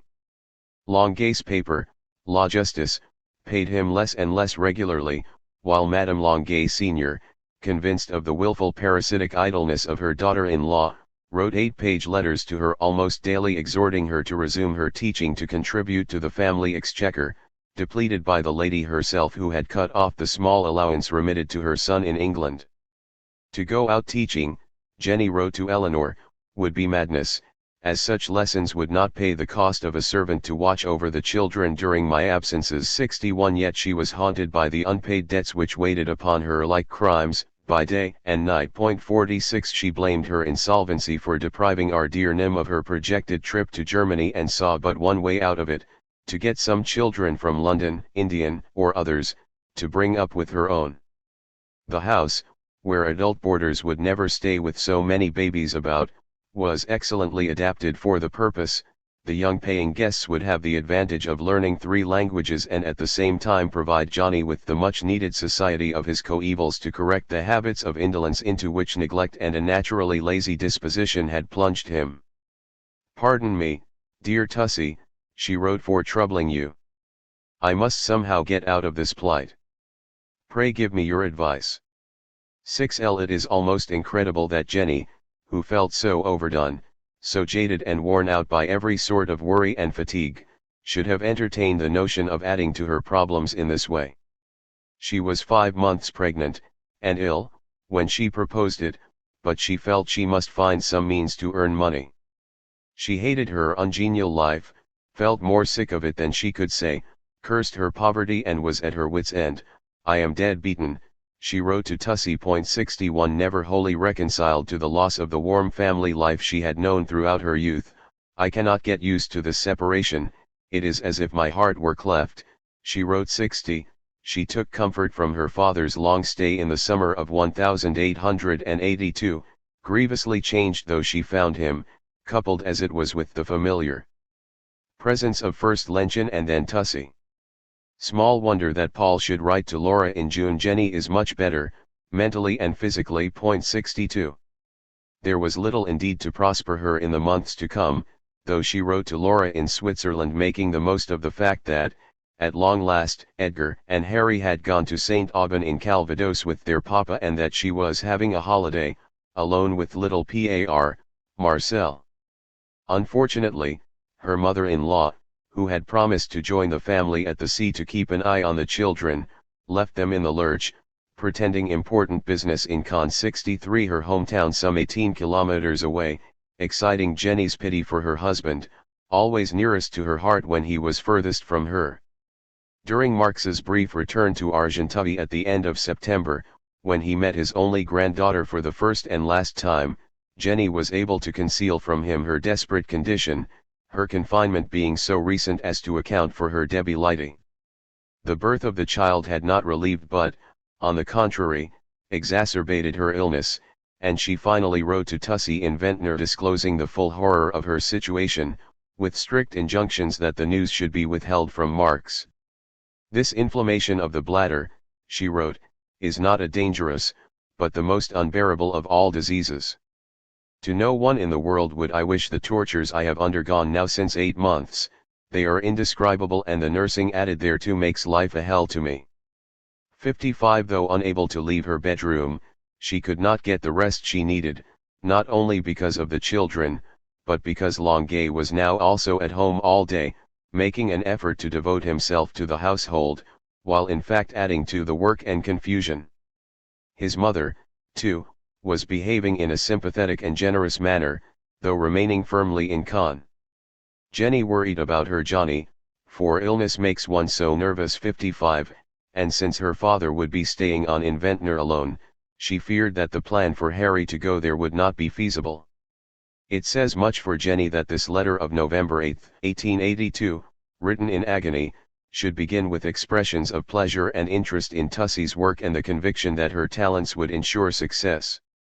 A week later Paul Lafargue was summoned to appear before the Montlucan magistrates' court to show reason why he should not stand trial for subversive speeches he, Guesde and others had made.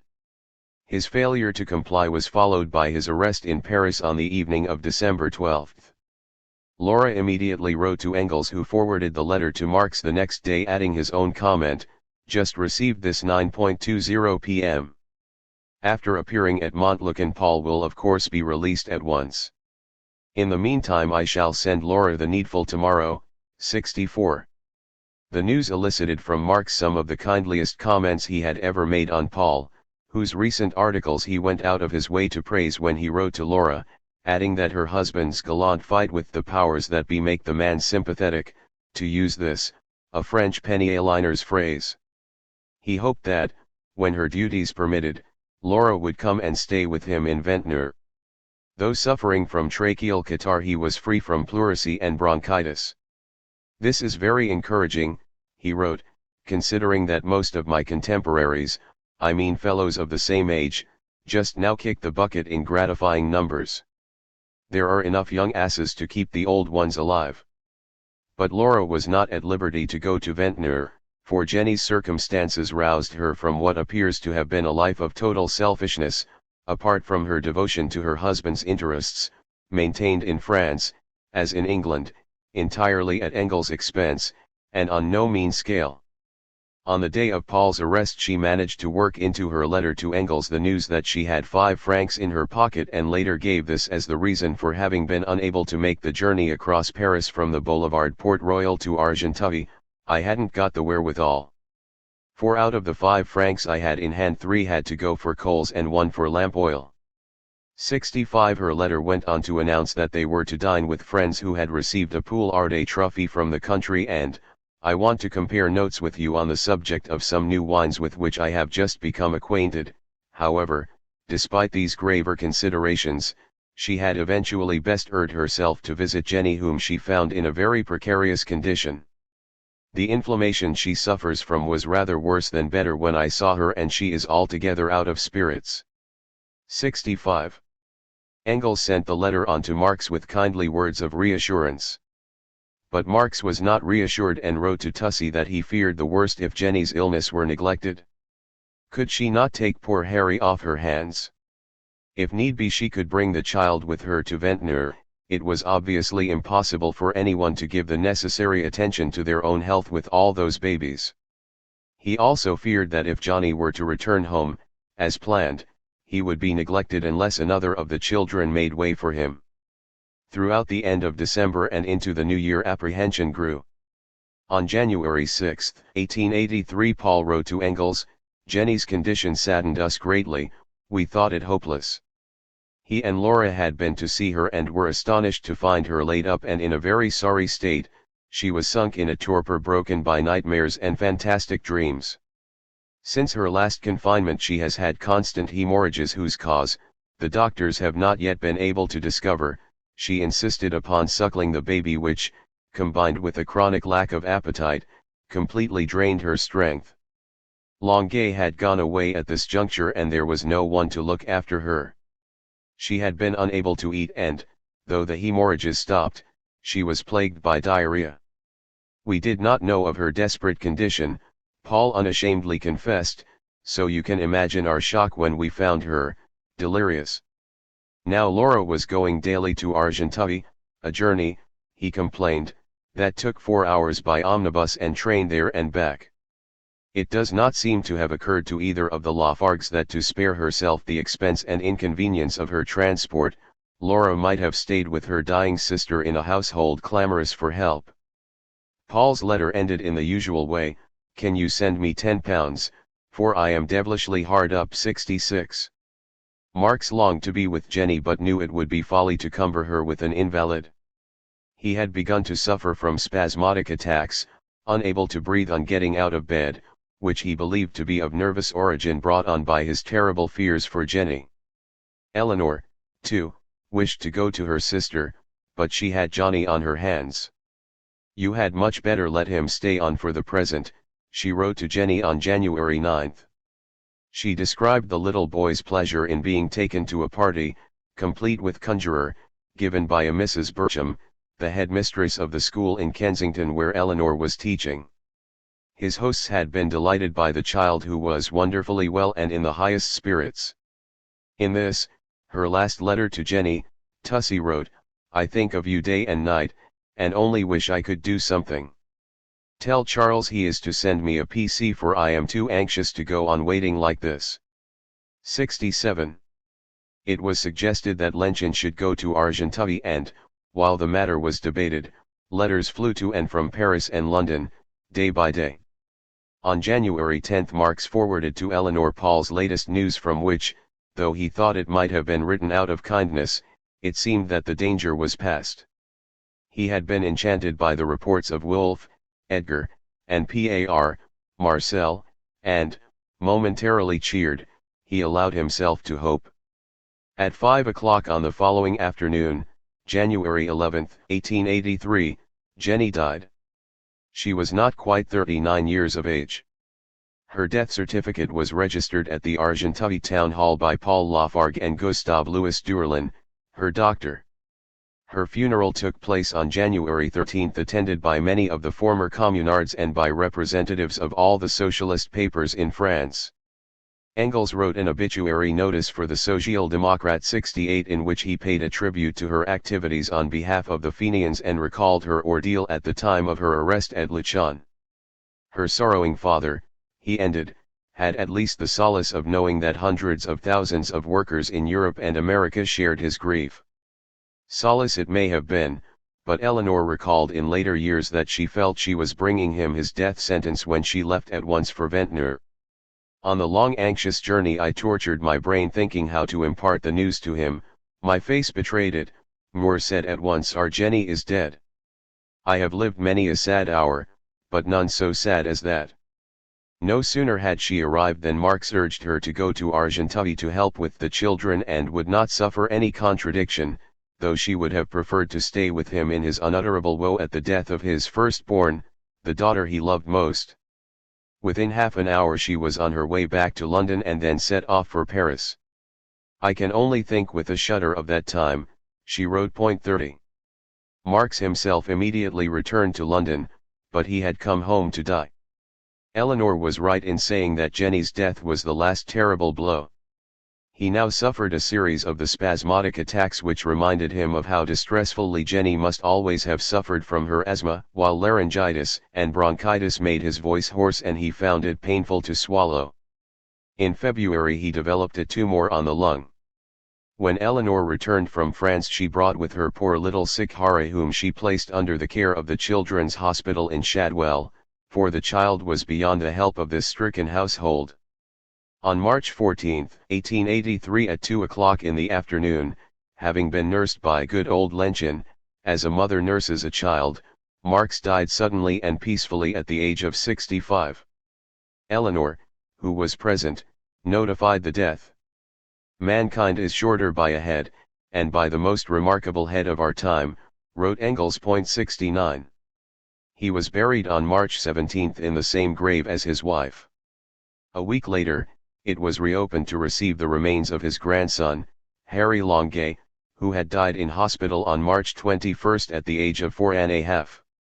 Marx's funeral was attended by a relatively small company, which included Engels, Eleanor, Longuet, Lafargue, Liebknecht, Lessner, Schorlemmer, and Edwin Ray Lancaster. Laura did not leave Paris. Eleanor, who had received, among condolences from a multitude of her own and her father's friends, a warm letter from Richard Garnett, invited him to the ceremony though he was unable to be present. The Congress of the illegal German Social Democratic Party was to be held in Copenhagen from March 29 to April 2.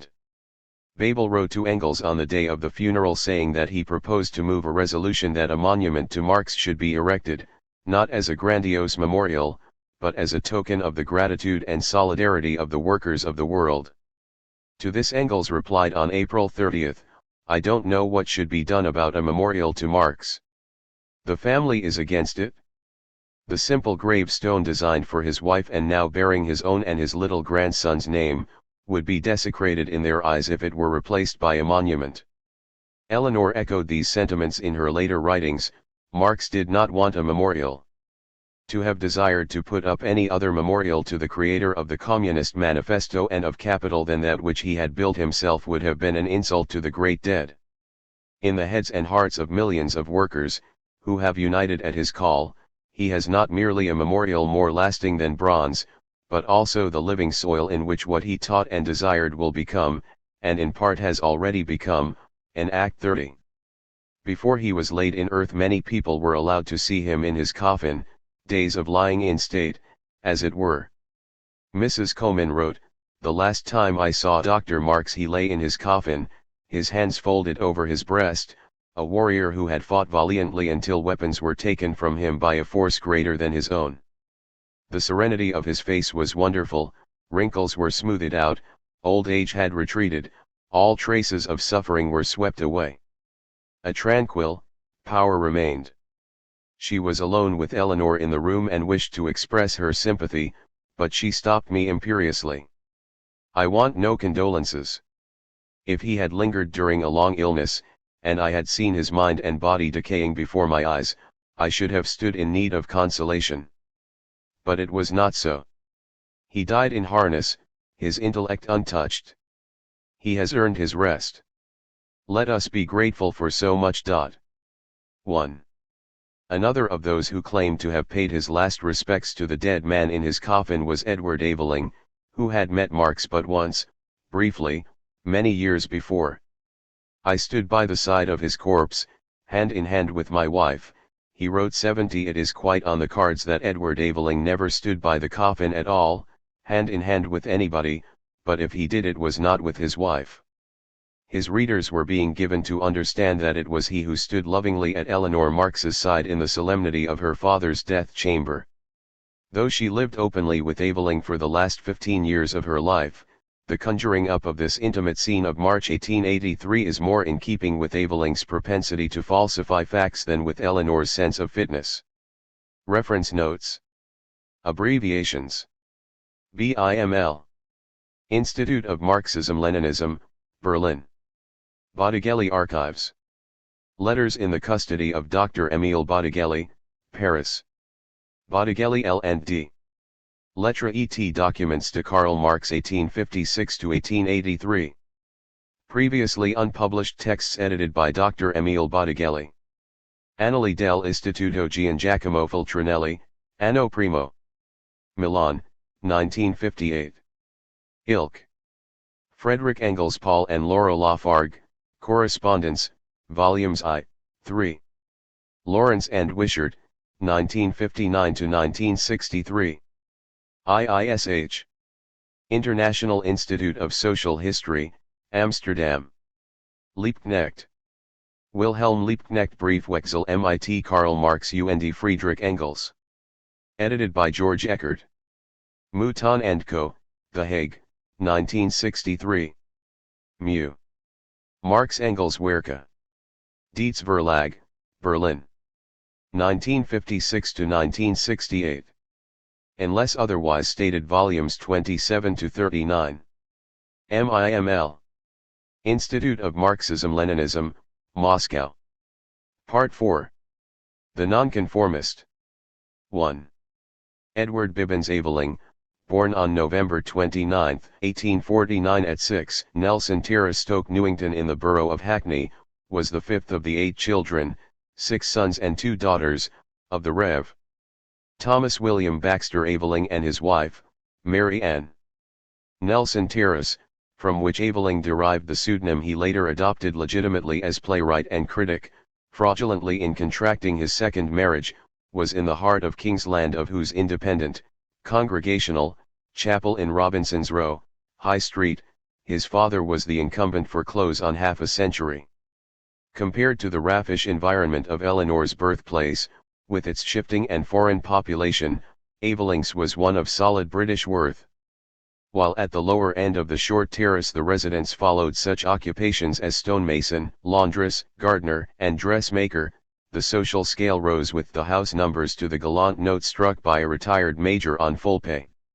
Even when allowance is made for some slight overcrowding among the manual workers, the number of persons to the house in Nelson Terrace was roughly 6, an average that included a plethora of domestic servants, cooks, footmen, housemaids, nurses, in some cases heavily outnumbering their employers. Such a household was number 14, where an elderly gentlewoman lived with her 3 servants. She was called Elizabeth Bibbins, and it is inconceivable that the Rev. Thomas Aveling should have saddled his 4th son with her surname simply because it caught his fancy. All the family were called after people with money, one of his surviving granddaughters remarked. 1. As a small boy, Edward was occasionally sent to dine with Miss Bibbins. In later life he recalled that she would ask him, "Will you take peas or potatoes?" to which he would reply, characteristically, "Both, please." 2. The next and 5th son, Frederick Wilkins Aveling, was named after the treasurer of Kingsland Chapel, Frederick Robert Wilkins, a bullion merchant who conducted his business from Winchester Street in the city. The Rev. Thomas Aveling, with his large brood, can hardly be censured for these baptismal ploys. Though he supplemented his income by journalistic work, including the editorship of the Jewish Herald from 1848 until 1853, the Kingsland living was worth no more than between £400 and £500 a year. Nor were the pious man's hopes disappointed. Under Miss Bibbins' will, drawn up on January 22, 1859, he was appointed one of her 2 executors, and when she died 6 weeks later at the age of 85, he and his family received a goodly portion of her estate valued at some £15,000. While Miss Bibbins remained in Nelson Terrace until her death, the Avelings had moved some years before to 13 Amherst Road, Shacklewell, in Hackney, where the last child, a boy, was born when Edward was 6 years of age. This was a larger house, as, indeed, was required. The 1861 census shows that theirs was the most populous dwelling in the street, with 12 persons, though by then the eldest son, aged 20, had already left home. Their neighbors, boasting more servants and fewer children, showed an average of no more than 8 members to a household. Here Edward lived until 1863, when he was sent with his brother Frederick, 18 months his junior, to the West of England Dissenters Proprietary School in Taunton. Rough notes jotted down for his memoirs by the Rev. Frederick Aveling shortly before his death in 1937 contain the following passage: Edward, at school with me at Taunton. Bad egg. Had fever, recovered. So father made us both join the church. We were far too young. I was only 12, Edward 13 1/2. 4. Whether too young or not, these two, in being sent to a boarding school, differed from their elder brothers whose education ended roughly at an age when theirs began, Thomas having set out to earn his living as a youth, despite Miss Bibbins' will, Charles and William, though still at home, being employed as clerks while in their early teens, one in a grocery shop, or Italian warehouse, the other by a shipping agent. In the same year, 1863, as the two boys entered Taunton, their elder sister, Mary, then 21, married Francis Robert Wilkins, the son of the bullion merchant whose glittering trade he followed. From that time forth the Rev. Thomas Aveling was relieved of his responsibility for this daughter, whom he specifically referred to in his will as being through her marriage well provided for.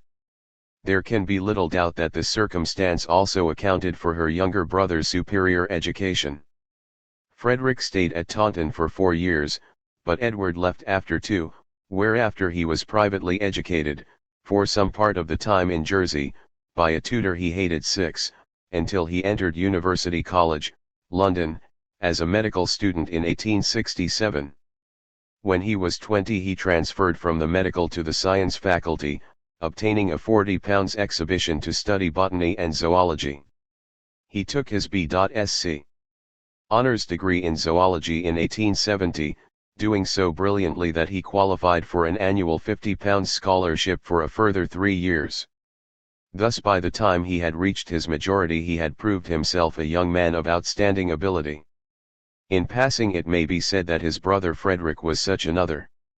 Though he won a scholarship to Oxford, he refused to put his father to the expense it would entail one, and entered New College, the School of Divinity in the University of London, then at Swiss Cottage, now at 527 Finchley Road, in 1870, was awarded 2 scholarships and an essay prize, to leave in 1874 with the degrees of M.A. and Bachelors of Science 7.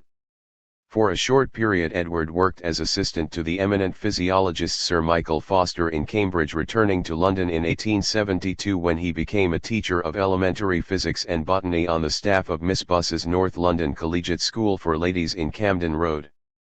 This was one of the many establishments which enjoyed his father's patronage, and his influence may well have helped Edward to an appointment which, on a part-time basis, he kept until his resignation at the end of 1876.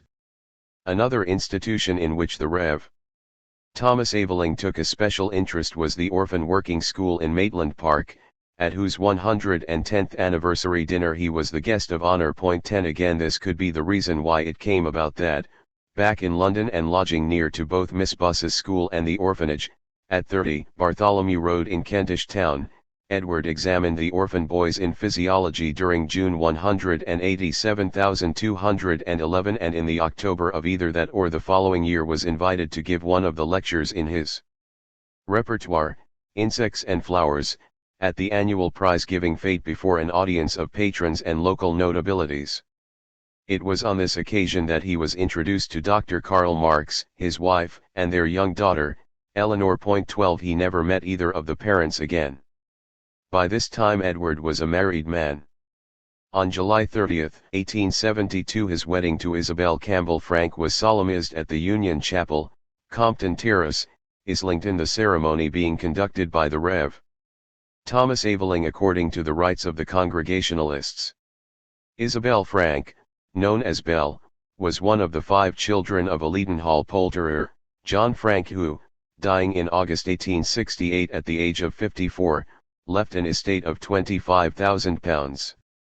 For many years the Franks had lived, though more opulently, in the same street as the Avelings, and it is probable that Edward and Belle, members of the same congregation and much of an age, she was but a few months younger than he, had known each other in Amherst Road since childhood. At the time of her marriage Belle lived with her widowed mother at 178 Highbury Park Road in Islington. The Aveling family thought Belle a thoroughly nice young woman, and her photograph, taken at about the time of the marriage, when she was 22, shows her to have been a plump and decorative one. Edward's own account has it that he and Belle parted 2 years later by mutual agreement. Engels, on the other hand, was given to understand that she had run off with a clergyman. Either way it will be seen that Edward was blameless in the matter. In later years he put it about that the whole Belle episode was foredoomed to failure, that in his green youth he had been caught by a spoilt and bigoted miss who refused him a divorce even though she would not live with a man of his atheistic and socialist beliefs, neither of which in fact had manifested themselves as early as he claimed to have separated from Belle. Small discrepancies of this kind did not trouble Aveling, and his story passed muster in various circles where it was also believed, several years after Belle's death, that his wife was still living and he not free to remarry. His brother Frederick, who knew better, told Eleanor Marx long before Belle died, that at Belle's death Edward would not marry her. 4 He noted, he married Belle Frank for her money, £300 a year. She could only get half. He soon made her do that. When not able to get any more out of her, he left her. 4 And the Rev. Frederick Aveling's daughter writes, Eleanor Marx said to father when Belle died, now Edward will marry me. But father said, oh no he won't. I know Edward. 1 It was also alleged that he clung to the marriage tie in the hope of laying hands eventually on the remainder of her fortune, and, further, that when he left her she was stripped of everything she possessed and without the means to sue for the divorce she wanted. 13 The truth is slightly different. By the terms of her father's will, Belle inherited a half share with her sister Emmeline Elizabeth of an annual income of £210 derived from freehold properties in Upper Holloway. Insurance and repairs had to be paid for out of this income, which came to the daughters on trust without power of anticipation. If Belle died childless, as she did, the property reverted to her sister's children, or, failing these, to the trustees. All this Edward must have known. In the event, Emmeline Frank, who had been one of the witnesses at Belle's wedding, never married and outlived her sister. But John Frank also left his daughters £1,000 each on attaining the age of 21 or upon marriage. It was this dowry that Edward could have run through when he married Belle 4 years after her father had died. He could not have touched the capital of her small income at any time, and the derisory sum she left at her death she must have saved from that income or earned by her own efforts. There was so little to poor Belle's life that the meager facts are soon told. She lived for 20 years after the marriage, and at some stage during her solitary existence joined an Anglican sisterhood, working as a nurse. On September 12, 1892, at the age of 43, she died in state at 36 Brook Street, Holborn, in a diabetic coma, with no member of her family present and none but paid attendance. This was a stone's throw from the chambers then occupied by Edward in Chancery Lane. Within 3 weeks the lawful husband, having been granted letters of administration, pocketed her estate, whose gross value was £126.15. 4d. Yet when he married, Edward was launched on a successful career that would seem to have made it quite unnecessary for him either to seek a rich wife or to pluck her. In 1874, while regularly employed on Miss Buss's staff, he was giving a series of evening classes on botany and zoology at the Polytechnic College in Regent Street and published his first work, Botanical Tables. In the following year, having been appointed as a lecturer in comparative anatomy and biology at the Medical School of the London Hospital, he gave his Polytechnic lessons in the mornings and, although it is not known for how long he was connected with this institute, he gave it as his permanent address up to the end of May 1881.16. His lectureship at the London Hospital lasted until 1882, according to official records 17, though he was in fact dismissed at the end of the 1881 academic year.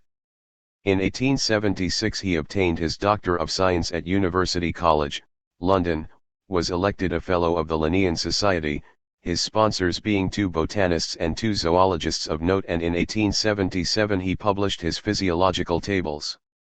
In 1878, when still under 30 years of age, he was made a Fellow of University College, and in June 1879 he applied for the vacant chair of Comparative Anatomy at King's College, London, but on finding that the rules made adherence to the Church of England obligatory, he did not pursue his application and, with a fine gesture, consigned them to the flames. 19. The facts about Avelink's life have had to be drawn from sources unpolluted by his own colored versions and other people's opinions. Thus his claim to be an Irishman, jocularly accepted by Bernard Shaw as a counterweight to the overwhelmingly Scottish influence in literary London 20 and wholly believed by Eleanor Marx, was founded upon no more than his mother's and paternal grandmother's emigrant ancestry. It was widely and erroneously held that he had been at Harrow. 21. A biographical sketch in the 1895 Labour Annual published not only that he had been Professor of Chemistry and Physiology at New College, London, on whose teaching staff he never was at any time, but also that he had held the chair of Comparative Anatomy at the London Hospital where, on his own showing, he was a lecturer who, for a salary of £25 a year, gave 2 lectures a week. 22. 2. The thundercloud of obloquy and abhorrence which, long gathering about his head, descended on Edward Aveling after the death of Eleanor Marx, never to be dispersed in the brief time that remained to him, has largely hidden from posterity both his early achievements and his solid background. Thus he was said to have come from the gutter, to have fawned upon Marx, whom he never knew, and Engels, worming his way into Eleanor's affections only to exploit and discard her to marry money, whereafter he vanished again into the shadows from which he had emerged. The distinction of his scientific career as a young man is beyond question, his origins were no less reputable.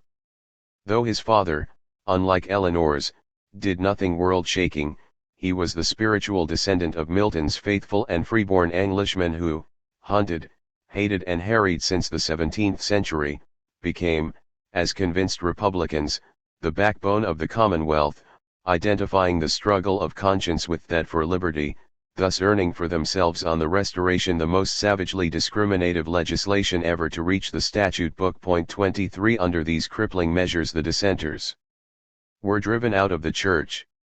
Ordained ministers who refused to take the oath adopting the revised Book of Prayer and repudiating the Solemn League and Covenant were forbidden to preach or teach in corporate towns. It was illegal for 5 or more persons to gather together for nonconformist religious purposes, a third offense of this nature carrying the penalty of transportation. Constables could break into any house where they suspected that dissenters met. It is estimated that 1/5 of the parochial clergy resigned their livings.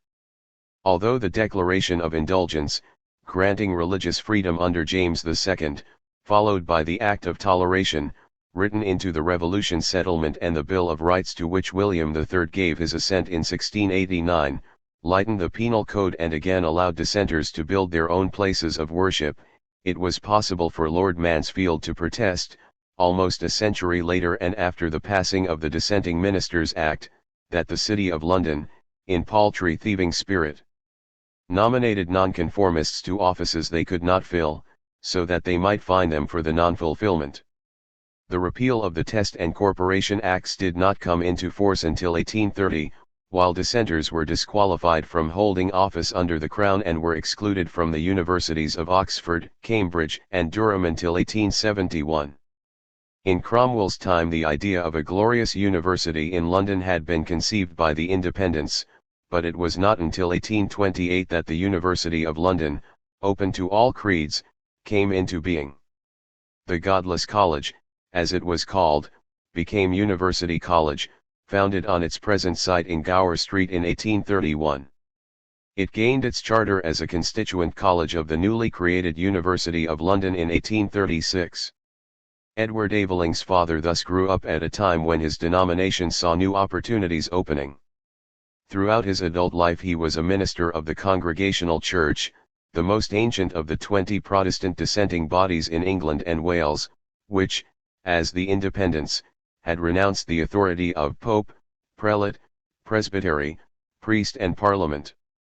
In the 19th century the nonconformist minister was looked upon as the only friend to Cobbet's mass of unregarded humanity in the factories and mines. Thomas William Baxter Aveling was born on May 11, 1815 in Castletown, the ancient capital of the Isle of Man, where his father, William, a non-commissioned officer, was stationed. His mother was an Irish girl from Ennistimon, Co. Clare, but the Avelings came of an old Cambridgeshire family centred in Wisbech where, on buying his discharge from the army, William Aveling retired, only to die in 1818. The young widow was left in great poverty but the child, Thomas, was taken into the guardianship of a local burgess who sent him to the best school that Wisbech offered. The boy showed such aptitude that he not only became an usher at the school but, having voluntarily joined the Independent Church at 16 years of age, he was preaching in the surrounding villages before he was 18. A certain Mr. Burns of Wisbech left an account of the youthful lay preacher. He looked so young, had such command of language, was so poetical in his conceptions, and possessed such a charming voice, that wherever he went he was followed by crowds anxious to hear his marvelous oratory. 25. Thomas had also published a small volume of devotional poems which met with so singular a success that when, on the recommendation of a minister visiting Wisbech, he was entered at Highbury College in 1834 he was able to pay for his 4 years' residence at the Theological Seminary from the proceeds. On October 11, 1838, at 23 years of age, he was ordained and immediately offered no fewer than 4 ministries. An elderly friend, the Rev. William Clayton, persuaded him to accept that of co-pastor to Kingsland Independent Chapel in Stoke Newington. My own mind, he wrote, was strongly disinclined to accept it, my heart was fixed on another people in a different suburb. But Mr. Clayton's judgment was entirely opposed to my own, and he most vigorously combated all my objections.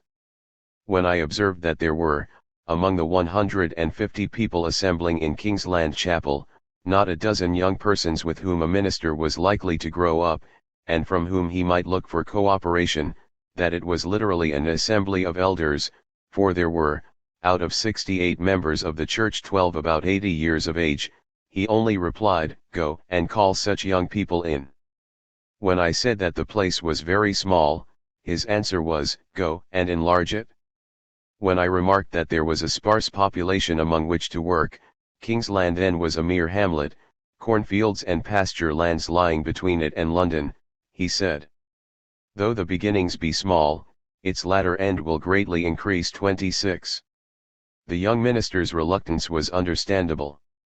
The mere hamlet of Kingsland had barely cast off its rude and rustic 18th-century character. It was a place of Sunday resort for the nearby city population to indulge in bull and badger baiting, cockfighting and wrestling. Its inhabitants were for the most part unschooled, and godless, brickmakers.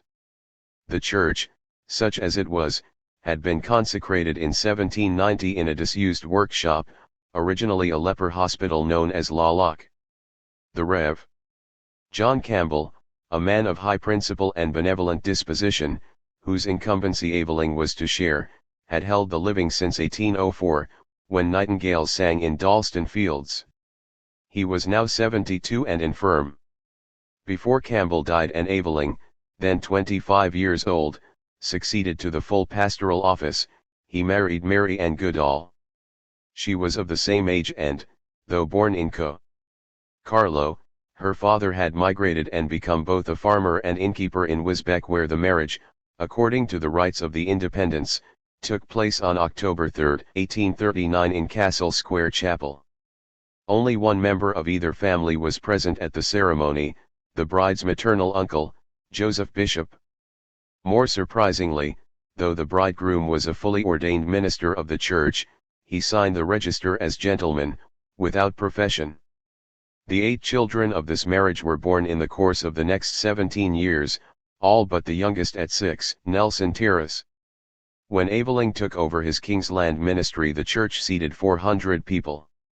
7 years later it was enlarged to hold 900, and in 1852 the foundation stone was laid for a brand new Gothic edifice seating 1,350 with a gallery for 800 children. It was so vast a place, furnished with a pulpit of surpassing ugliness bought by the parishioners at the Great Exhibition of 1851, that its flourishing congregation named it with pride the Cathedral of North London.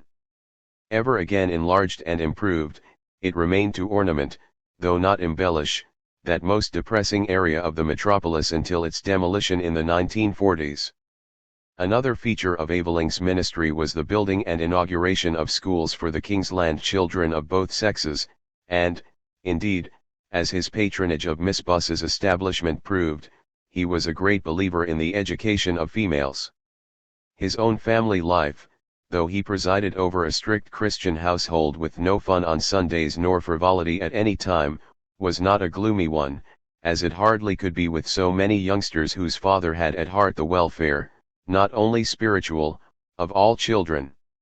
He was a prolific writer of both verse and prose throughout his life, during which he held innumerable honorary positions, including a doctorate of divinity at Howard University in the United States, the chairmanship of the Congregational Board of London in 1873, that of the London Congregational Union in 1874, and, for the year 1876, he was elected to the highest office in his denomination as chairman of the Congregational Union of England and Wales. 25. In addition to an outstanding talent for raising funds, £50,000 was subscribed by an overwhelmingly working-class congregation in less than 20 years for the benefit of his church and the charities he supported. The Rev. Aveling was distinguished by his splendid gifts of voice and delivery as an orator, traits which his son Edward inherited in good measure, though directed to different ends. But the pastor was a comely man, as may be seen both in an engraving and the family photograph taken in 1850. Edward, the unprincipled windbag as his brother called him, for is seated on his mother's lap here in the center of the group. It is not easy to identify the infant Aveling, his curls cascading from under an inappropriate hat. Everyone else seems to be indoors, with the ill-favored schoolboy of 1863 shown seated by his handsome younger brother Frederick. At about the age of 21 Edward went through a phase of vaguely romantic good looks, the curls now trained to cluster at his neck in a poetic sweep, but in maturity there was a disturbing lack of harmony in his features. It is also true that he carried himself in a hunched manner and was not well grown, but whether his unprepossessing person was a misfortune or a fault, it excited animadversions not usually committed to paper or publicly printed. His basilisk eye was more than once referred to as the sign of his awful character.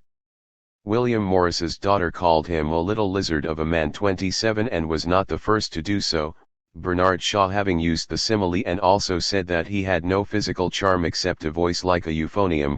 28 Olive Schreiner, in whom Aveling aroused feelings of dread and horror, compared him to an illicit diamond buyer, the real criminal type. 29 While Hindman, who found his forbidding face, ugly and even repulsive, said that nobody can be as bad as Aveling looks. 31 Wonders whether, had he been an Adonis, outraged virtue would have been more tolerant of Aveling's conduct. Certainly, in Hindman's obiter dictum that with women he needed but half an hour's start of the handsomest man in London, it is possible to detect behind some of these strictures on his appearance the unspoken cry, "It isn't fair." When all but their 2 youngest had left home, the Aveling parents moved to 208 Amherst Road, where on August 5, 1877 Edward's mother died of apoplexy. Her children were said to have been devoted to her and took it ill that, within a 12-month of her death, the widower, then 63 years of age, married a much younger lady, Miss Agnes Sarah Jocelyn, the sister of a Congregationalist minister who officiated at the wedding. The first Mrs. Aveling was thought to have known and heartily disliked this member of her husband's flock who was forever sewing exquisite clerical bands and only too plainly making a set at him. Her offerings were returned and she was sent about her business. Certainly she was not welcomed by her stepchildren, most of whom she outlived, surviving her husband by over 30 years. Edward is not known ever to have communicated with her, while his brother Frederick detested her and would not allow his family to meet her. 1. The Rev. Thomas Aveling himself died of an attack of gastritis on July 3, 1884 while on a visit to the Reedham Asylum for Fatherless Children, near Croydon, of which he had been the honorary secretary for close on 40 years. By that time Edward was not only an avowed atheist but also an active socialist who had lost much of his standing in and more or less abandoned the academic world, yet he received, without discrimination, his due share of the £8,400 left by his father. It is not known how much he inherited but, with provision for a large family, a youthful widow and his grandchildren by the two sons who had predeceased him, the Rev. Aveling is unlikely to have endowed Edward with a competence.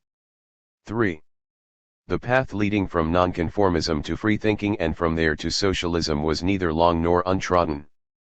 It was more like a public highway along which marched many of the founders of the British working class movement from the Welsh valleys, the Scottish hills, the rural parishes and industrial centres of England and the London slums. Edward Aveling's first steps to secularism were taken at a period when high-minded men in holy orders wrestled with spiritual doubt, discarded the faith of their fathers and resigned from their comfortable sinecures at the older universities. Aveling's progress to disbelief was marked by no particular anguish. It was, indeed, almost inevitable that this highly intelligent and scientifically trained young man of nonconformist background should be drawn towards the dissenting movements of his time. Nevertheless, viewing his character and career in perspective, it is not immediately obvious why he took this road. Like his father, he had the gift of eloquence and he wanted to preach. In the secularist movement he swiftly rose to prominence and was given a platform for the exercise of his talents. So much is clear. It is also axiomatic that the field of the natural sciences offers few opportunities for self-display. Though he could have continued to make a fair showing had he pursued his scientific career, he was a teacher and popularizer rather than an original thinker. It is unfortunate that, though a doctor of science, he considered himself to be a master of all the arts, in particular the art of drama, which offered him the limelight and the plaudits that he craved. He was a playwright of sterling insignificance whom nothing could discourage. Elizabeth Robbins recalls dingy Dr. Edward Aveling, appearing at my door with a suitcase full of plays. 31 She does not remember inviting him in, let alone opening his suitcase.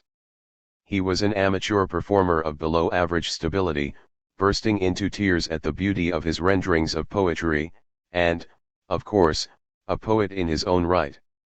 He was also a many-sided critic while, in a little over a 12-month, in addition to a long series of articles on Darwin and other matters on which he was qualified to expound, he wrote and spoke on such diverse subjects as purity, etymology, Muhammad, the Celts, Shakespeare, Pitt, the Armada, Tennyson, loyalty, Luther, the meaning of life and death, the national anthem, publicans, the sense of color, the Stuarts, Swinburne's literary defects, courage, Burke and Old Mother Hubbard and all.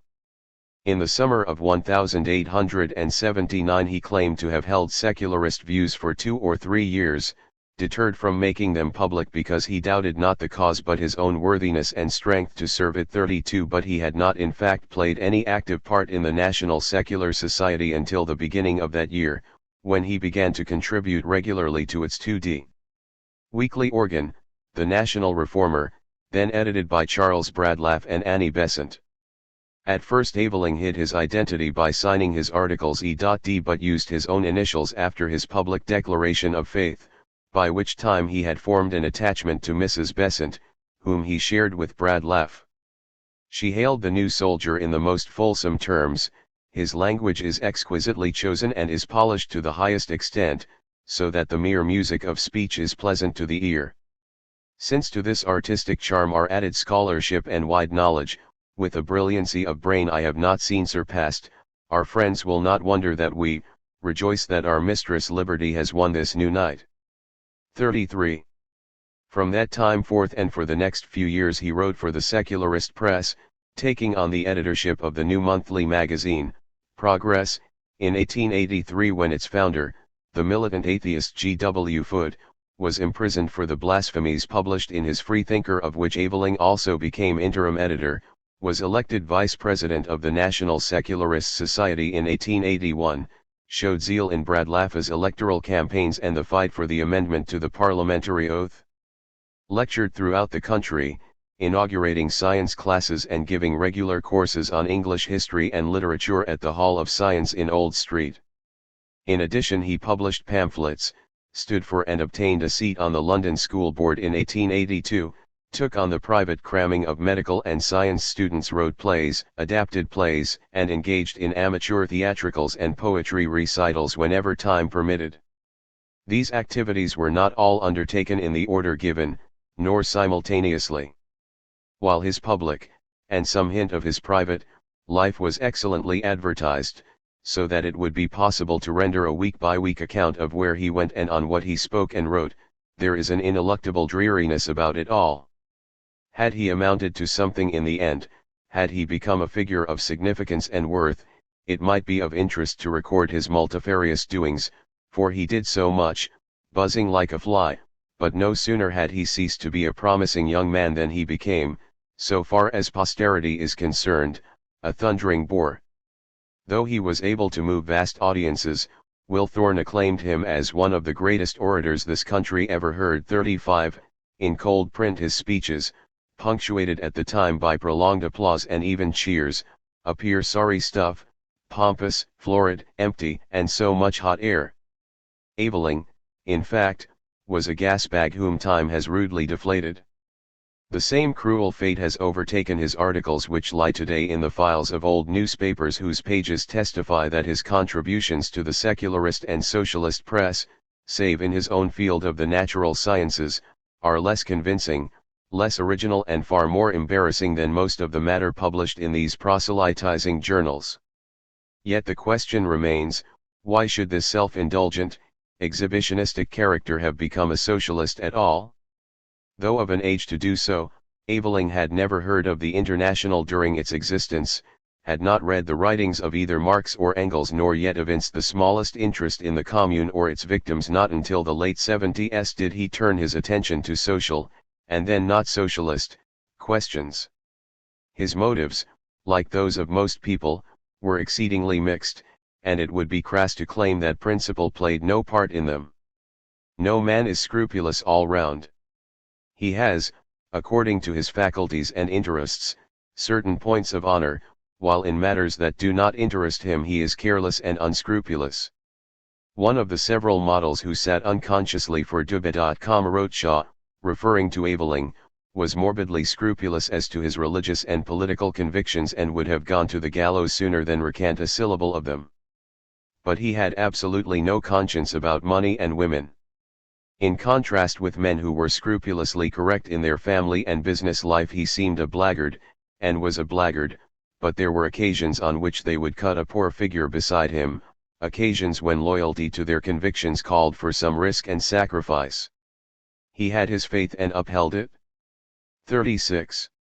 Shaw repeated the same view when he wrote to a friend in 1946 that Aveling had been quite a pleasant fellow who would have gone to the stake for socialism or atheism, but with absolutely no conscience in his private life. 28. Shaw further told his biographer, Hesketh Pearson, that Aveling's case was not unique and that he, Shaw, had been on pleasant terms with 3 others, 2 clergymen and a retired colonel, with a total lack of conscience in money and sexual relations. 38. Yet there is in Shaw's characterizations of Aveling something which does not altogether meet the case. One factor omitted is that the nonconformist tradition never dies, another is that the man, in both his principled and unprincipled conduct, was cold-hearted. Like his forebears, Aveling set his face against the order of things that stifled men's freedom of conscience and creed, however curiously he interpreted these, and, given his epoch, how better could he express the refusal to conform than by denouncing, first, all organized religion and then the entrenched state, capitalism, itself. Having once made these decisions, he stuck to them, nor can they be regarded as the choice of a vulgar careerist. If, by reason of personal weaknesses, he fell into disrepute, thereby injuring the causes he embraced, it may be conjectured that he would have been something of a liability in whatever walk of life he had chosen. The socialist movement, even in its infancy, was bound to attract men of his type, as it has done ever since. They are not so much moved by human misery and injustice as they are rebellious against society, contemptuous of the gullibility, blindness, or hypocrisy of those who uphold the status quo. This is not Marxism, it is not socialism of any kind, but there was no place, certainly not in Aveling's day, for such nonconformists other than in the only movement pledged to the overthrow of the existing social system. His anarchic individualism and egotism, never entirely held in check, were to some extent counteracted by his desire to play a prominent part, to which end he sometimes had to subordinate one greed to another, as a child will refrain from taking the largest piece of cake for the greater satisfaction of winning approval. This conflict within Aveling was unequal at best. Again and again he forfeited approval, but he snatched a lot of cake on the way. In background, upbringing, training, and experience he was as far removed from Eleanor Marx as he well could be. Their differences of temperament emerge most clearly in their writings. Every line that Eleanor penned, whether in happy or unhappy private letters or for the public, as every recorded word she spoke, is eager, warm, alive, and rings true as a bell. Although his excessive facility enabled Aveling to pour forth lectures, journalism, pamphlets, plays, reviews, reports and a multitude of ephemera that have come down to us, his voice is not merely without character, it is muted, dead. Nothing rings through the words. Nothing at all. There is no means of knowing how he spoke or wrote to his family, friends, and lovers, but his perfunctory little postscripts to Eleanor's letters and the occasional notes to colleagues that have been preserved make precisely the same muffled impact. Veiled in facetiousness or dry didacticism, his voice is as inexpressive as Eleanor's is revealing of personality. This was the man with whom she threw in her lot. Reference notes. Abbreviations. Bottigelli Archives. Letters in the custody of Dr. Émile Bottigelli, Paris. Liebknecht. Wilhelm Liebknecht Briefwechsel mit Karl Marx und Friedrich Engels. Edited by George Eckert. Mouton & Co., The Hague, 1963. Part V. Transition. Early in April 1883, Dr. Aveling, editing Progress during Foote's trial for blasphemy, asked to buy the block of Marx's portrait which had appeared in The Republican, with a biography, in November 1882. The block was not available, having been sent to the Social Democrat, but Aveling had wanted it to accompany Eleanor's 2 articles on her father which appeared in the May and June issues of Progress. "There is no time perhaps," she wrote, "so little fitted for writing the biography of a great man as that immediately after his death, and the task is doubly difficult when it falls to one who knew and loved him." Her first essay was confined to strictly historical and biographical details, her second to a clear concise exposition of the theory of surplus value. 2 The 2 articles taken together reflect Eleanor's grasp of the essentials of Marxism and her power to convey them in the simplest and most telling manner.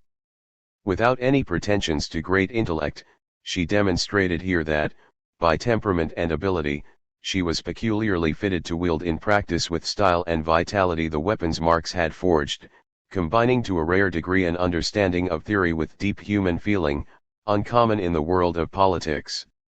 In general, the obituary notices that appeared in English and German were, as Engels wrote to Laura, inexact and badly informed, but upon the whole decent. 3. The lease of 41 Maitland Park Road had still a year to run and there was talk of finding a tenant, but in the meantime it became clear that there would be at least 6 months' work to do in the house, the reams of manuscript Marx had left, the multitude of letters that came to light, dating back to correspondence with his father in 1837, and the garret full of boxes, parcels and books had to be sorted and examined. The massive material for what had been planned as the second volume of Capital, of which only 2 chapters had been put into order, consisted of endless drafts, with quotations collected from every possible source and no indication of their intended use, all in Marx's impossible handwriting which the author himself was sometimes unable to decipher. 5. It was to occupy Engels for the remainder of his life. If I had known, I should have left him no peace day or night until it was finished and printed, he wrote to Babel. 5. In his preface to the 1893 edition of Volume 2 of Capital, by which time Volume 3, never foreseen by Marx, was in preparation for the press, Engels described the problems he had confronted. It was no easy task to put the second book of Capital in shape. The great number of available, mostly fragmentary, texts worked on added to the difficulties of this task. The bulk of the material was not finally polished in point of language. Thoughts were jotted down as they developed in the brain of the author. Some parts of the argument would be fully treated, others of equal importance only indicated. At conclusions of chapters, in the author's anxiety to get to the next, there would often be only a few disjointed sentences. This is the material for Book 2, out of which I was supposed to make something, as Marx remarked to his daughter Eleanor shortly before his death. At first, as the house was gradually cleared, the papers assembled and dusted by Nim, more and more letters appeared. These, where they touched on incidents in the 40s known to Nim, were read aloud to be greeted by her shouts of appreciative laughter. But, as Eleanor later wrote, once the letters had been transferred to his house, Engels, as Nim had told her, burnt lots of letters referring to himself. 6. While, when after Engels' death she herself tried to order the correspondence for a projected biography of her father, it proved rather difficult work, because I find all the letters are higgledy-piggledy. I mean that the parcels the dear old general made up are quite unsorted, not merely as to date, but that the letters of various writers are all mixed up, and different portions of a letter are occasionally in different parcels. 7. Naturally Eleanor did not reproach Engels for the confusion in which she found these letters, she had been unable to cope with the task herself at the time. This sorting of the papers will be terrible work, she wrote to Laura. I hardly know how it is to be got through. This was more particularly the case since she had her own work to do, and I am more anxious than ever now to earn my own living. There were at least 500 pages of the second volume, but, while she knew that Engels would take these over, she did go through many of the letters, and, I need not tell you that I have taken the utmost care to prevent our good general from seeing anything that is likely to give him pain. Indeed, all the private letters I shall put aside. They are of interest only to us. Would you like me to send you all your and Lafargue's letters? If so, as I find them I will put them together. 8. Eleanor begged Laura to come to London. Engels added his entreaties, putting his house at her disposal and emphasizing that Tussie wanted and needed her there. 4. Marx had died in state, but while Laura had been too unwell to attend his funeral or to help now in the disposition of his effects, she was well enough to make an angry fuss at being, as she felt, slighted. On reading Engels' articles in the Social-Democrat on the death of Marx, the first of which ended, by word of mouth he appointed his youngest daughter Eleanor and myself as his literary executors, her resentment knew no bounds. Will you oblige me, she wrote to Engels on June 2, by telling me whether Papa told you that he desired Tussie to be, with you, his literary executrix? Not having been with my dear father at the end, you will, I know, understand that I am desirous to learn what were his ultimate directions. What his wishes and intentions were at Vevey I know.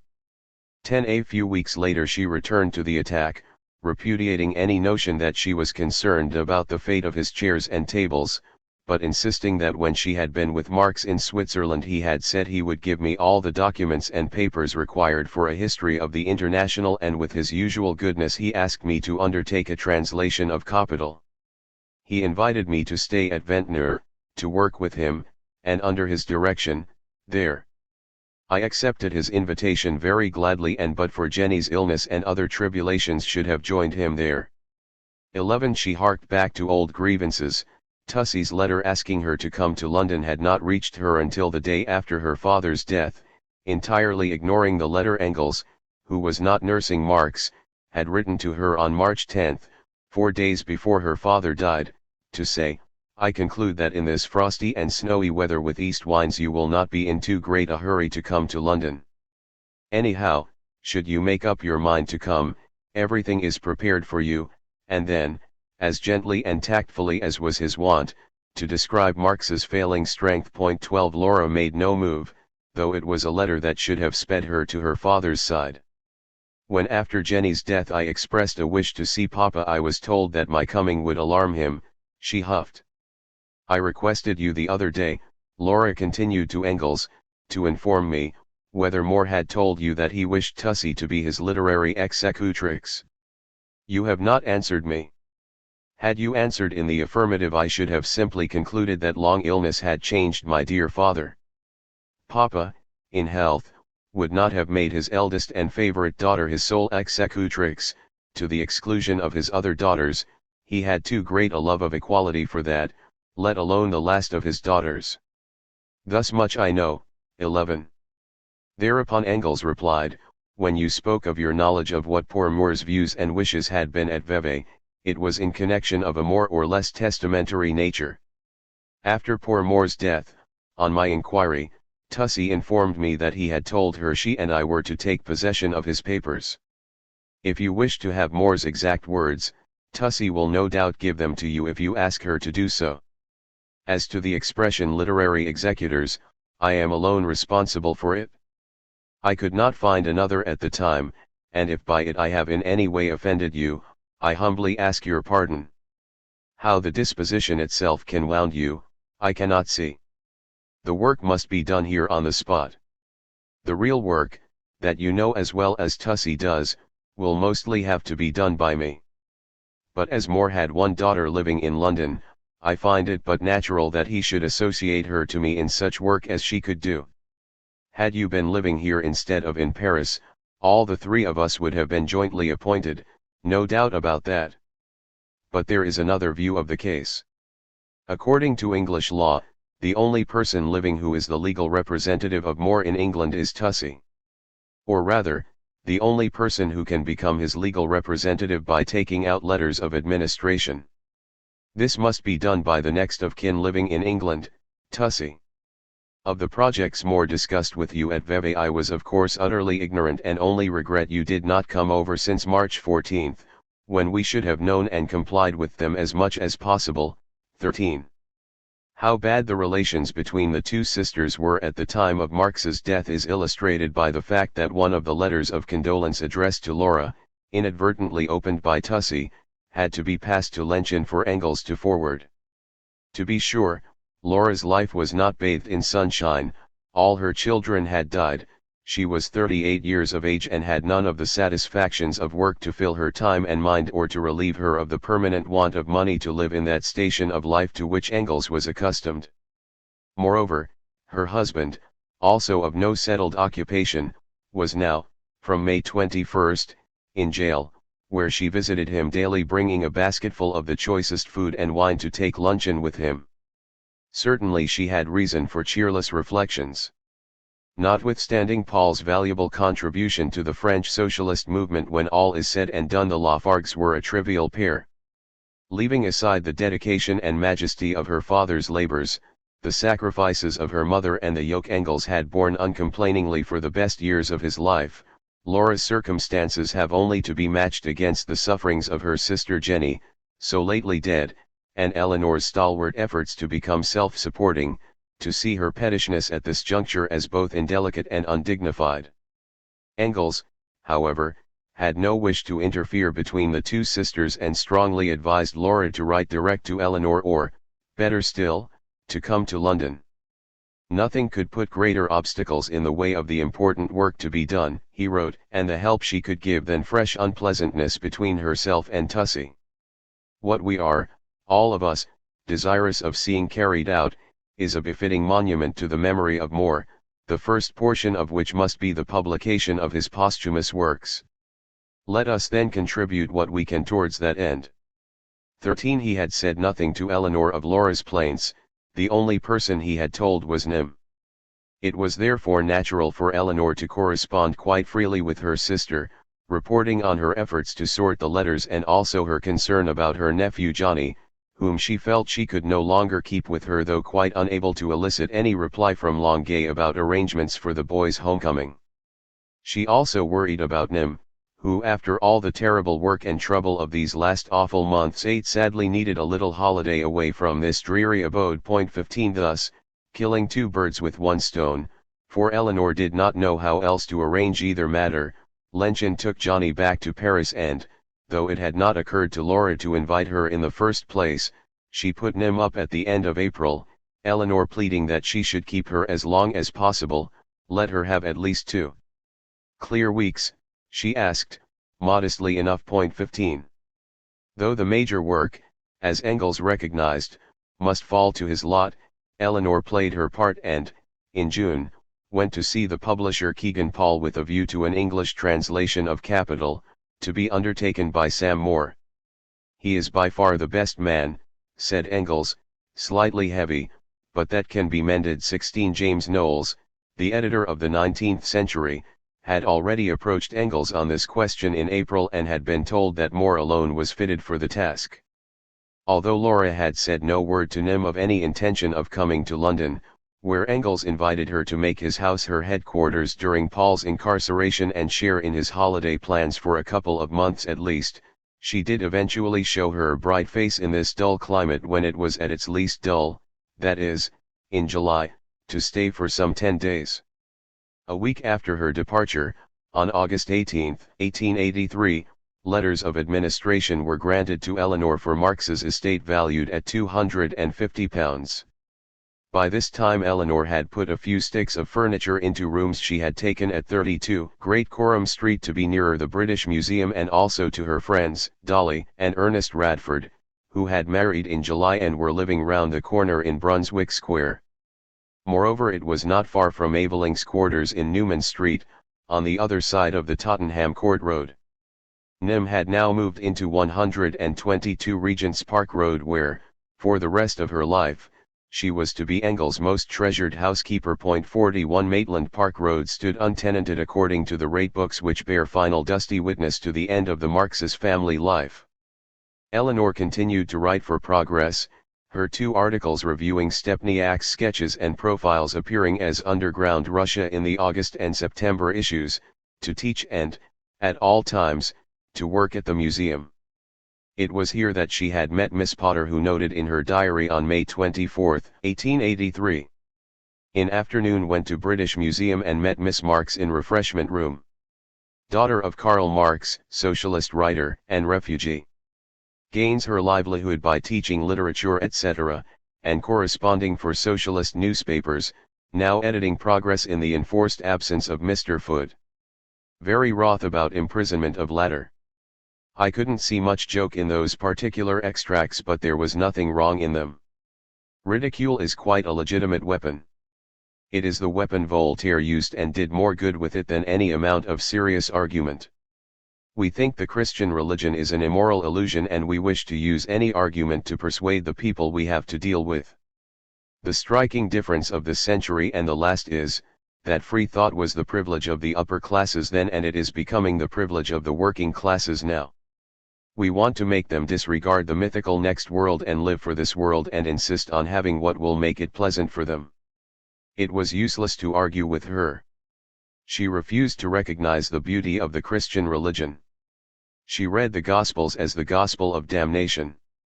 Thought Christ, if he had existed, was a weak-minded individual with a good deal of character but quite lacking in heroism. Did he not, in the last moment, pray that the cup might pass from him? When I asked what socialist progress was, She very sensibly remarked that I might as well ask her to give me in a short formula the whole theory of mechanics. Socialist progress was a deduction from socialist science, which was the most complicated of all sciences. I replied that from the little I knew about political economy, the only social science we English understood, the social philosophers seemed to limit themselves to describing forces that were more or less necessarious. She did not contradict this. I do not know whether it is true or not. In person she is comely, dressed in a slovenly picturesque way with curly black hair, flying about in all directions. Fine eyes full of life and sympathy, otherwise ugly features and expression and complexion showing signs of unhealthy excited life kept up with stimulants and tempered by narcotics. Lives alone, is much connected with the Bradlaugh set, evidently peculiar views on love, etc., and should think has somewhat natural relations with men. Should fear that the chances were against her remaining long within the pale of respectable society. 17. That Eleanor Marx should fall below the standards of the railway magnate's daughter is not altogether a surprise. It is conceivable that their papas would not always have seen eye to eye, but the opinion that Eleanor was something of a slut and a drug addict into the bargain does seem a shade bizarre considering her attitude to narcotics, not much better than dram drinking and, almost, as injurious, and the innumerable testimonies to her neat if not modish appearance. When the school term restarted in September, Eleanor went back to teach at Mrs. Bertram's school in Kensington but was looking for other pupils as well. It is so difficult to get work, or at least regular work, she wrote to Laura. The kind of lessons I give are not like teaching all subjects. She then asked whether Laura and Paul could not send articles to Progress, which little magazine is beginning, to the great annoyance of Bradlaugh, to have a really good circulation. Aveling as its acting editor was not quite a free agent, but could do more or less as he pleased. She ended her letter, headed London, without further address. Dr. Aveling sends kind messages to you and Lafargue 19, thus indicating that, on Paul's attendance at Marx's burial and Laura's visit in July, the parties had met, and also that Engels was mistaken in saying to Laura in a letter of the same date that he believed Eleanor to be out of town. 20. By October Engels, who knew that he alone could decide on the importance or unimportance of Marx's mass of papers and that Eleanor, with her many undertakings, must leave these decisions to him, was far from well. He suffered from rheumatism in the legs and was forced to keep to his bed for 8 weeks. While he was laid up, Karl Koski came to visit him on his birthday, November 28, where he met Eleanor again and Aveling for the first time. With Bernstein, Koski was later to become Engels' eyes in learning to decipher Marx's handwriting and one of the presumptive heirs to the literary remains of both Marx and Engels. On the latter's death on this occasion he stayed only briefly in England and, on December 4, Eleanor dropped him a note at Weddy's Hotel in Greek Street, Soho, to say, if you have the time, and could come to 13 Newman Street, Oxford Street, at about 11 o'clock, you could meet me there. I am working there with Dr. Aveling. This relationship, not openly announced as yet, was now obvious enough to make Mrs. Besant scream aloud. In the pages of the National Reformer, to which Aveling was still contributing, she attacked an article in Progress saying, I do not know who Mr. Paul Lafargue may be. 21 and, on December 23, vigorously protested at some gross and scandalous libel on Dr. Edward Aveling invented by a Miss Eleanor Marx. The whole matter, except for her uncontrollable rage, is wrapped in mystery. Mrs. Besant, who did not choose to enter into any details, accused this Miss Marx of hoping to cause a break and to hinder and impede the free thought cause by introducing discord and quarrel among co-workers in the ranks. She warned all London freethinkers against any statements made in my name by Miss Eleanor Marx or by any of her friends. 22. Thus Miss Potter is once again, and this time doubly, confused. Eleanor, who is certainly not editing Progress, is neither much connected with the Bradlaugh set except by hostility, and she no longer, save to keep up appearances, lives alone. The facts widely known about Eleanor Marx are that she lived with a man of evil reputation who married someone else and that she killed herself. Of this the stuff of theatre is made, a neurotic woman, a villain, an unhallowed union, betrayal, suicide and, hey presto. The Mark Saveling melodrama is produced, the Emma Bovary of Sydenham, minus the style. The subplot concerns the awful fate and actuarial risks attendant upon being one of Karl Marx's daughters. Laura's death by her own hand in 1911 has been telescoped in time, even made to precede that of Eleanor, in many a vivid account, while there are those who will have it that Jenny participated in this riot of self-destruction. Eleanor's union with Aveling may have been, was, disastrous in the long run, his character may have been, was, deplorable. Nonetheless, from the time her life was joined with his, it became purposeful. She does not doubt where she is going, she goes. Her manner, unassuming and frank as always, now takes on authority. She has lost none of her humor or humanity, on the contrary, these qualities deepen, but she is a woman complete, responsible, fearless, and supremely capable of using her gifts to the full in the service of her fellow men. Reference notes. Abbreviations. Bottigelli Archives. Letters in the custody of Dr. Émile Bottigelli, Paris. Ilk. Frederick Engels, Paul and Laura Lafargue, Correspondence, Volumes I-3. Lawrence and Wishart, 1959–1963. IISH. International Institute of Social History, Amsterdam. Mu. Marx Engels Werke. Dietz Verlag, Berlin. 1956–1968. Unless otherwise stated, volumes 27–39. MIML. Institute of Marxism-Leninism, Moscow. Author's postscript. Those who have read thus far will have noted that in the course of this book I have frequently taken refuge in such phrases as "nothing has been traced" and "the reason is obscure." They do not mean that the matter is untraceable or need remain forever in the dark. They should be regarded not only as admissions of pure ignorance but also as so much bait laid to catch younger and more diligent researchers. Some of these points may not be worth bothering about, though it has galled me not to bring them to light, but the seeds of this book were curiosity, aroused by tantalizing glimpses of Eleanor Marx as she flitted in and out of other people's reminiscences and letters. Should it also bear the fruit of curiosity, it will have served a useful purpose. YK. Appendices. Appendix 1. Frederick Demuth. Helene Demuth's son, Henry Frederick Demuth, was born on June 23, 1851 at 28 Dean Street in the parish of St. Anne, Soho. There can be no reasonable doubt that he was Marx's son. Engels, however, did not contradict the assumption that he was the father until he lay dying, when he charged his friends to make the truth known if, but not unless, he were to be posthumously defamed for behaving badly to a natural son.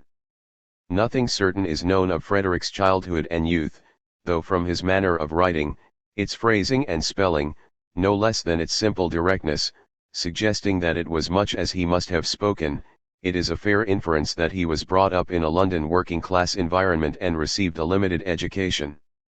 That he was given into foster care shortly after birth is not surprising. Mrs. Marx's own child, born 3 months before Freddie, was also put out to nurse for a few months because the poor little thing could not be reared at home under the prevailing conditions.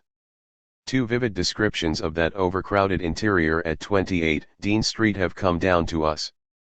The first relates to Easter 1852, when the year-old Franziska had severe bronchitis. Mrs. Marx records in her reminiscences, for 3 days the poor child wrestled with death. She suffered terribly. When she died we left her little body lying in the small back room, all of us went into the front room together and when night came we lay down on the floor, the 3 living children beside us. Eleanor, who drew on this passage of her mother's notes for the preface to Revolution and Counter-Revolution adds, in that front room in Dean Street, the children playing about him, Marx worked. I have heard tell how the children would pile up chairs behind him to represent a coach, to which he was harnessed as horse and would whip him up even as he sat at his desk writing. The second description was written by a Prussian police spy reporting to his masters in 1853. Marx lives in one of the worst and therefore one of the cheapest quarters in London. He occupies 2 rooms, the one looking out on the street is the living room and the bedroom is at the back. There is not a single clean or solid piece of furniture to be seen in the whole place. In the center of the living room there is a large old-fashioned table covered with oilcloth on which lie manuscripts, books, and newspapers along with children's toys, bits of his wife's sewing things, a few teacups with chipped rims, dirty spoons, knives, forks, candlesticks, an ink pot, tumblers, clay pipes, tobacco ash, in short, everything jumbled together on the same table, a second-hand dealer would shudder at this hodgepodge. Sitting down is quite a dangerous affair. Here is a chair with but 3 legs, there another, which by chance is still intact where the children are playing at being cooks. Courteously this is offered to the guest, but the children's cooking is not removed and you sit down at the risk of ruining your trousers. None of this occasions Marx or his wife the slightest embarrassment. You are received in the most friendly manner, cordially offered pipes, tobacco, or whatever else is available. In any case the clever, agreeable talk compensates to some extent for the domestic shortcomings and makes the discomfort endurable. The police report mentions the 3 really handsome children, one of whom, the only boy, was to die 2 years later. It may well be asked why Marx, longing for a son, did not claim Freddie, who survived to grow up as a total stranger. Since economic considerations did not hinder further legitimate additions to the family, it must be conjectured that Mrs. Marx never knew that Freddie was her husband's child. Existing records show that, as an adult, he was known as Frederick Louis de Muth, having dropped the name Henry, which is on his birth certificate, and probably incorporated that of his foster parents. He served an engineering apprenticeship and joined the King's Cross branch of the Amalgamated Society of Engineers as a skilled fitter in February 1888. He was by then a married man of nearly 37, but both in the Union report of his branch and in all subsequent documents he appears as almost 2 years younger than his true age, which suggests that he was under a misapprehension about his year of birth. Possibly a mild deception had been practiced upon him to fit in with the ages of his foster siblings. Freddie's life was not a happy one. He was devoted to his son, Harry, but he was a lonely man, dogged by misfortune. It is not known when Eleanor formed her close friendship with him nor when the other members of the family came to know him. As Helene de Muth's son, whatever his paternity, he would have been a person to cherish as soon as that identity was known. In May 1882 Jenny wrote to Laura, "You cannot imagine what it is to me to think that I still owe poor Freddie his money, and that it is probably my insolvency which prevents our dear Nim from carrying out her projects of going to Germany." It is unlikely, however, that much was seen of Freddie in Marx's lifetime, but he is said to have visited his mother regularly after 1883 when she became Engels' housekeeper until she died in 1890, by which time Eleanor evidently knew and liked Freddie well. Clearly under the impression that she was speaking of Engels' son, she wrote to Laura a few weeks after Helene de Muth's death, "Freddie has behaved admirably in all respects and Engels' irritation against him is as unfair as it is comprehensible. We should none of us like to meet our pasts, I guess, in flesh and blood. I know I always meet Freddie with a sense of guilt and wrong done. The life of that man. To hear him tell of it all is a misery and shame to me." Engels, Eleanor, and Aveling had witnessed the will drawn up on the day Helene de Muth died, by which she left everything she had to Frederick Louis de Muth of 25 Granston Avenue, London Lane, Hackney. 10 days after she had made her mark upon this will, being too weak bodily to sign my name, her moneys, effects, and other property were granted to him. The amount in all was £95. Some 18 months later it emerged that not only Eleanor but Laura and their brother-in-law Charles Longuet had accepted some financial responsibility for Freddie, though naturally it was Eleanor, as the only one in England, who was in direct touch with him and knew what was going on.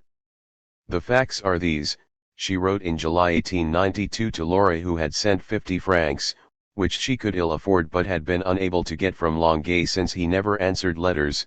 "Freddie's wife some time ago ran away, taking with her not only most of Freddie's own things and money, but worst of all, £29 placed in his keeping by his fellow workmen. This money belongs to a small benefit fund of theirs, and on Saturday he has to account for the money. You will understand now why this is such a bad business. It may be that I am very sentimental, but I can't help feeling that Freddie has had great injustice all through his life. Is it not wonderful when you come to look things squarely in the face, how rarely we seem to practice all the fine things we preach to others? In writing these censorious passages, Eleanor plainly did not know to whom they should have been applied. When she did, the shock was fearful.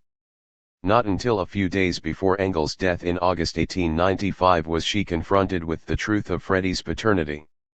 According to Louise Freiberger, she refused to accept the statement when Sam Moore, in whose presence it had been made, immediately went to see her.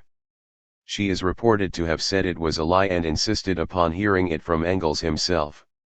She visited him the day before he died when, with cancer of the esophagus, he was no longer able to speak, and he wrote down the words for her on a slate. At the time of this disclosure, Eleanor had been living for some 11 years with a man to whom she was not married, and it is unlikely that her prudery was outraged. But for most of those years, and possibly even longer, Freddie's sad life had induced in her feelings of misery, guilt, and shame whenever she met him. If she broke down and wept, as she is said to have done, it was not because Marx had begotten an illegitimate son, but because he had been unkind. That Freddie's wrongs must be laid at her father's door lacerated her heart.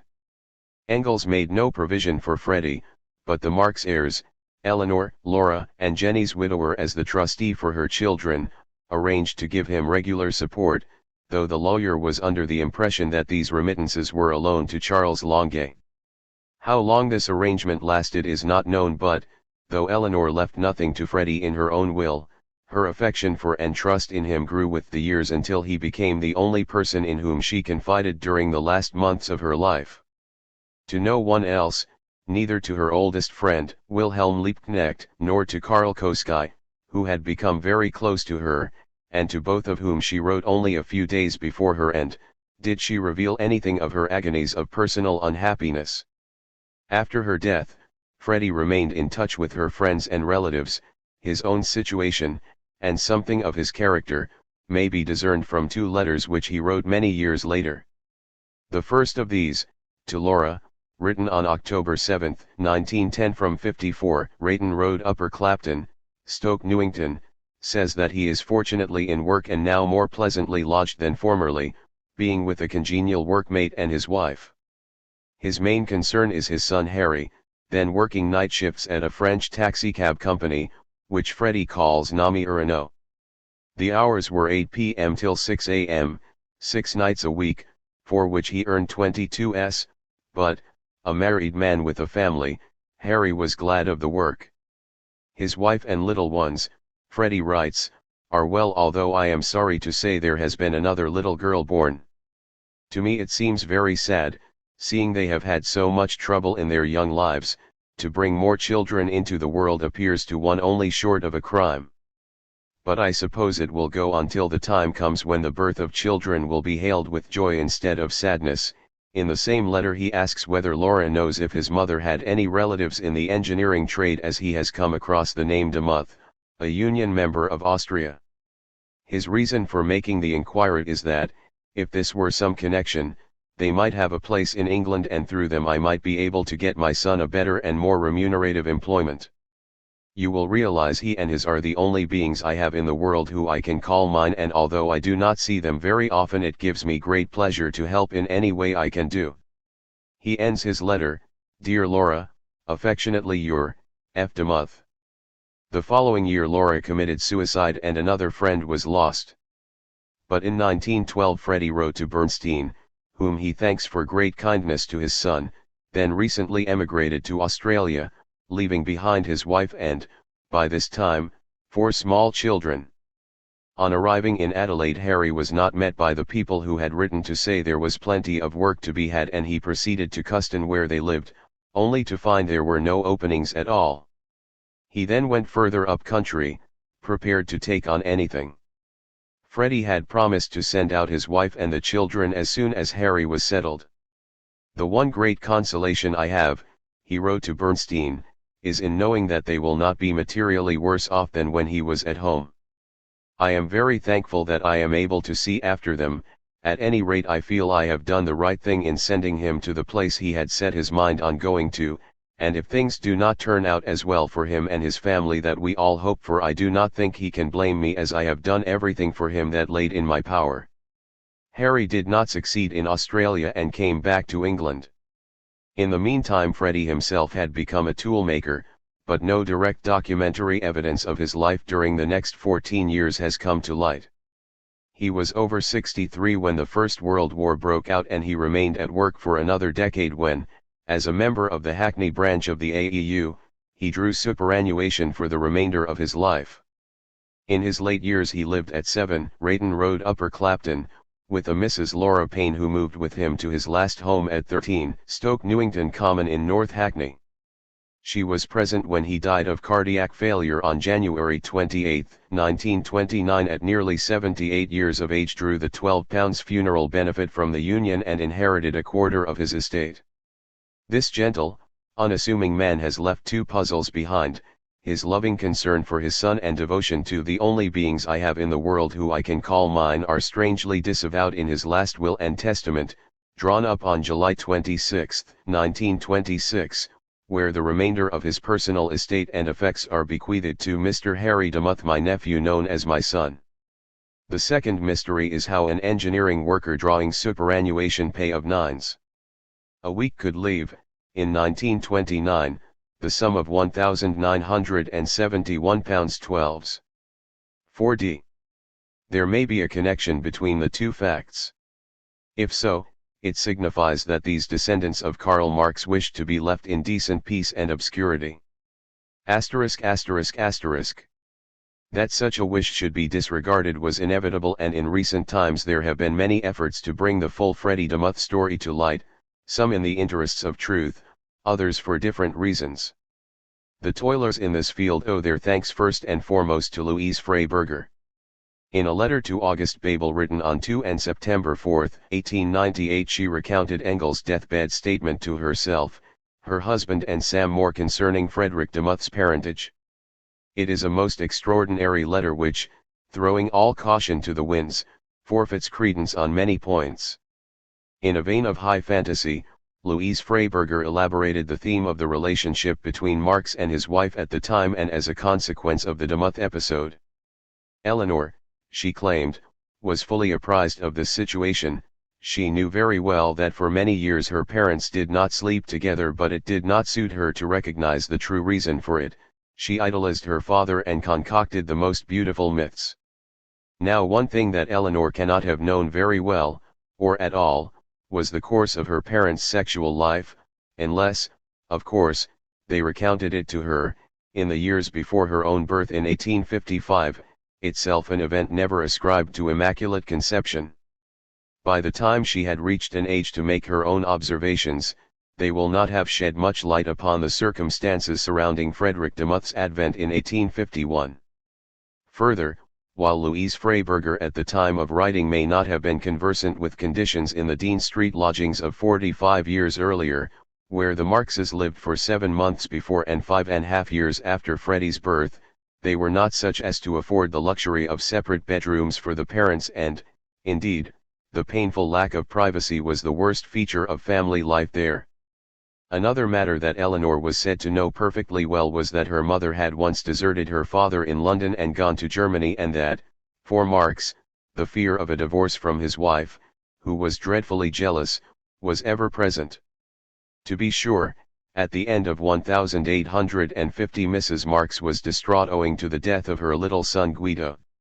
It is equally true that in March 1851, following the birth of the next, her fifth, child, she was depressed and not made happier, one may suppose, by her husband's openly expressed disappointment that she had been delivered of a girl. Marx reported all this to Engels in detail as, in later years, he confessed his lack of patience with his wife's tears and reproaches which bothered him, though he could not find it in his heart to blame her as the money worries piled up. But there is no evidence whatsoever, either before or after Freddie's birth, that the threat of separation, desertion, or divorce was in the air. Had it been ever present, it could not but have received some mention in the letters that passed between Marx and Engels, which, however winnowed in after years to eliminate private disclosures, are not without exceedingly frank accounts of Marx's domestic situation and troubles with his wife at all times. Apart from a brief visit to Marx's uncle in Holland in August 1850, when she herself was pregnant but Frederick Demuth not yet conceived, Mrs. Marx never left her husband in London nor went abroad at all until, in July and August 1854, with Eleanor on the way, she stayed at her old home in Trier on her doctor's orders. That her mother again went to Germany in 1856 Eleanor naturally knew, since she herself, aged 18 months, was of the travelling party, but as, shortly after her return to England, Mrs. Marx became pregnant with the child who was born and died in July 1857, the most precocious knowledge on Eleanor's part could have suggested only that her parents' marital relations were fairly normal. It is true that no further children were born, but Mrs. Marx was now 43 years of age, and it would be a cause for wonderment if, 8 years and 2 pregnancies after the event, Frederick Demuth's birth should have been the explanation for any abstinence. How, then, was Eleanor to know the true reason for all the sleeping apart and wanton desertion had she chosen to do so but for blind idolatry of her father? The most dubious of all Louise Freiberger's claims is that she had seen the letter Marx had written to Engels in Manchester at the time. She added, unwisely, that she believed Engels had since destroyed this letter. In the first place, there was no earthly reason why Marx should have written at all. Engels was living in London throughout the whole of 1850 until mid-November. He was there for Christmas, when Helene Demuth was 4 months pregnant, and the fact could hardly be hidden or ignored. At the beginning of March 1851 Marx wrote to Engels to say that he must see him, that letters confuse, delay and get one nowhere, and Engels accordingly came to London early that month when, in view of Mrs. Marx's approaching confinement, 2 extra rooms had been temporarily rented in the house where Engels was invited to stay. Marx visited him in Manchester in April for a few days, and Engels was in London again from 8 to June 14 that year, when Frederick's birth was imminent, if not overdue. Thus there were no fewer than 5 occasions during the relevant period with ample opportunity for the 2 men to discuss the matter and decide upon what was to be done and what was to be said without either of them writing a line to each other about it.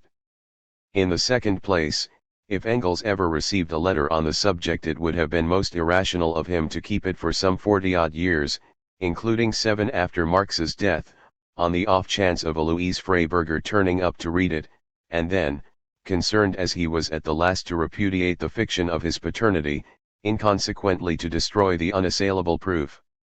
Finally, Louise Freiberger states as a fact that Frederick did not use the name Demuth until after his mother's death in November 1890, regardless of documentary evidence to the contrary, of which perhaps she was unaware.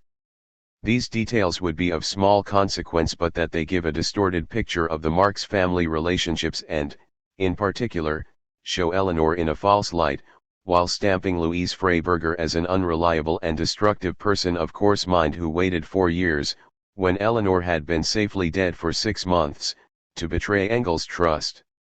This is not to say that the whole should be dismissed as a fabrication. There is no reason to doubt her contention either that Marx was Frederick Demuth's father or that Engels informed her of the fact, if only because she could not have had the hardihood to invoke Sam Moore's name, which was above suspicion, and run the risk of claiming him as a witness to the scene described when he was alive for another 13 years to deny it.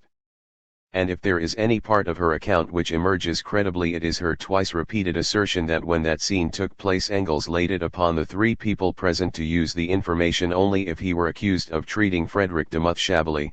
He did not, he told them, want to have his name reviled, particularly when it no longer served any purpose. That had not happened. There had been no ugly gossip bringing him, or Marx, into disrepute. So Louise Freiberger, flouting Engels' dying wish, puts pen to paper and kindly provides material for the scavengers of the future. For those who have gone mad with glee on discovering that Marx had an illegitimate son, as for those who turn pale at the very thought and take to their beds, it is small comfort to reflect that the evidence reposes in so flawed a vessel as Louise Freiberger. Yet a fact remains a fact even when embedded in vulgar twaddle, and Marx's importance to the history of mankind is not lessened by one jot because he fathered Frederick Demuth. Frederick Demuth, humble and rejected, has made for himself a small place in history, too, as the closest and most loyal friend of Eleanor Marx when her need was greatest. "Dear Freddie," she wrote, "you are the only friend with whom I can be quite free. I tell you what I would tell to no other person. I would have told it to my dear old Nymmy, but I have lost her and have only you." Appendix 2. Letter from Karl Marx to Paul Lafargue. London, August 13, 1866. My dear Lafargue, allow me to make the following observations. 1. If you wish to continue your relations with my daughter, you will have to discard your manner of paying court to her. You are well aware that no engagement has been entered into, that as yet everything is provisional. And even if she were formally your betrothed, you should not forget that this concerns a long-term affair. An all too intimate deportment is the more unbecoming inasmuch as the two lovers will be living in the same place for a necessarily prolonged period of purgatory and of severe tests. I have observed with dismay your change of conduct from day to day over the geological epoch of a single week.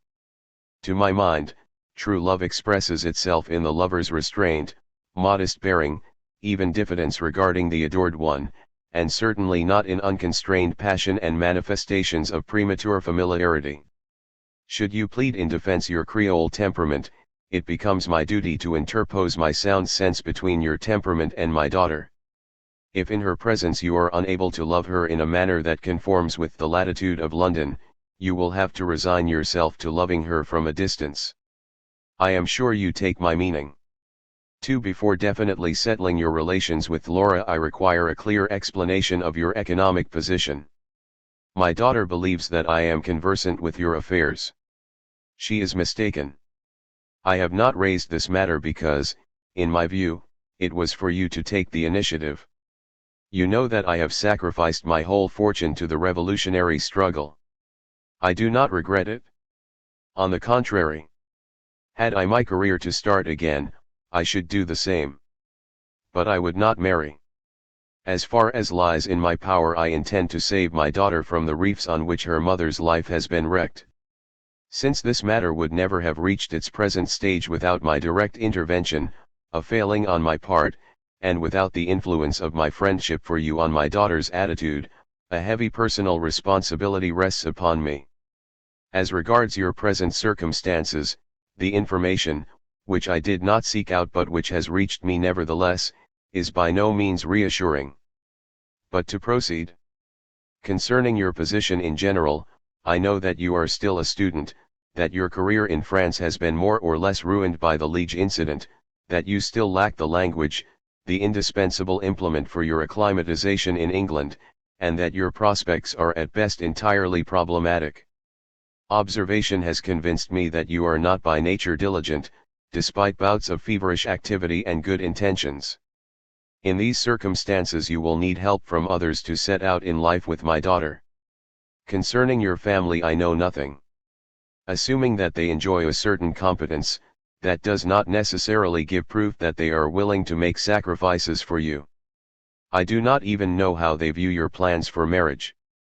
I repeat, I must have definite elucidation on all these matters. Moreover, you, as an avowed realist, will hardly expect that I should treat my daughter's future as an idealist. You, a man so practical that you would abolish poetry altogether, cannot wish to wax poetical at the expense of my child. 3. To forestall any misinterpretation of this letter, I can assure you that were you in a position to contract marriage as from today, it would not happen. My daughter would refuse. I myself should object. You must be a real man before thinking of marriage, and it will mean a long testing time for you and for her. 4. I should like the privacy of this letter to remain between our two selves. I await your answer. Yours ever, Karl Marx. Appendix 3. Engel's Confession. Your favorite virtue. Jollity. Quality in man. To mind his own business. Woman. Not to mislay things. Your chief characteristic. Knowing everything by halves. Your idea of happiness. Chateau Margaux 1848. Misery. To go to a dentist. The vice you excuse. Excess of any sort. Detest. Can't. Your aversion. Affected stuck-up women. The character you most dislike. Spurgeon. Your favorite occupation. Chaffing and being chaffed. Hero. None. Heroine. Too many to name one. Your favorite poet. Reineke de Vos, Shakespeare, Ariosto, etc. Prose writer. Goethe, Lessing, Dr. Samuelson. Flower. Bluebell. Color. Anyone not aniline. Dish. Cold, salad, hot, Irish stew. Maxim. Not to have any. Motto. Take it AC. F. Engels. Appendix 4. Letters sent by Eleanor to 38 London N. Provincial Papers. To the editor of the Sir. A Reuters telegram some days ago announced that a state of siege had been proclaimed in Hamburg, Altena, etc., and some 175 persons expelled from these towns. But the circumstances under which these proceedings have been instituted, the inhumanity with which the expulsions are carried out, these are unknown in England, or assuredly some protest would have been raised. Englishmen have sympathized with Bulgarians and Turks, with Russians and Greeks. Will they not give some measure of justice, at least if not of sympathy, to the Social Democrats of Germany? The Sozialistengesetz, requires that some act or acts endangering public safety shall have been committed before the minor state of siege can be proclaimed. But in Hamburg and in all the places concerned, positively no excuse of any kind exists for exceptional legislation. There have been no excesses, no unauthorized meetings, no seditious or incendiary publications, no conspiracies. Despite the efforts of the police to discover any plot wherewith to justify their own illegalities, they have been unable to find a trace of one. Their continual domiciliary visits to the houses of the suspected have been absolutely fruitless. The Socialists have abided strictly by the law, even by the exceptional laws which Prince Bismarck framed, and which he, incapable of governing even with these, a state of siege has been declared in his own rural possessions in Lauenburg, is the first to break. Without rhyme or reason, without the shadow of an excuse, 175 persons, many of whom had already been driven from Berlin, have been expelled from Hamburg, etc. The houses of poor working men have been broken up, their families turned adrift, to find work and a new home elsewhere, or starve, as the case may be. One poor woman, the wife of a printer, seeing her home destroyed and starvation staring her in the face, has lost her reason and is now in a madhouse. As to the manner in which the orders of expulsion are executed, let the following case serve as an example. A Social Democrat, confined to his bed for the last 6 months and in the final stage of consumption, was removed in this cold November weather by railway from Pinneberg in Holstein to Neustadt, where he arrived in a dying condition. Such eloquent facts need no comment. At a moment when the German press is gagged, and all expression of public opinion impossible, when Prince Bismarck meditates fresh illegalities by proclaiming a state of siege in Leipzig, and uses his utmost efforts to coerce the Swiss government into expelling the socialists who have taken refuge in Zurich and Geneva, at such a moment it is the duty of the Free Press of England, the only free press in Europe, to denounce acts as harsh as they are unjust, as merciless as they are illegal. I am, sir, yours obediently, E.M. London, November 1880. 41, Maitland Park Road. N.W. To the editor of the Sir.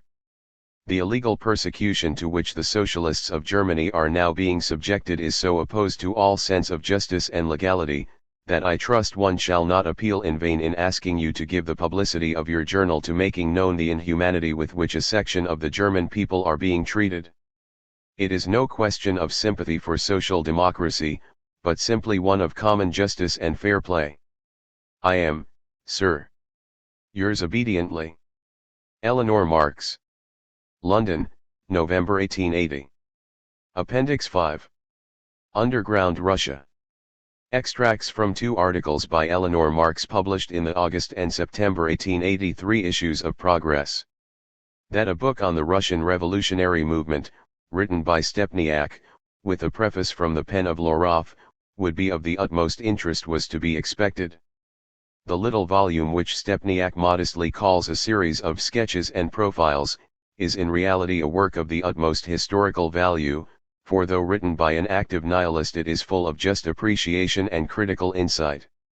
It is to be hoped that all the romancing historians and would-be historical romancers, all the emotional and tender-hearted old statesmen, and tract-distributing prison-visiting divines will read it before again expressing their views on Russia and the condition of the Russian people.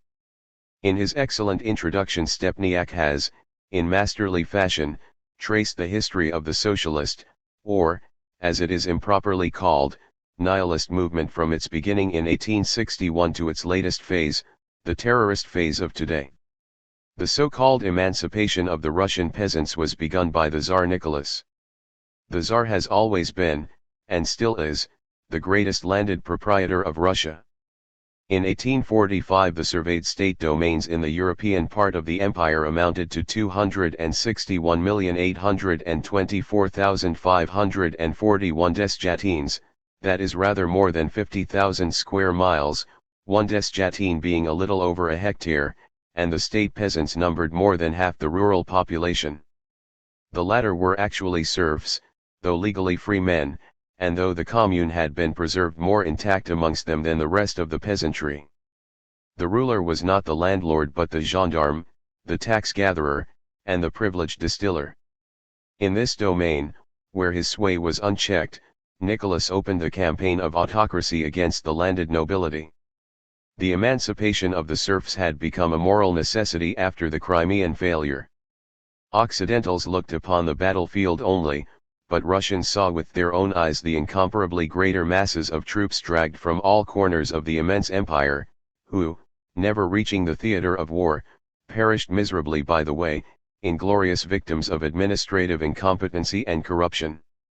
The iron-fisted system of Nicholas had thus broken down before the first serious emergency it had to cope with.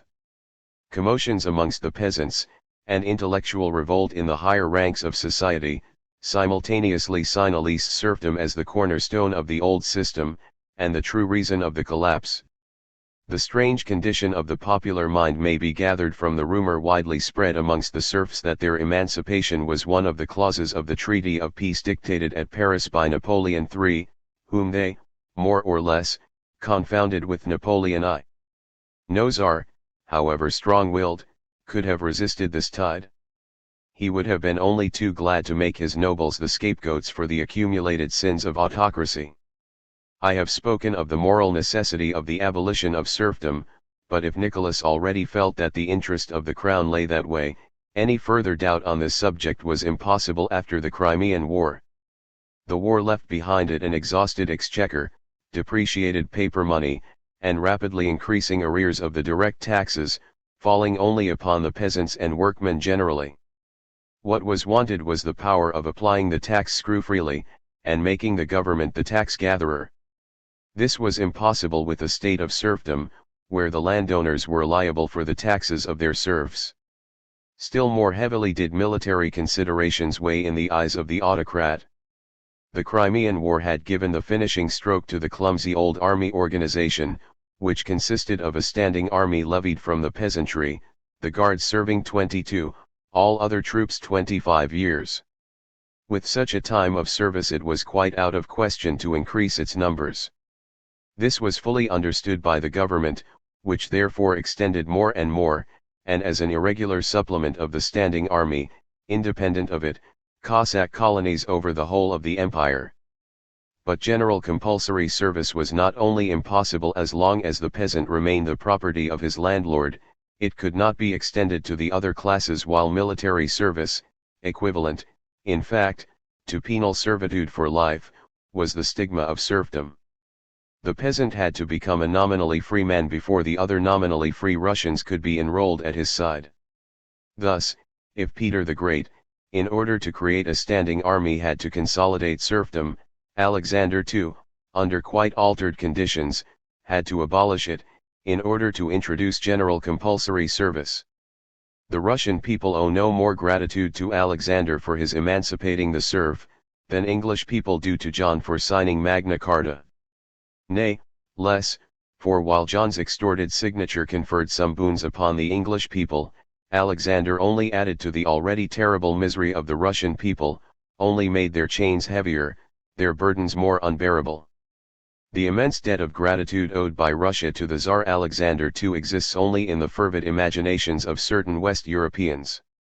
This once admitted, we can not only more thoroughly sympathize with Russian revolutionists, but we can better understand their course of action, and the reason why the first manifestation of the nihilist movement began in 1860, i.e. immediately after that huge sham, the Emancipation. The word nihilism is the invention of the novelist Turgenev, accepted, Stepniak tells us, from party pride by those against whom it was employed, and now used to designate an entirely different movement from that first denoted by the word. The original nihilist agitation had no political objects. It was a philosophical and literary movement, now absolutely extinct, and only a few traces left of it. Still, it was the germ from which the other and greater movements sprang. The first battle was for religious freedom, and it was easily won. Every cultivated Russian is an atheist, and when once this band of young writers, armed with the natural sciences and positive philosophy, was impelled to the assault, Christianity fell like an old, decaying hovel which remains standing because no one touches it. Religious freedom was not all, however, for which the nihilists fought. Nihilism recognized the equal rights of women and men. Here the struggle was long and bitter, for the barbarous and medieval family life of Russia stood in the way. But again it achieved a victory. In no other country are the women of the educated classes so entirely on the same footing as the men. These victories gained, the nihilists began to ask themselves what, after all, they had achieved. The movement had reached the stage when, to the despairing question, "What are we to do?" the International Working Men's Association gave an answer, and the heroic Commune of Paris showed the way. Thus arose the socialist propagandist movement of 72, 74, a movement that presented an entire contrast to that of 60, 70, and yet, by a strange though not uncommon irony, the later movement came to be known by the name of the earlier one. Among the causes that drove the youth of Russia to accept these revolutionary principles, none was more potent than the years of ferocious reaction that had followed the Polish insurrection in '66, a reaction which swept away everything that still maintained a semblance of liberalism, and which prepared the way for the socialist propaganda begun in '72. The young men and women who had been studying at Zurich, and who were recalled by the ukase, equally stupid and brutal, of '73, came to swell the ranks of the Revolutionary Party. Yet even this was no political movement. The propagandists had not yet learnt that political emancipation is a necessary step towards social emancipation, and that a social revolution could no more come about by their preaching than it could have been established by imperial ukase. For 2 years it lasted. 37 provinces were, according to government circulars, infected. The number of arrests is unknown. In one trial there were 193 prisoners. In 1875 the movement somewhat changed its aspect. The years 77, 78 marked the end of the first revolutionary period. In 77 the trial of the Moscow 50 was, by order of the government, a public trial. But the ability of the prisoners who spoke, their noble heroism and simple, unaffected self-sacrifice, produced the very opposite effect to that expected by the government. These saints were of too ideal a type to be fit for the coming struggle, and there appeared in their place a type as noble, but more strong, that of the terrorist. In spite of all heroic self-sacrifice and devotion, the Russian socialists were bound to admit that they had failed, and they began to understand that to grapple with their barbarous enemy, deeds, not words, were needed. But a revolution, like a popular movement, is of spontaneous growth, and cannot be forced, and the revolutionists soon abandoned the series of demonstrations that had been planned, and which, in a country where towns of 10,000 or 15,000 inhabitants form only 4 or 5% of the population, were impossible. But if the demonstrations ceased, the government persecutions increased. Not only were the prisoners subjected to every sort of torture, of the 193, 75 died or went mad in prison during the investigations, but that which is freely done in every country in Europe was punished among us like murder. 10, 12, or 15 years of hard labor were inflicted for 2 or 3 speeches, or for a single book read or lent. From time to time, by ways which only prisoners know how to find out, there came from these men buried alive some letters, written on a scrap of paper in which tobacco or a candle had been wrapped up, describing the vile and useless cruelty which their jailers had inflicted upon them, arousing in the most gentle and tender minds thoughts of blood, of hatred, and of vengeance.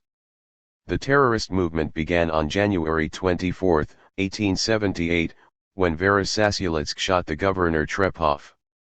Vera herself was no terrorist. She acted to avenge the man whom Trepov had insulted and tortured, and to call the attention of Russia and the world to the condition of the political prisoners.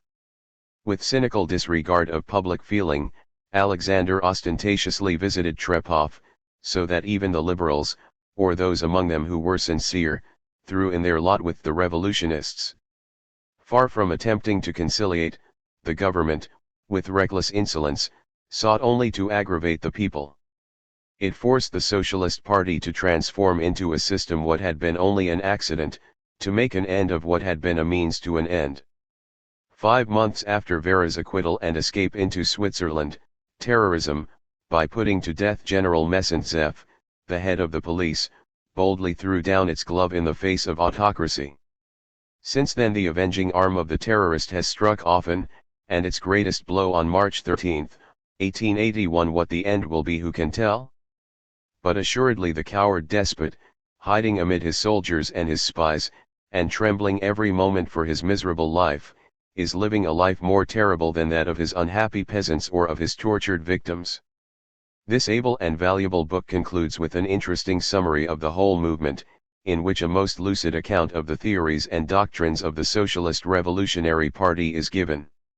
To this is added a translation of the admirable address to Tsar Alexander III by the Executive Committee after March 13. All those who believe the Russian terrorists to be either bloodthirsty monsters or mad dreamers and fanatics, would do well to study this document. It is at once a justification of their policy, and an exposition of their moderate demands. In it the executive offered terms of peace to Alexander. Let the Tsar but grant a small measure of reform, let him but give his people freedom of the press, of public speech, of public meeting, and electoral addresses, and the terrorists are ready to lay down arms. And now, they said, Your Majesty, decide. The choice rests with you. We, on our side, can only express the hope that your judgment and your conscience will suggest to you the only decision which can accord with the welfare of Russia, with your own dignity, and with your duties towards the country. The Tsar did choose. He replied by hanging Sophie Perovskaya and her fellow prisoners, by exiling and imprisoning thousands. But the end is not yet. Eleanor Marx. Volume 2. The Crowded Years, 1884 to 1898. To the memory of Elizabeth Home Whitman, née Peel. D. December 11, 1972. Robert Stewart. D. September 14, 1973. Author's note. The last 15 years of Eleanor Marx's life coincided with the revival of socialism in Britain, a subject that has been much explored and well documented. The Social Democratic Federation, the Socialist League, the Fabian Society, New Unionism, the Independent Labour Party and the annual May Day demonstration all came into being during that decade and a half, which also saw the first election to Parliament of Labour candidates. It was the period when the growth of workers' parties in Europe, North and South America and the antipodes led to the founding of the Socialist, or Second, International. Thus the labor movement was advancing on all fronts at unprecedented speed. This is Eleanor Marx's story, a many-sided one, but the movement is always breaking in, for the short life that remained to her was primarily dedicated to those working-class struggles which have been narrated time and time again both by contemporaries recording their own experience and by professional historians. Since Eleanor was not a major figure in public affairs, I have tried to confine myself to those in which she played an outstanding part. In some instances, Black Monday and the Match Girls strike are cases in point. This has proved impossible, as links in a chain of events they cannot be omitted merely because Eleanor, by chance, did not personally help to forge them. It is also inevitable that I should dwell upon the last years of Engels, who, after Marx's death, was not only Eleanor's mentor but with whom her life and work were closely intertwined. The first volume of this biography stands complete in itself. Its sequel will have more meaning if read with a knowledge of Eleanor's formative years as child, girl, and young woman in a unique family setting. At the request of foreign translators, who naturally wish to know where to find in the original languages passages I have Englished, this book has an overweight apparatus giving all sources, including the Marx-Engels Werke, with page numbers in every case. In that respect it differs from Volume I, where I deplored and rejected such elaborate furniture, smacking as it does of social climbing for this class of work. My surrender, for such it is, made largely in deference to Eleanor Marx's own sufferings in connection with the first English edition of Volume I of Capital, has the one advantage of obviating any need to expand the select bibliography appended to Family Life. I draw the line at listing all books relative to my subject read over the last dozen years, while those from which I have drawn appear in the references or footnotes. For the rest, I beg the indulgence of the general reader for this plethora and earnestly advise him to ignore the teeming numerals that deface the pages without providing intelligence he will need or want beyond the assurance that, as nothing is of my invention, neither is anything derived from the work of others without due acknowledgement, save, of course, for the literary borrowings which, by no means ranging from Beowulf to Virginia Woolf, as somebody or other has put it, will be instantaneously recognized. The footnotes are reserved for explanatory or informative asides, when not mere comments and digressions, inessential to the text. It may be found that a few quotations attributed to the English translation, my own, of the Engels Lafargue correspondence are not identical with the published version. This underwent drastic editing after it left my hands and, for reasons of accuracy or style, I have gone back to my original rendering here and there. Dr. Emile Bottigelli has most generously given me permission to use freely and in full the unpublished Marx family letters in his custody. This is an immense boon. None but Eleanor's own words, in their entirety, could convey her response to certain situations in her adult life. In addition to all the benefactors fully acknowledged in the author's note prefacing Volume I, some no longer among us but many of whom again read the manuscript and offered me their knowledgeable and constructive criticisms, I am also beholden to others who have helped me in the preparation of the present book, for whose content, however, I alone am responsible. I owe a particular debt of gratitude to Mrs. Gwynyd Gosling, the librarian of the Highgate Literary and Scientific Institution, for, after the completion of Family Life, she winnowed my files and reorganized the source material for the crowded years, without which I should have been too encumbered to proceed. When the work was done, Mr. Nicholas Jacobs with rare kindness volunteered to extract from the text my references, to number and list them in their final form.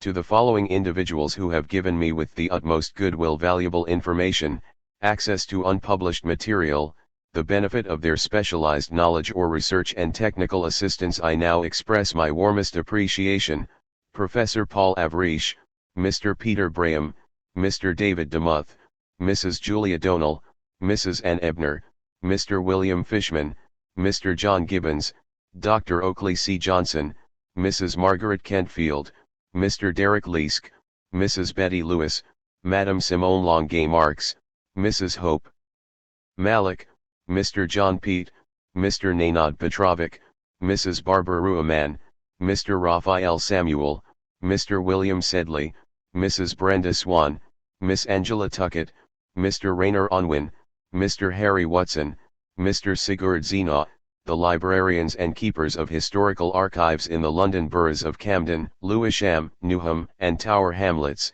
and the following institutions for their courteous answers to queries: the loan of rare books, the provision of photostats and other favors, Army Museums Ogilvy Trust, British Rail, British Library of Political and Economic Science, Coroners Society, Greater London Council, Records Department, the Home Office, Labour Research Department, Law Society Services Ltd. Records and Statistical Department, the London Library, Marx Memorial Library, the Meteorological Office, the National Army Museum, the Post Office, H.M. Stationery Office, the Royal Archives, Windsor Castle, and the Transport Record Library of the Public Record Office. My sincere thanks go to Mrs. Barbara Cheeseman for her admirable typing of the manuscript throughout its many revisions. The author acknowledges assistance from the Arts Council of Great Britain. YK. London, August 1975. Part I. Laborious Days. 1. In the summer of 1884 Eleanor Marx began to live openly with Edward Aveling. She was then at pains to announce the fact to her family and friends that they might be at liberty to accept or reject her. She had no wish either to strike a challenging blow for free love or to be seen as conducting some furtive liaison. To Laura Lafargue, her sister in France, she wrote on June 18, 1884. I must give you some other news, unless Engels has forestalled me. You must have known, I fancy, for some time that I am very fond of Edward Aveling, and he says he is fond of me, so we are going to set up together. I need not say that this resolution has been no easy one for me to arrive at. But I think it is for the best. I should be very anxious to hear from you. Do not misjudge us, he is very good, and you must not think too badly of either of us. Engels, as always, is all that is good. Such are present plans, but I don't believe in plans, and these may change, are going in the middle of July to Derbyshire where we shall stay some weeks, then we return to London, and will give our friends a chance of cutting us or not, just as they please. Do write soon, Laura, and don't misunderstand him. If you knew what his position is, I know you would not. Mind you write soon. I shall await a line from you and Paul very anxiously. P.S. Will you do me a great favor? Tell Longuet of my intentions with regard to Edward. Will you, dear? 1. A fortnight later she wrote to her old friend Dolly Radford. My very dear Dolly. I had half intended to tell you this morning what my plans I spoke of are, but somehow it is easier to write, and it is perhaps fairer to you, because you can think over what I am going to tell you. Well then, this is it. I am going to live with Edward Aveling as his wife. You know he is married, and that I cannot be his wife legally, but it will be a true marriage to me, just as much as if a dozen registrars sick had officiated. He had not seen his wife for many, many years when I met him, and that he was not unjustified in leaving her you will best understand when I tell you that Mr. Engels, my father's oldest friend, and Helen, who has been as a mother to us, approve of what I am about to do, and are perfectly satisfied. I do not want you to talk about this yet, for the simple reason that I want to be with Edward before we make the matter public. In 3 weeks we are going away for some little time. I only need rest, and then, of course, everyone will know. Indeed, we intend to let everyone we care about know. When we return we shall set up housekeeping together, and if love, a perfect sympathy in taste and work and a striving for the same ends can make people happy, we shall be so. I have already told a few very dear friends, and so I want you and Ernest to know too, because then you can make up your minds as to what you will do. I shall quite understand if you think the position one you cannot accept, and I shall think of you both with no less affection if we do not any longer count you among our immediate friends. Always, my dear old friend, yours lovingly, Tussie. P.S. I did not want to accept your invitation for tonight, though I really have another engagement, till you knew, and I don't want to settle about Saturday till I hear from you or see one of you.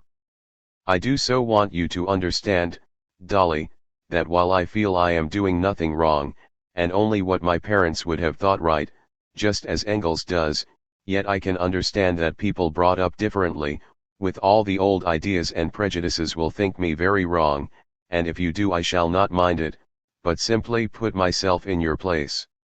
You know I have the power very strongly developed of seeing things from the other side too. On the day after she arrived in Derbyshire, Eleanor wrote to Mrs. Bland. I feel it is only right that before I avail myself of your very kind invitation I should make my present position quite clear to you. The reason why I have not been to see you, and it required a great deal of self-sacrifice to keep away, and why I have not pressed you to come to me was simply that I would not do so till I could tell you frankly and honestly about the step that I have just taken. I am here with Edward Aveling, and henceforth we are going to be together, true husband and true wife, I hope, though I cannot be his wife legally. He is, you probably know, a married man. I could not bear that one I feel such deep sympathy for as yourself should think ill of, or misunderstand us. I have not come between husband and wife. For many years before I met Dr. Aveling he had been living alone. I may tell you also that my sister and my father's oldest friends fully approve of the step we have taken. I need not say it was not lightly taken or that I have overlooked the difficulties of the position. But on this question I have always felt very strongly, and I could not now in act shrink from doing what I have always said and what I distinctly feel to be right. I also feel that you and others may think differently, and till you have thought over the matter I dare not yet think of you and Mr. Bland as among those friends whom we hope to see when, 4 or 5 weeks hence, we return to London. That we should be delighted to count you amongst our friends I need not tell you. With kindest regards to Mr. Bland and yourself. Yours very sincerely, Eleanor Aveling. 3. This is almost the only occasion when Eleanor signed herself thus in a private letter, though in the pages of Justice her contributions appeared over that name from July until November 1884, after which she habitually used Marx Aveling, sometimes hyphenated, sometimes not, being addressed and referred to as Mrs. Aveling while retaining her identity. In other respects her letter to Mrs. Bland was over-scrupulous, for that lady was among the very last to give a fig for such irregularities, her own menage being distinctly lax, while the testimonial to Aveling's many years of celibate life was merely a figure of speech. Eleanor also wrote on August 1 from Derbyshire to John Lincoln Mahone, an Edinburgh engineer, almost 10 years younger than herself, and thus only 19 at the time, whom she did not even know personally but only by correspondence, yet she held him in such esteem that she felt she could not leave him in ignorance of her situation. It seems only right that I should acquaint you, both, if I may say so, as friend and fellow worker in the good cause, with the important step I have just taken, she wrote. We are doing no human being the smallest wrong. Dr. Aveling is morally as free as if the bond that tied him years ago, and that had been severed for years before I ever met him, had never existed. We have both felt that we were justified in setting aside all the false and really immoral bourgeois conventionalities, and I am happy to say we have received, the only thing we care about, the approbation of our friends and fellow socialists. May I hope that you will be among those who have not misunderstood our motives? Anyhow, it is only right that as one of our most active and useful Scottish propagandists you should know.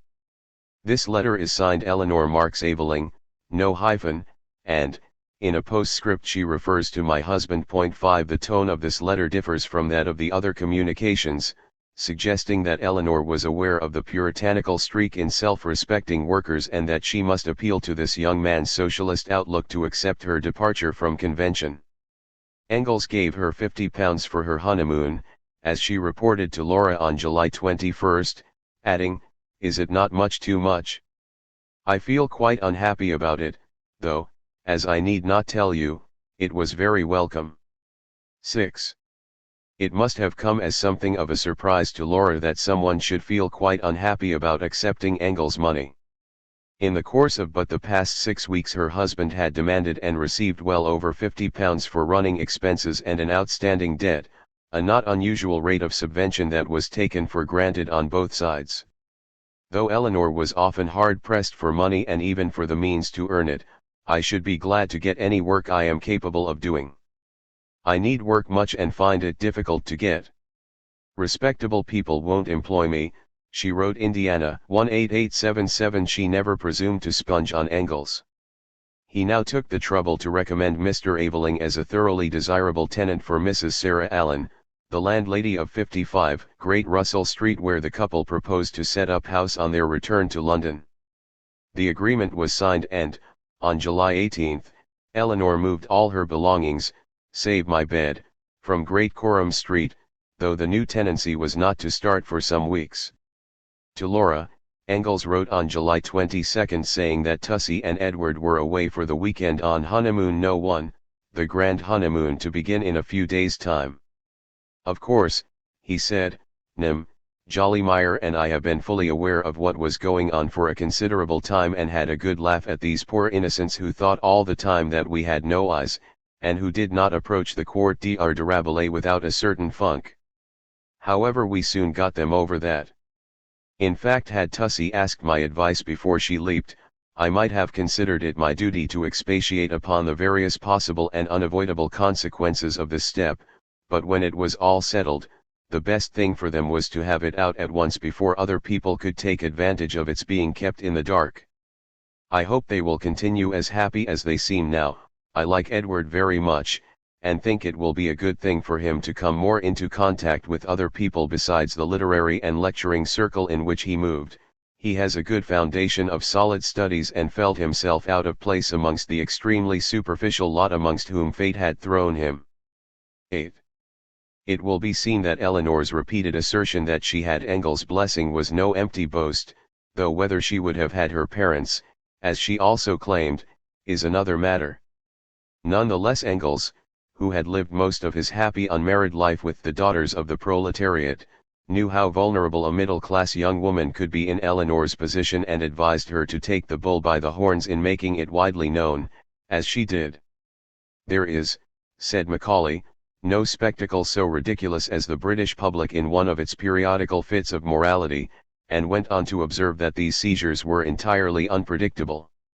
Thus it was wise to err on the side of caution, but this happened to be an era when a great deal of propaganda for free love, with capital letters, was in vogue, some of it shrill and rather silly, much of it deeply earnest and directed to storming the citadel of male domination, the home.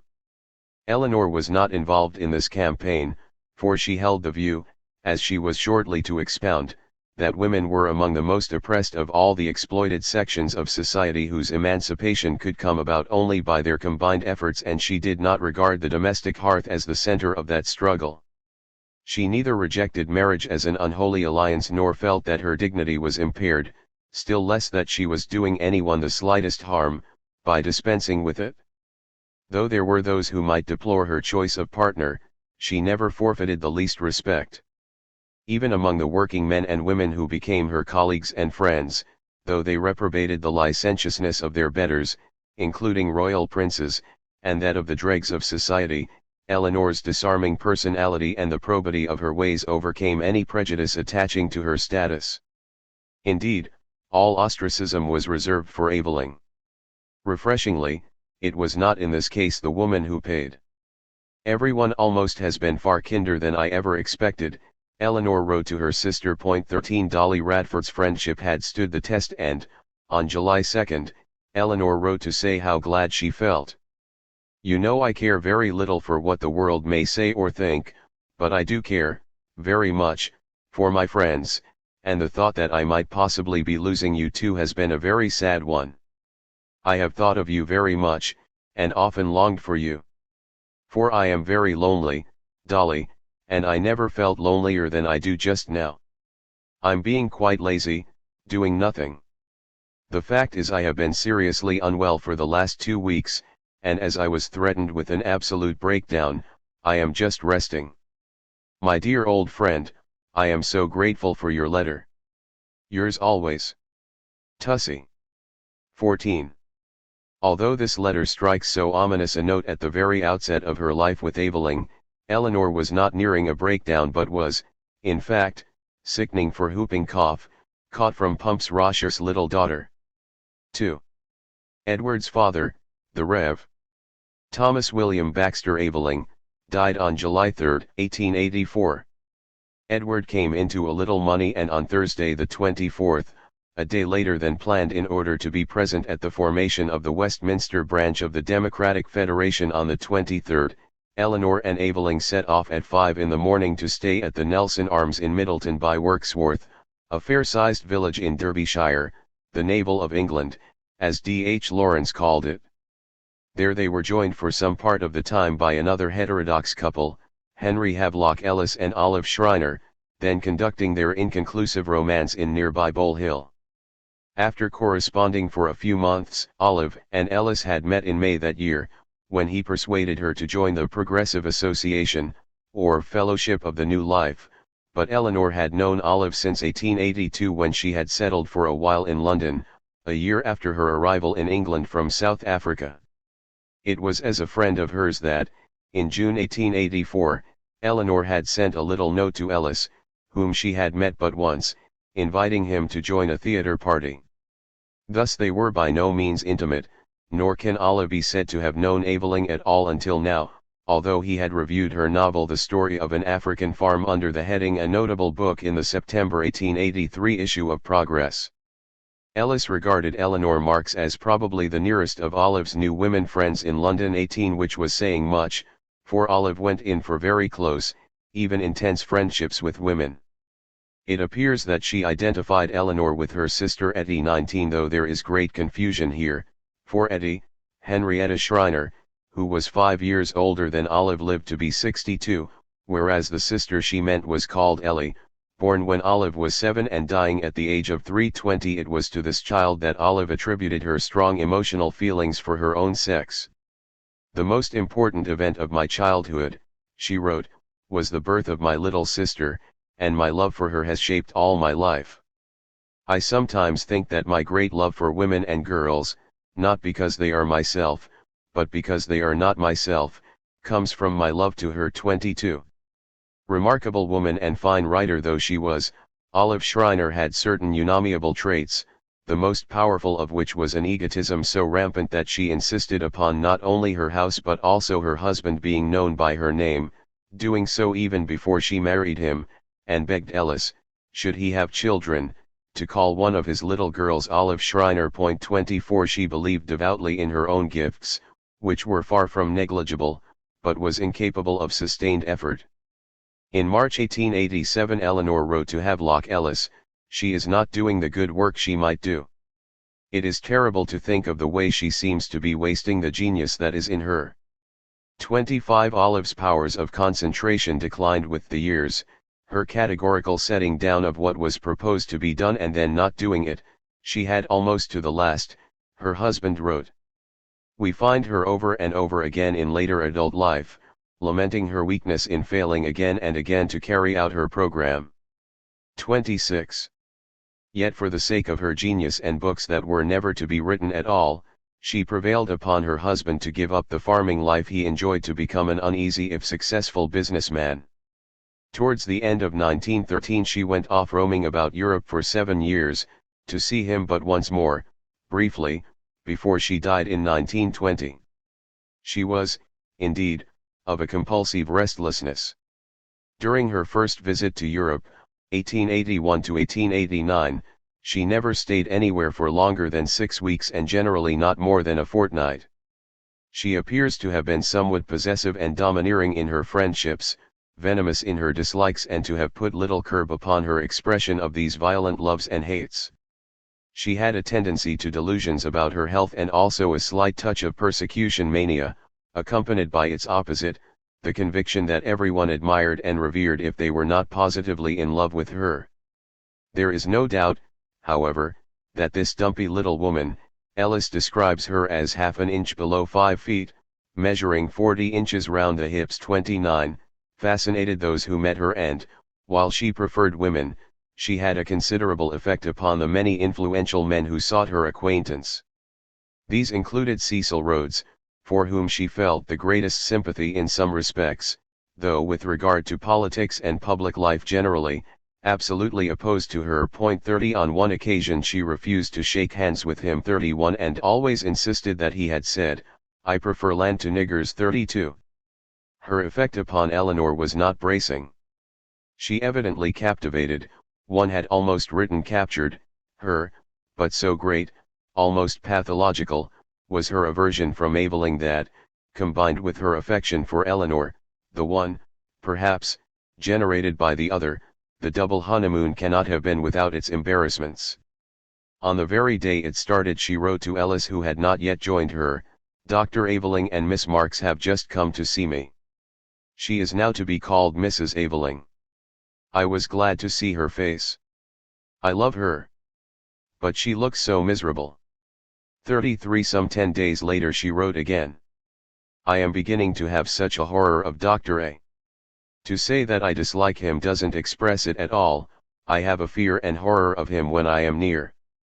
Every time I see him this shrinking grows stronger. Now, you see, when I am at Bull Hill they come every day to see me, and if we are at Wirksworth the Avelings will be always with us. I love her, but he makes me so unhappy. He is so selfish, but that doesn't account for the feeling of dread. I had it when I first saw him. I fought it down for Eleanor's sake, but here it is, stronger than ever." 34. She constantly returned to the subject which seemed to obsess her. "You can't understand," she wrote in July 1889, "that to feel any human creature hopelessly false is more terrible to me than all poverty, all loneliness, all death. The fact of such a nature as Edward Aveling's, for instance, is more terrible to me, does more to cripple my power of life and work, than all the close personal sorrows of my life." 35. There is no doubt that she meant what she said, but the loathing seems disproportionate to her apparently casual acquaintance with this life-diminishing character. Yet, at that time, she respected Eleanor's feelings for the man and was capable of generosity. In the spring of 1885, when Aveling had a severe attack of renal calculus, Eleanor wrote to Olive, then in Hastings, "My darling Olive, I always long for you, but now more than ever. Edward is very ill. You will know all that means to me. I need not tell you. The real help is that you need no telling. Donkin, blessings on him, was here this morning. With care it may be over soon, on the other hand it may be serious. You will know all the agony there is in that may. All depends on the care he takes. But how can the poor, and we are very poor, take care? Darling, I can't write, though there is much I would fain say to you. You will understand. Write to me, my own little Olive. Yours, Eleanor." 36. Olive wrote to Ellis at once, "Please go and see them and tell me just how Aveling is. If he gets dangerously ill, I must go. If the Avelings are very hard up I must try to send them something." 37.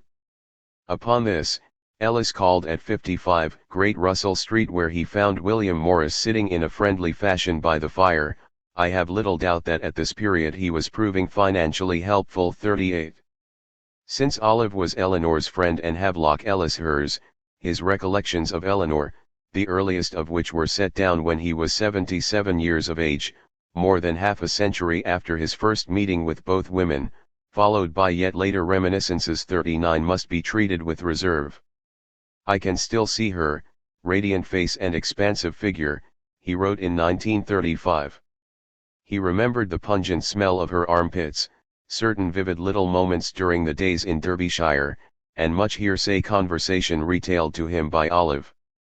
A sensitive and an honest man who, summoning up the sense, the sights, the anecdotes of times past, carries conviction, Ellis nevertheless casts a shadow of doubt by claiming that in 1888, when he was helping her to find literary work, she was not yet absorbed in socialist activities. Point 40 This flagrant error, which shows that he knew little or nothing of her daily life, suspends belief in much of his other good rich gossip, which includes the information, transmitted by Olive, that Eleanor had been deflowered, when she happened to be lying on a sofa at home, by a prominent foreign follower of her father's. Point 41 Ellis had long since forgotten who had vouchsafed this sudden sexual initiation, and with so wide a field it would indeed be risky to lay any odds or try to spot the favorite.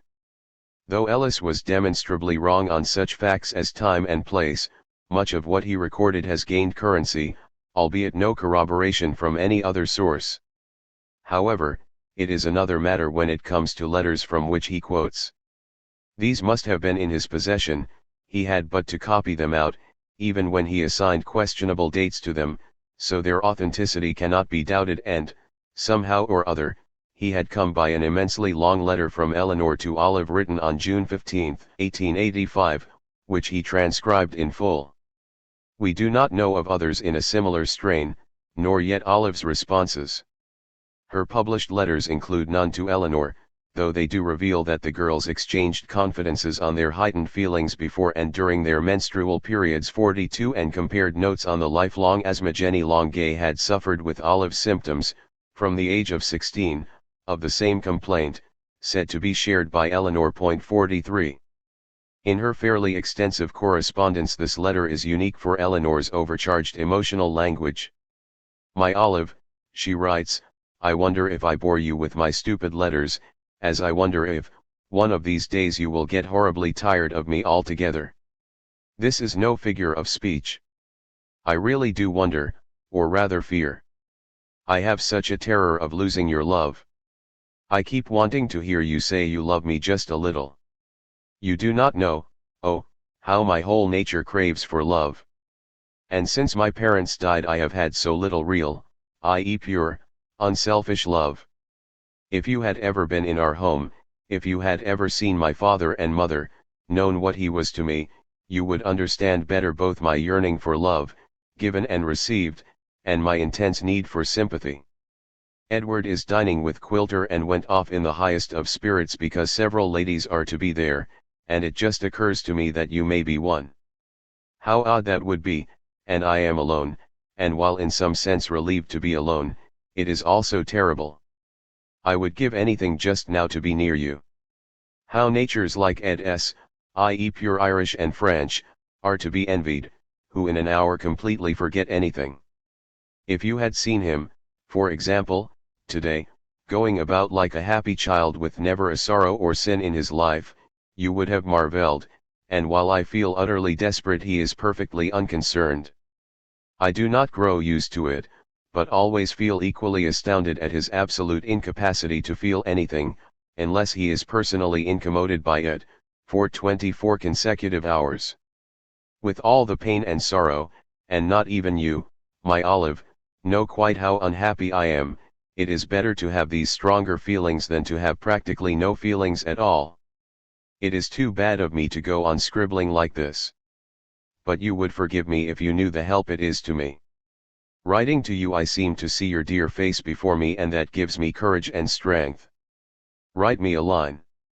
Just one line, say you love me. That will be such a joy, it will help me get through the long miserable days, and longer, more miserable nights, with less heavy a heart. There is so little in me to like or interest people. That you care for me is one of those mysteries that remain forever inexplicable. Good night, little girl. 45. A postscript concerns the furthering of Edward's theatrical plans and ends. Good night again, love. This melancholy letter suggests, among other things, that though she had known, could not but know of, Evelyn's dissolute habits, she had not foreseen that, once wedded to her, they would be so little modified, that she would spend quite so many evenings alone.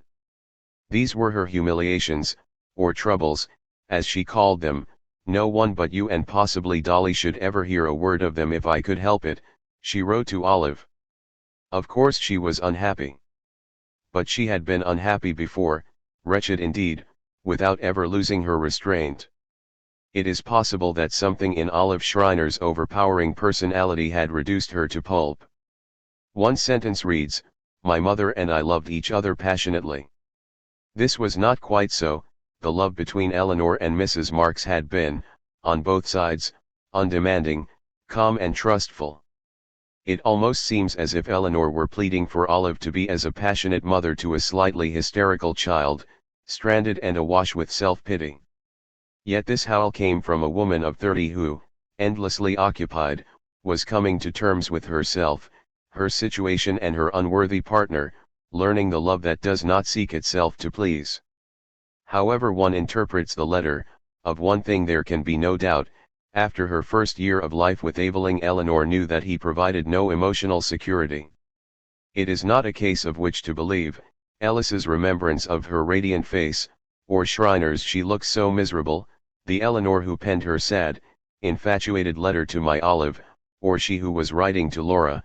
From childhood we have known what it is to devote oneself to the proletaire. 46 There is no necessity to reconcile the varying facets of her personality as they presented themselves to different people, for it is axiomatic that each individual will appear, and react, to others, as if reflected in a series of distorting mirrors. But when Havelock Ellis said of Eleanor that, "It seems impossible to find any unfavorable references to her," 47 he was, by and large, speaking no more than the plain truth. Some of the golden opinions she won, such as Hyndman's tribute to her work, may have been inspired by the widespread repugnance to Aveling, giving rise to unsolicited sympathy with Eleanor. Thus the Fabian, Henry Salt, wrote, "Eleanor Marx was a splendid woman, strong both in brain and in heart and true as steel to the man who was greatly her inferior in both." 48. There is also the testimony of so unlikely an admirer as William Collison, who, as the founder in 1893 of free labor exchanges which undertook to supply men, willing to work in the place of strikers, bragged that, "I was the first man who made that a business." The result is an organization of many thousands of men throughout the United Kingdom banded in a kind of secret service. That he was no base mercenary but a man given heart and soul to the exploiter's cause is illustrated by his reference to the policy of Harris the Smithfield Sausage King. What could be a happier idea than that of coupling business with philanthropy by employing only deaf and dumb people to peel his potatoes, so that they could not waste their time by talking? He had known Eleanor, that strange and beautiful character, in his misspent socialist youth and waxed almost lyrical about her. Brilliant intellectual gifts, steadfast moral purpose and affectionate woman's heart. This faithful and untiring woman, though the man she loved was a moral wastrel, never flinched. He became unendurable, yet she endured him. She wrote to her friends, excusing his conduct in letters that, so far as I can read, stand unapproached for clear-eyed stoicism. "I knew the heart and spirit of Eleanor Marx, her laugh and her infinite grace." 49. There is the further witness of a foreign visitor, the Swedish writer and Charlotte Edgren Leffler, who spent the 3 months April to June 1884 in London, where she met both Eleanor and Aveling before they had set up house together. "Eleanor Marx is alone in the world, poor and in difficulties," she wrote in one of her early letters home, "but so beautiful, talented, enthusiastic, and of noble character. She is of the same stuff as martyrs and heroines. She could die for her belief as Sophia Perovsky, and I do not doubt she is able to murder an oppressor as Charlotte Corday, or fire with enthusiasm a whole people as Jeanne d'Arc." 49a. 3. Once settled at 55 Great Russell Street, Eleanor made the discovery that, contrary to William Morris's belief, housework was detestable. "What with scrubbing and cleaning and all sorts of things I know nothing about, my hands are pretty full," she wrote to Laura in September. "I'm a born idiot and I swear at myself all day. If Ed were not very good and kind he'd do the same." She complained that he was the very devil of untidiness, adding, "I'm a good second. If scrubbing is my vexation, cleaning knives is twice as bad, joints puzzle me and potatoes drive me mad. Who is the fiend that invented housekeeping? I hope his invention may plague him in another world." 51. While Aveling was away on convalescence during April 1885, Eleanor tackled the traditional spring cleaning, complete with the whitewashing of walls, and wrote, "How I wish people didn't live in houses and didn't cook and bake and wash and clean. I fear I shall never, despite all efforts, develop into a decent hausfrau 52. And she declared herself about as fit as a cat to play the fiddle 54 when it came to housework. This is as it may be, but the fact was that she had, literally, no time for it. Moreover, she was the first of the Marx clan, and probably among the rare middle-class women of her day, to dispense entirely with servants for the simple reason that she and Aveling could not afford them. In February 1884, when Eleanor had visited her parents' grave in Highgate, because I want it all nice by the 14th March, the anniversary of Marx's death, she had taken a few flowers and wrote, "I couldn't take many because I am so hard up." 55 In May she was slogging at the British Museum, writing essays and reviews for a Miss Zimmerman who received 30s. Or 35s. For these creative works and paid Eleanor 5s. Or 7s. 60. "Cheerful, isn't it?" she commented ruefully to Laura. "I don't half like writing articles for other people to sign, but necessity knows no laws and 5/ is 5/. Indeed, I really work from about 9 in the morning till late at night and often till early into the next day. And yet not happy, as Toole used to say, or rather, I am very poor." 56. A year later, it was still the same story.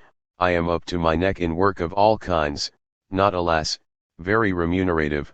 57 To Olive Schreiner, in the letter of June 1885 already cited, she said, "We have mere money troubles enough to worry an ordinary man and woman into the grave. It is almost impossible for me now to get work that is even decently paid for, and Ed gets little enough."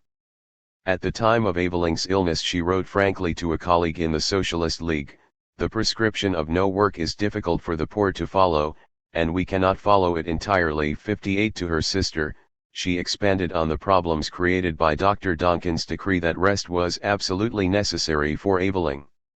"Doctors are such absolute knaves," she exclaimed parenthetically.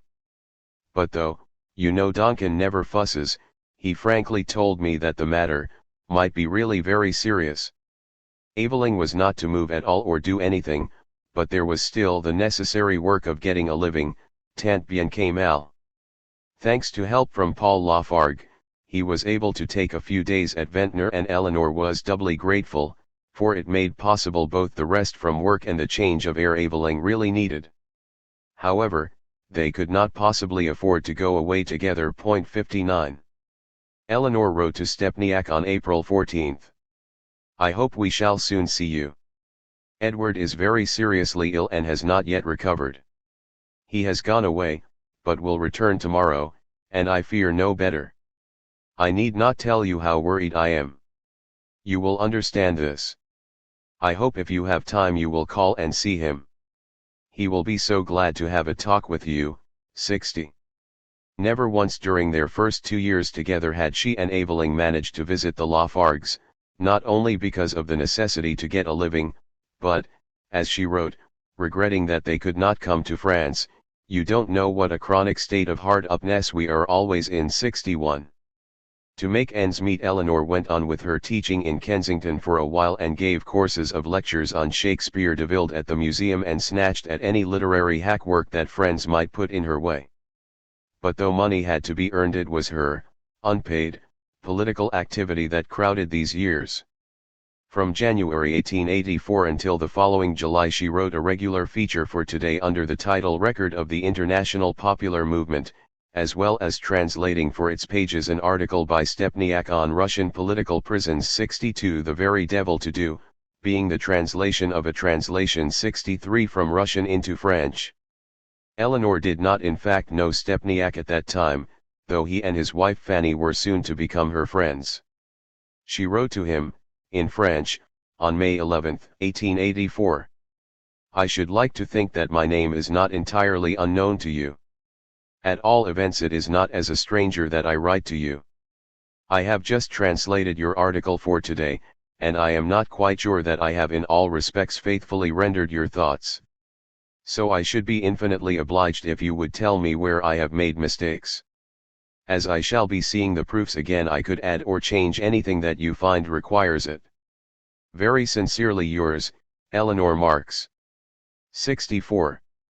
This journal had now changed its character, being issued in a new series as the monthly magazine of scientific socialism, under the same editorship until, in July 1884, Hyndman succeeded in getting poor old Bax turned out and replacing him by Henry Hyde Champion, whom Eleanor described as just a tool of Hyndman's, albeit a talented and I think honest young man. 65. Her record consisted of news items culled from home and abroad. Thus, in the first issue, she reminded readers of the heroic old man, Charles de Lescluze, whose dishonored grave had been traced after 12 long years. His remains were now to be reinterred with ceremony at Père Lachaise, and Eleanor appealed for contributions to raise a monument to his memory. Another paragraph recorded with amusement that the English police were trying their hand at plots in an attempt to keep abreast with their opposite numbers in France and Germany, though they were still such novices in the business that it would be unkind to criticize their first failures. 67. The next month she called upon her readers to gather outside Holloway Jail on February 25 for a hearty welcome to George William Foote on his release. It was also in the February issue and in March that Eleanor crossed swords with Sedley Taylor in the correspondence columns of Today, having no other means of refuting a very serious charge brought against her father on November 26, 1883 in a letter to the Times, which had refused to print her reply, as had also the more liberal Daily News. Apparently, she wrote, a dead lion may be kicked with impunity by living professors. This was not the only dispute in which Eleanor was involved. She was well in the thick of a fight with a troublesome Austrian anarchist whom she suspected of being a police agent. Indeed, she was beginning to find more and more that it is not all play dans le parti. 69 There was also Mrs. Annie Besant who, with her urge to publicize private grievances, now, in the pages of the National Reformer, accused Eleanor of libel. 70 Naturally enough, Eleanor ignored this, but when John Mahone wrote to ask her what it meant, she replied, "The matter is very simple. I have never taken any public notice of it for two reasons. The first is that I do not think it necessary that I should answer such a person as Mrs. Besant, from whom I consider abuse the best compliment. The second, that any explanation of this matter would have placed my informant in an awkward position. I can assure you that I never invented a word of the so-called libel, but simply repeated what was told me, and what I have every reason to believe was the truth.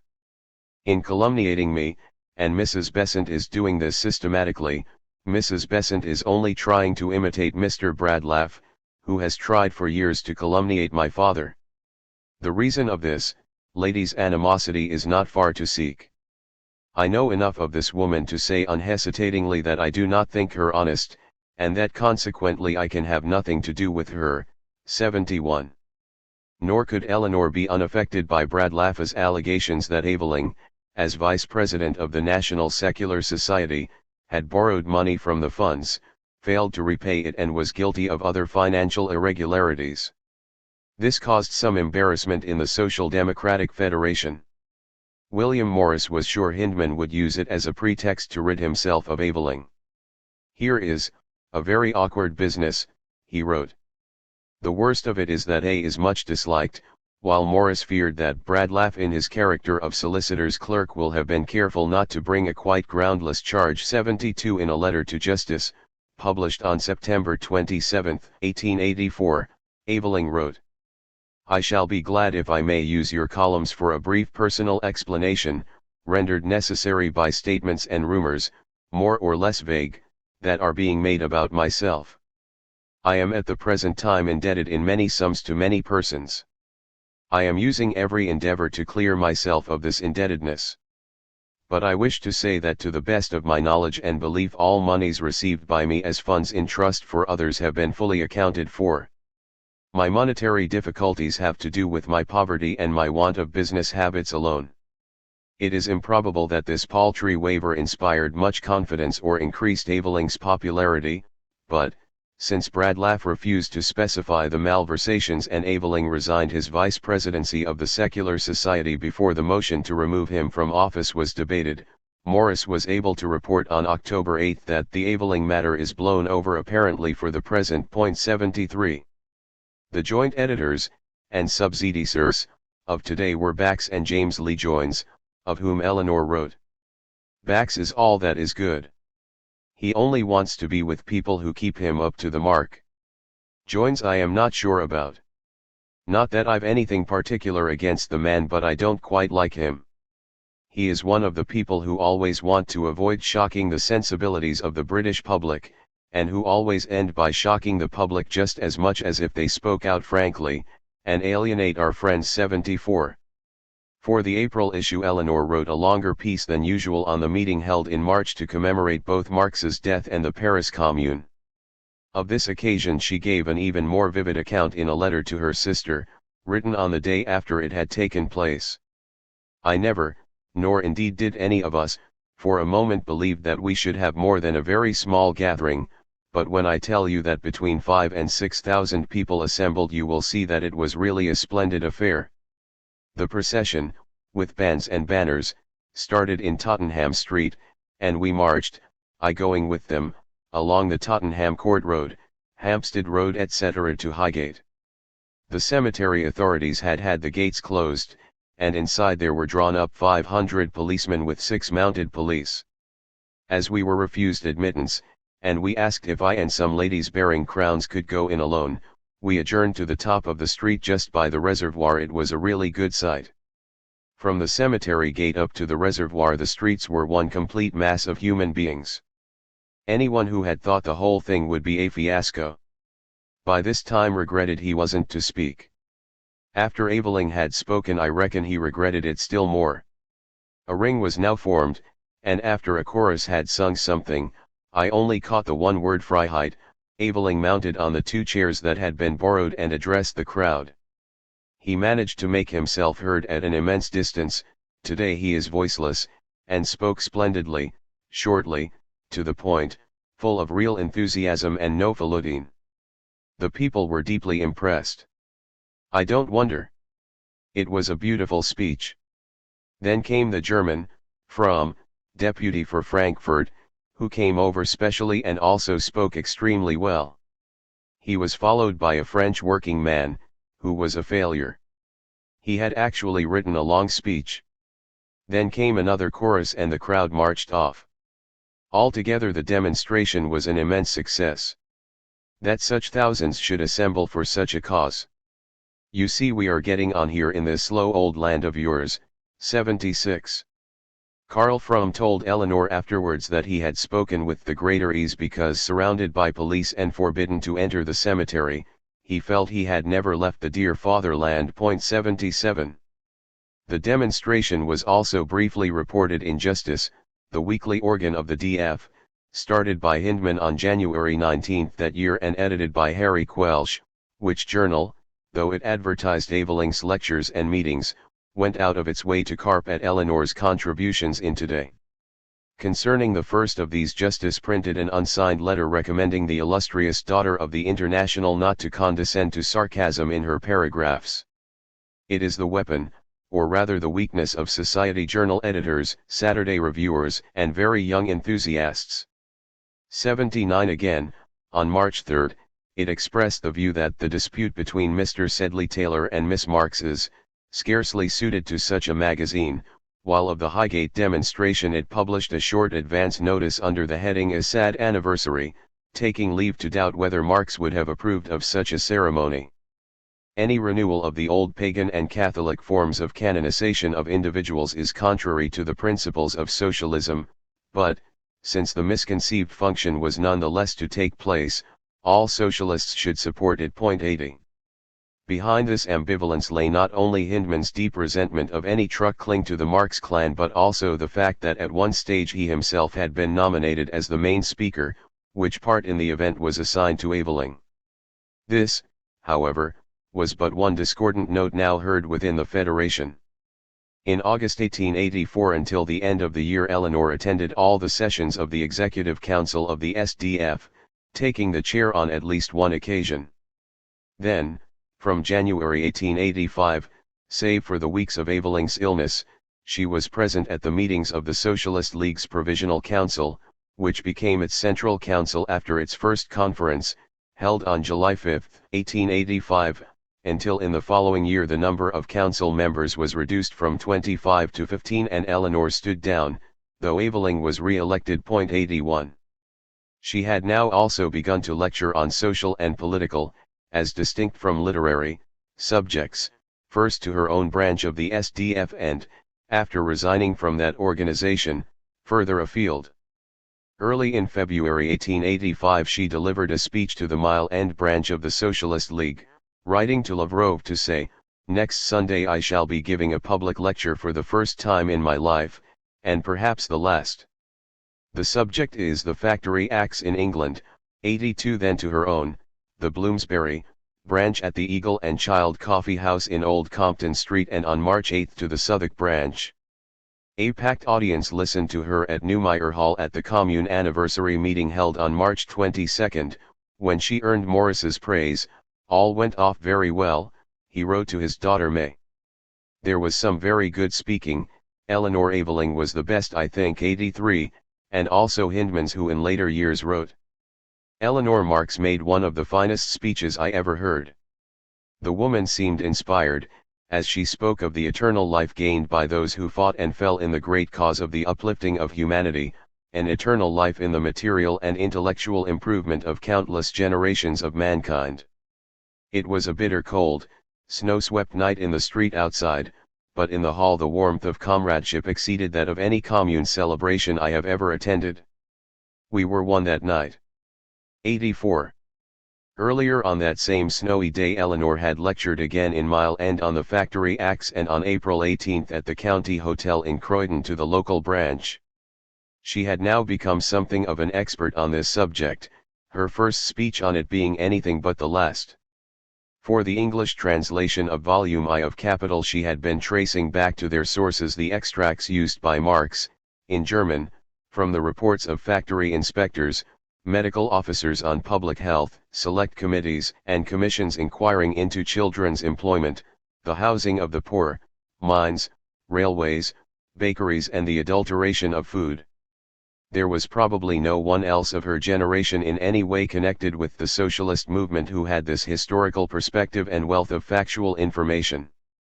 Thus she was able to speak of the hazards in industry, the loopholes in existing legislation and the conditions in many types of workshop with an authority that added immense weight to her political arguments. Out of these lectures grew the Socialist League leaflet No. 3, The Factory Hell, published in April 1885, the first work to appear under the joint names of Edward and Eleanor Marx Eveling. 4. Are you going to the conference? Eleanor wrote to John Mahone on August 1, 1884 from Middleton. My husband is, as delegate of the Westminster branch. I, unfortunately, cannot be there, much as I should like to. 85. Thus Edward came up to London alone for a couple of days to attend the annual conference of the Democratic Federation on August 4, by which time dissensions in the Executive Council of that body had reached an uncomfortably high pitch. It was at this, its fourth, annual conference that the organization was renamed the Social Democratic Federation and resolved to issue a new declaration of aims on Marxist lines. To its council of 20 members, for which there were 27 nominations, both Eleanor and Eveling were elected, though she had earlier said, "I've no ambition that way, and want to keep out of it, especially as there's no chance of both of us getting elected." 87. However, elected they both were, which circumstance appears to have interrupted if not curtailed the honeymoon, intended to last from 4 to 5 weeks, for on August 12 they were in London for the meeting of the new Executive Council, at which, Hindman having sent a formal apology for absence, William Morris took the chair and was slightly vexed by Eveling's ineptitudes in moving a resolution on disestablishment and seconding one on the Irish question. 88. Morris was in every way the noblest and most gifted of Eleanor's English associates, but, while they worked together in harmony and with mutual respect, even admiration at this period, they never became close personal friends. In all probability this was owed less to the difference of age, though Morris, 1834 to 1896, was nearly 21 years senior to Eleanor, than to the wide disparity of background and experience that had brought them to socialism.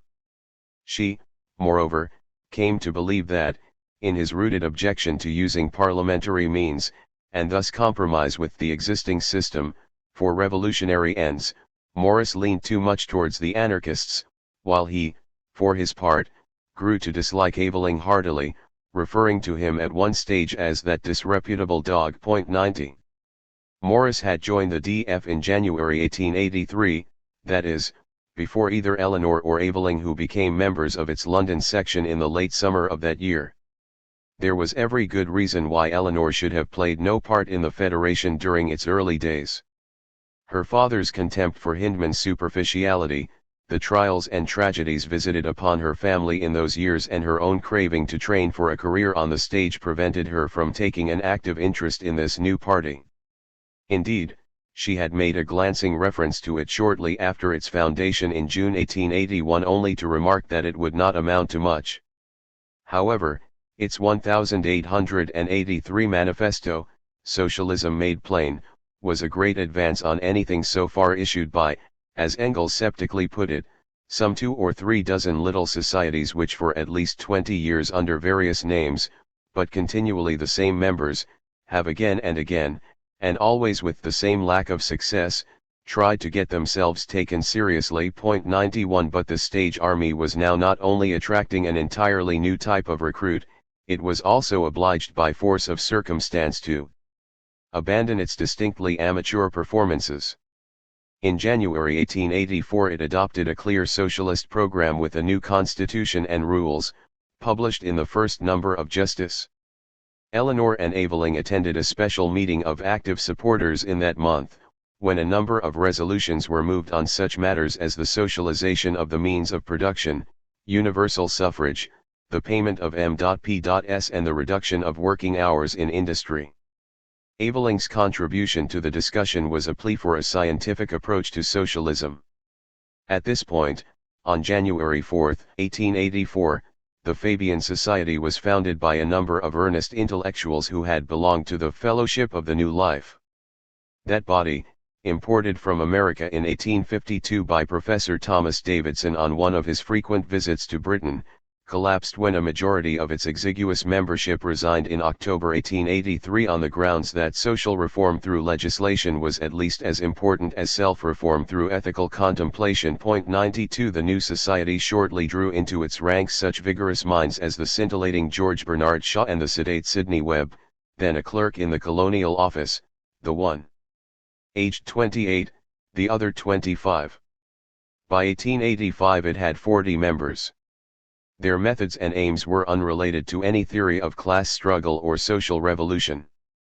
By the inevitability of gradualness, a phrase later used by Webb but denoted from the start by the name the society adopted, a change of society would be wrought. Edging away from Marx's political and economic theories as totally outdated, the Fabians propounded the need for the public ownership of the means of production and the utility services at municipal and, in some cases, national level, on the grounds that capitalism's most heinous crime was its inefficiency. The evils suffered by the working classes would be removed, gradually, by administrative measures. The Fabians despised the muddle-headed charitable organizations, for which the cooperation of the sufferers was neither required nor desired. If only a bit of sense could be knocked into the heads of competent officials, society might be run on rational lines. Not long after their formation they publicly dissociated themselves from all other socialist movements and propaganda. Bernard Shaw, in retrospect, defined their position accurately. The Fabian Society of London, he wrote, was founded in 1884, and its policy was established by a little group of men who were at that time all under 30. There was not a single veteran of 1848 in its ranks and not a single person who had ever met Karl Marx. There were practically no wage workers. The committee was composed of state officials of the higher division and journalists of the special critical class which produces signed feuilleton. They were exceptionally clever. They paraded their cleverness, and they openly spoke of ordinary socialism as a sort of dentition fever which a man had to pass through before he was intellectually mature enough to become a Fabian. Though at this time the idolatry of Marx by the socialists was 100 times worse than the idolatry of Gladstone by the liberals, the Fabians, in restating the economic basis of socialism, brought it up to date by completely ignoring Marx. 93. Since Marx had expounded no rigid doctrine but a scientific philosophy to explain the processes by which societies develop, applicable at all times and in all places, indicating the means to analyze the interrelation between men and their mode of livelihood, to diagnose in any given situation the social conditions that are moribund and those still in embryo, a theory of evolution, not a dogma to be learned by heart and to be repeated mechanically. 94. The Fabian society had no more earthly chance to supersede Marx than to reverse the laws of gravity. However, its tracts and essays undoubtedly exercised an enormous influence on intelligent men and women at the fringes of socialism, even making converts of them, though not necessarily Fabians. The fact that these sects of various character should come into being at this period reflected an overall change in the political climate, accurately gauged by Engels in an article he wrote for Commonweal in March 1885, England in 1845 and 1885. He attributed the present veering wind to the pure delusion of Britain's free trade theory of 1847, which had been based upon the assumption that England was to be the one great manufacturing centre of an agricultural world. While this had remained the pivot of the present social system of England, the people of France, Belgium, Germany, America, even Russia, did not see the advantage of being turned into Irish pauper farmers merely for the greater wealth and glory of English capitalists. They set resolutely about manufacturing, not only for themselves, but for the rest of the world, and the consequence is that the manufacturing monopoly enjoyed by England for nearly a century is irretrievably broken up.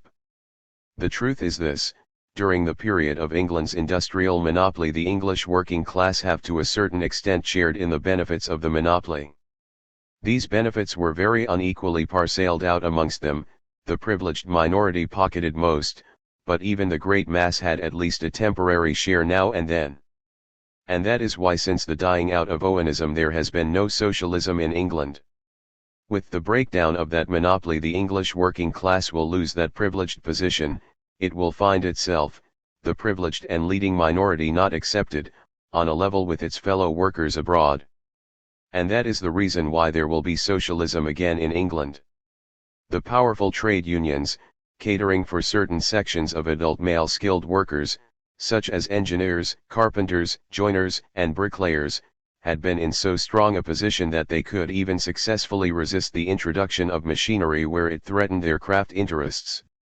They had succeeded in enforcing for themselves a relatively comfortable position, and they accept it as final.